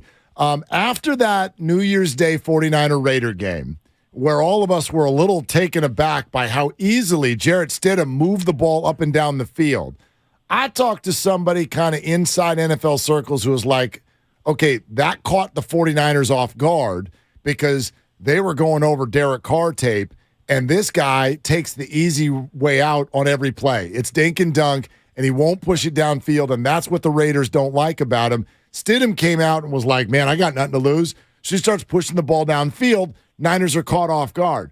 Translate that to now, Paul, and it's like, so if your frustration is that Carr won't push it downfield, you go to Jimmy? That's the only reason I feel like is an odd choice.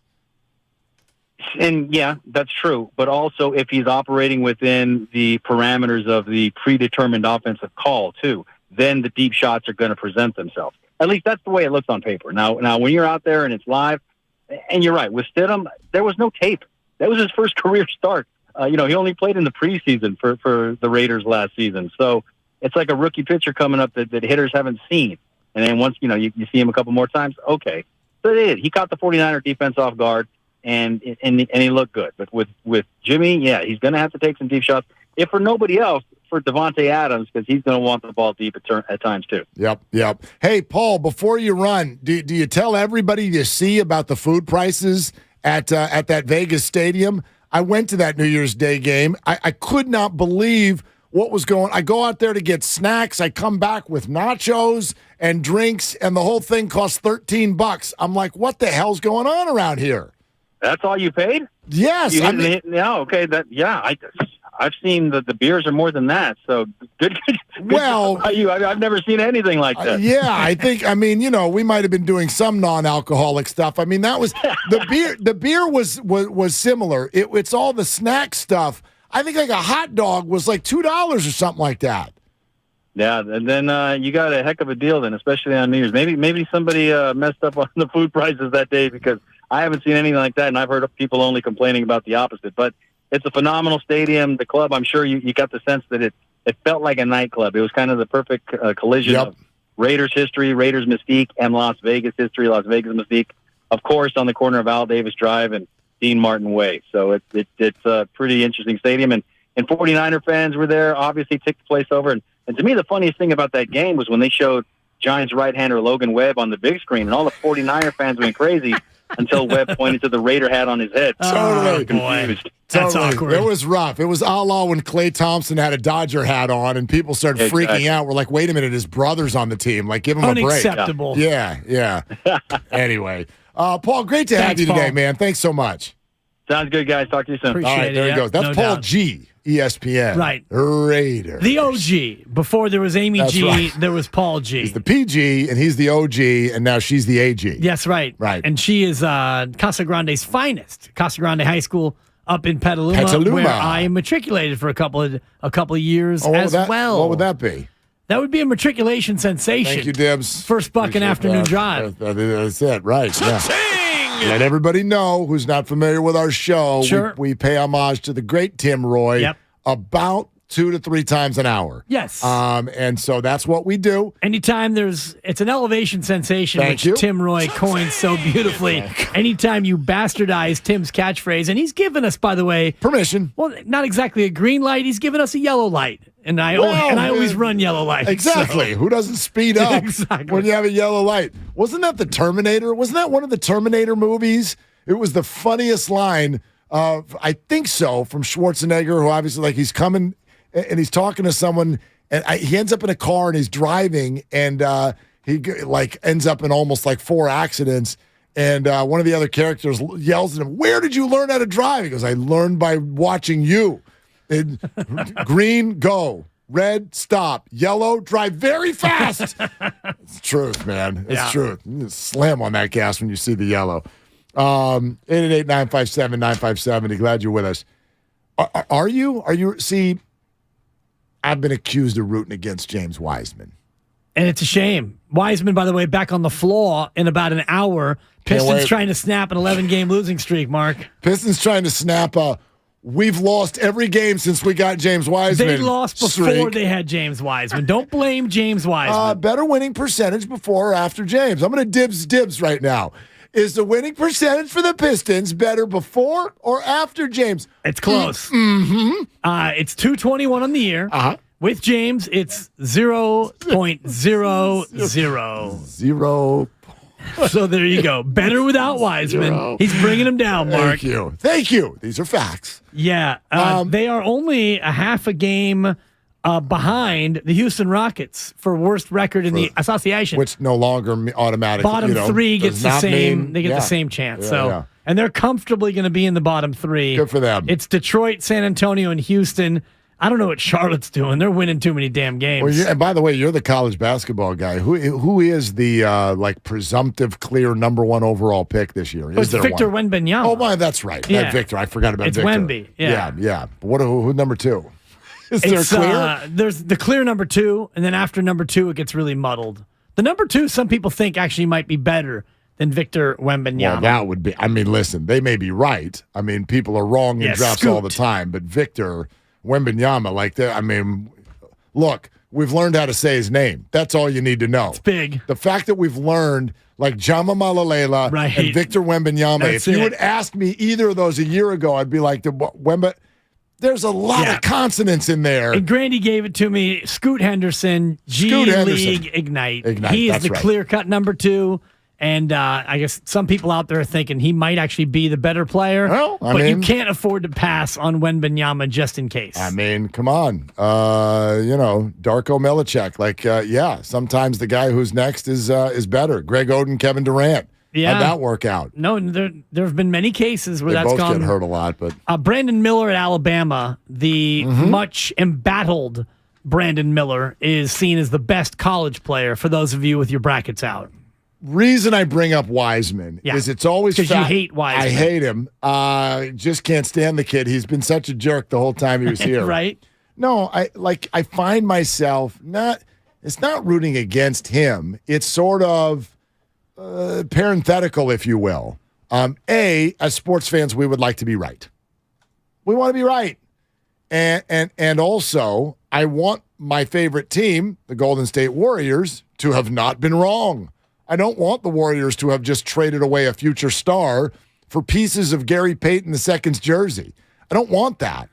And so therefore it manifests itself in a way that sort of feels like I'm rooting against James Wiseman. Well, let's transfer that conversation to Jimmy Garoppolo.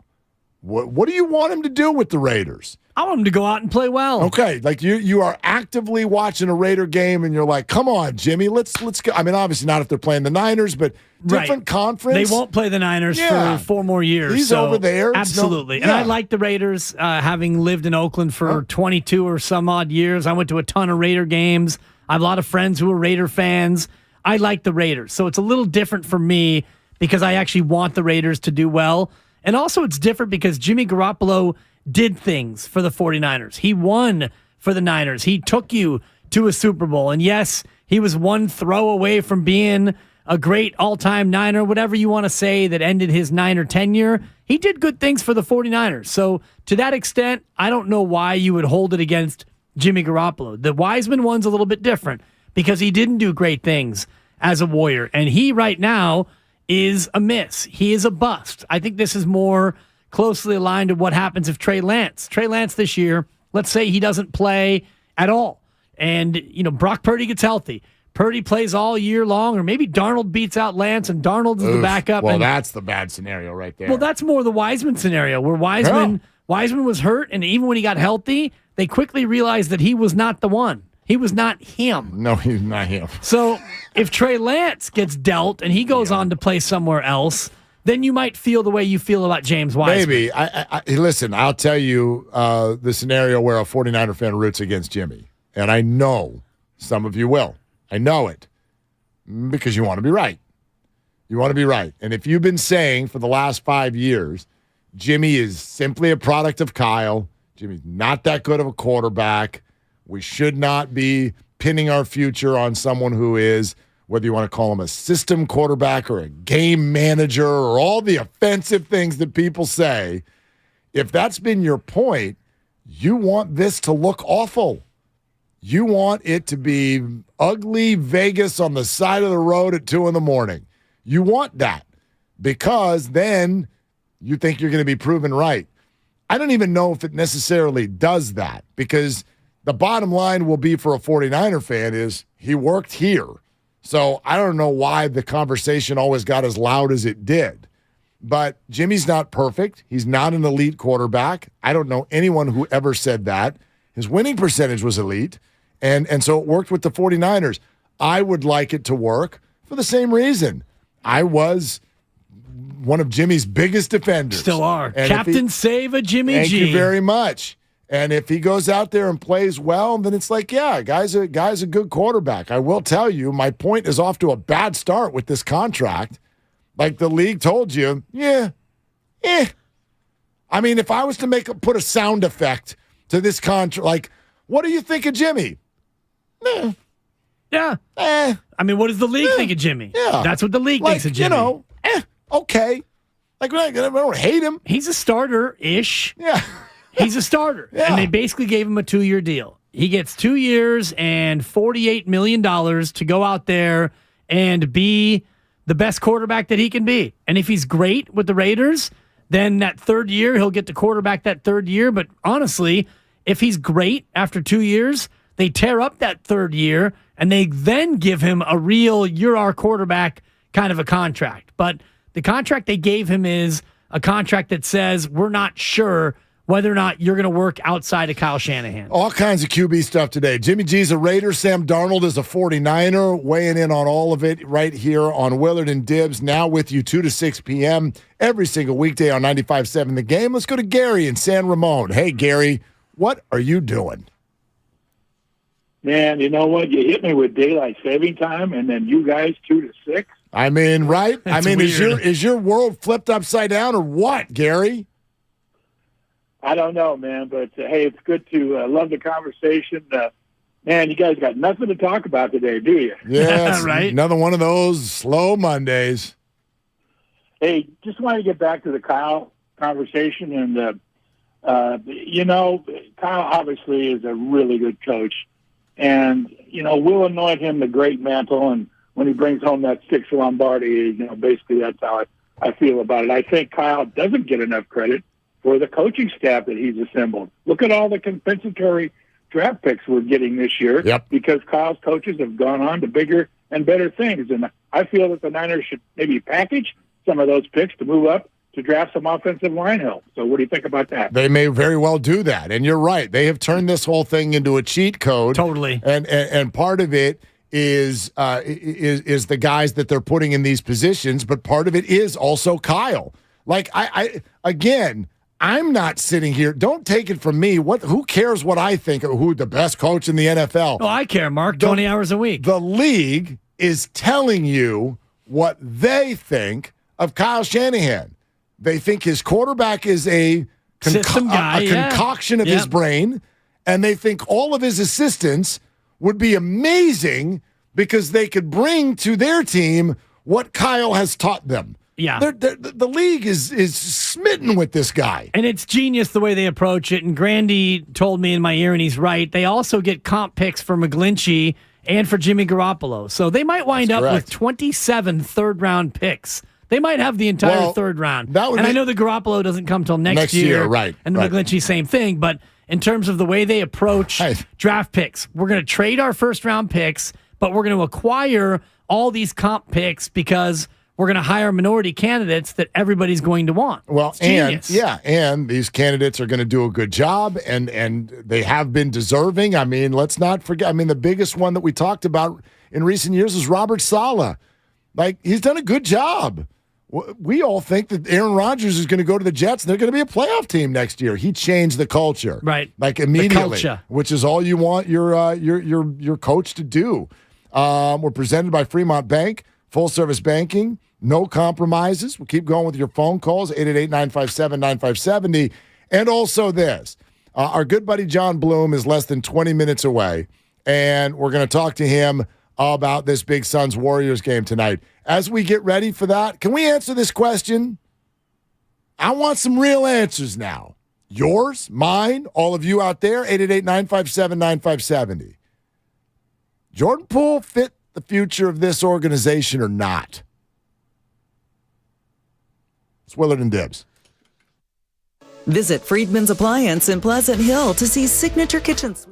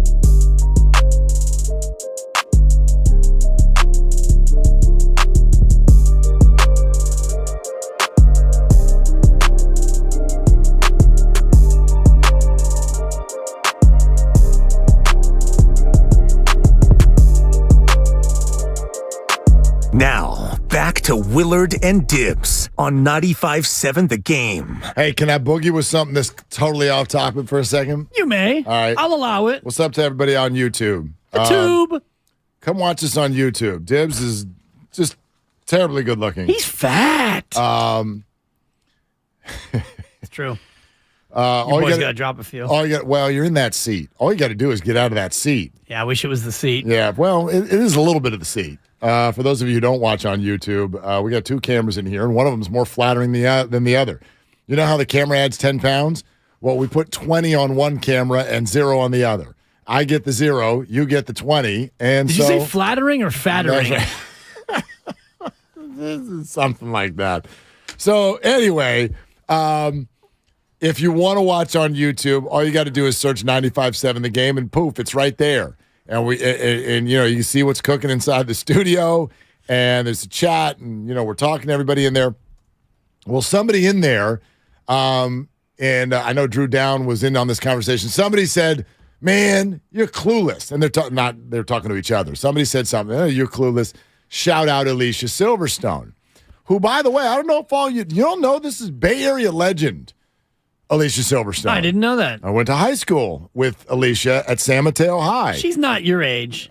She is. She can't be that old. 2 years younger than me. Good God. She went to San Mateo as a freshman and a sophomore, while I was a junior and a senior. Hey, did you try to holla? Don't tell me why I know that. You tried to holla? No, I did not try to holla. Hi, Alicia. I did Mark. not. I did not. Hello.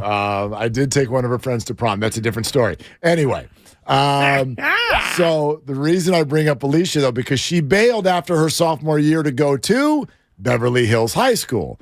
This was right after. Do you remember what launched her career? Do you remember? Don't say Clueless. It wasn't Clueless. I would have said Clueless. Now you left me without an answer. That's what brought her to being like a star. But what was her Was it first? Beverly Hills 90210? It was not. It was not. Melrose Place. It was a music video by what band? Oh. Ska-da-da-da. Come on. What band? Yeah. What band? It's not Whitesnake. That was Tawny Dane. Game show music. Yeah, seriously. Who can tell me on YouTube what band they're launched going to come up with it. Alicia Silverstone's career? It must have been Aerosmith. Thank you, Mr. Bridge. That is exactly right. I didn't even have the YouTube on. It was not the Red Hot Chili Peppers. Yes, it was Aerosmith. Thank you, Mr. Bridge. I stole it. Extra points if you can name which song. Oh, I know this one. It's not Dude Looks Like a Lady, but... No, Alicia does, but seriously, she ain't a dude. So it must have been crazy. Mr. Bridge again. Mr. Bridge. Mr. Bridge, are you free 2 to 6? Bridge, I need you. Are you related to Mr. Jones? You. We can talk about Counting Crows if we want. Yeah, that's right. The song was crazy. There's a motorcycle. Things happened, and people noticed. So anyway, as soon as that video came out, Alicia Silverstone was like a road home run in a Giants game. Gone. See you later. Moved to Beverly Hills High School. They're going to say rare, but they hit a lot of homers. Followed her career. The reason I bring it up is funny. Have you ever had that moment in life, and I'm sure we all have, where you're the person, I bet you've been on both sides of this, where somebody recognizes you, and they're like, Dibs! And you're like, I have no idea who this person is. Sure. Or have you ever been on the other side, where you can tell... Worst experience I've ever had with this, at a Coldplay concert at the Rose Bowl, and I'm right behind Alicia. And she's whatever. She's yay. She's Coldplay. already been clueless, and she's already done her thing. I mean, everybody who's not clueless at a concert, sure, right? A couple cocktails, whatever's happening. So anyway, I'm not the type. I don't want to bother people. I don't want to tap anyone on the shoulder. But some sort of other conversation sort of popped up, like as happens when you start talking to people around you at a ball game or a concert or whatever. And so she catches eye, and we're, oh, yeah, whatever, like this and whatever about the song. And then all of a sudden I'm like, San Mateo High School, 1993, am I right? Right? Hey, Alicia, it's Mark. And I just got the, crickets. Blank stare. She's like, yep, I was there. Didn't see you. I mean, and she wasn't mean about it, but I was just like, wow. She got no clue. What did you expect? She heard her say, you were the one who got away. No, It wasn't I know like you, that. Mark. It wasn't like that. I never took a shot. This wasn't like that. But point being is just like we were in, we were in some similar circles. We had a lot. I wasn't tight with her, but we had a lot of friends in common. And it's high school. You know everybody at your high school. I certainly did. Who do you not know at your high school? I knew everybody because Right. it was kind of what I did. Damn. You know, I was Put me in my place. yeah, I was that person who knew every single person at the school. You still do. Yeah, and You mention them every day still on very the show. so, yeah. Shout out Tom Avakumovich and Thank the you. rest of them. I do like that Yeah, last name. That it's a was great fun. one. Yeah. So anyway, and thank you to every single YouTuber who just wrote, you know what she was at that concert? She was clueless. Yes. There you have it. She was a celebrity and you were a nobody. I'm You not, are nobody, Brett. my No, dude. No. I was just a dad bringing his Yeah. kids to a concert. That's so a bad beat right there. What are you going to do about it? Yeah, shake that off. Anyway, tune into Warriors It's a cute Live. story. Thank you.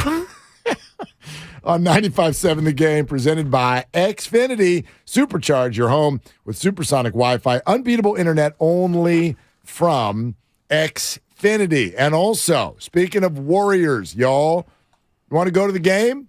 Not this game, but the upcoming game between the Warriors and the Wembanyamas, also known as the San Antonio Spurs. This game is on March 31st, and you can be there, and you literally don't need to do a damn thing in order to make it happen. You just need to listen to our shows. Do it on the Odyssey app or listen at 957thegame.com. All you got to do, download the app, listen on the app. When you're listening on the app, you're automatically being given chances to win every single hour. Every hour that you listen becomes a chance to win up to 8 entries per day. So don't wait. Download the Odyssey app right now and start amassing those chances to get into the game on March 31st, Warriors and Spurs. The tickets are courtesy of the Warriors. And as always, if you want your own tickets, you go to warriors.com. Yeah, and you are, as we mentioned last week, you go to see the Warriors at home, and you are almost guaranteed to see a victory. And even against Milwaukee, where it felt like that was going to be one of the times, see, they don't always win. Well, actually, they do almost always win at home. But you're using the word almost, and this game's against the Spurs. Dibs, I'll take you a step further, okay? Are you going to guarantee? I will run from one end of Pier 39 to the other in my underwear if they lose that game.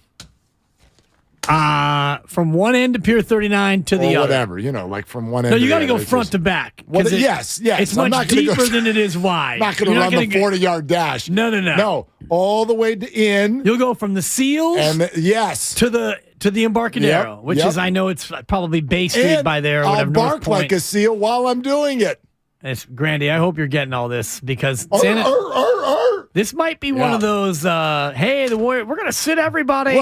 Look at these new crazy afternoon FM DJs with their radio tricks. No, I just because. Let's have some fun with this. Okay. They're winning that game. It's not almost, sir. They're winning that game. Are we talking tighty whities? You're going boxer briefs? I'm not a tighty whitey guy. Yeah. Used to be years ago. Sure. I had one of those moms that would actually write my name in them. She did not. No joke. And I was like, maybe that was because once upon a time I went to camp. Ellen. But Mom. What are you doing, Ellen Willard? Like, if someone else ends up with my underwear at age 7, we've got a bigger problem than recovering the underwear. Seriously. Okay? Serious. Thank you very much. That was quick. Very good, Grandy. Boy, the turnaround time at the here in the afternoons That's is right. different. Anyway, game. Spurs. All right. Warriors are winning that game. Sounds The good. Warriors are winning that game, and no, will not be in tighty whities. It will not happen at all. 28-7 at home. And San Antonio, by contrast, 6-27 on the road. Oh, gosh. Openly not trying to win ball games. So They've won 6 games. Oh, yeah, they have. Oh, that's terrifying. So you're saying there is, in fact, a chance. Watch the whole team get hurt. Are they going to do load management? You never or know. something? That is the risk. I That's know. really the only risk that you're taking, I think, in terms of this wager. But they don't do load management at home. Almost never. Right. They almost never do that. And also, the Warriors most likely will be in a spot where they're going to need that game. I think there's still a few games left to go. There are. So they won't be landlocked in a seed, most likely. Yes, at that point. very likely. In fact, there are still a full 4 games after this okay. one. And some of them are difficult. In fact, 3 of those remaining 4 will be on the road. One of them's at Denver. One of them is at the Beam? Sacramento. You love it. They're going to try to light the beam on April 7th. Look out.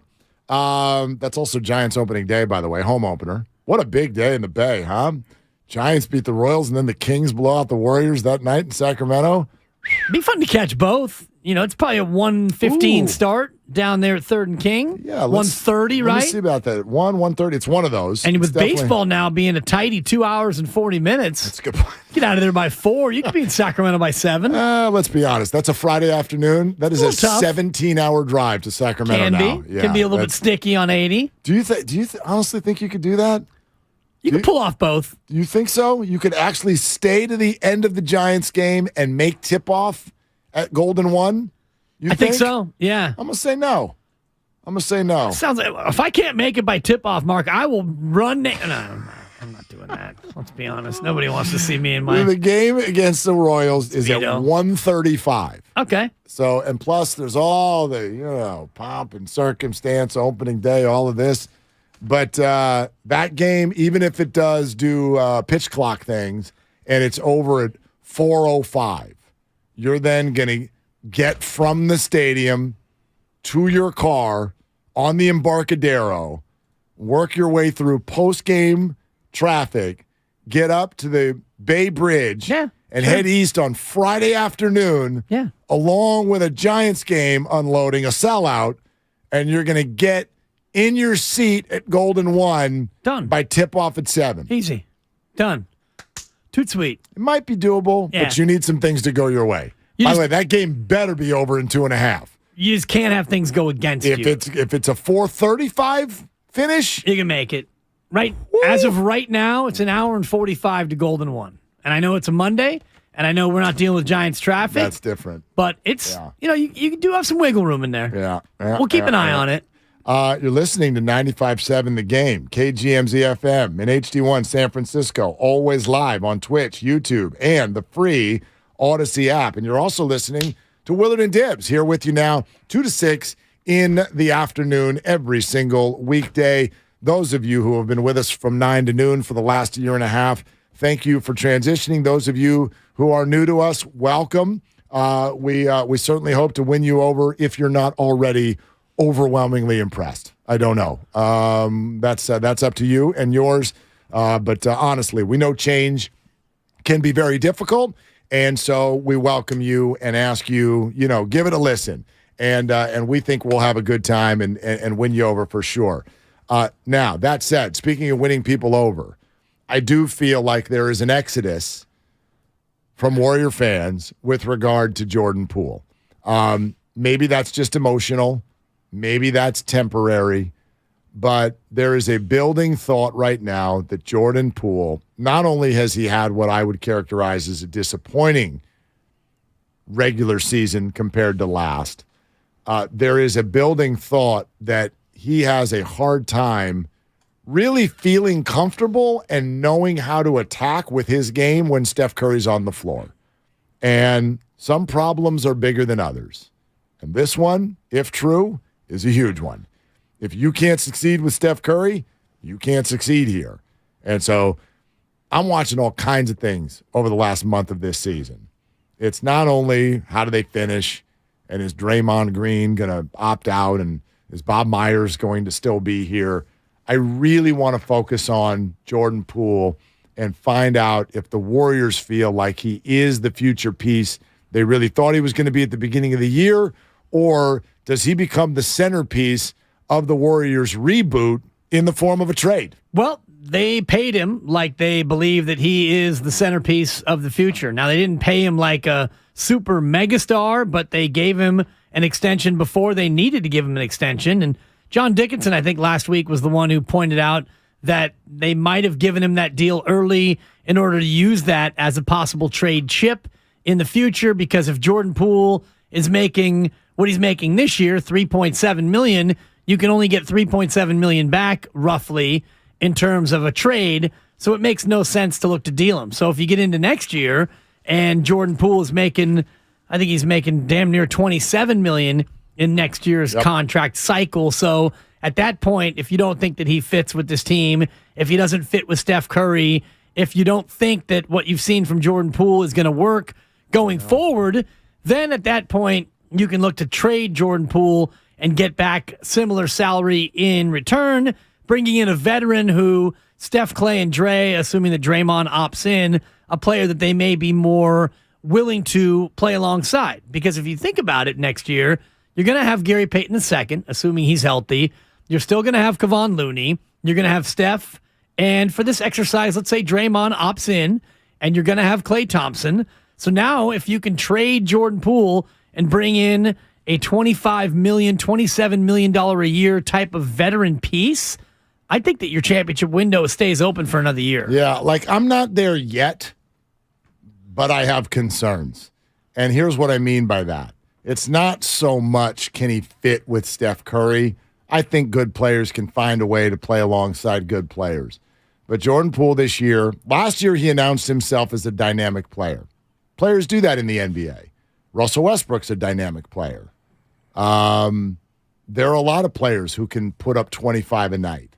But the question you need to ask yourself when you are a winning organization, you're a healthy organization, when you have figured out how to do things in the playoffs that have been very successful, when you have a winning brand, you have to ask yourself if the player can fit that. And I don't know. I don't know if Jordan Poole plays winning basketball. I don't. He's shooting a three-point percentage that's below Draymond Green this year. It's Westbrookian. He falls over a lot. He makes odd decisions. He has made Draymond and Clay and Steph all throw their hands up and sometimes throw their mouthpiece. These things are all true. Do I have sympathy for some of this stuff? Sure. I don't wish that he had been punched in the face. That was ridiculous. But he has exasperated his teammates.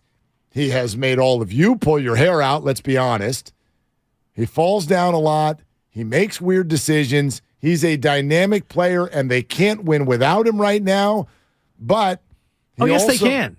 I don't think. Well, not right now. They can't. The Warriors? Yeah, they actually did on Saturday. Well, no. This is where I mean, in a bigger sense. Well, I think in a smaller sense, it tells you everything you need to know about the bigger sense. Because in the bigger sense, if you want to look at the series last year against Boston, Jordan Poole didn't play a ton, and you won the NBA championship without Jordan Poole being a big part of it. And big in some earlier rounds. He sure was. Big in earlier rounds. And he was also big in some spots against Milwaukee on Saturday. But I'm looking at the game log right now, the play-by-play.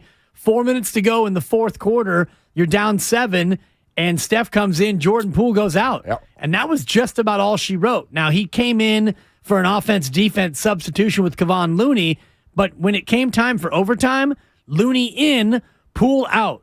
So Jordan Poole, if you are really going to be the man going forward, you don't get subbed out for a guy who offensively doesn't present even a thumbnail of what you present. Yet, the Warriors going into overtime felt rightfully that they had a better chance to win that game with Jordan Poole on the bench. There you go. 888-957-9570. Let's take some calls. Before we do, though, let me ask you a weird question. What if you lived in a city called Dibley? How would you feel about that? That would be a little strange. Like if you called radio shows and you're like, hey, it's Dibley in Dibley. That would be really weird. Let's go to Tracy in Tracy. Hi, Tracy in Tracy. It's Willard and Dibs and Dibs. What are you doing? Hey, man. Great to hear you guys at this new time slot, man. Cool. Thank you, brother. I'm rolling on my way home. Just got done taking my kids to the doctor. You know, I got a 3.5-year-old just went to preschool. She was sick last week. They had to go to the doctor, get a doctor's note. And hey, I'm living the daddy dream right now. You living that. You're about that life, Tracy, is what you are. Dude, I'm about it, player. I'm telling you, I'm loving it, man. I got a young wife. Dude, you're not going to believe it. I'm 60 years old, and I got a 3.5-year-old and a 16-month-old. Dude, Lord, it's what I got it. Tracy, I'm right there with you. I'm 54 with a 6-month-old. Don't tell me I don't believe it. I work with that every single day. Yeah. Oh, my God, Dibs, really? I didn't know that, dude. Yeah, I got a young wife myself, Tracy. I'll give you my answer off the air. We can commiserate sometime. Hey, I got a Filipino nurse. My wife's a Filipino nurse. I got lucky. Yeah, you did. Hey, you guys, it's good to hear you guys, man. I love you guys. You guys compliment Guru and Steiny. You two crack me up, and them guys. When you guys I'll get together on the changeover. I love it. It's freaking great. Thank you, Tracy. Yeah, that obviously got shuffled around a little bit. 150 yep. to 210 every day, whether Steiny likes it or not. Totally. That's the deal, and it is an appointment situation for all of you. Thank you, Tracy. Tracy, did you have anything on the Warriors, or did you just want to laugh and brag about your Filipino nurse? Yeah, and yell about Dibbs' baby. Hey, listen. Jordan Poole, man, he's a youngster, but you know what? Look, hey, if I got knocked in the face, it would be hard, and then you got to follow up and play with a superstar.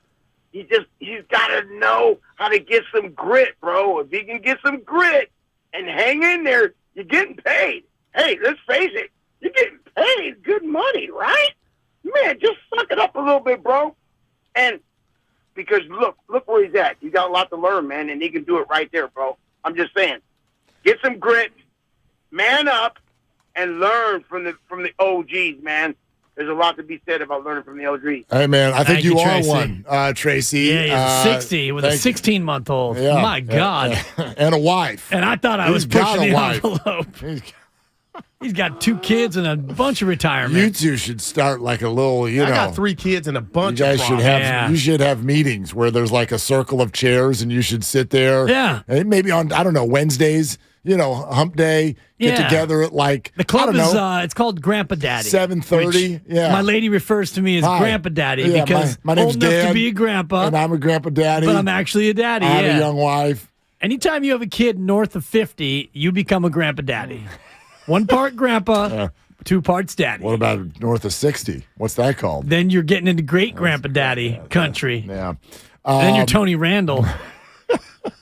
I don't think Jordan needs to suck it up. I think Jordan's fine. I think his contract is guaranteed. I think 28.7 next year.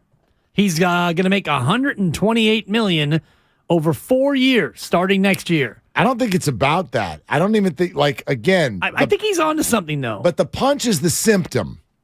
Steph Curry throwing the mouthpiece is the symptom. You're right. Draymond Green walking off the court is the symptom. I want to talk about the disease and why we haven't been able to get to a point this year with this being obvious for the better part of 6 months, why they haven't been able to get to a spot where there's enough chemistry that they could win a road game. Well, what is the disease as it pertains to Jordan Poole and his game? Because we talked about Milwaukee. 25 minutes, he goes 4 of 13.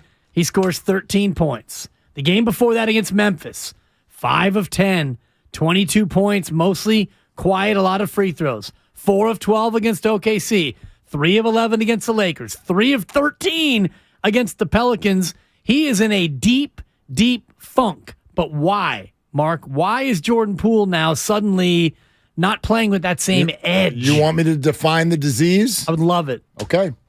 I'll do that coming up next. We're sponsored by 5 Hour Energy, and this is Willard and Dibbs. I'm about it, player. Remember college? 5 Hour Energy got you through. The energized feeling you relied on back then still works today. Rediscover 5 Hour Energy. It'll get you through again. Visit 5hourenergy.com.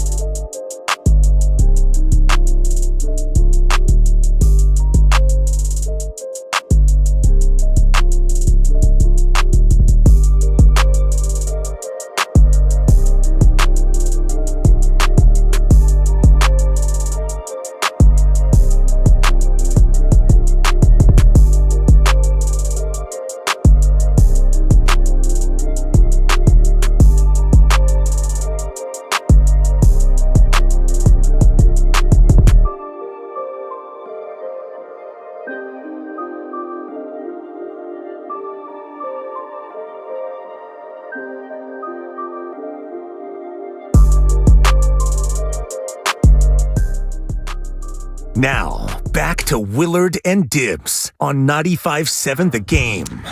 Okay, y'all. Again, Willard and Dibs, now 2-6 here on 95.7 The Game. Hang with us, right? Let's all do this. Let's make it an acclamation sensation. That's a buck. Okay? Yeah. And we'll do this together. And we'll keep on building. And it's going to be fantastic. And the Warriors play the Suns tonight. And Kevin Durant continues to be completely terrified of playing in front of you, the Warrior fan. I don't believe any of this ankle injury stuff. You're telling me that elite athlete just ripped up his ankle by walking to the rim by himself? Come on. That's not real. Oh, you saw it, though. I mean, I know. It's crazy. Yeah, you saw the way It's it crazy. went. Between the Durant and the Kuminga, it's like, man, warm-ups are more dangerous than we thought. You got to keep an eye on Steph in that 2-ball drill. Oh, my gosh. Well, did you see, speaking of warm-ups, did you see? I did see that. I mean, I love Steph's pregame histrionics, his tunnel shot, his I'm playing volleyball, I'm playing soccer, watch me golf. It's all so entertaining. But maybe, Steph, we can put the 128-foot heave away. No, I'm not. That poor guy. Well, no, he's in the protocol. I know, but you don't need to put it away. You just need to let everybody know. Like, hey, Steph's about to huck the ball like the length of a football field. If you're standing under the hoop, put some eyes on it. I'm not saying it's the kid's fault. For those of you who don't know what we're talking about, Saturday, Steph did the tunnel full court heave. It comes up just short. There's like a ball boy or whatever underneath the hoop. Innocent bystander. And I mean square between the eyes, like whack. Yeah. From all the way over at the other end. And he needed a few moments to get the cobwebs out. Right. He's fine, by the way, for those of you who were concerned. Is that confirmed? Yes, I did. Yeah, that was from Warrior reporters that checked on him. Right. No broken nose or anything like that. He's fine. If it's me, I got 3 words for you. Law freaking suit? Boxer and Gerson. I'm going straight. Exactly. Exactly. And I know Boxer and Gerson wouldn't take the suit. They're too scrupulous to even do that, but I thought it'd be a nice way to get them into the show. They're like, let's see. Okay, first name Dan, last name Dibley. I'm sorry, you'd like to sue Steph Curry? $100 million. And the Warriors? Yes, and the maker of the basketball. And Joe Lacob. Oh, and Peter Goober. I want that Goober money, too. And, I'm sorry, Naismith? Is that how you spell Naismith? Jimmy? Yep. Yeah. Get me Jimmy. Get me Jimmy. What are you, the Raiders front office? Totally. Anyway. That's a 3. Yeah, so what the hell? Why do we even get to that? I don't even. How did we get to the Steph thing? We were talking about pregame is dangerous. Oh, yeah, it is. Pregame is dangerous. Man, if you okay. Kevin Durant, Jonathan Kuminga with a rolled ankle in pregame. The Warriors would love this. Hey, if you're going to the game tonight, don't show up till 7. Holy hell, it's dangerous in pregame. You don't want to be anywhere near that arena. Or maybe try this. I'm kidding. If you're going to the arena tonight, show up early, but wear proper protection. I mean, thank you. At all times. Big fan of protection. So, but actually, it's already true. Like, if you're going to go to Chase Center, now would be a good time to leave. Yeah. Now is good. And we'll take you all the way there, okay? The pregame is going to start at 6. You got the game coming up at 7. We'll have it covered from every single direction. I do wish, I don't know, the entertainment seeker in me wishes Kevin Durant was playing tonight. The Warrior fan in me is really, really glad that he's not. But check this. I just heard this before the show. And this is courtesy of our good friend John Bloom, voice of the Suns, who will join us in a half hour. He says, and he might be mad at me for saying it before he comes on because he's like, I got a nugget for you. Nuggets? Yeah, no, not Nikola Jokic. He's Thank like, you. I got a thing for you. He goes, did you know that in the Steph, Clay, Dre era, never before in history have the Warriors been swept in a season series by a team when those 3 players played in all of the games. Are you serious? Never before. If the Suns win tonight. Even a 2-game series? We'll ask him that. I imagine maybe in a 2-game series, but this is a conference foe. This is a 4-piece. Never before in the history of Steph, Clay, Dre have they played in all 4 games and lost all 4 games to the same team in a season. And if the Suns win tonight, that will happen for the first time. So, in other words, lay the 4.5. Warriors are winning by 22 tonight. You're making the bold assumption that all three of those guys are going to play. Steph, Clay, and Draymond. They'll Which play. They I showed. know Draymond. Yeah, I know Draymond. Draymond's dealing with a little bit of the A ankle. little in and out, yeah. But, Doc Pandy at tomorrow. Yeah, exactly. And, when you look at it, Steph Curry is now sitting a day away from turning 35. So And showing no worse for the wear. I mean, he's a good little player. Yeah, he looks. I mean, he looks as good as ever. Other than all the games he's missed this year, well, he's looked great. But I mean, since coming back, and he's got one. The only game they've won since he came back is firmly on his mantle at home. He won that game, Mama. There went that man. Yeah, and there was some hand down, man down in that game as Damn well. right it was. Which, you may want to get out there, Brooke Lopez, and put a hand up on your guy. Seriously. Because Steph Curry, good little shooter. But you're right, that was one that he can put on his mantle.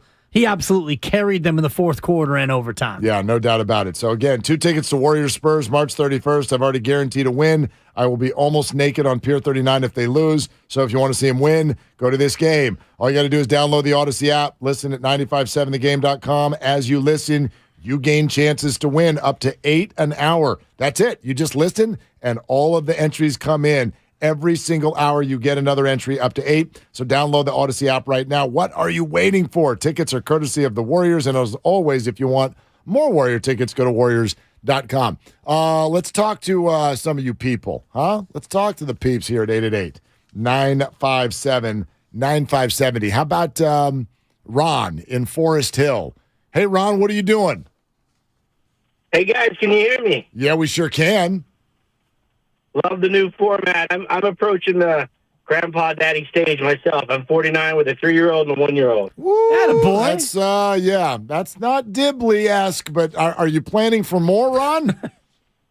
No. We cut that off pretty quick. Okay. I get that. Well played. That could be undone, by the way, but go ahead, Ron. I wouldn't recommend it. So I wanted to ask you guys, everybody makes a lot about the tradition that Steph and Dre have set up with the Warriors, the culture. But if you think about it, did you watch The Captain with Derek Jeter? Yeah. You remember you remember when David Wells caught out the rookie in left field and Derek put a stop to it right away? How would you compare that leadership to what Steph did by throwing his mouthpiece and what Dre did by acting like a big baby and walking off the court? And I'll take it off the air. Thanks. Thanks, Ron. I'll call you at home and give you my official response. Everybody else has to wait. We have to leave the air now in order to go and answer this question. But I think that in terms of the comparison, yes, the comparison during the captain, Derek Jeter showed great leadership in protecting a young player. And for the Warriors, this is not a case where Jordan Poole has made one mistake of this nature and they immediately turned on him. I think there's a lot more beneath the surface here than what meets the eye. And I know this, Steph Curry has comported himself as a leader, as a professional in a second-to-none fashion. Now, if it was just Draymond Green who lashed out at Jordan Poole, you could excuse it and say, that's just Draymond Green, he's a hothead. When Steph Curry throws his mouthpiece in frustration, to me, there's more that's led up to that moment than just a one-off where Jordan Poole should have passed it to him and didn't. I agree with you, but I also get a little bummed when we're sitting here questioning leadership because someone threw a mouthpiece. Like, everybody is entitled to an emotional response. This is sports. It's emotional. There's a lot going on. There are a lot of people watching. This is not clearly the first time that Steph has been frustrated with something Jordan Poole did on a basketball court. So the only reason we're like, oh my gosh, is this poor leadership from Steph Curry? We're doing that because of the way Steph Curry has always conducted himself, and therefore we're holding him to a ridiculously high standard. That's no different than when LeBron James did the decision, and we're like, this jerk. Well, no. Like, his teammate just punched, just got arrested for domestic violence, and you're mad at LeBron because you didn't like his TV show? Like, come on. Steph Curry throwing a mouthpiece is not a big deal. You have a leader on the Warriors who hauled off and punched him. Yeah. Do not come down Steph Curry's road for poor leadership when one of the other leaders on the team hauled off and socked the guy. Yeah. Yeah. Let's have that conversation. That's what we've had that conversation. But I mean, right? That's Boy, what have set. we. But that's what set this on this road. That was the tone setter for the whole I year. think that we were on this road anyway, and I wonder like what else happens between these guys that we don't see that has had us on this road. I don't think that Draymond Green punched Jordan Poole because Jordan Poole said something one time and it bothered Draymond Green. There obviously is a big backstory. Whatever led up to that moment where Draymond lost his cool, I don't think it was a one-off where Jordan Poole said one thing and Draymond took it to that point. Of course This is not to blame Jordan Poole in any way, shape, or form, but the backstory of Jordan Poole and the veterans in terms of what's not going right, this goes back from before this year, and now we're seeing it boil over in terms of Steph Curry on the court. Klay Thompson's frustrated. Draymond Green's frustrated. And Jordan Poole now is playing like he's a lost puppy in many ways. He doesn't know what he's supposed to do out there. Yeah, you're absolutely right. To the point where in some of the big moments, they got to yank him. That game Saturday, reminiscent of the Boston series where there were times where just like, we got to get him out of here. Rosie in Campbell. Hey, Rosie, you're on with Willard and Dibbs. What you doing? I'm sitting in my car waiting to talk to you. I'm glad to hear your voices. Well, thank you. And you're not waiting anymore. Here we go. Can't wait to hear what you have to say. Okay. I think that the problem with Jordan Poole is psychological. I was attacked when I was 15, and I wasn't expecting it. Of course, and being attacked when you're 15 is more traumatic than when you're 20 or 22, however old Jordan Poole is now. But I think that he needs some help. He needs therapy, and he needs to talk about what happened to him. Well, because he lost his trust in his team then. Yeah, I mean, Rosie, you might be right. I think we're making some, and thank you, Rosie. Thank you for your patience. We're making some assumptions there. Yeah, which might be right. But does he need therapy? I could make the case that everybody does. So therefore, sure, I guess we can make that leap. But is that specifically what's affecting Jordan Poole? I don't know that. I think that there are still trust issues with this basketball team. They're not all surrounding Jordan Poole. They're surrounding all of them. Yeah. But Jordan, you're right. You called him lost. I do think he looks lost. I think you can literally see it on the court when sometimes, the falling down is often seemingly coming from, am I supposed to go? Am I supposed to stop? Should I drive now? No. Pull back. Fall over. Turnover. Dunk at the other end. What on earth was that? But that's what we're seeing a lot because the pecking order for the Warriors is out of whack when Jordan and Steph are on the court together. I like Jordan's numbers aren't as good, but I like him better coming off the bench because he can come in and it's his game for a little while and be the spark and then go back out. It's almost like when he's out there with Steph and Klay, he's thinking too much, right? Do you guys want me to shoot now? You can't do that. Right. You can't play that way. And they play in a different way than he's most comfortable playing. He likes to have the ball in his hands. He likes to attack off the dribble. He likes to call his own number and get downhill and make things happen. The Warriors' offense at its best is ball movement, player movement. And Jordan Poole himself has said he's not a great catch-and-shoot player. That's why Klay works so well in this offense.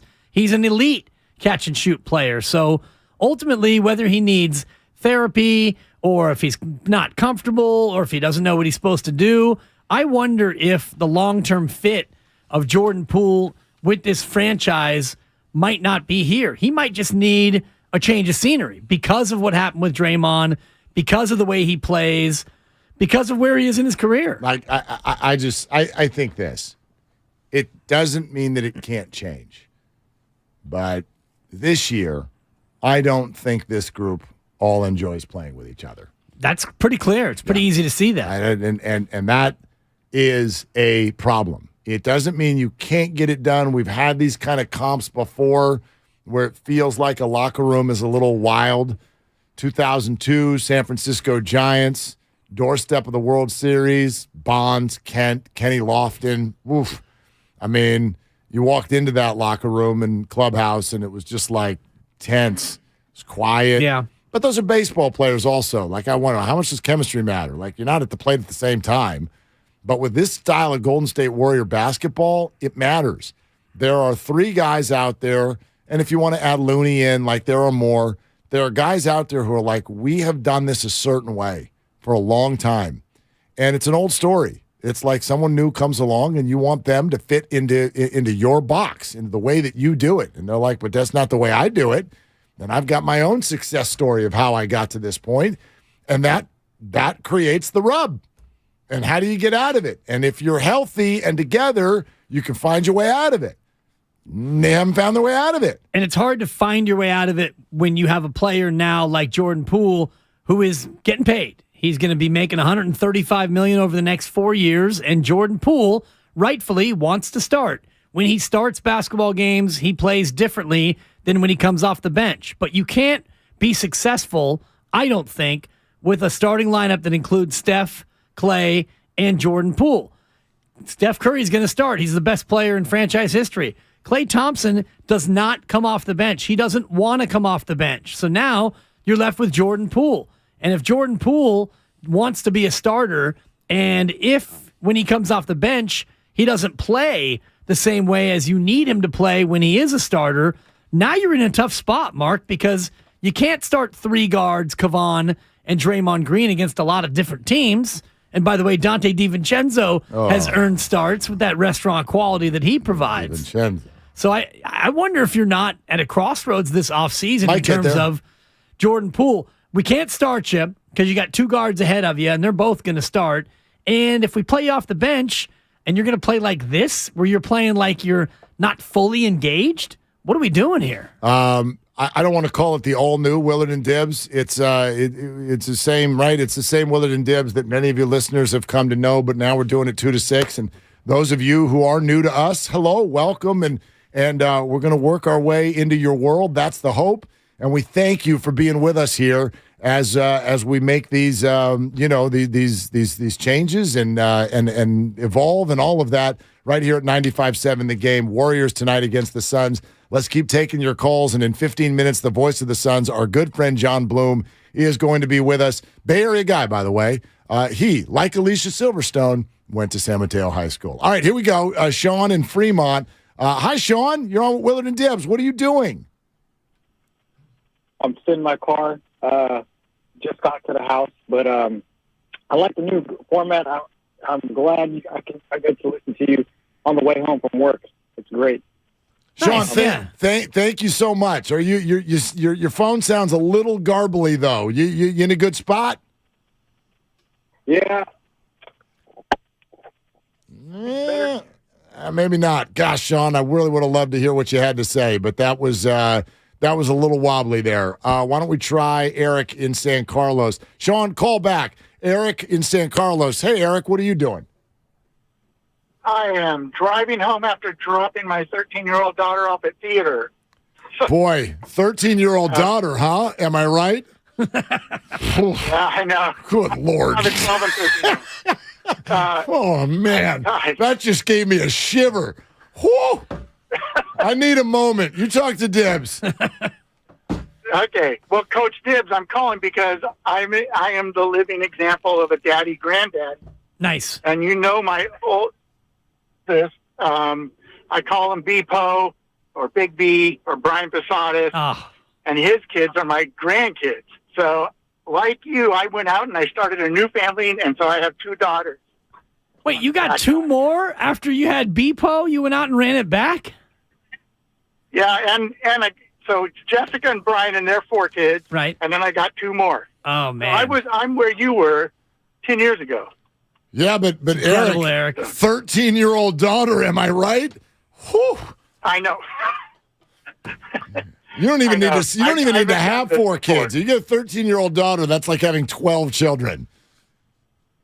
It is, but it's so much better than having boys from the age of 2 to 18. Oh gosh, yeah. Well, yeah. It's just one. It's more mental than physical. I can see why you had more kids because your son Brian, aka B-Po, I coached him at St. Joe's. 3 years of boys volleyball. one of the finest young men that you could ever encounter. So congrats, Eric. I hope your round 2 kids are as good as Bepo is.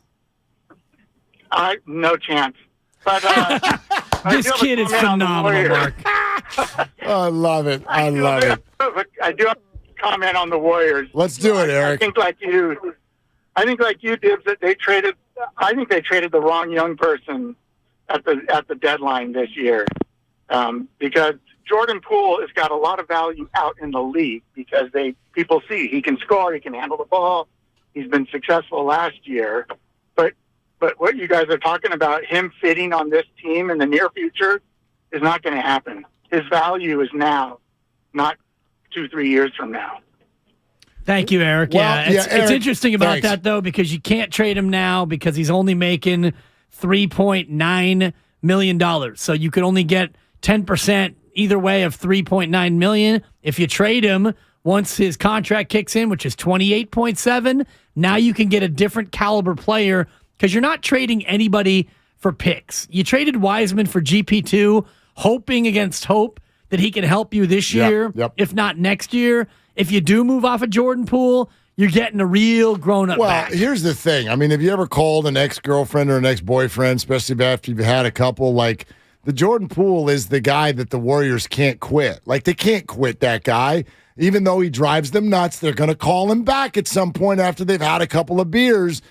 James Wiseman cannot help the Warriors right now. In fact, he was making them worse. But Steph, Clay, and Dre, this is why. Why do you think Jordan Poole frustrates them so much? Right? You ever watch The War of the Roses? In order to be mad, there has to be some sort of care or love in there Kathleen too. Turner and Michael Douglas. Absolutely. So, a violent piece. Oh my gosh! Remember the chandelier part? Holy crap! But anyway, point being is those guys know they can't win this year without Jordan Poole. That's why they're so upset. Because he won't do what they want him to do, but they know they need him to do it. That's the rub, in my opinion. Well, and also James Wiseman can't do it. Jordan Poole won't do it. Well, Jordan Poole can do it, but he doesn't consistently do it, and that's what makes him. I don't know if it's he won't or I don't know what his situation is. He certainly has. He doesn't defend. And why hasn't he? He doesn't defend. He doesn't. He shoots at the wrong time.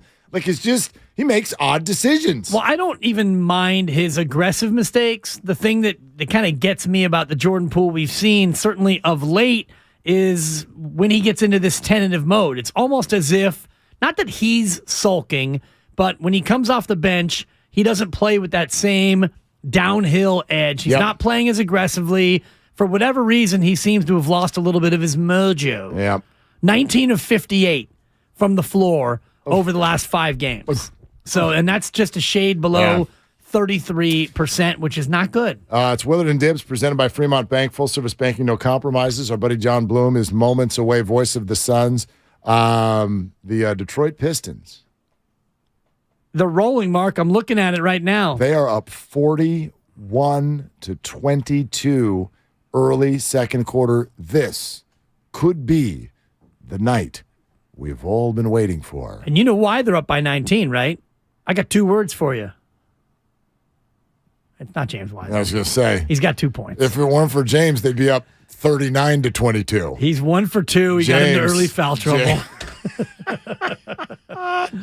James got a bucket. He does. He's got sure a bucket. Does. It's a nice little bucket. He's got a bucket seat right over there in the corner of the arena, and he's sitting in it right now as the Pistons roll the Pacers. All right, we got time for your calls always. 888-957-9570. Your brand new 2 to 6 show is maybe not that brand new to you. It's Willard and Dibs, and we're so glad you're with us. Thank you so much. Coming up next, the voice of the Suns, our buddy Bay Area guy, John Bloom, will join us.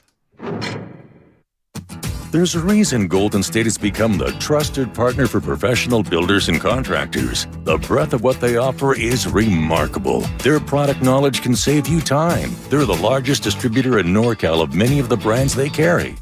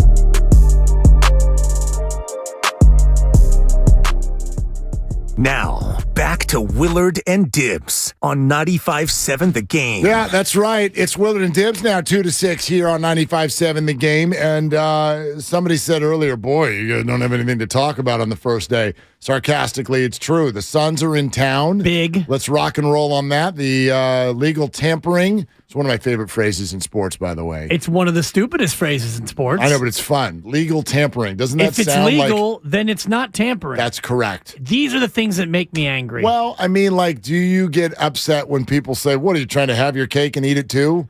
That's what the just hell an does expression. What does it mean to have cake? I already told you exactly what it means. Like, the only thing anybody ever does with cake other than eat it is smash it into your spouse's face at a wedding. You put the top layer in your freezer, and that's what I've got going on right now because I just got married in November, That's Mark. stupid. That's stupid. Then you don't get any when I have my anniversary cake in about 8 months. Yeah, well, it's delicious, by the way. That's gross. Let's go live to someone who I watched put the cake into now his lovely wife's Jill's face many years He ago. didn't smash it, did he? You know what, John Bloom, voice of the Suns, I don't remember. What did you do with the cake at the wedding? What'd you do? Dude, that was almost 23 years ago. I know. That Jesus, noise? Oh, my gosh. You're listening, Are you kidding me? It's been that long. By the way, my first word was cake, so we're cutting to the core right now. Will knows. I love me some cake. Yeah. I don't love wedding cake per se. It's not the best kind of cake, but if we want to break down, the positives and negatives, the pros, which are far outweighing the cons in respects to the category of cake, I am down for it. Well, listen. It's interesting you say that about wedding cake because I had a small wedding, my second wedding. Yeah, and which so one? we had it. Well, actually, both weddings, I had boutique actual cakes, not like some sheet cake, which tastes a lot like sheet. I should talk, quite frankly. Well, wait a minute. No, thank you, John. I mean, I'll be here till 6. Well, both of you ought to get whacked upside the head because wait a second. Don't say you don't like wedding cake. You get to make the wedding cake whatever you want it to be. Exactly. Unless, of course, someone else is making the decisions, John. Hello. That's more accurate. By the way, you're listening to a man who proposed on the 17th tee box at Lincoln Park. Thank you for bringing me back there. Because that's one of the things that keeps me going. And what a Chamber of Commerce day we had today in downtown San Francisco, by the way. Thank you very much to the powers that be. We were all wearing our raincoats. We were expecting the worst. I've got my daughters and my wife in town, and we had a fabulous day here in your city and my, it was one time my city, I guess, too. Yeah, you got lucky because we've had the bomb cyclone or the atmospheric river. I'm not sure which one we've been dealing with. No, it was first postcard day since 2021 we just found out. Yeah, so here we are. You're here for it. Nice job, John. But Kevin Durant is not. What is it that he's got against Warrior fans? What's the deal, for real? I haven't had a chance to ask him, but it does seem like it's a little more than just coinky dink at this point, isn't it? I mean, I couldn't believe that I think you told me that, but I then read more about just the fact that he has only played here once since winning the Larry the last time, and it was when there were no fans. He has yet to play for Suns fans as well. You got to remember that. His 3 games with the Suns were all on our last road trip, so they're clamoring and chomping at the bit. So these are like the 2 fan bases that want to see KD the most. It's clearly the case. And what do you make of the Suns? Before you had KD, it was a little bit of an up and down year compared to last year in the regular season. All the hope skyrockets when you get KD. He slips in warm-ups. Now he's out. What's the state of the Suns as we get down to the nitty and the gritty here in the regular season?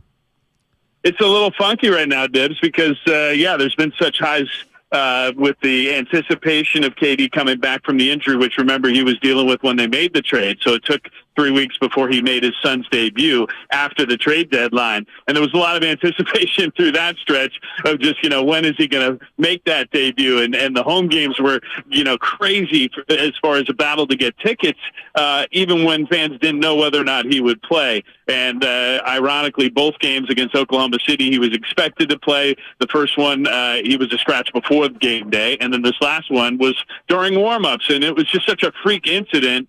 It almost seemed as if it was a prank or something made up. You don't see that happen with a guy just taking an uncontested layup, not in the layup line or with a bunch of traffic, just by himself in his pregame warmup. So that happened, and now everybody's adjusting to life without KD again. And by everybody, I mean Suns fans, the players, the coaches, everybody involved, the broadcasters for that matter. And it's going to be interesting because this is a team that has had some success. When Kevin Durant hasn't been involved. They were 3-0 when Kevin Durant played with them, and it seemed like it was just seamless with how he fit with this group. And now you're just tantalized by that and hoping he gets back sooner rather than later. They said 3 weeks before they reevaluate him. You guys know the drill with that, so you just don't know when he's going to be back. This is John Bloom on with Willard and Dibbs, 95.7 The Game. John, a Bay Area guy, but now the voice of the Phoenix Suns. And in town for this one tonight, John, you know the deal. The Suns gave away a lot of their good role players to get Kevin Durant. Now they don't have Kevin Durant. So what is this Suns team as compared to the one that's beaten the Warriors up pretty good earlier this year? Yeah, I mean, that was a similar situation. You might recall, now the Suns are 3-0 against the Dubs this year. This is a very rare occurrence against the Golden State Warriors in general in the NBA. And the last win here on January 10th came without really any of their starters. And they got a huge game from Damian Lee against his former squad, you guys might recall. And that's what it's going to boil down to with now no Mikal Bridges and Cam Johnson. Those are the two big names that they sent to Brooklyn who have been playing their butts off since becoming Nets. And they had a few week head start on Kevin Durant, as we talked about, before he even made his debut. That made it also difficult for Suns fans to kind of embrace the whole trade because it was a very bittersweet situation to send two guys that you saw since they were drafted grow into really good NBA players and now potentially even better with a new opportunity. So it's going to take some of the other guys. And by those guys, I mean Josh Okogie, who has stepped into a bigger role than anticipated. They got him in the offseason from the Minnesota Timberwolves. Initially thought he was just going to be a defensive stopper, but he has started to knock down shots and be aggressive, taking it to the basket. So that's been exciting to see that progression for the Suns, and he worked his way into the starting five. A lot of people were wondering who's going to be the fifth starter when Kevin Durant came, and Josh Okogie seemed to win that battle. Torrey Craig was another guy that was considered for that. A guy that I think is huge for tonight and in general with the matchup with the Warriors is Cam Payne. That's Chris Paul's backup. He was out for a while, but he has had some big games in the matchups with the Dubs, so I think he's excited to get another crack tonight. And Chris Paul's been fantastic lately, but he's been playing a ton of minutes, so we'll see whether or not Payne can take off a little bit of the burden off his shoulders. John, Mark ripped off your great nugget earlier, and I want to give you full credit and give you a chance to really put it into proper perspective. He mentioned that the Warriors have never been swept in a season series when Steph, Clay, and Draymond play in all the games. Is that accurate, John? Or are you making stuff up? No, that is accurate. We had our crack statistician on the Suns TV side come up with that and share it with us because we knew what was at stake tonight with the Suns having an opportunity to go 4-0. And Steph, Clay, and Dre all played in the previous three games. And they have never been swept in a season series when they all participate. So this goes back, now a decade of basketball. It's a pretty amazing feat that they pulled off to this point. We'll see if they can do it tonight. I know both teams are probably jacked up to get a win, and for obvious reasons, as we're getting down towards crunch time at the end of the season here. John Bloom, Phoenix Suns, with us right here on 95.7 The Game. Earlier this year, things were chippy with these two teams. In what way do you expect that to bleed into tonight? That's a good question. I don't know that it will carry over unless, the talk starts ramping up a little bit. And look, Devin Booker can absolutely hang with any trash talkers in the NBA, and he has gotten under a bunch of people's skin, and the latest being Klay Thompson in that matchup you referred to. I don't know that I've seen Klay react that way. He got tossed from that game in Phoenix earlier this season, and I was very surprised. I think I wasn't alone. A lot of people were surprised that, that's where he went with it. And afterwards, there was a lot of, talk from both sides that was full of respect. So it wasn't one of those deals where you felt like, okay, there's a whole bunch of bad blood here, like you maybe feel with the Grizzlies. You can elaborate on that more than I do. But from afar, it seems like there's a little bit more of that with those guys. The Suns, fresh off a beatdown a beam down, I should say, at the hands of the beam lighters in Sacramento. What word would you use to describe Sacramento's run so far this year? Ooh, you know what? For me, I am happy for them. That's not a word. Am I going to say adorable like your partner? No, I'm not going to go there. Thank you. Come on. It is. It's adorable. I'm not going to say it's not, but that's your word for that. Okay? Yeah. That is your word. I'm not going to steal it. Couldn't you imagine the Kings like in a stroller and you're walking down the Embarcadero and they're brand new and they got like a little purple onesie on and right, like a little light bright coming out of the stroller and have somebody walk over and go, oh my gosh, it's so adorable. Couldn't you envision that? Looking like a true Warriors fan, and that's fine because you are. But as somebody who has been a broadcaster for a team who just finished a decade of fertility before this latest run of success getting to the playoffs, still not the ultimate success that you guys have witnessed, and I know that that's something that will be held over all Suns fans by Warriors Nation forever. But here's the thing. The Kings to end this streak is a massive deal. Regardless of what happens in the postseason, you're a Kings fan, all you've wanted is to get to the playoffs. You got kids our kids' age, Will. They've never seen them get there. That's a big deal. For me, I've witnessed it. I saw my kids experience it and how big of a deal that was in the Valley. So I am proud of what's going on up in where both my parents actually grew up and went to high school. And, we got ties to Sacramento. Thank you, John. You got a lot of class, John Bloom. I hope some of that rubs off on your former San Mateo Bearcat here. I think that ship sailed, Dan. Yeah, I think that it's a little late on that one, man. Yeah, That's rubbed off by now. Yeah. Yeah, that's hurtful. Hey, John, just one more before we let you go. Jordan Poole, what do you make of his on again, off again, up and down roller coaster trajectory of a season? You know what? I think he is in a tricky spot. I always kind of felt that because in some cases, Warriors fans, maybe even the coaches, his teammates, kind of identified him as next. And I don't know that that's fair. Like I like whether it's next Splash Brother, whether it's the next star for this basketball team moving forward. It all kind of happened pretty fast for him, and I think that there's a lot of mood swings, which are more confident swings with a young player like that when you give him the money and the expectations that come with it. Now, is he not poised to do great things in this league? There's nothing that shows me that that's the case. I just think he's going to be streaky right now because a lot of times when you're in that position, and in this particular position with Steph Curry being out for stretches and him having to maybe have a different role, and then Steph comes back, he's got to completely adjust that role. I think that is definitely what he's dealing with respect to trying to keep the confidence at an all-time high. And when you shoot it the way he shoots it, when you're aggressive that way offensively, confidence to me is the absolute key. And so maybe he gets to a point where that is more consistent when he has a more consistent role, if that makes any sense. Absolutely. Yeah, you're listening to 95.7 The Game, KGMZ FM and HD1 San Francisco, always live on Twitch, YouTube, and the free Odyssey app. John Bloom, voice of the Suns, but also a great Bay Area 49ers fan. Is there anything you'd like to say to or about Jimmy Garoppolo on your way out the door? Yeah, thanks, Jimmy G. Thanks for the effort and being there whenever you've been called on with class, professionalism. It's a message and a model for many people to follow. And good luck with the Raiders. I mean, look, I'm not a Raiders guy. I'm a Niner guy through and through. My wife just got me a beautiful 49ers golf bag, which I took me last week to Pinehurst with a lot of pride. We got Brock Purdy rocking the house, and he's from Arizona, so people don't even hate me anymore rocking the Niner bag in Arizona now because the quarterback's from there. So there's a lot of good stuff as far as that's concerned. But with Jimmy, I'm going to say thank you. And apparently we got a real strong D lineman today. Is that the case? That is the case. Yeah.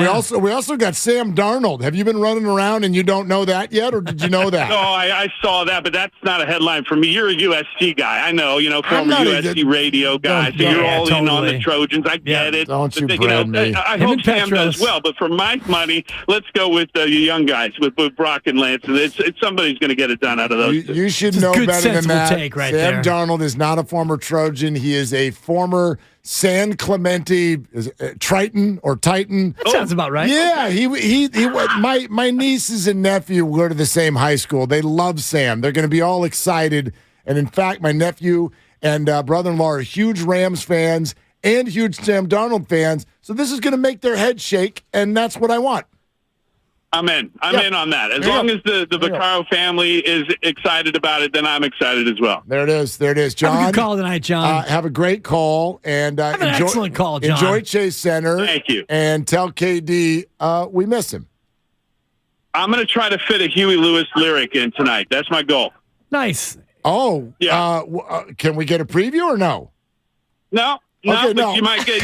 Maybe let you play the highlight after the Suns win. Oh, wow, I love that. Okay, easy with after the Suns win it. The Warriors don't lose at Chase, John. This game's not being played in Phoenix. Plus, Tim Roy would be really ticked off if we start playing your highlights on 95.7 The Game. Good call. But, anyway.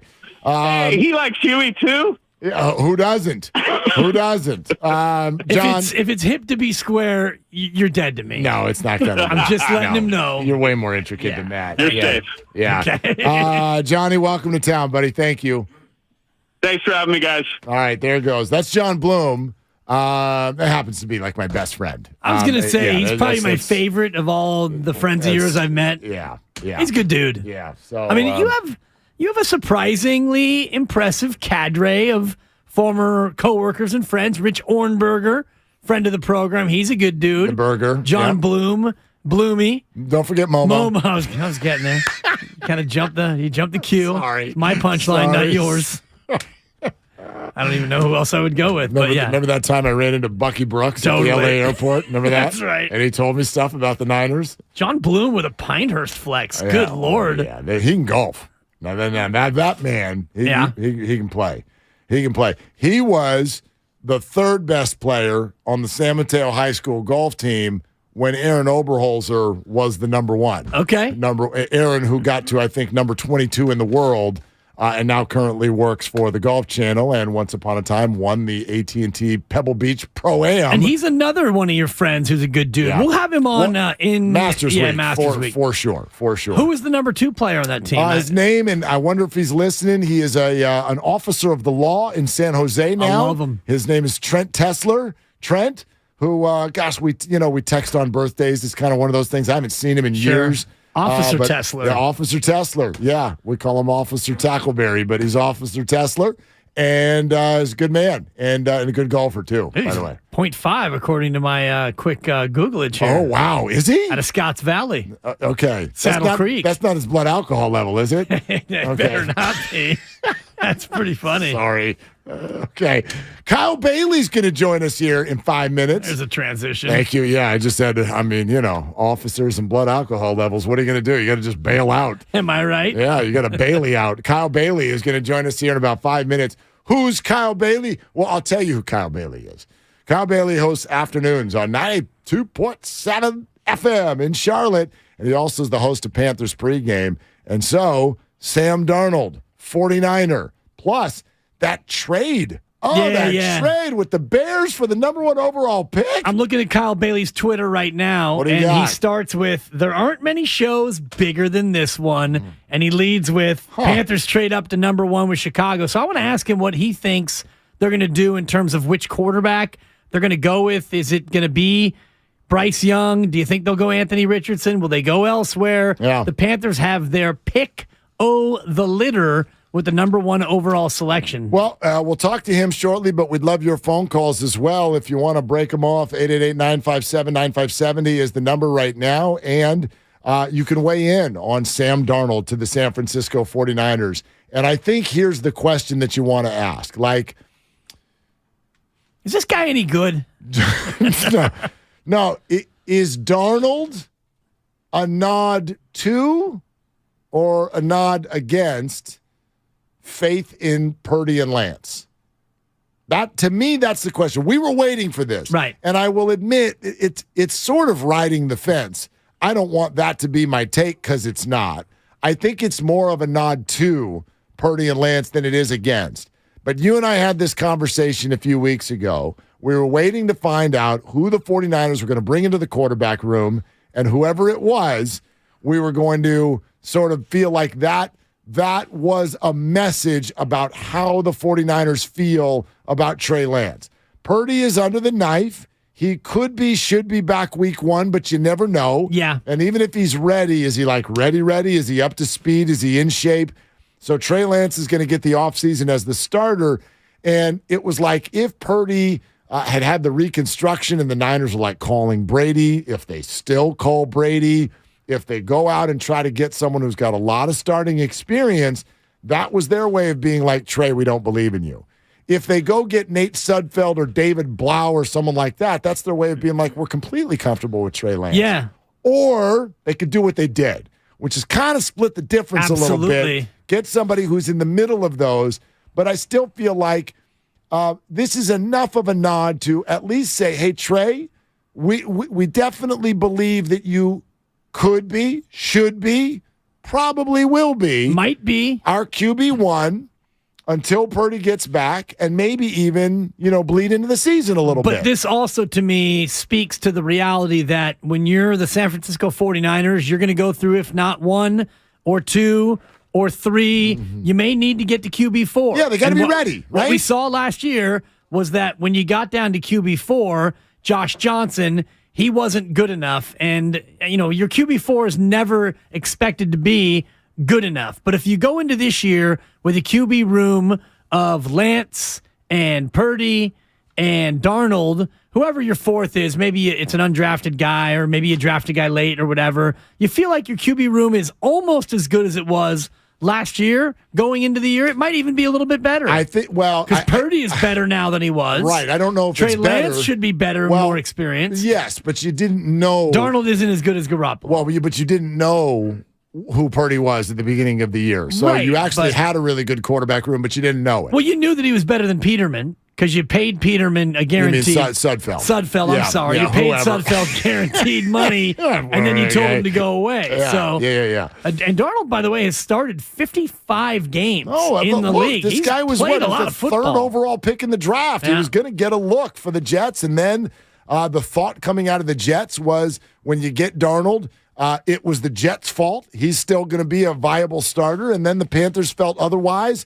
And so here we are. And let's talk to Kyle Bailey about it, who's out there in Charlotte at 92.7 FM and also hosts the Panthers pregame. Kyle, you're on with Willard and Dibbs here at 95.7 The Game. Thank you so much for your time this evening where you are. What do you think? Like what did the Niners get today? What does Sam Darnold still have? Mark, Dan, I appreciate you having me on. I think that they're getting a guy who can still play.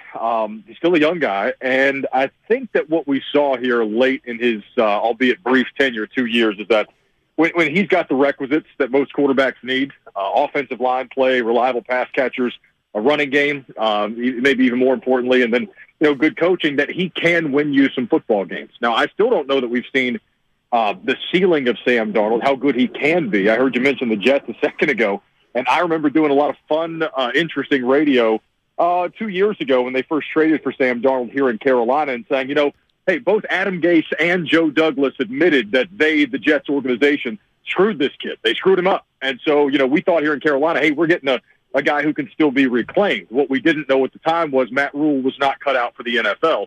And so once he was gone, Steve Wilks took over. He established an identity, run first, defense, asking Sam Darnold, whoever the quarterback was, to hand the ball off, not turn it over. Sam, when he got back and got healthy, we did see some flashes where, he showed us what I still think he can be. And I was very much in favor of him coming back next year in a backup role, knowing the Panthers were going to draft a rookie quarterback. So I was a little bit disappointed. I was mid-conversation with Jake Delhomme today, Panthers great, when that news broke. And I got to be honest, I was bummed to hear that y'all got him because I hoped he was coming back. Yeah, and we're kind of lightweight excited to have him in the QB room, whether he's QB 2 or 3 when Brock Purdy gets healthy. Will be determined by how Trey Lance plays going in. But how has he gone from a guy who was seeing ghosts to being closer to where he was when he was a first-round pick? Well, I think the talent's always been there. I think we all agree with that. Albeit a proclivity for turnovers that scared a few people away, understandably. He is. I think he's gotten here because he's stuck to it, and he's a good teammate. I mean, Sam Darnold is a consummate pro, and I think you're going to find that out there pretty quickly. He keeps his head down. He's straightforward with the media, very polite, very cordial, very professional, and he's a good teammate. He could have made more noise when they brought in Baker Mayfield and some of the things that went on last season, which was an absolute dysfunctional nightmare for the first 6 or 7 weeks. But he continued to be a pro. And so if nothing else, he is a very good addition to your or anybody else's locker room. And I do think that, again, there's still maybe some space between where he is and his ceiling. So I don't know if he'll get to reach it there, but I'm curious to find out. Yeah, Kyle, you know what's interesting about what you're saying is the admission that the Jets messed this up and then where the Panthers were when they acquired him. I've heard plenty of people, and this was more like a year or two ago, but think that Darnold was the type, if you pair him with someone who's so good with quarterbacks like Kyle Shanahan, there might be something there. Do you still believe that that's the case? I don't know what's there. I don't know what it is. But to answer your question in a roundabout way, yeah, I do. I think it could be. It's funny, Ben McAdoo got hired to run the offense here last year. And Ben McAdoo, a lot of folks like to tell Ben McAdoo jokes because of the way his head coaching tenure ended in New York. But before that, he was a damn good offensive coordinator, and he was the quarterback's coach for a guy like Aaron Rodgers in Green Bay. And so last year, you could make the argument that Sam Darnold got, the best. And maybe it's setting the bar low, I don't know, but he got the best quarterback coaching that he's had since he got to the NFL. And while it wasn't always perfect, there was a game or two, especially there at the end, where it was just ugly. There were some afternoons where you watched Sam make some throws and you thought, wow, like that's the guy that was picked third overall and had all the dreams and aspirations of the Jets organization pinned to his chest. And so I think he's going to have his best chance to be the best version of Sam Darnold with Kyle Shanahan.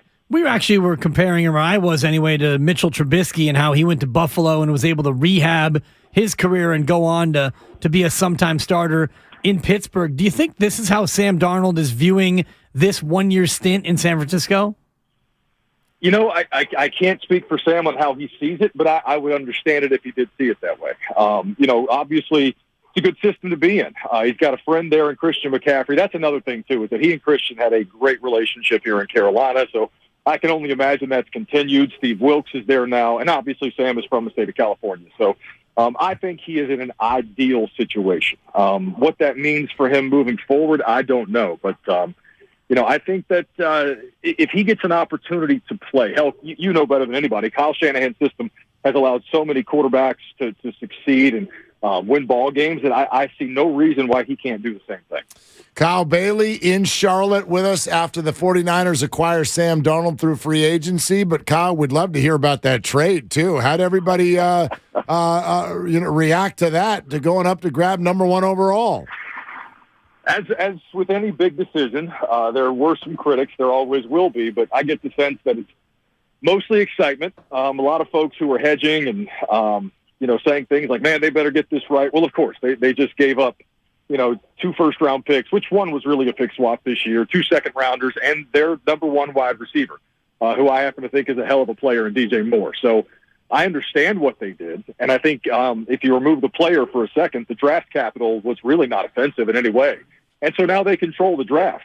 We've got an owner here in David Tepper who has not done a lot of losing in his lifetime. I mean, he's kind of considered the Michael Jordan of traders on Wall Street, and he just became the second wealthiest owner in the NFL with the addition of the Walmart family, so I'm sure that put him in a worse mood. But, he's tired of losing, and he's wanted a quarterback since he got here, and they've been through an ugly procession of Cam Newton and Kyle Allen and Will Grier and P.J. Walker and Sam Darnold and Baker Mayfield and Jacob Eason and on down the line. So they made a big splash. I don't believe they went up there without knowing already who they'd like to take, but they claim that they need 7 weeks to figure it out. So we'll see. But the general sense here is really excitement because they haven't done this since 2011, and that worked out pretty well last time with Cam Newton. So now we'll see if our Charlotte Hornets can land the number 1 overall pick. That's next up on the docket. Yeah, that would be exciting to get a chance at Victor Wembanyama.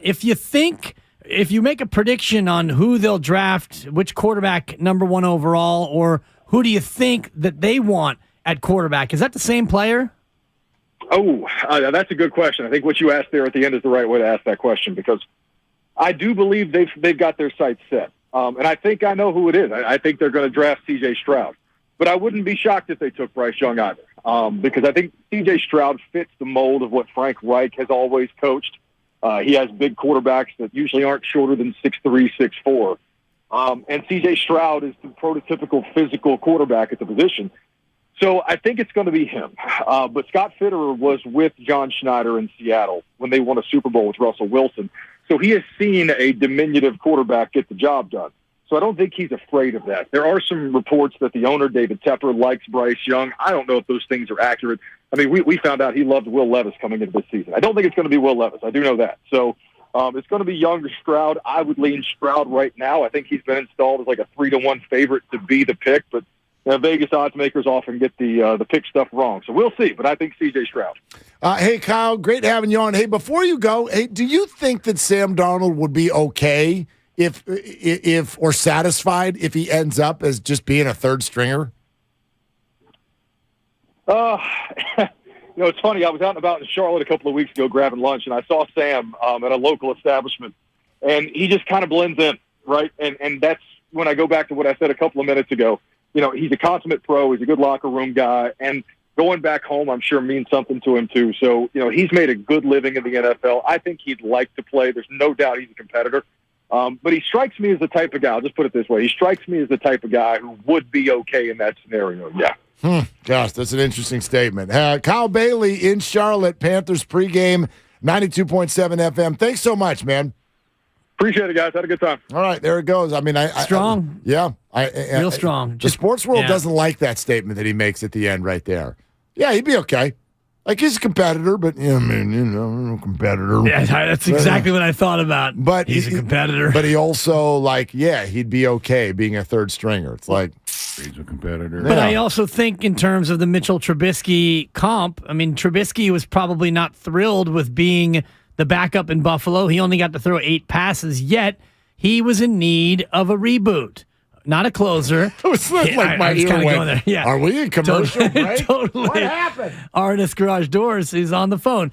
Sam Darnold is in need of a restart. And I'm glad that Kyle mentioned his year last year in Carolina because it was the best year of his career. He only threw 3 interceptions. He started 6 games. He went 4-2. And clearly, when they went to Wilkes as the head coach, Darnold was able to start to thrive a little bit after 3 bad years in New York and then a rough start with Matt Rule in Carolina. And, we talked about this with Alex Smith early in his career. Alex Smith had 7 coordinators in 7 years, and he never seemed to get that consistency and that traction. Maybe Sam Darnold is a guy who needs to go to a good system and have a chance to learn and thrive, and maybe he can turn his career around. Yeah, interesting day for the 49ers so far, right? The big splash is Javon Hargrave from the Philadelphia Eagles, the defensive tackle. They lessen maybe the team that right now is considered their biggest roadblock to winning the NFC. They also, I think, admit that the Javon Kinlaw experience did not work out, but the 49ers, this particular regime, is always focused on the defensive line. And in theory, today they got a lot better plugging the run, stuffing things up in the middle, letting those good pass rushers on the outside do their thing. So that move, I think, got huge applause from 49er fans. And then the Darnold thing, it's really interesting because people look at it and be like, "Oh, Sam Darnold." It's like, I don't know. Keep in mind what they're signing him to do. He's not coming here to start. No. He's not even really coming to back up. Probably not. He's coming here to be your emergency break glass Brock Purdy redo. And what do you want out of that guy? If you've got somebody who started 55 games in the NFL, is considered to still have some talent and maybe untapped talent based on what he's had surrounding him, I don't know who, give me the name of who you could have gotten that would have been much better in that role and in that price than point. Sam Darnold. And we don't know. I don't even know what the price point is. But it's not $10 million. No. Oh, God, no. It's probably not $5 million. And I talked a lot about Mitchell Trubisky in terms of a comp. He got $2.5 million to go hold Josh Allen's towel. And that's about, I think, where Sam Darnold is in terms of his career. He mentioned the draft coming up. Carolina picks number 1 overall. And I just checked the odds. C.J. Stroud is your favorite, minus 275. Wow. So the odds makers are now believing that the Panthers will take Stroud. Bryce Young is the second choice, plus 318. What's Richardson? 375. He's the third choice? Yes, and then it's way up the board to Will Levis. But so interesting. It's a cautionary tale for Carolina. All you have to do is look back to Sam Darnold's draft. The year was 2018. The number 1 pick was Cleveland's, and they took a quarterback. Yeah. Baker Mayfield. That didn't work out. At number 3, the Jets take a quarterback. Sam Darnold. That didn't work out. At number 7, the Buffalo Bills took a kid out of Fireball, Josh Allen. Fireball. That has worked out. Yep. It didn't look good early, but it's working out late. At number 10, Arizona picked a quarterback, the Rosen one. Josh Rosen. That didn't work out. At 32, the Ravens took a quarterback, and they still have that quarterback Lamar for now. Jackson. Yeah. Lamar Jackson. Oh, by the way, That's wild. Mike White was taken in the 5th round of that same draft. Mike White, who just got a new contract today. Yeah, and outlasted Josh Miami, Rosen right? in the league. Yeah, exactly. Yeah, Which is crazy. So, I mean, yes, you want the number 1 overall pick, but it's kind of a dice roll with these quarterbacks. I'll just say this, too, on the whole Anthony Richardson hype train that's going on. Look, I'm not a scout. And I also Go ahead and cut that, Mark. I'm not a scout, and I'm not a doctor, and I also think that surroundings for a quarterback matter. You know, like who's your coach, who's your running back, who are your receivers, what's your offensive line. That said, I feel like in the last 5 years, there have been a lot of times where people have looked at quarterbacks and gone, gee, the raw athleticism is out of control. 40.5-inch vertical. It's amazing. 10'9" on the broad. Oh, but it's just too raw. It's 4.43 in the 40. It's too unrefined. I just don't know if it'll translate. I can think of 3 quarterbacks who got those labels. You want to know what their names are? Patrick Mahomes, Josh Allen, and Lamar Jackson. And none of them went in the top 5. None of them. And you could make the case to the 3 best quarterbacks in the league now. So this is not me telling anybody to go get Anthony Richardson, but it's funny to me, man. We still bring with us the old, whether it's PTSD or just learned behavior, we bring with us, well, quarterback is supposed to look like Tom Brady and Peyton Manning. Well, I don't think so anymore. I mean, even Burrow doesn't look like that to me. Who's the quarterback who's crushing it in the NFL right now who plays like Brady and Manning?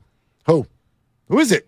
I mean, just a statuesque guy who drops back and just gets in the pocket and throws from the pocket only. Who is it? Doesn't have mobility. I mean, those guys don't exist you gotta anymore. Go. Well, they're Jimmy Garoppolo and Derek Carr. Like that's the. Well, even think about like Jared Goff and Kirk Cousins. These are not absolute statues. No. Aaron Rodgers is maybe the closest comp to that, but even Aaron Rodgers has some out-of-the-pocket movement and some mobility. He's that because he's 39. He didn't used to be that. He used to move really well. Right, but in terms of like what we do now with our offense and all the RPOs and all, it's kind of emulating what Shanahan does with the player movement, the pre-snap motion, and all the rest of it. You've got to have a quarterback who's got some mobility. The days of 7-step drop and let me just statuesque in the pocket and sling it, those days are over. Yeah, it seems like it. Well, because you don't have time anymore, right? These defensive players are so fast now. How are you going to beat these other guys? That's the issue. Like you've got these quarterbacks who can do all the things the statuesque players used to do, and now they've got all of these other weapons as well. And I know some people are sitting there listening to us and going, that's why the 49ers got Trey Lance. And it's true. I think that's what they were going for. And maybe it still will end up being that. I don't know. But even Purdy, Purdy moves around really well when compared to someone like Jimmy. That's the thing now. Garoppolo's going to go to this division where he's got to try to beat Mahomes and Herbert and then whatever else is in the AFC, from Burrow to Lawrence to maybe Lamar Jackson, Josh Allen, Aaron Rodgers probably going to end up over there. Yeah. I don't know, man. I don't know. That's a hell of an assignment for Jimmy. It's tough. And ultimately, if you're trying to create a Raiders team that's going to compete in that division, you probably want to focus on defense. I don't know if you can out Mahomes, Kansas City, and I don't know if you can out Herbert, the Chargers. There's some weapons in that, not only in that conference, but in that division. I like what Denver is trying to do. They're going about it a little bit differently. I'm not a big believer in Russell Wilson, but they're not out there trying to beat Kansas City 45-42. That's tough to do. No doubt about it. And there's going to be more moves with that team. They're dangling all of their wide receivers. By the way, while we're around the NFL a little bit, this one's a head scratcher. Did you see this one just come up? That Austin Eckler of the Los Angeles Chargers has requested the ability to seek a trade. That's weird. I mean, Eckler has put up bananas numbers on that team and in that system and with that quarterback. And listen, if you want to leave the Chargers because they're the Chargers, I totally get it. Yeah. But usually not. If you, like, he gets the ball on every other play. I don't know. I wonder what he's upset about. Maybe the fact that he gets the ball on every other play. Maybe that's a good point. I mean, if you think about like the Le'Veon Bellification of certain running backs, if you're a running back, you've got a very limited shelf life. Le'Veon Bell touched it over 400 times in consecutive years, and then next thing you know, he was broke down. He wanted a big contract. He didn't get it, and he was out of the league in a hurry. Eckler's getting 6.25 this year. The cap hit is 7.7, and he's an unrestricted free agent after this upcoming year. And even though he's a running back, and we shy away from paying running backs, the dude is Christian McCaffrey light, in my opinion. Yeah.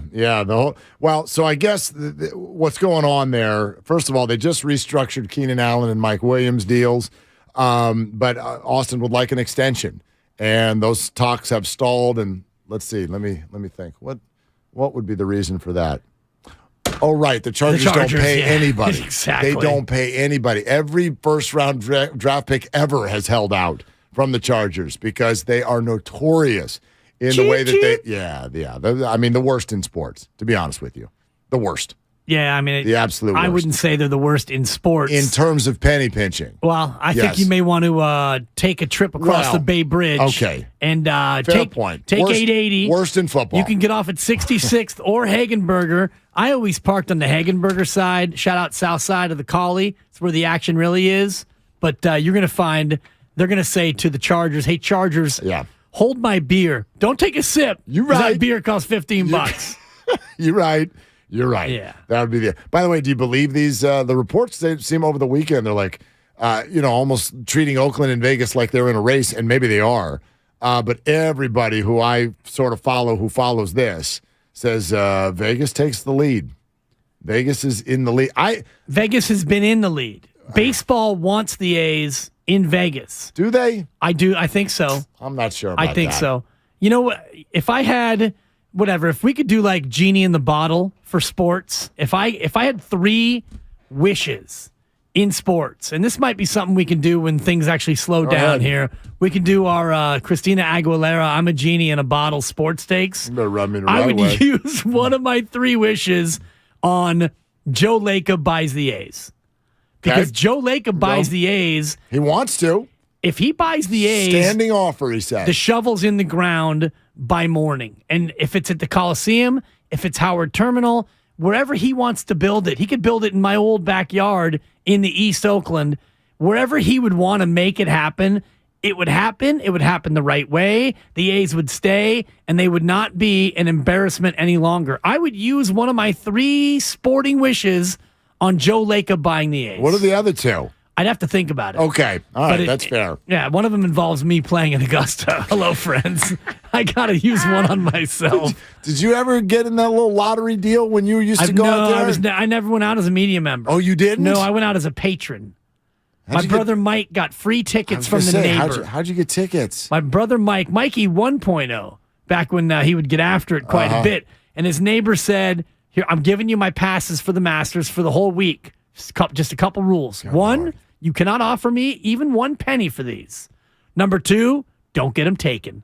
That was the hard part. Because, hello, friends. Oh, my gosh. Your boy was a little bit thirsty. Oh, they don't mess. No. They do not mess around out there. Yeah. Like, I mean, being at the Masters is like being at the local pool when you're 6 years old. It's just people yelling at you the whole time. Walk. Don't run. Totally, Give me your dude. phone. I mean, just no like joke. Everybody's just, they're mad at you the whole time. And if you scream out like, you're the man, you might get your pass taken. Yeah, you're not the man. Right. You're gone. And when you're gone, they take your week-long credential, and the person from whom you got them, they lose the right to have that pass. Yikes. So it's more than just me getting thrown out. Yeah. That's, but that said, oh my gosh. It's worth it. It's worth best. it. Yeah. It's the best. But I would use one of my 3 wishes on Joe Lacob's buys the A's. Yeah. No, because then this Vegas thing goes away. You know the what, A's though? stay. The A's belong here. And John Fisher, night-night. Yeah. Can I just please. Come on now. Come on. They might end up in Vegas. If they end up in Vegas because everything has been exhausted. But how long are you going to play this game of footsie before you sort of realize that that's exactly what it is? This is a game of footsie. Like the Vegas situation with the Raiders, I've always joked. California tried to find $1 billion for stadiums in San Diego and all these other places. Oh, good to figure out L.A. And for years and votes and it doesn't work. And finally, the Vegas idea comes up, and we're all like, yeah, right. Las Vegas, NFL city. And the city council goes, let's see if we can find $1 billion. And then they talked until lunch, and they came out and they're like, we found it. We've got $1 billion. By George, we found it. So why is it taking so long with the A's? They didn't need this long. Why is it taking so long? If you want them in Vegas, they'd be in Vegas. Right. If Vegas wants them in Vegas, they'd be in Vegas. Vegas wants them in Vegas. But where are you going to put them? In the stadium. Oh, great. You're going to build a stadium. You're going to build Where are you going to put the Raiders? We're going to build a stadium. That's a different story. And we're going to put Ice Cube in it, and he's going to perform on a stage. It's a different story when you're dealing with football. And Jimmy Garoppolo will be there, and he will be good looking. Baseball, you're talking about 81 dates. I don't know if the Vegas locals are going to queue up to get out in the heat in July. And I know the stadium will have a roof and air conditioning and all the bells and whistles, but a baseball game is not as attractive to a local person in Vegas as a hockey game on the Strip or a football game off the Strip.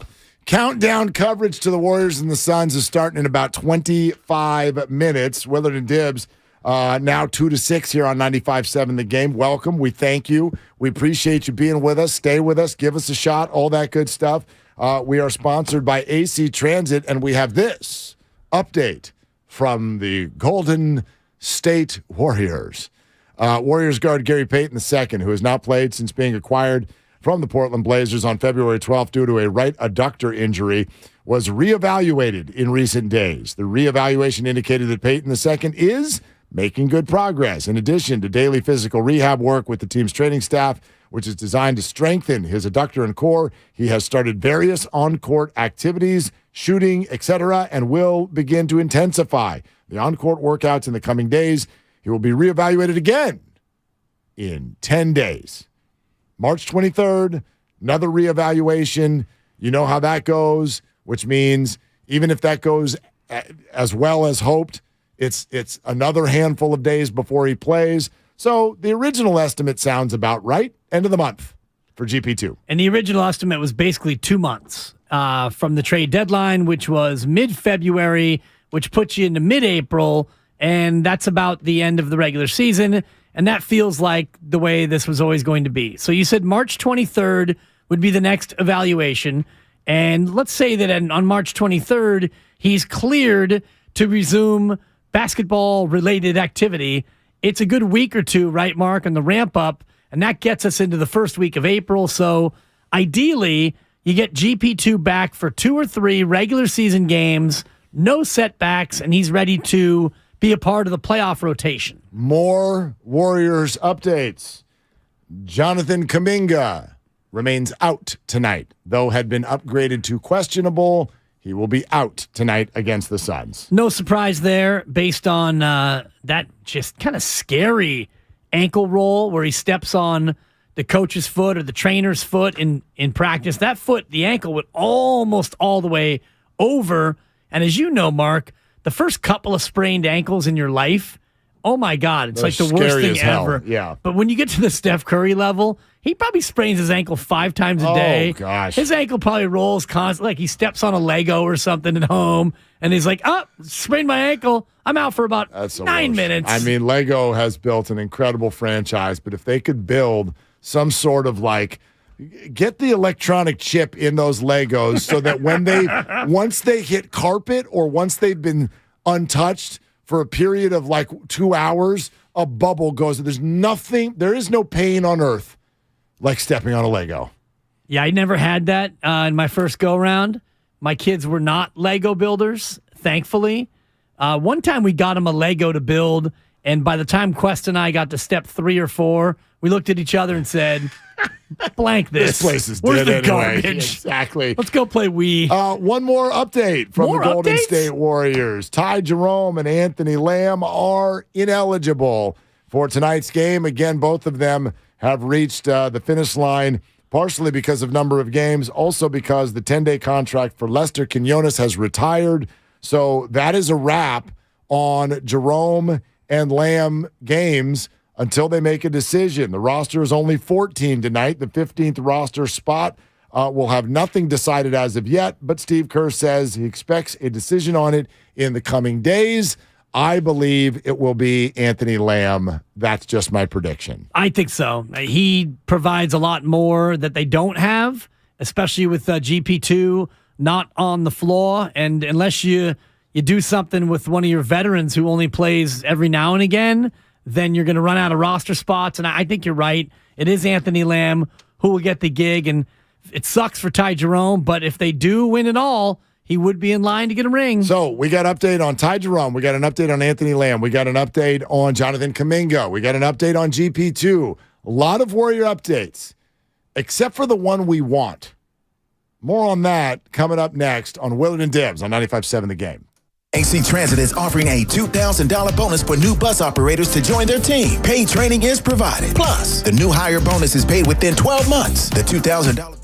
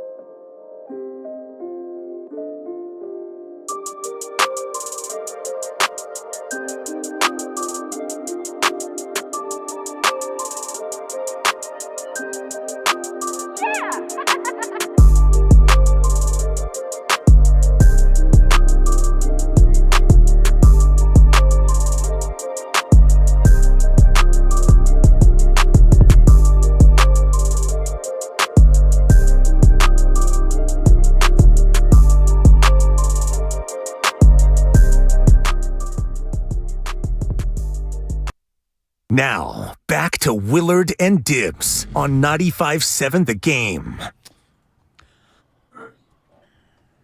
Okay, fine, people. Here we are. It's Willard and Dibbs now, 2 to 6, 95.7 The Game weekdays. Yeah, word is we're doing this every day. So come along for the ride. We know change can be difficult. We know it can be unnerving. But let's hang. Let's do this. Let's win you over. Or those of you who are already on board or have come up from 9 to noon, or who knows, maybe you just drive around all day, delivery truck, Uber, whatever it is. Thank you so much. Thank you for being with us. We're going to jump into this opportunity with both feet. And so here we go. 2 tickets to Warriors Spurs. Who's interested? Okay, March 31st. All you got to do is download the Odyssey app or listen at 957thegame.com. Really, that's it. That's it. All you got to do is download the app and listen. The longer you listen, the more chances you got to win. You get an entry per hour. So you listen to an hour, boom, you get an entry. You do that all day long up until you get 8 entries per day. So download that Odyssey app, get over there, do some listening. Tickets are courtesy of the Warriors, and if you want other tickets or your own tickets, you can always go to Warriors.com. Warriors and Suns coming up, and the full pregame festivities and the countdown are going to get started here in a little bit less than 15 minutes. So truly, however you bring us in this afternoon, whether it's on the radio, whether it's on the app, whether it's on YouTube, Twitch, whether you're getting in touch on the Xfinity Mobile text line, calling us, thank you for all the interactivity today. We really, really appreciate it and look forward to many, many more shows just like this on into the future. Here's something else we look forward to. And there's no great way to talk about this. None of us know what's going on. I don't think we're ever going to know what's going on. Dibbs, the more conversations I have about the Warriors, the more people are asking questions about Andrew Wiggins. And that's the update we don't have. And in fact, the only update that we do have is exactly the one we don't want, which is Steve Kerr yesterday saying it has changed from he's going to be back to we hope he's going to be back at some point this year. Again, I've got no interest in going down the road of A, speculation, or B, criticism. There's just none of that. But, man, there is just an unending curiosity and an unending hope that everything is okay. I know people have reached a point where they're like, what could this be? What could this be? And in a respectful way, what does it mean for the Warriors season? I don't think they can do great things in the playoffs without him. I really don't. Well, that's, I think, where it can start and where it should end, quite frankly. If they don't have Andrew Wiggins at all again this year, they're not going to win a championship. Now, I know they won a championship without him. They had Harrison Barnes, and that was almost a decade ago. So in terms of can they do it without Andrew Wiggins right now, this team, I don't see it. And Jonathan Kuminga has been a nice breath of fresh air off the bench, but he's not Andrew Wiggins. When Wiggins was at his best in the NBA Finals, in the Western Conference Finals, the NBA Finals, he was their second best player overall, offensively and defensively. He played the way we all have been dreaming of him playing, aggressive on offense and an absolute stopper on defense. He was a two-way problem. He was two-way Wiggs, as people like to say. And if you don't have that Wiggins in the playoffs, I don't know how you win 16 games from April through June. So that being said, you're right about speculation. It's hard to not speculate in terms of what it is.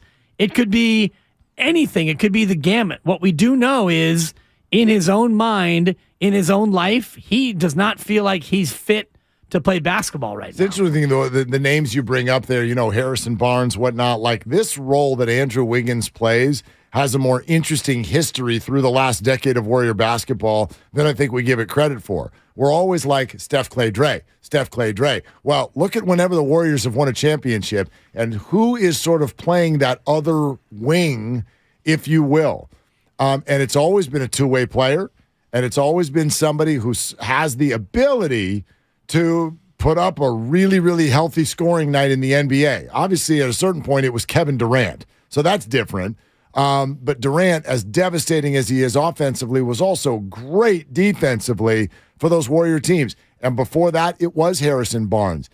This threesome, this Warrior threesome of Steph, Clay, Dre, has never won a ring without someone really effective playing two-way wing basketball, three-pointers, and slashing to the hoop, sort of an all-around player. They've never done it without great play in that spot.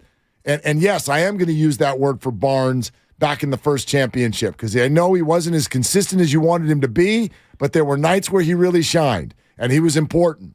And then Durant, obviously, I don't need to tell you about that. And then Wiggins last year. Some people thought he was on the doorstep of being the finals MVP if Steph didn't have that game 4 in Boston. So they can't do it without him. They can't do it without him. I think you're right. And he's not here. Yeah. And so I just want to sort of almost give a nod to people. It's like there's this guilt that sits with you when you even ask. Because the Warriors have coached us into this, like, it's very secretive. Yeah. And it's very serious.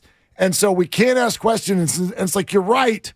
But we still care about Warrior basketball, and they can't win without him. Right. So it's two different things at the same time, and they are at cross purposes, because you don't want to pry, and we don't want to speculate here on the radio, because ultimately you're speculating, and whatever you say is most likely wrong. But there is a certain part of it, too, is frustration as a Warrior fan, because if you knew what it was, then you could at least in your own mind say, that makes sense. Yep. I get it. Yep. All the best, Andrew Wiggins, and I could see why you're not playing. Or if you don't know what it is, you might look at it, and there's rumors out there on what it could be, and if you believe the rumors, and then you're thinking, well, you should be able to play through that. Yeah, if that's what you believe. You know, if you believe it's something, and I've been using the sick goldfish as kind of a lighthearted way to look at it, because if his goldfish is sick and he's missed, now it'll be 12 games, right? Tonight will be the 12th game I think he's missed, or 11th or 12th. I don't know. It's been a month. Whatever. If it's due to a sick yeah. goldfish, we would feel differently than if it was a serious illness to somebody very close to him. I don't want PETA coming after me, but most parents I know are rooting for the goldfish to die. Thank you. Right? You come home from the fair and the kid's like, look what I won. And you're like, oh, for crying out loud. Exactly. Right? How long until I get the flush Goldie? Usually that Goldie is gone within 48 hours when you come home from the fair. I do have an experience where the goldfish, brother, the goldfish not only made it years, the goldfish relocated with me.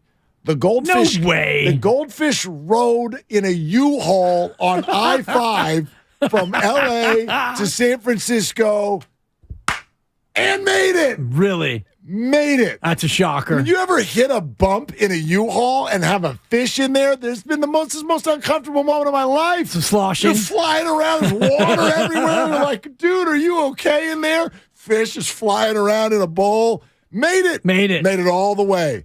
That's crazy. Kettleman City, In and Out, everything. Made it. I'm like, dude. Anderson's pea soup. I about had it with you. I changed the goldfish's name to Garoppolo because he just wouldn't leave. Exactly. And finally, and that was it. That's the way that goes. And he lives in Vegas now. So. Okay. Yeah. The goldfish does. Well, both of them. Oh, yeah. I get that. And the goldfish is in heaven, fish heaven. But to that point, you don't want to speculate, but you can't help but think, like, what is it? That way, at least if you knew what it was, you could kind of feel a certain way about it. Although I think about like Naomi Osaka, for example, and she just got to the point where, mental illness overtook, or mental challenges, or, an inability to even go out there and play. Right. And, some people judge her a certain way about it. Other people, I totally understand it. So no matter what it is with Andrew Wiggins, there's going to be some people who say, oh, you should have been out there. Well, I'm starting to feel it already. And again, I just think it comes from angst. People are fans, and you want them to win, and they need Andrew out there. But people are starting to reach the point, they're like, I can't think of what the thing would be that would hold you out this long. Right. And so that's on the doorstep of criticism, right? But then the guilt starts to come in and sort of changes it in the other direction. So, all right, look, this was a whole hell of a lot of fun. Let's do this every day, okay? Even Saturdays and Sundays? No. So let me rephrase. All right. Let's do this most days, okay? I'm into it. All right, Willard and Dibbs, and again, we're very, very we feel very lucky to have this opportunity. And we're going to rock it to the best of our abilities, and we hope you're along the ride, and we'll see you again tomorrow. The Warriors are coming up next, and what's up next on the game is brought to you by Fremont Bank. Warriors Live with John Dickinson is ahead. Warriors versus Suns. For Dan Dibley, Mark Willard, you can we'll bring something back here for a second. You can shoot your shot. That's all you got. Does your heart long to wander? To encounter colorful creatures from the deep blue sea and amazing animals from the Amazon and beyond? Feed your wild heart. Travel the world right here in San Francisco. Make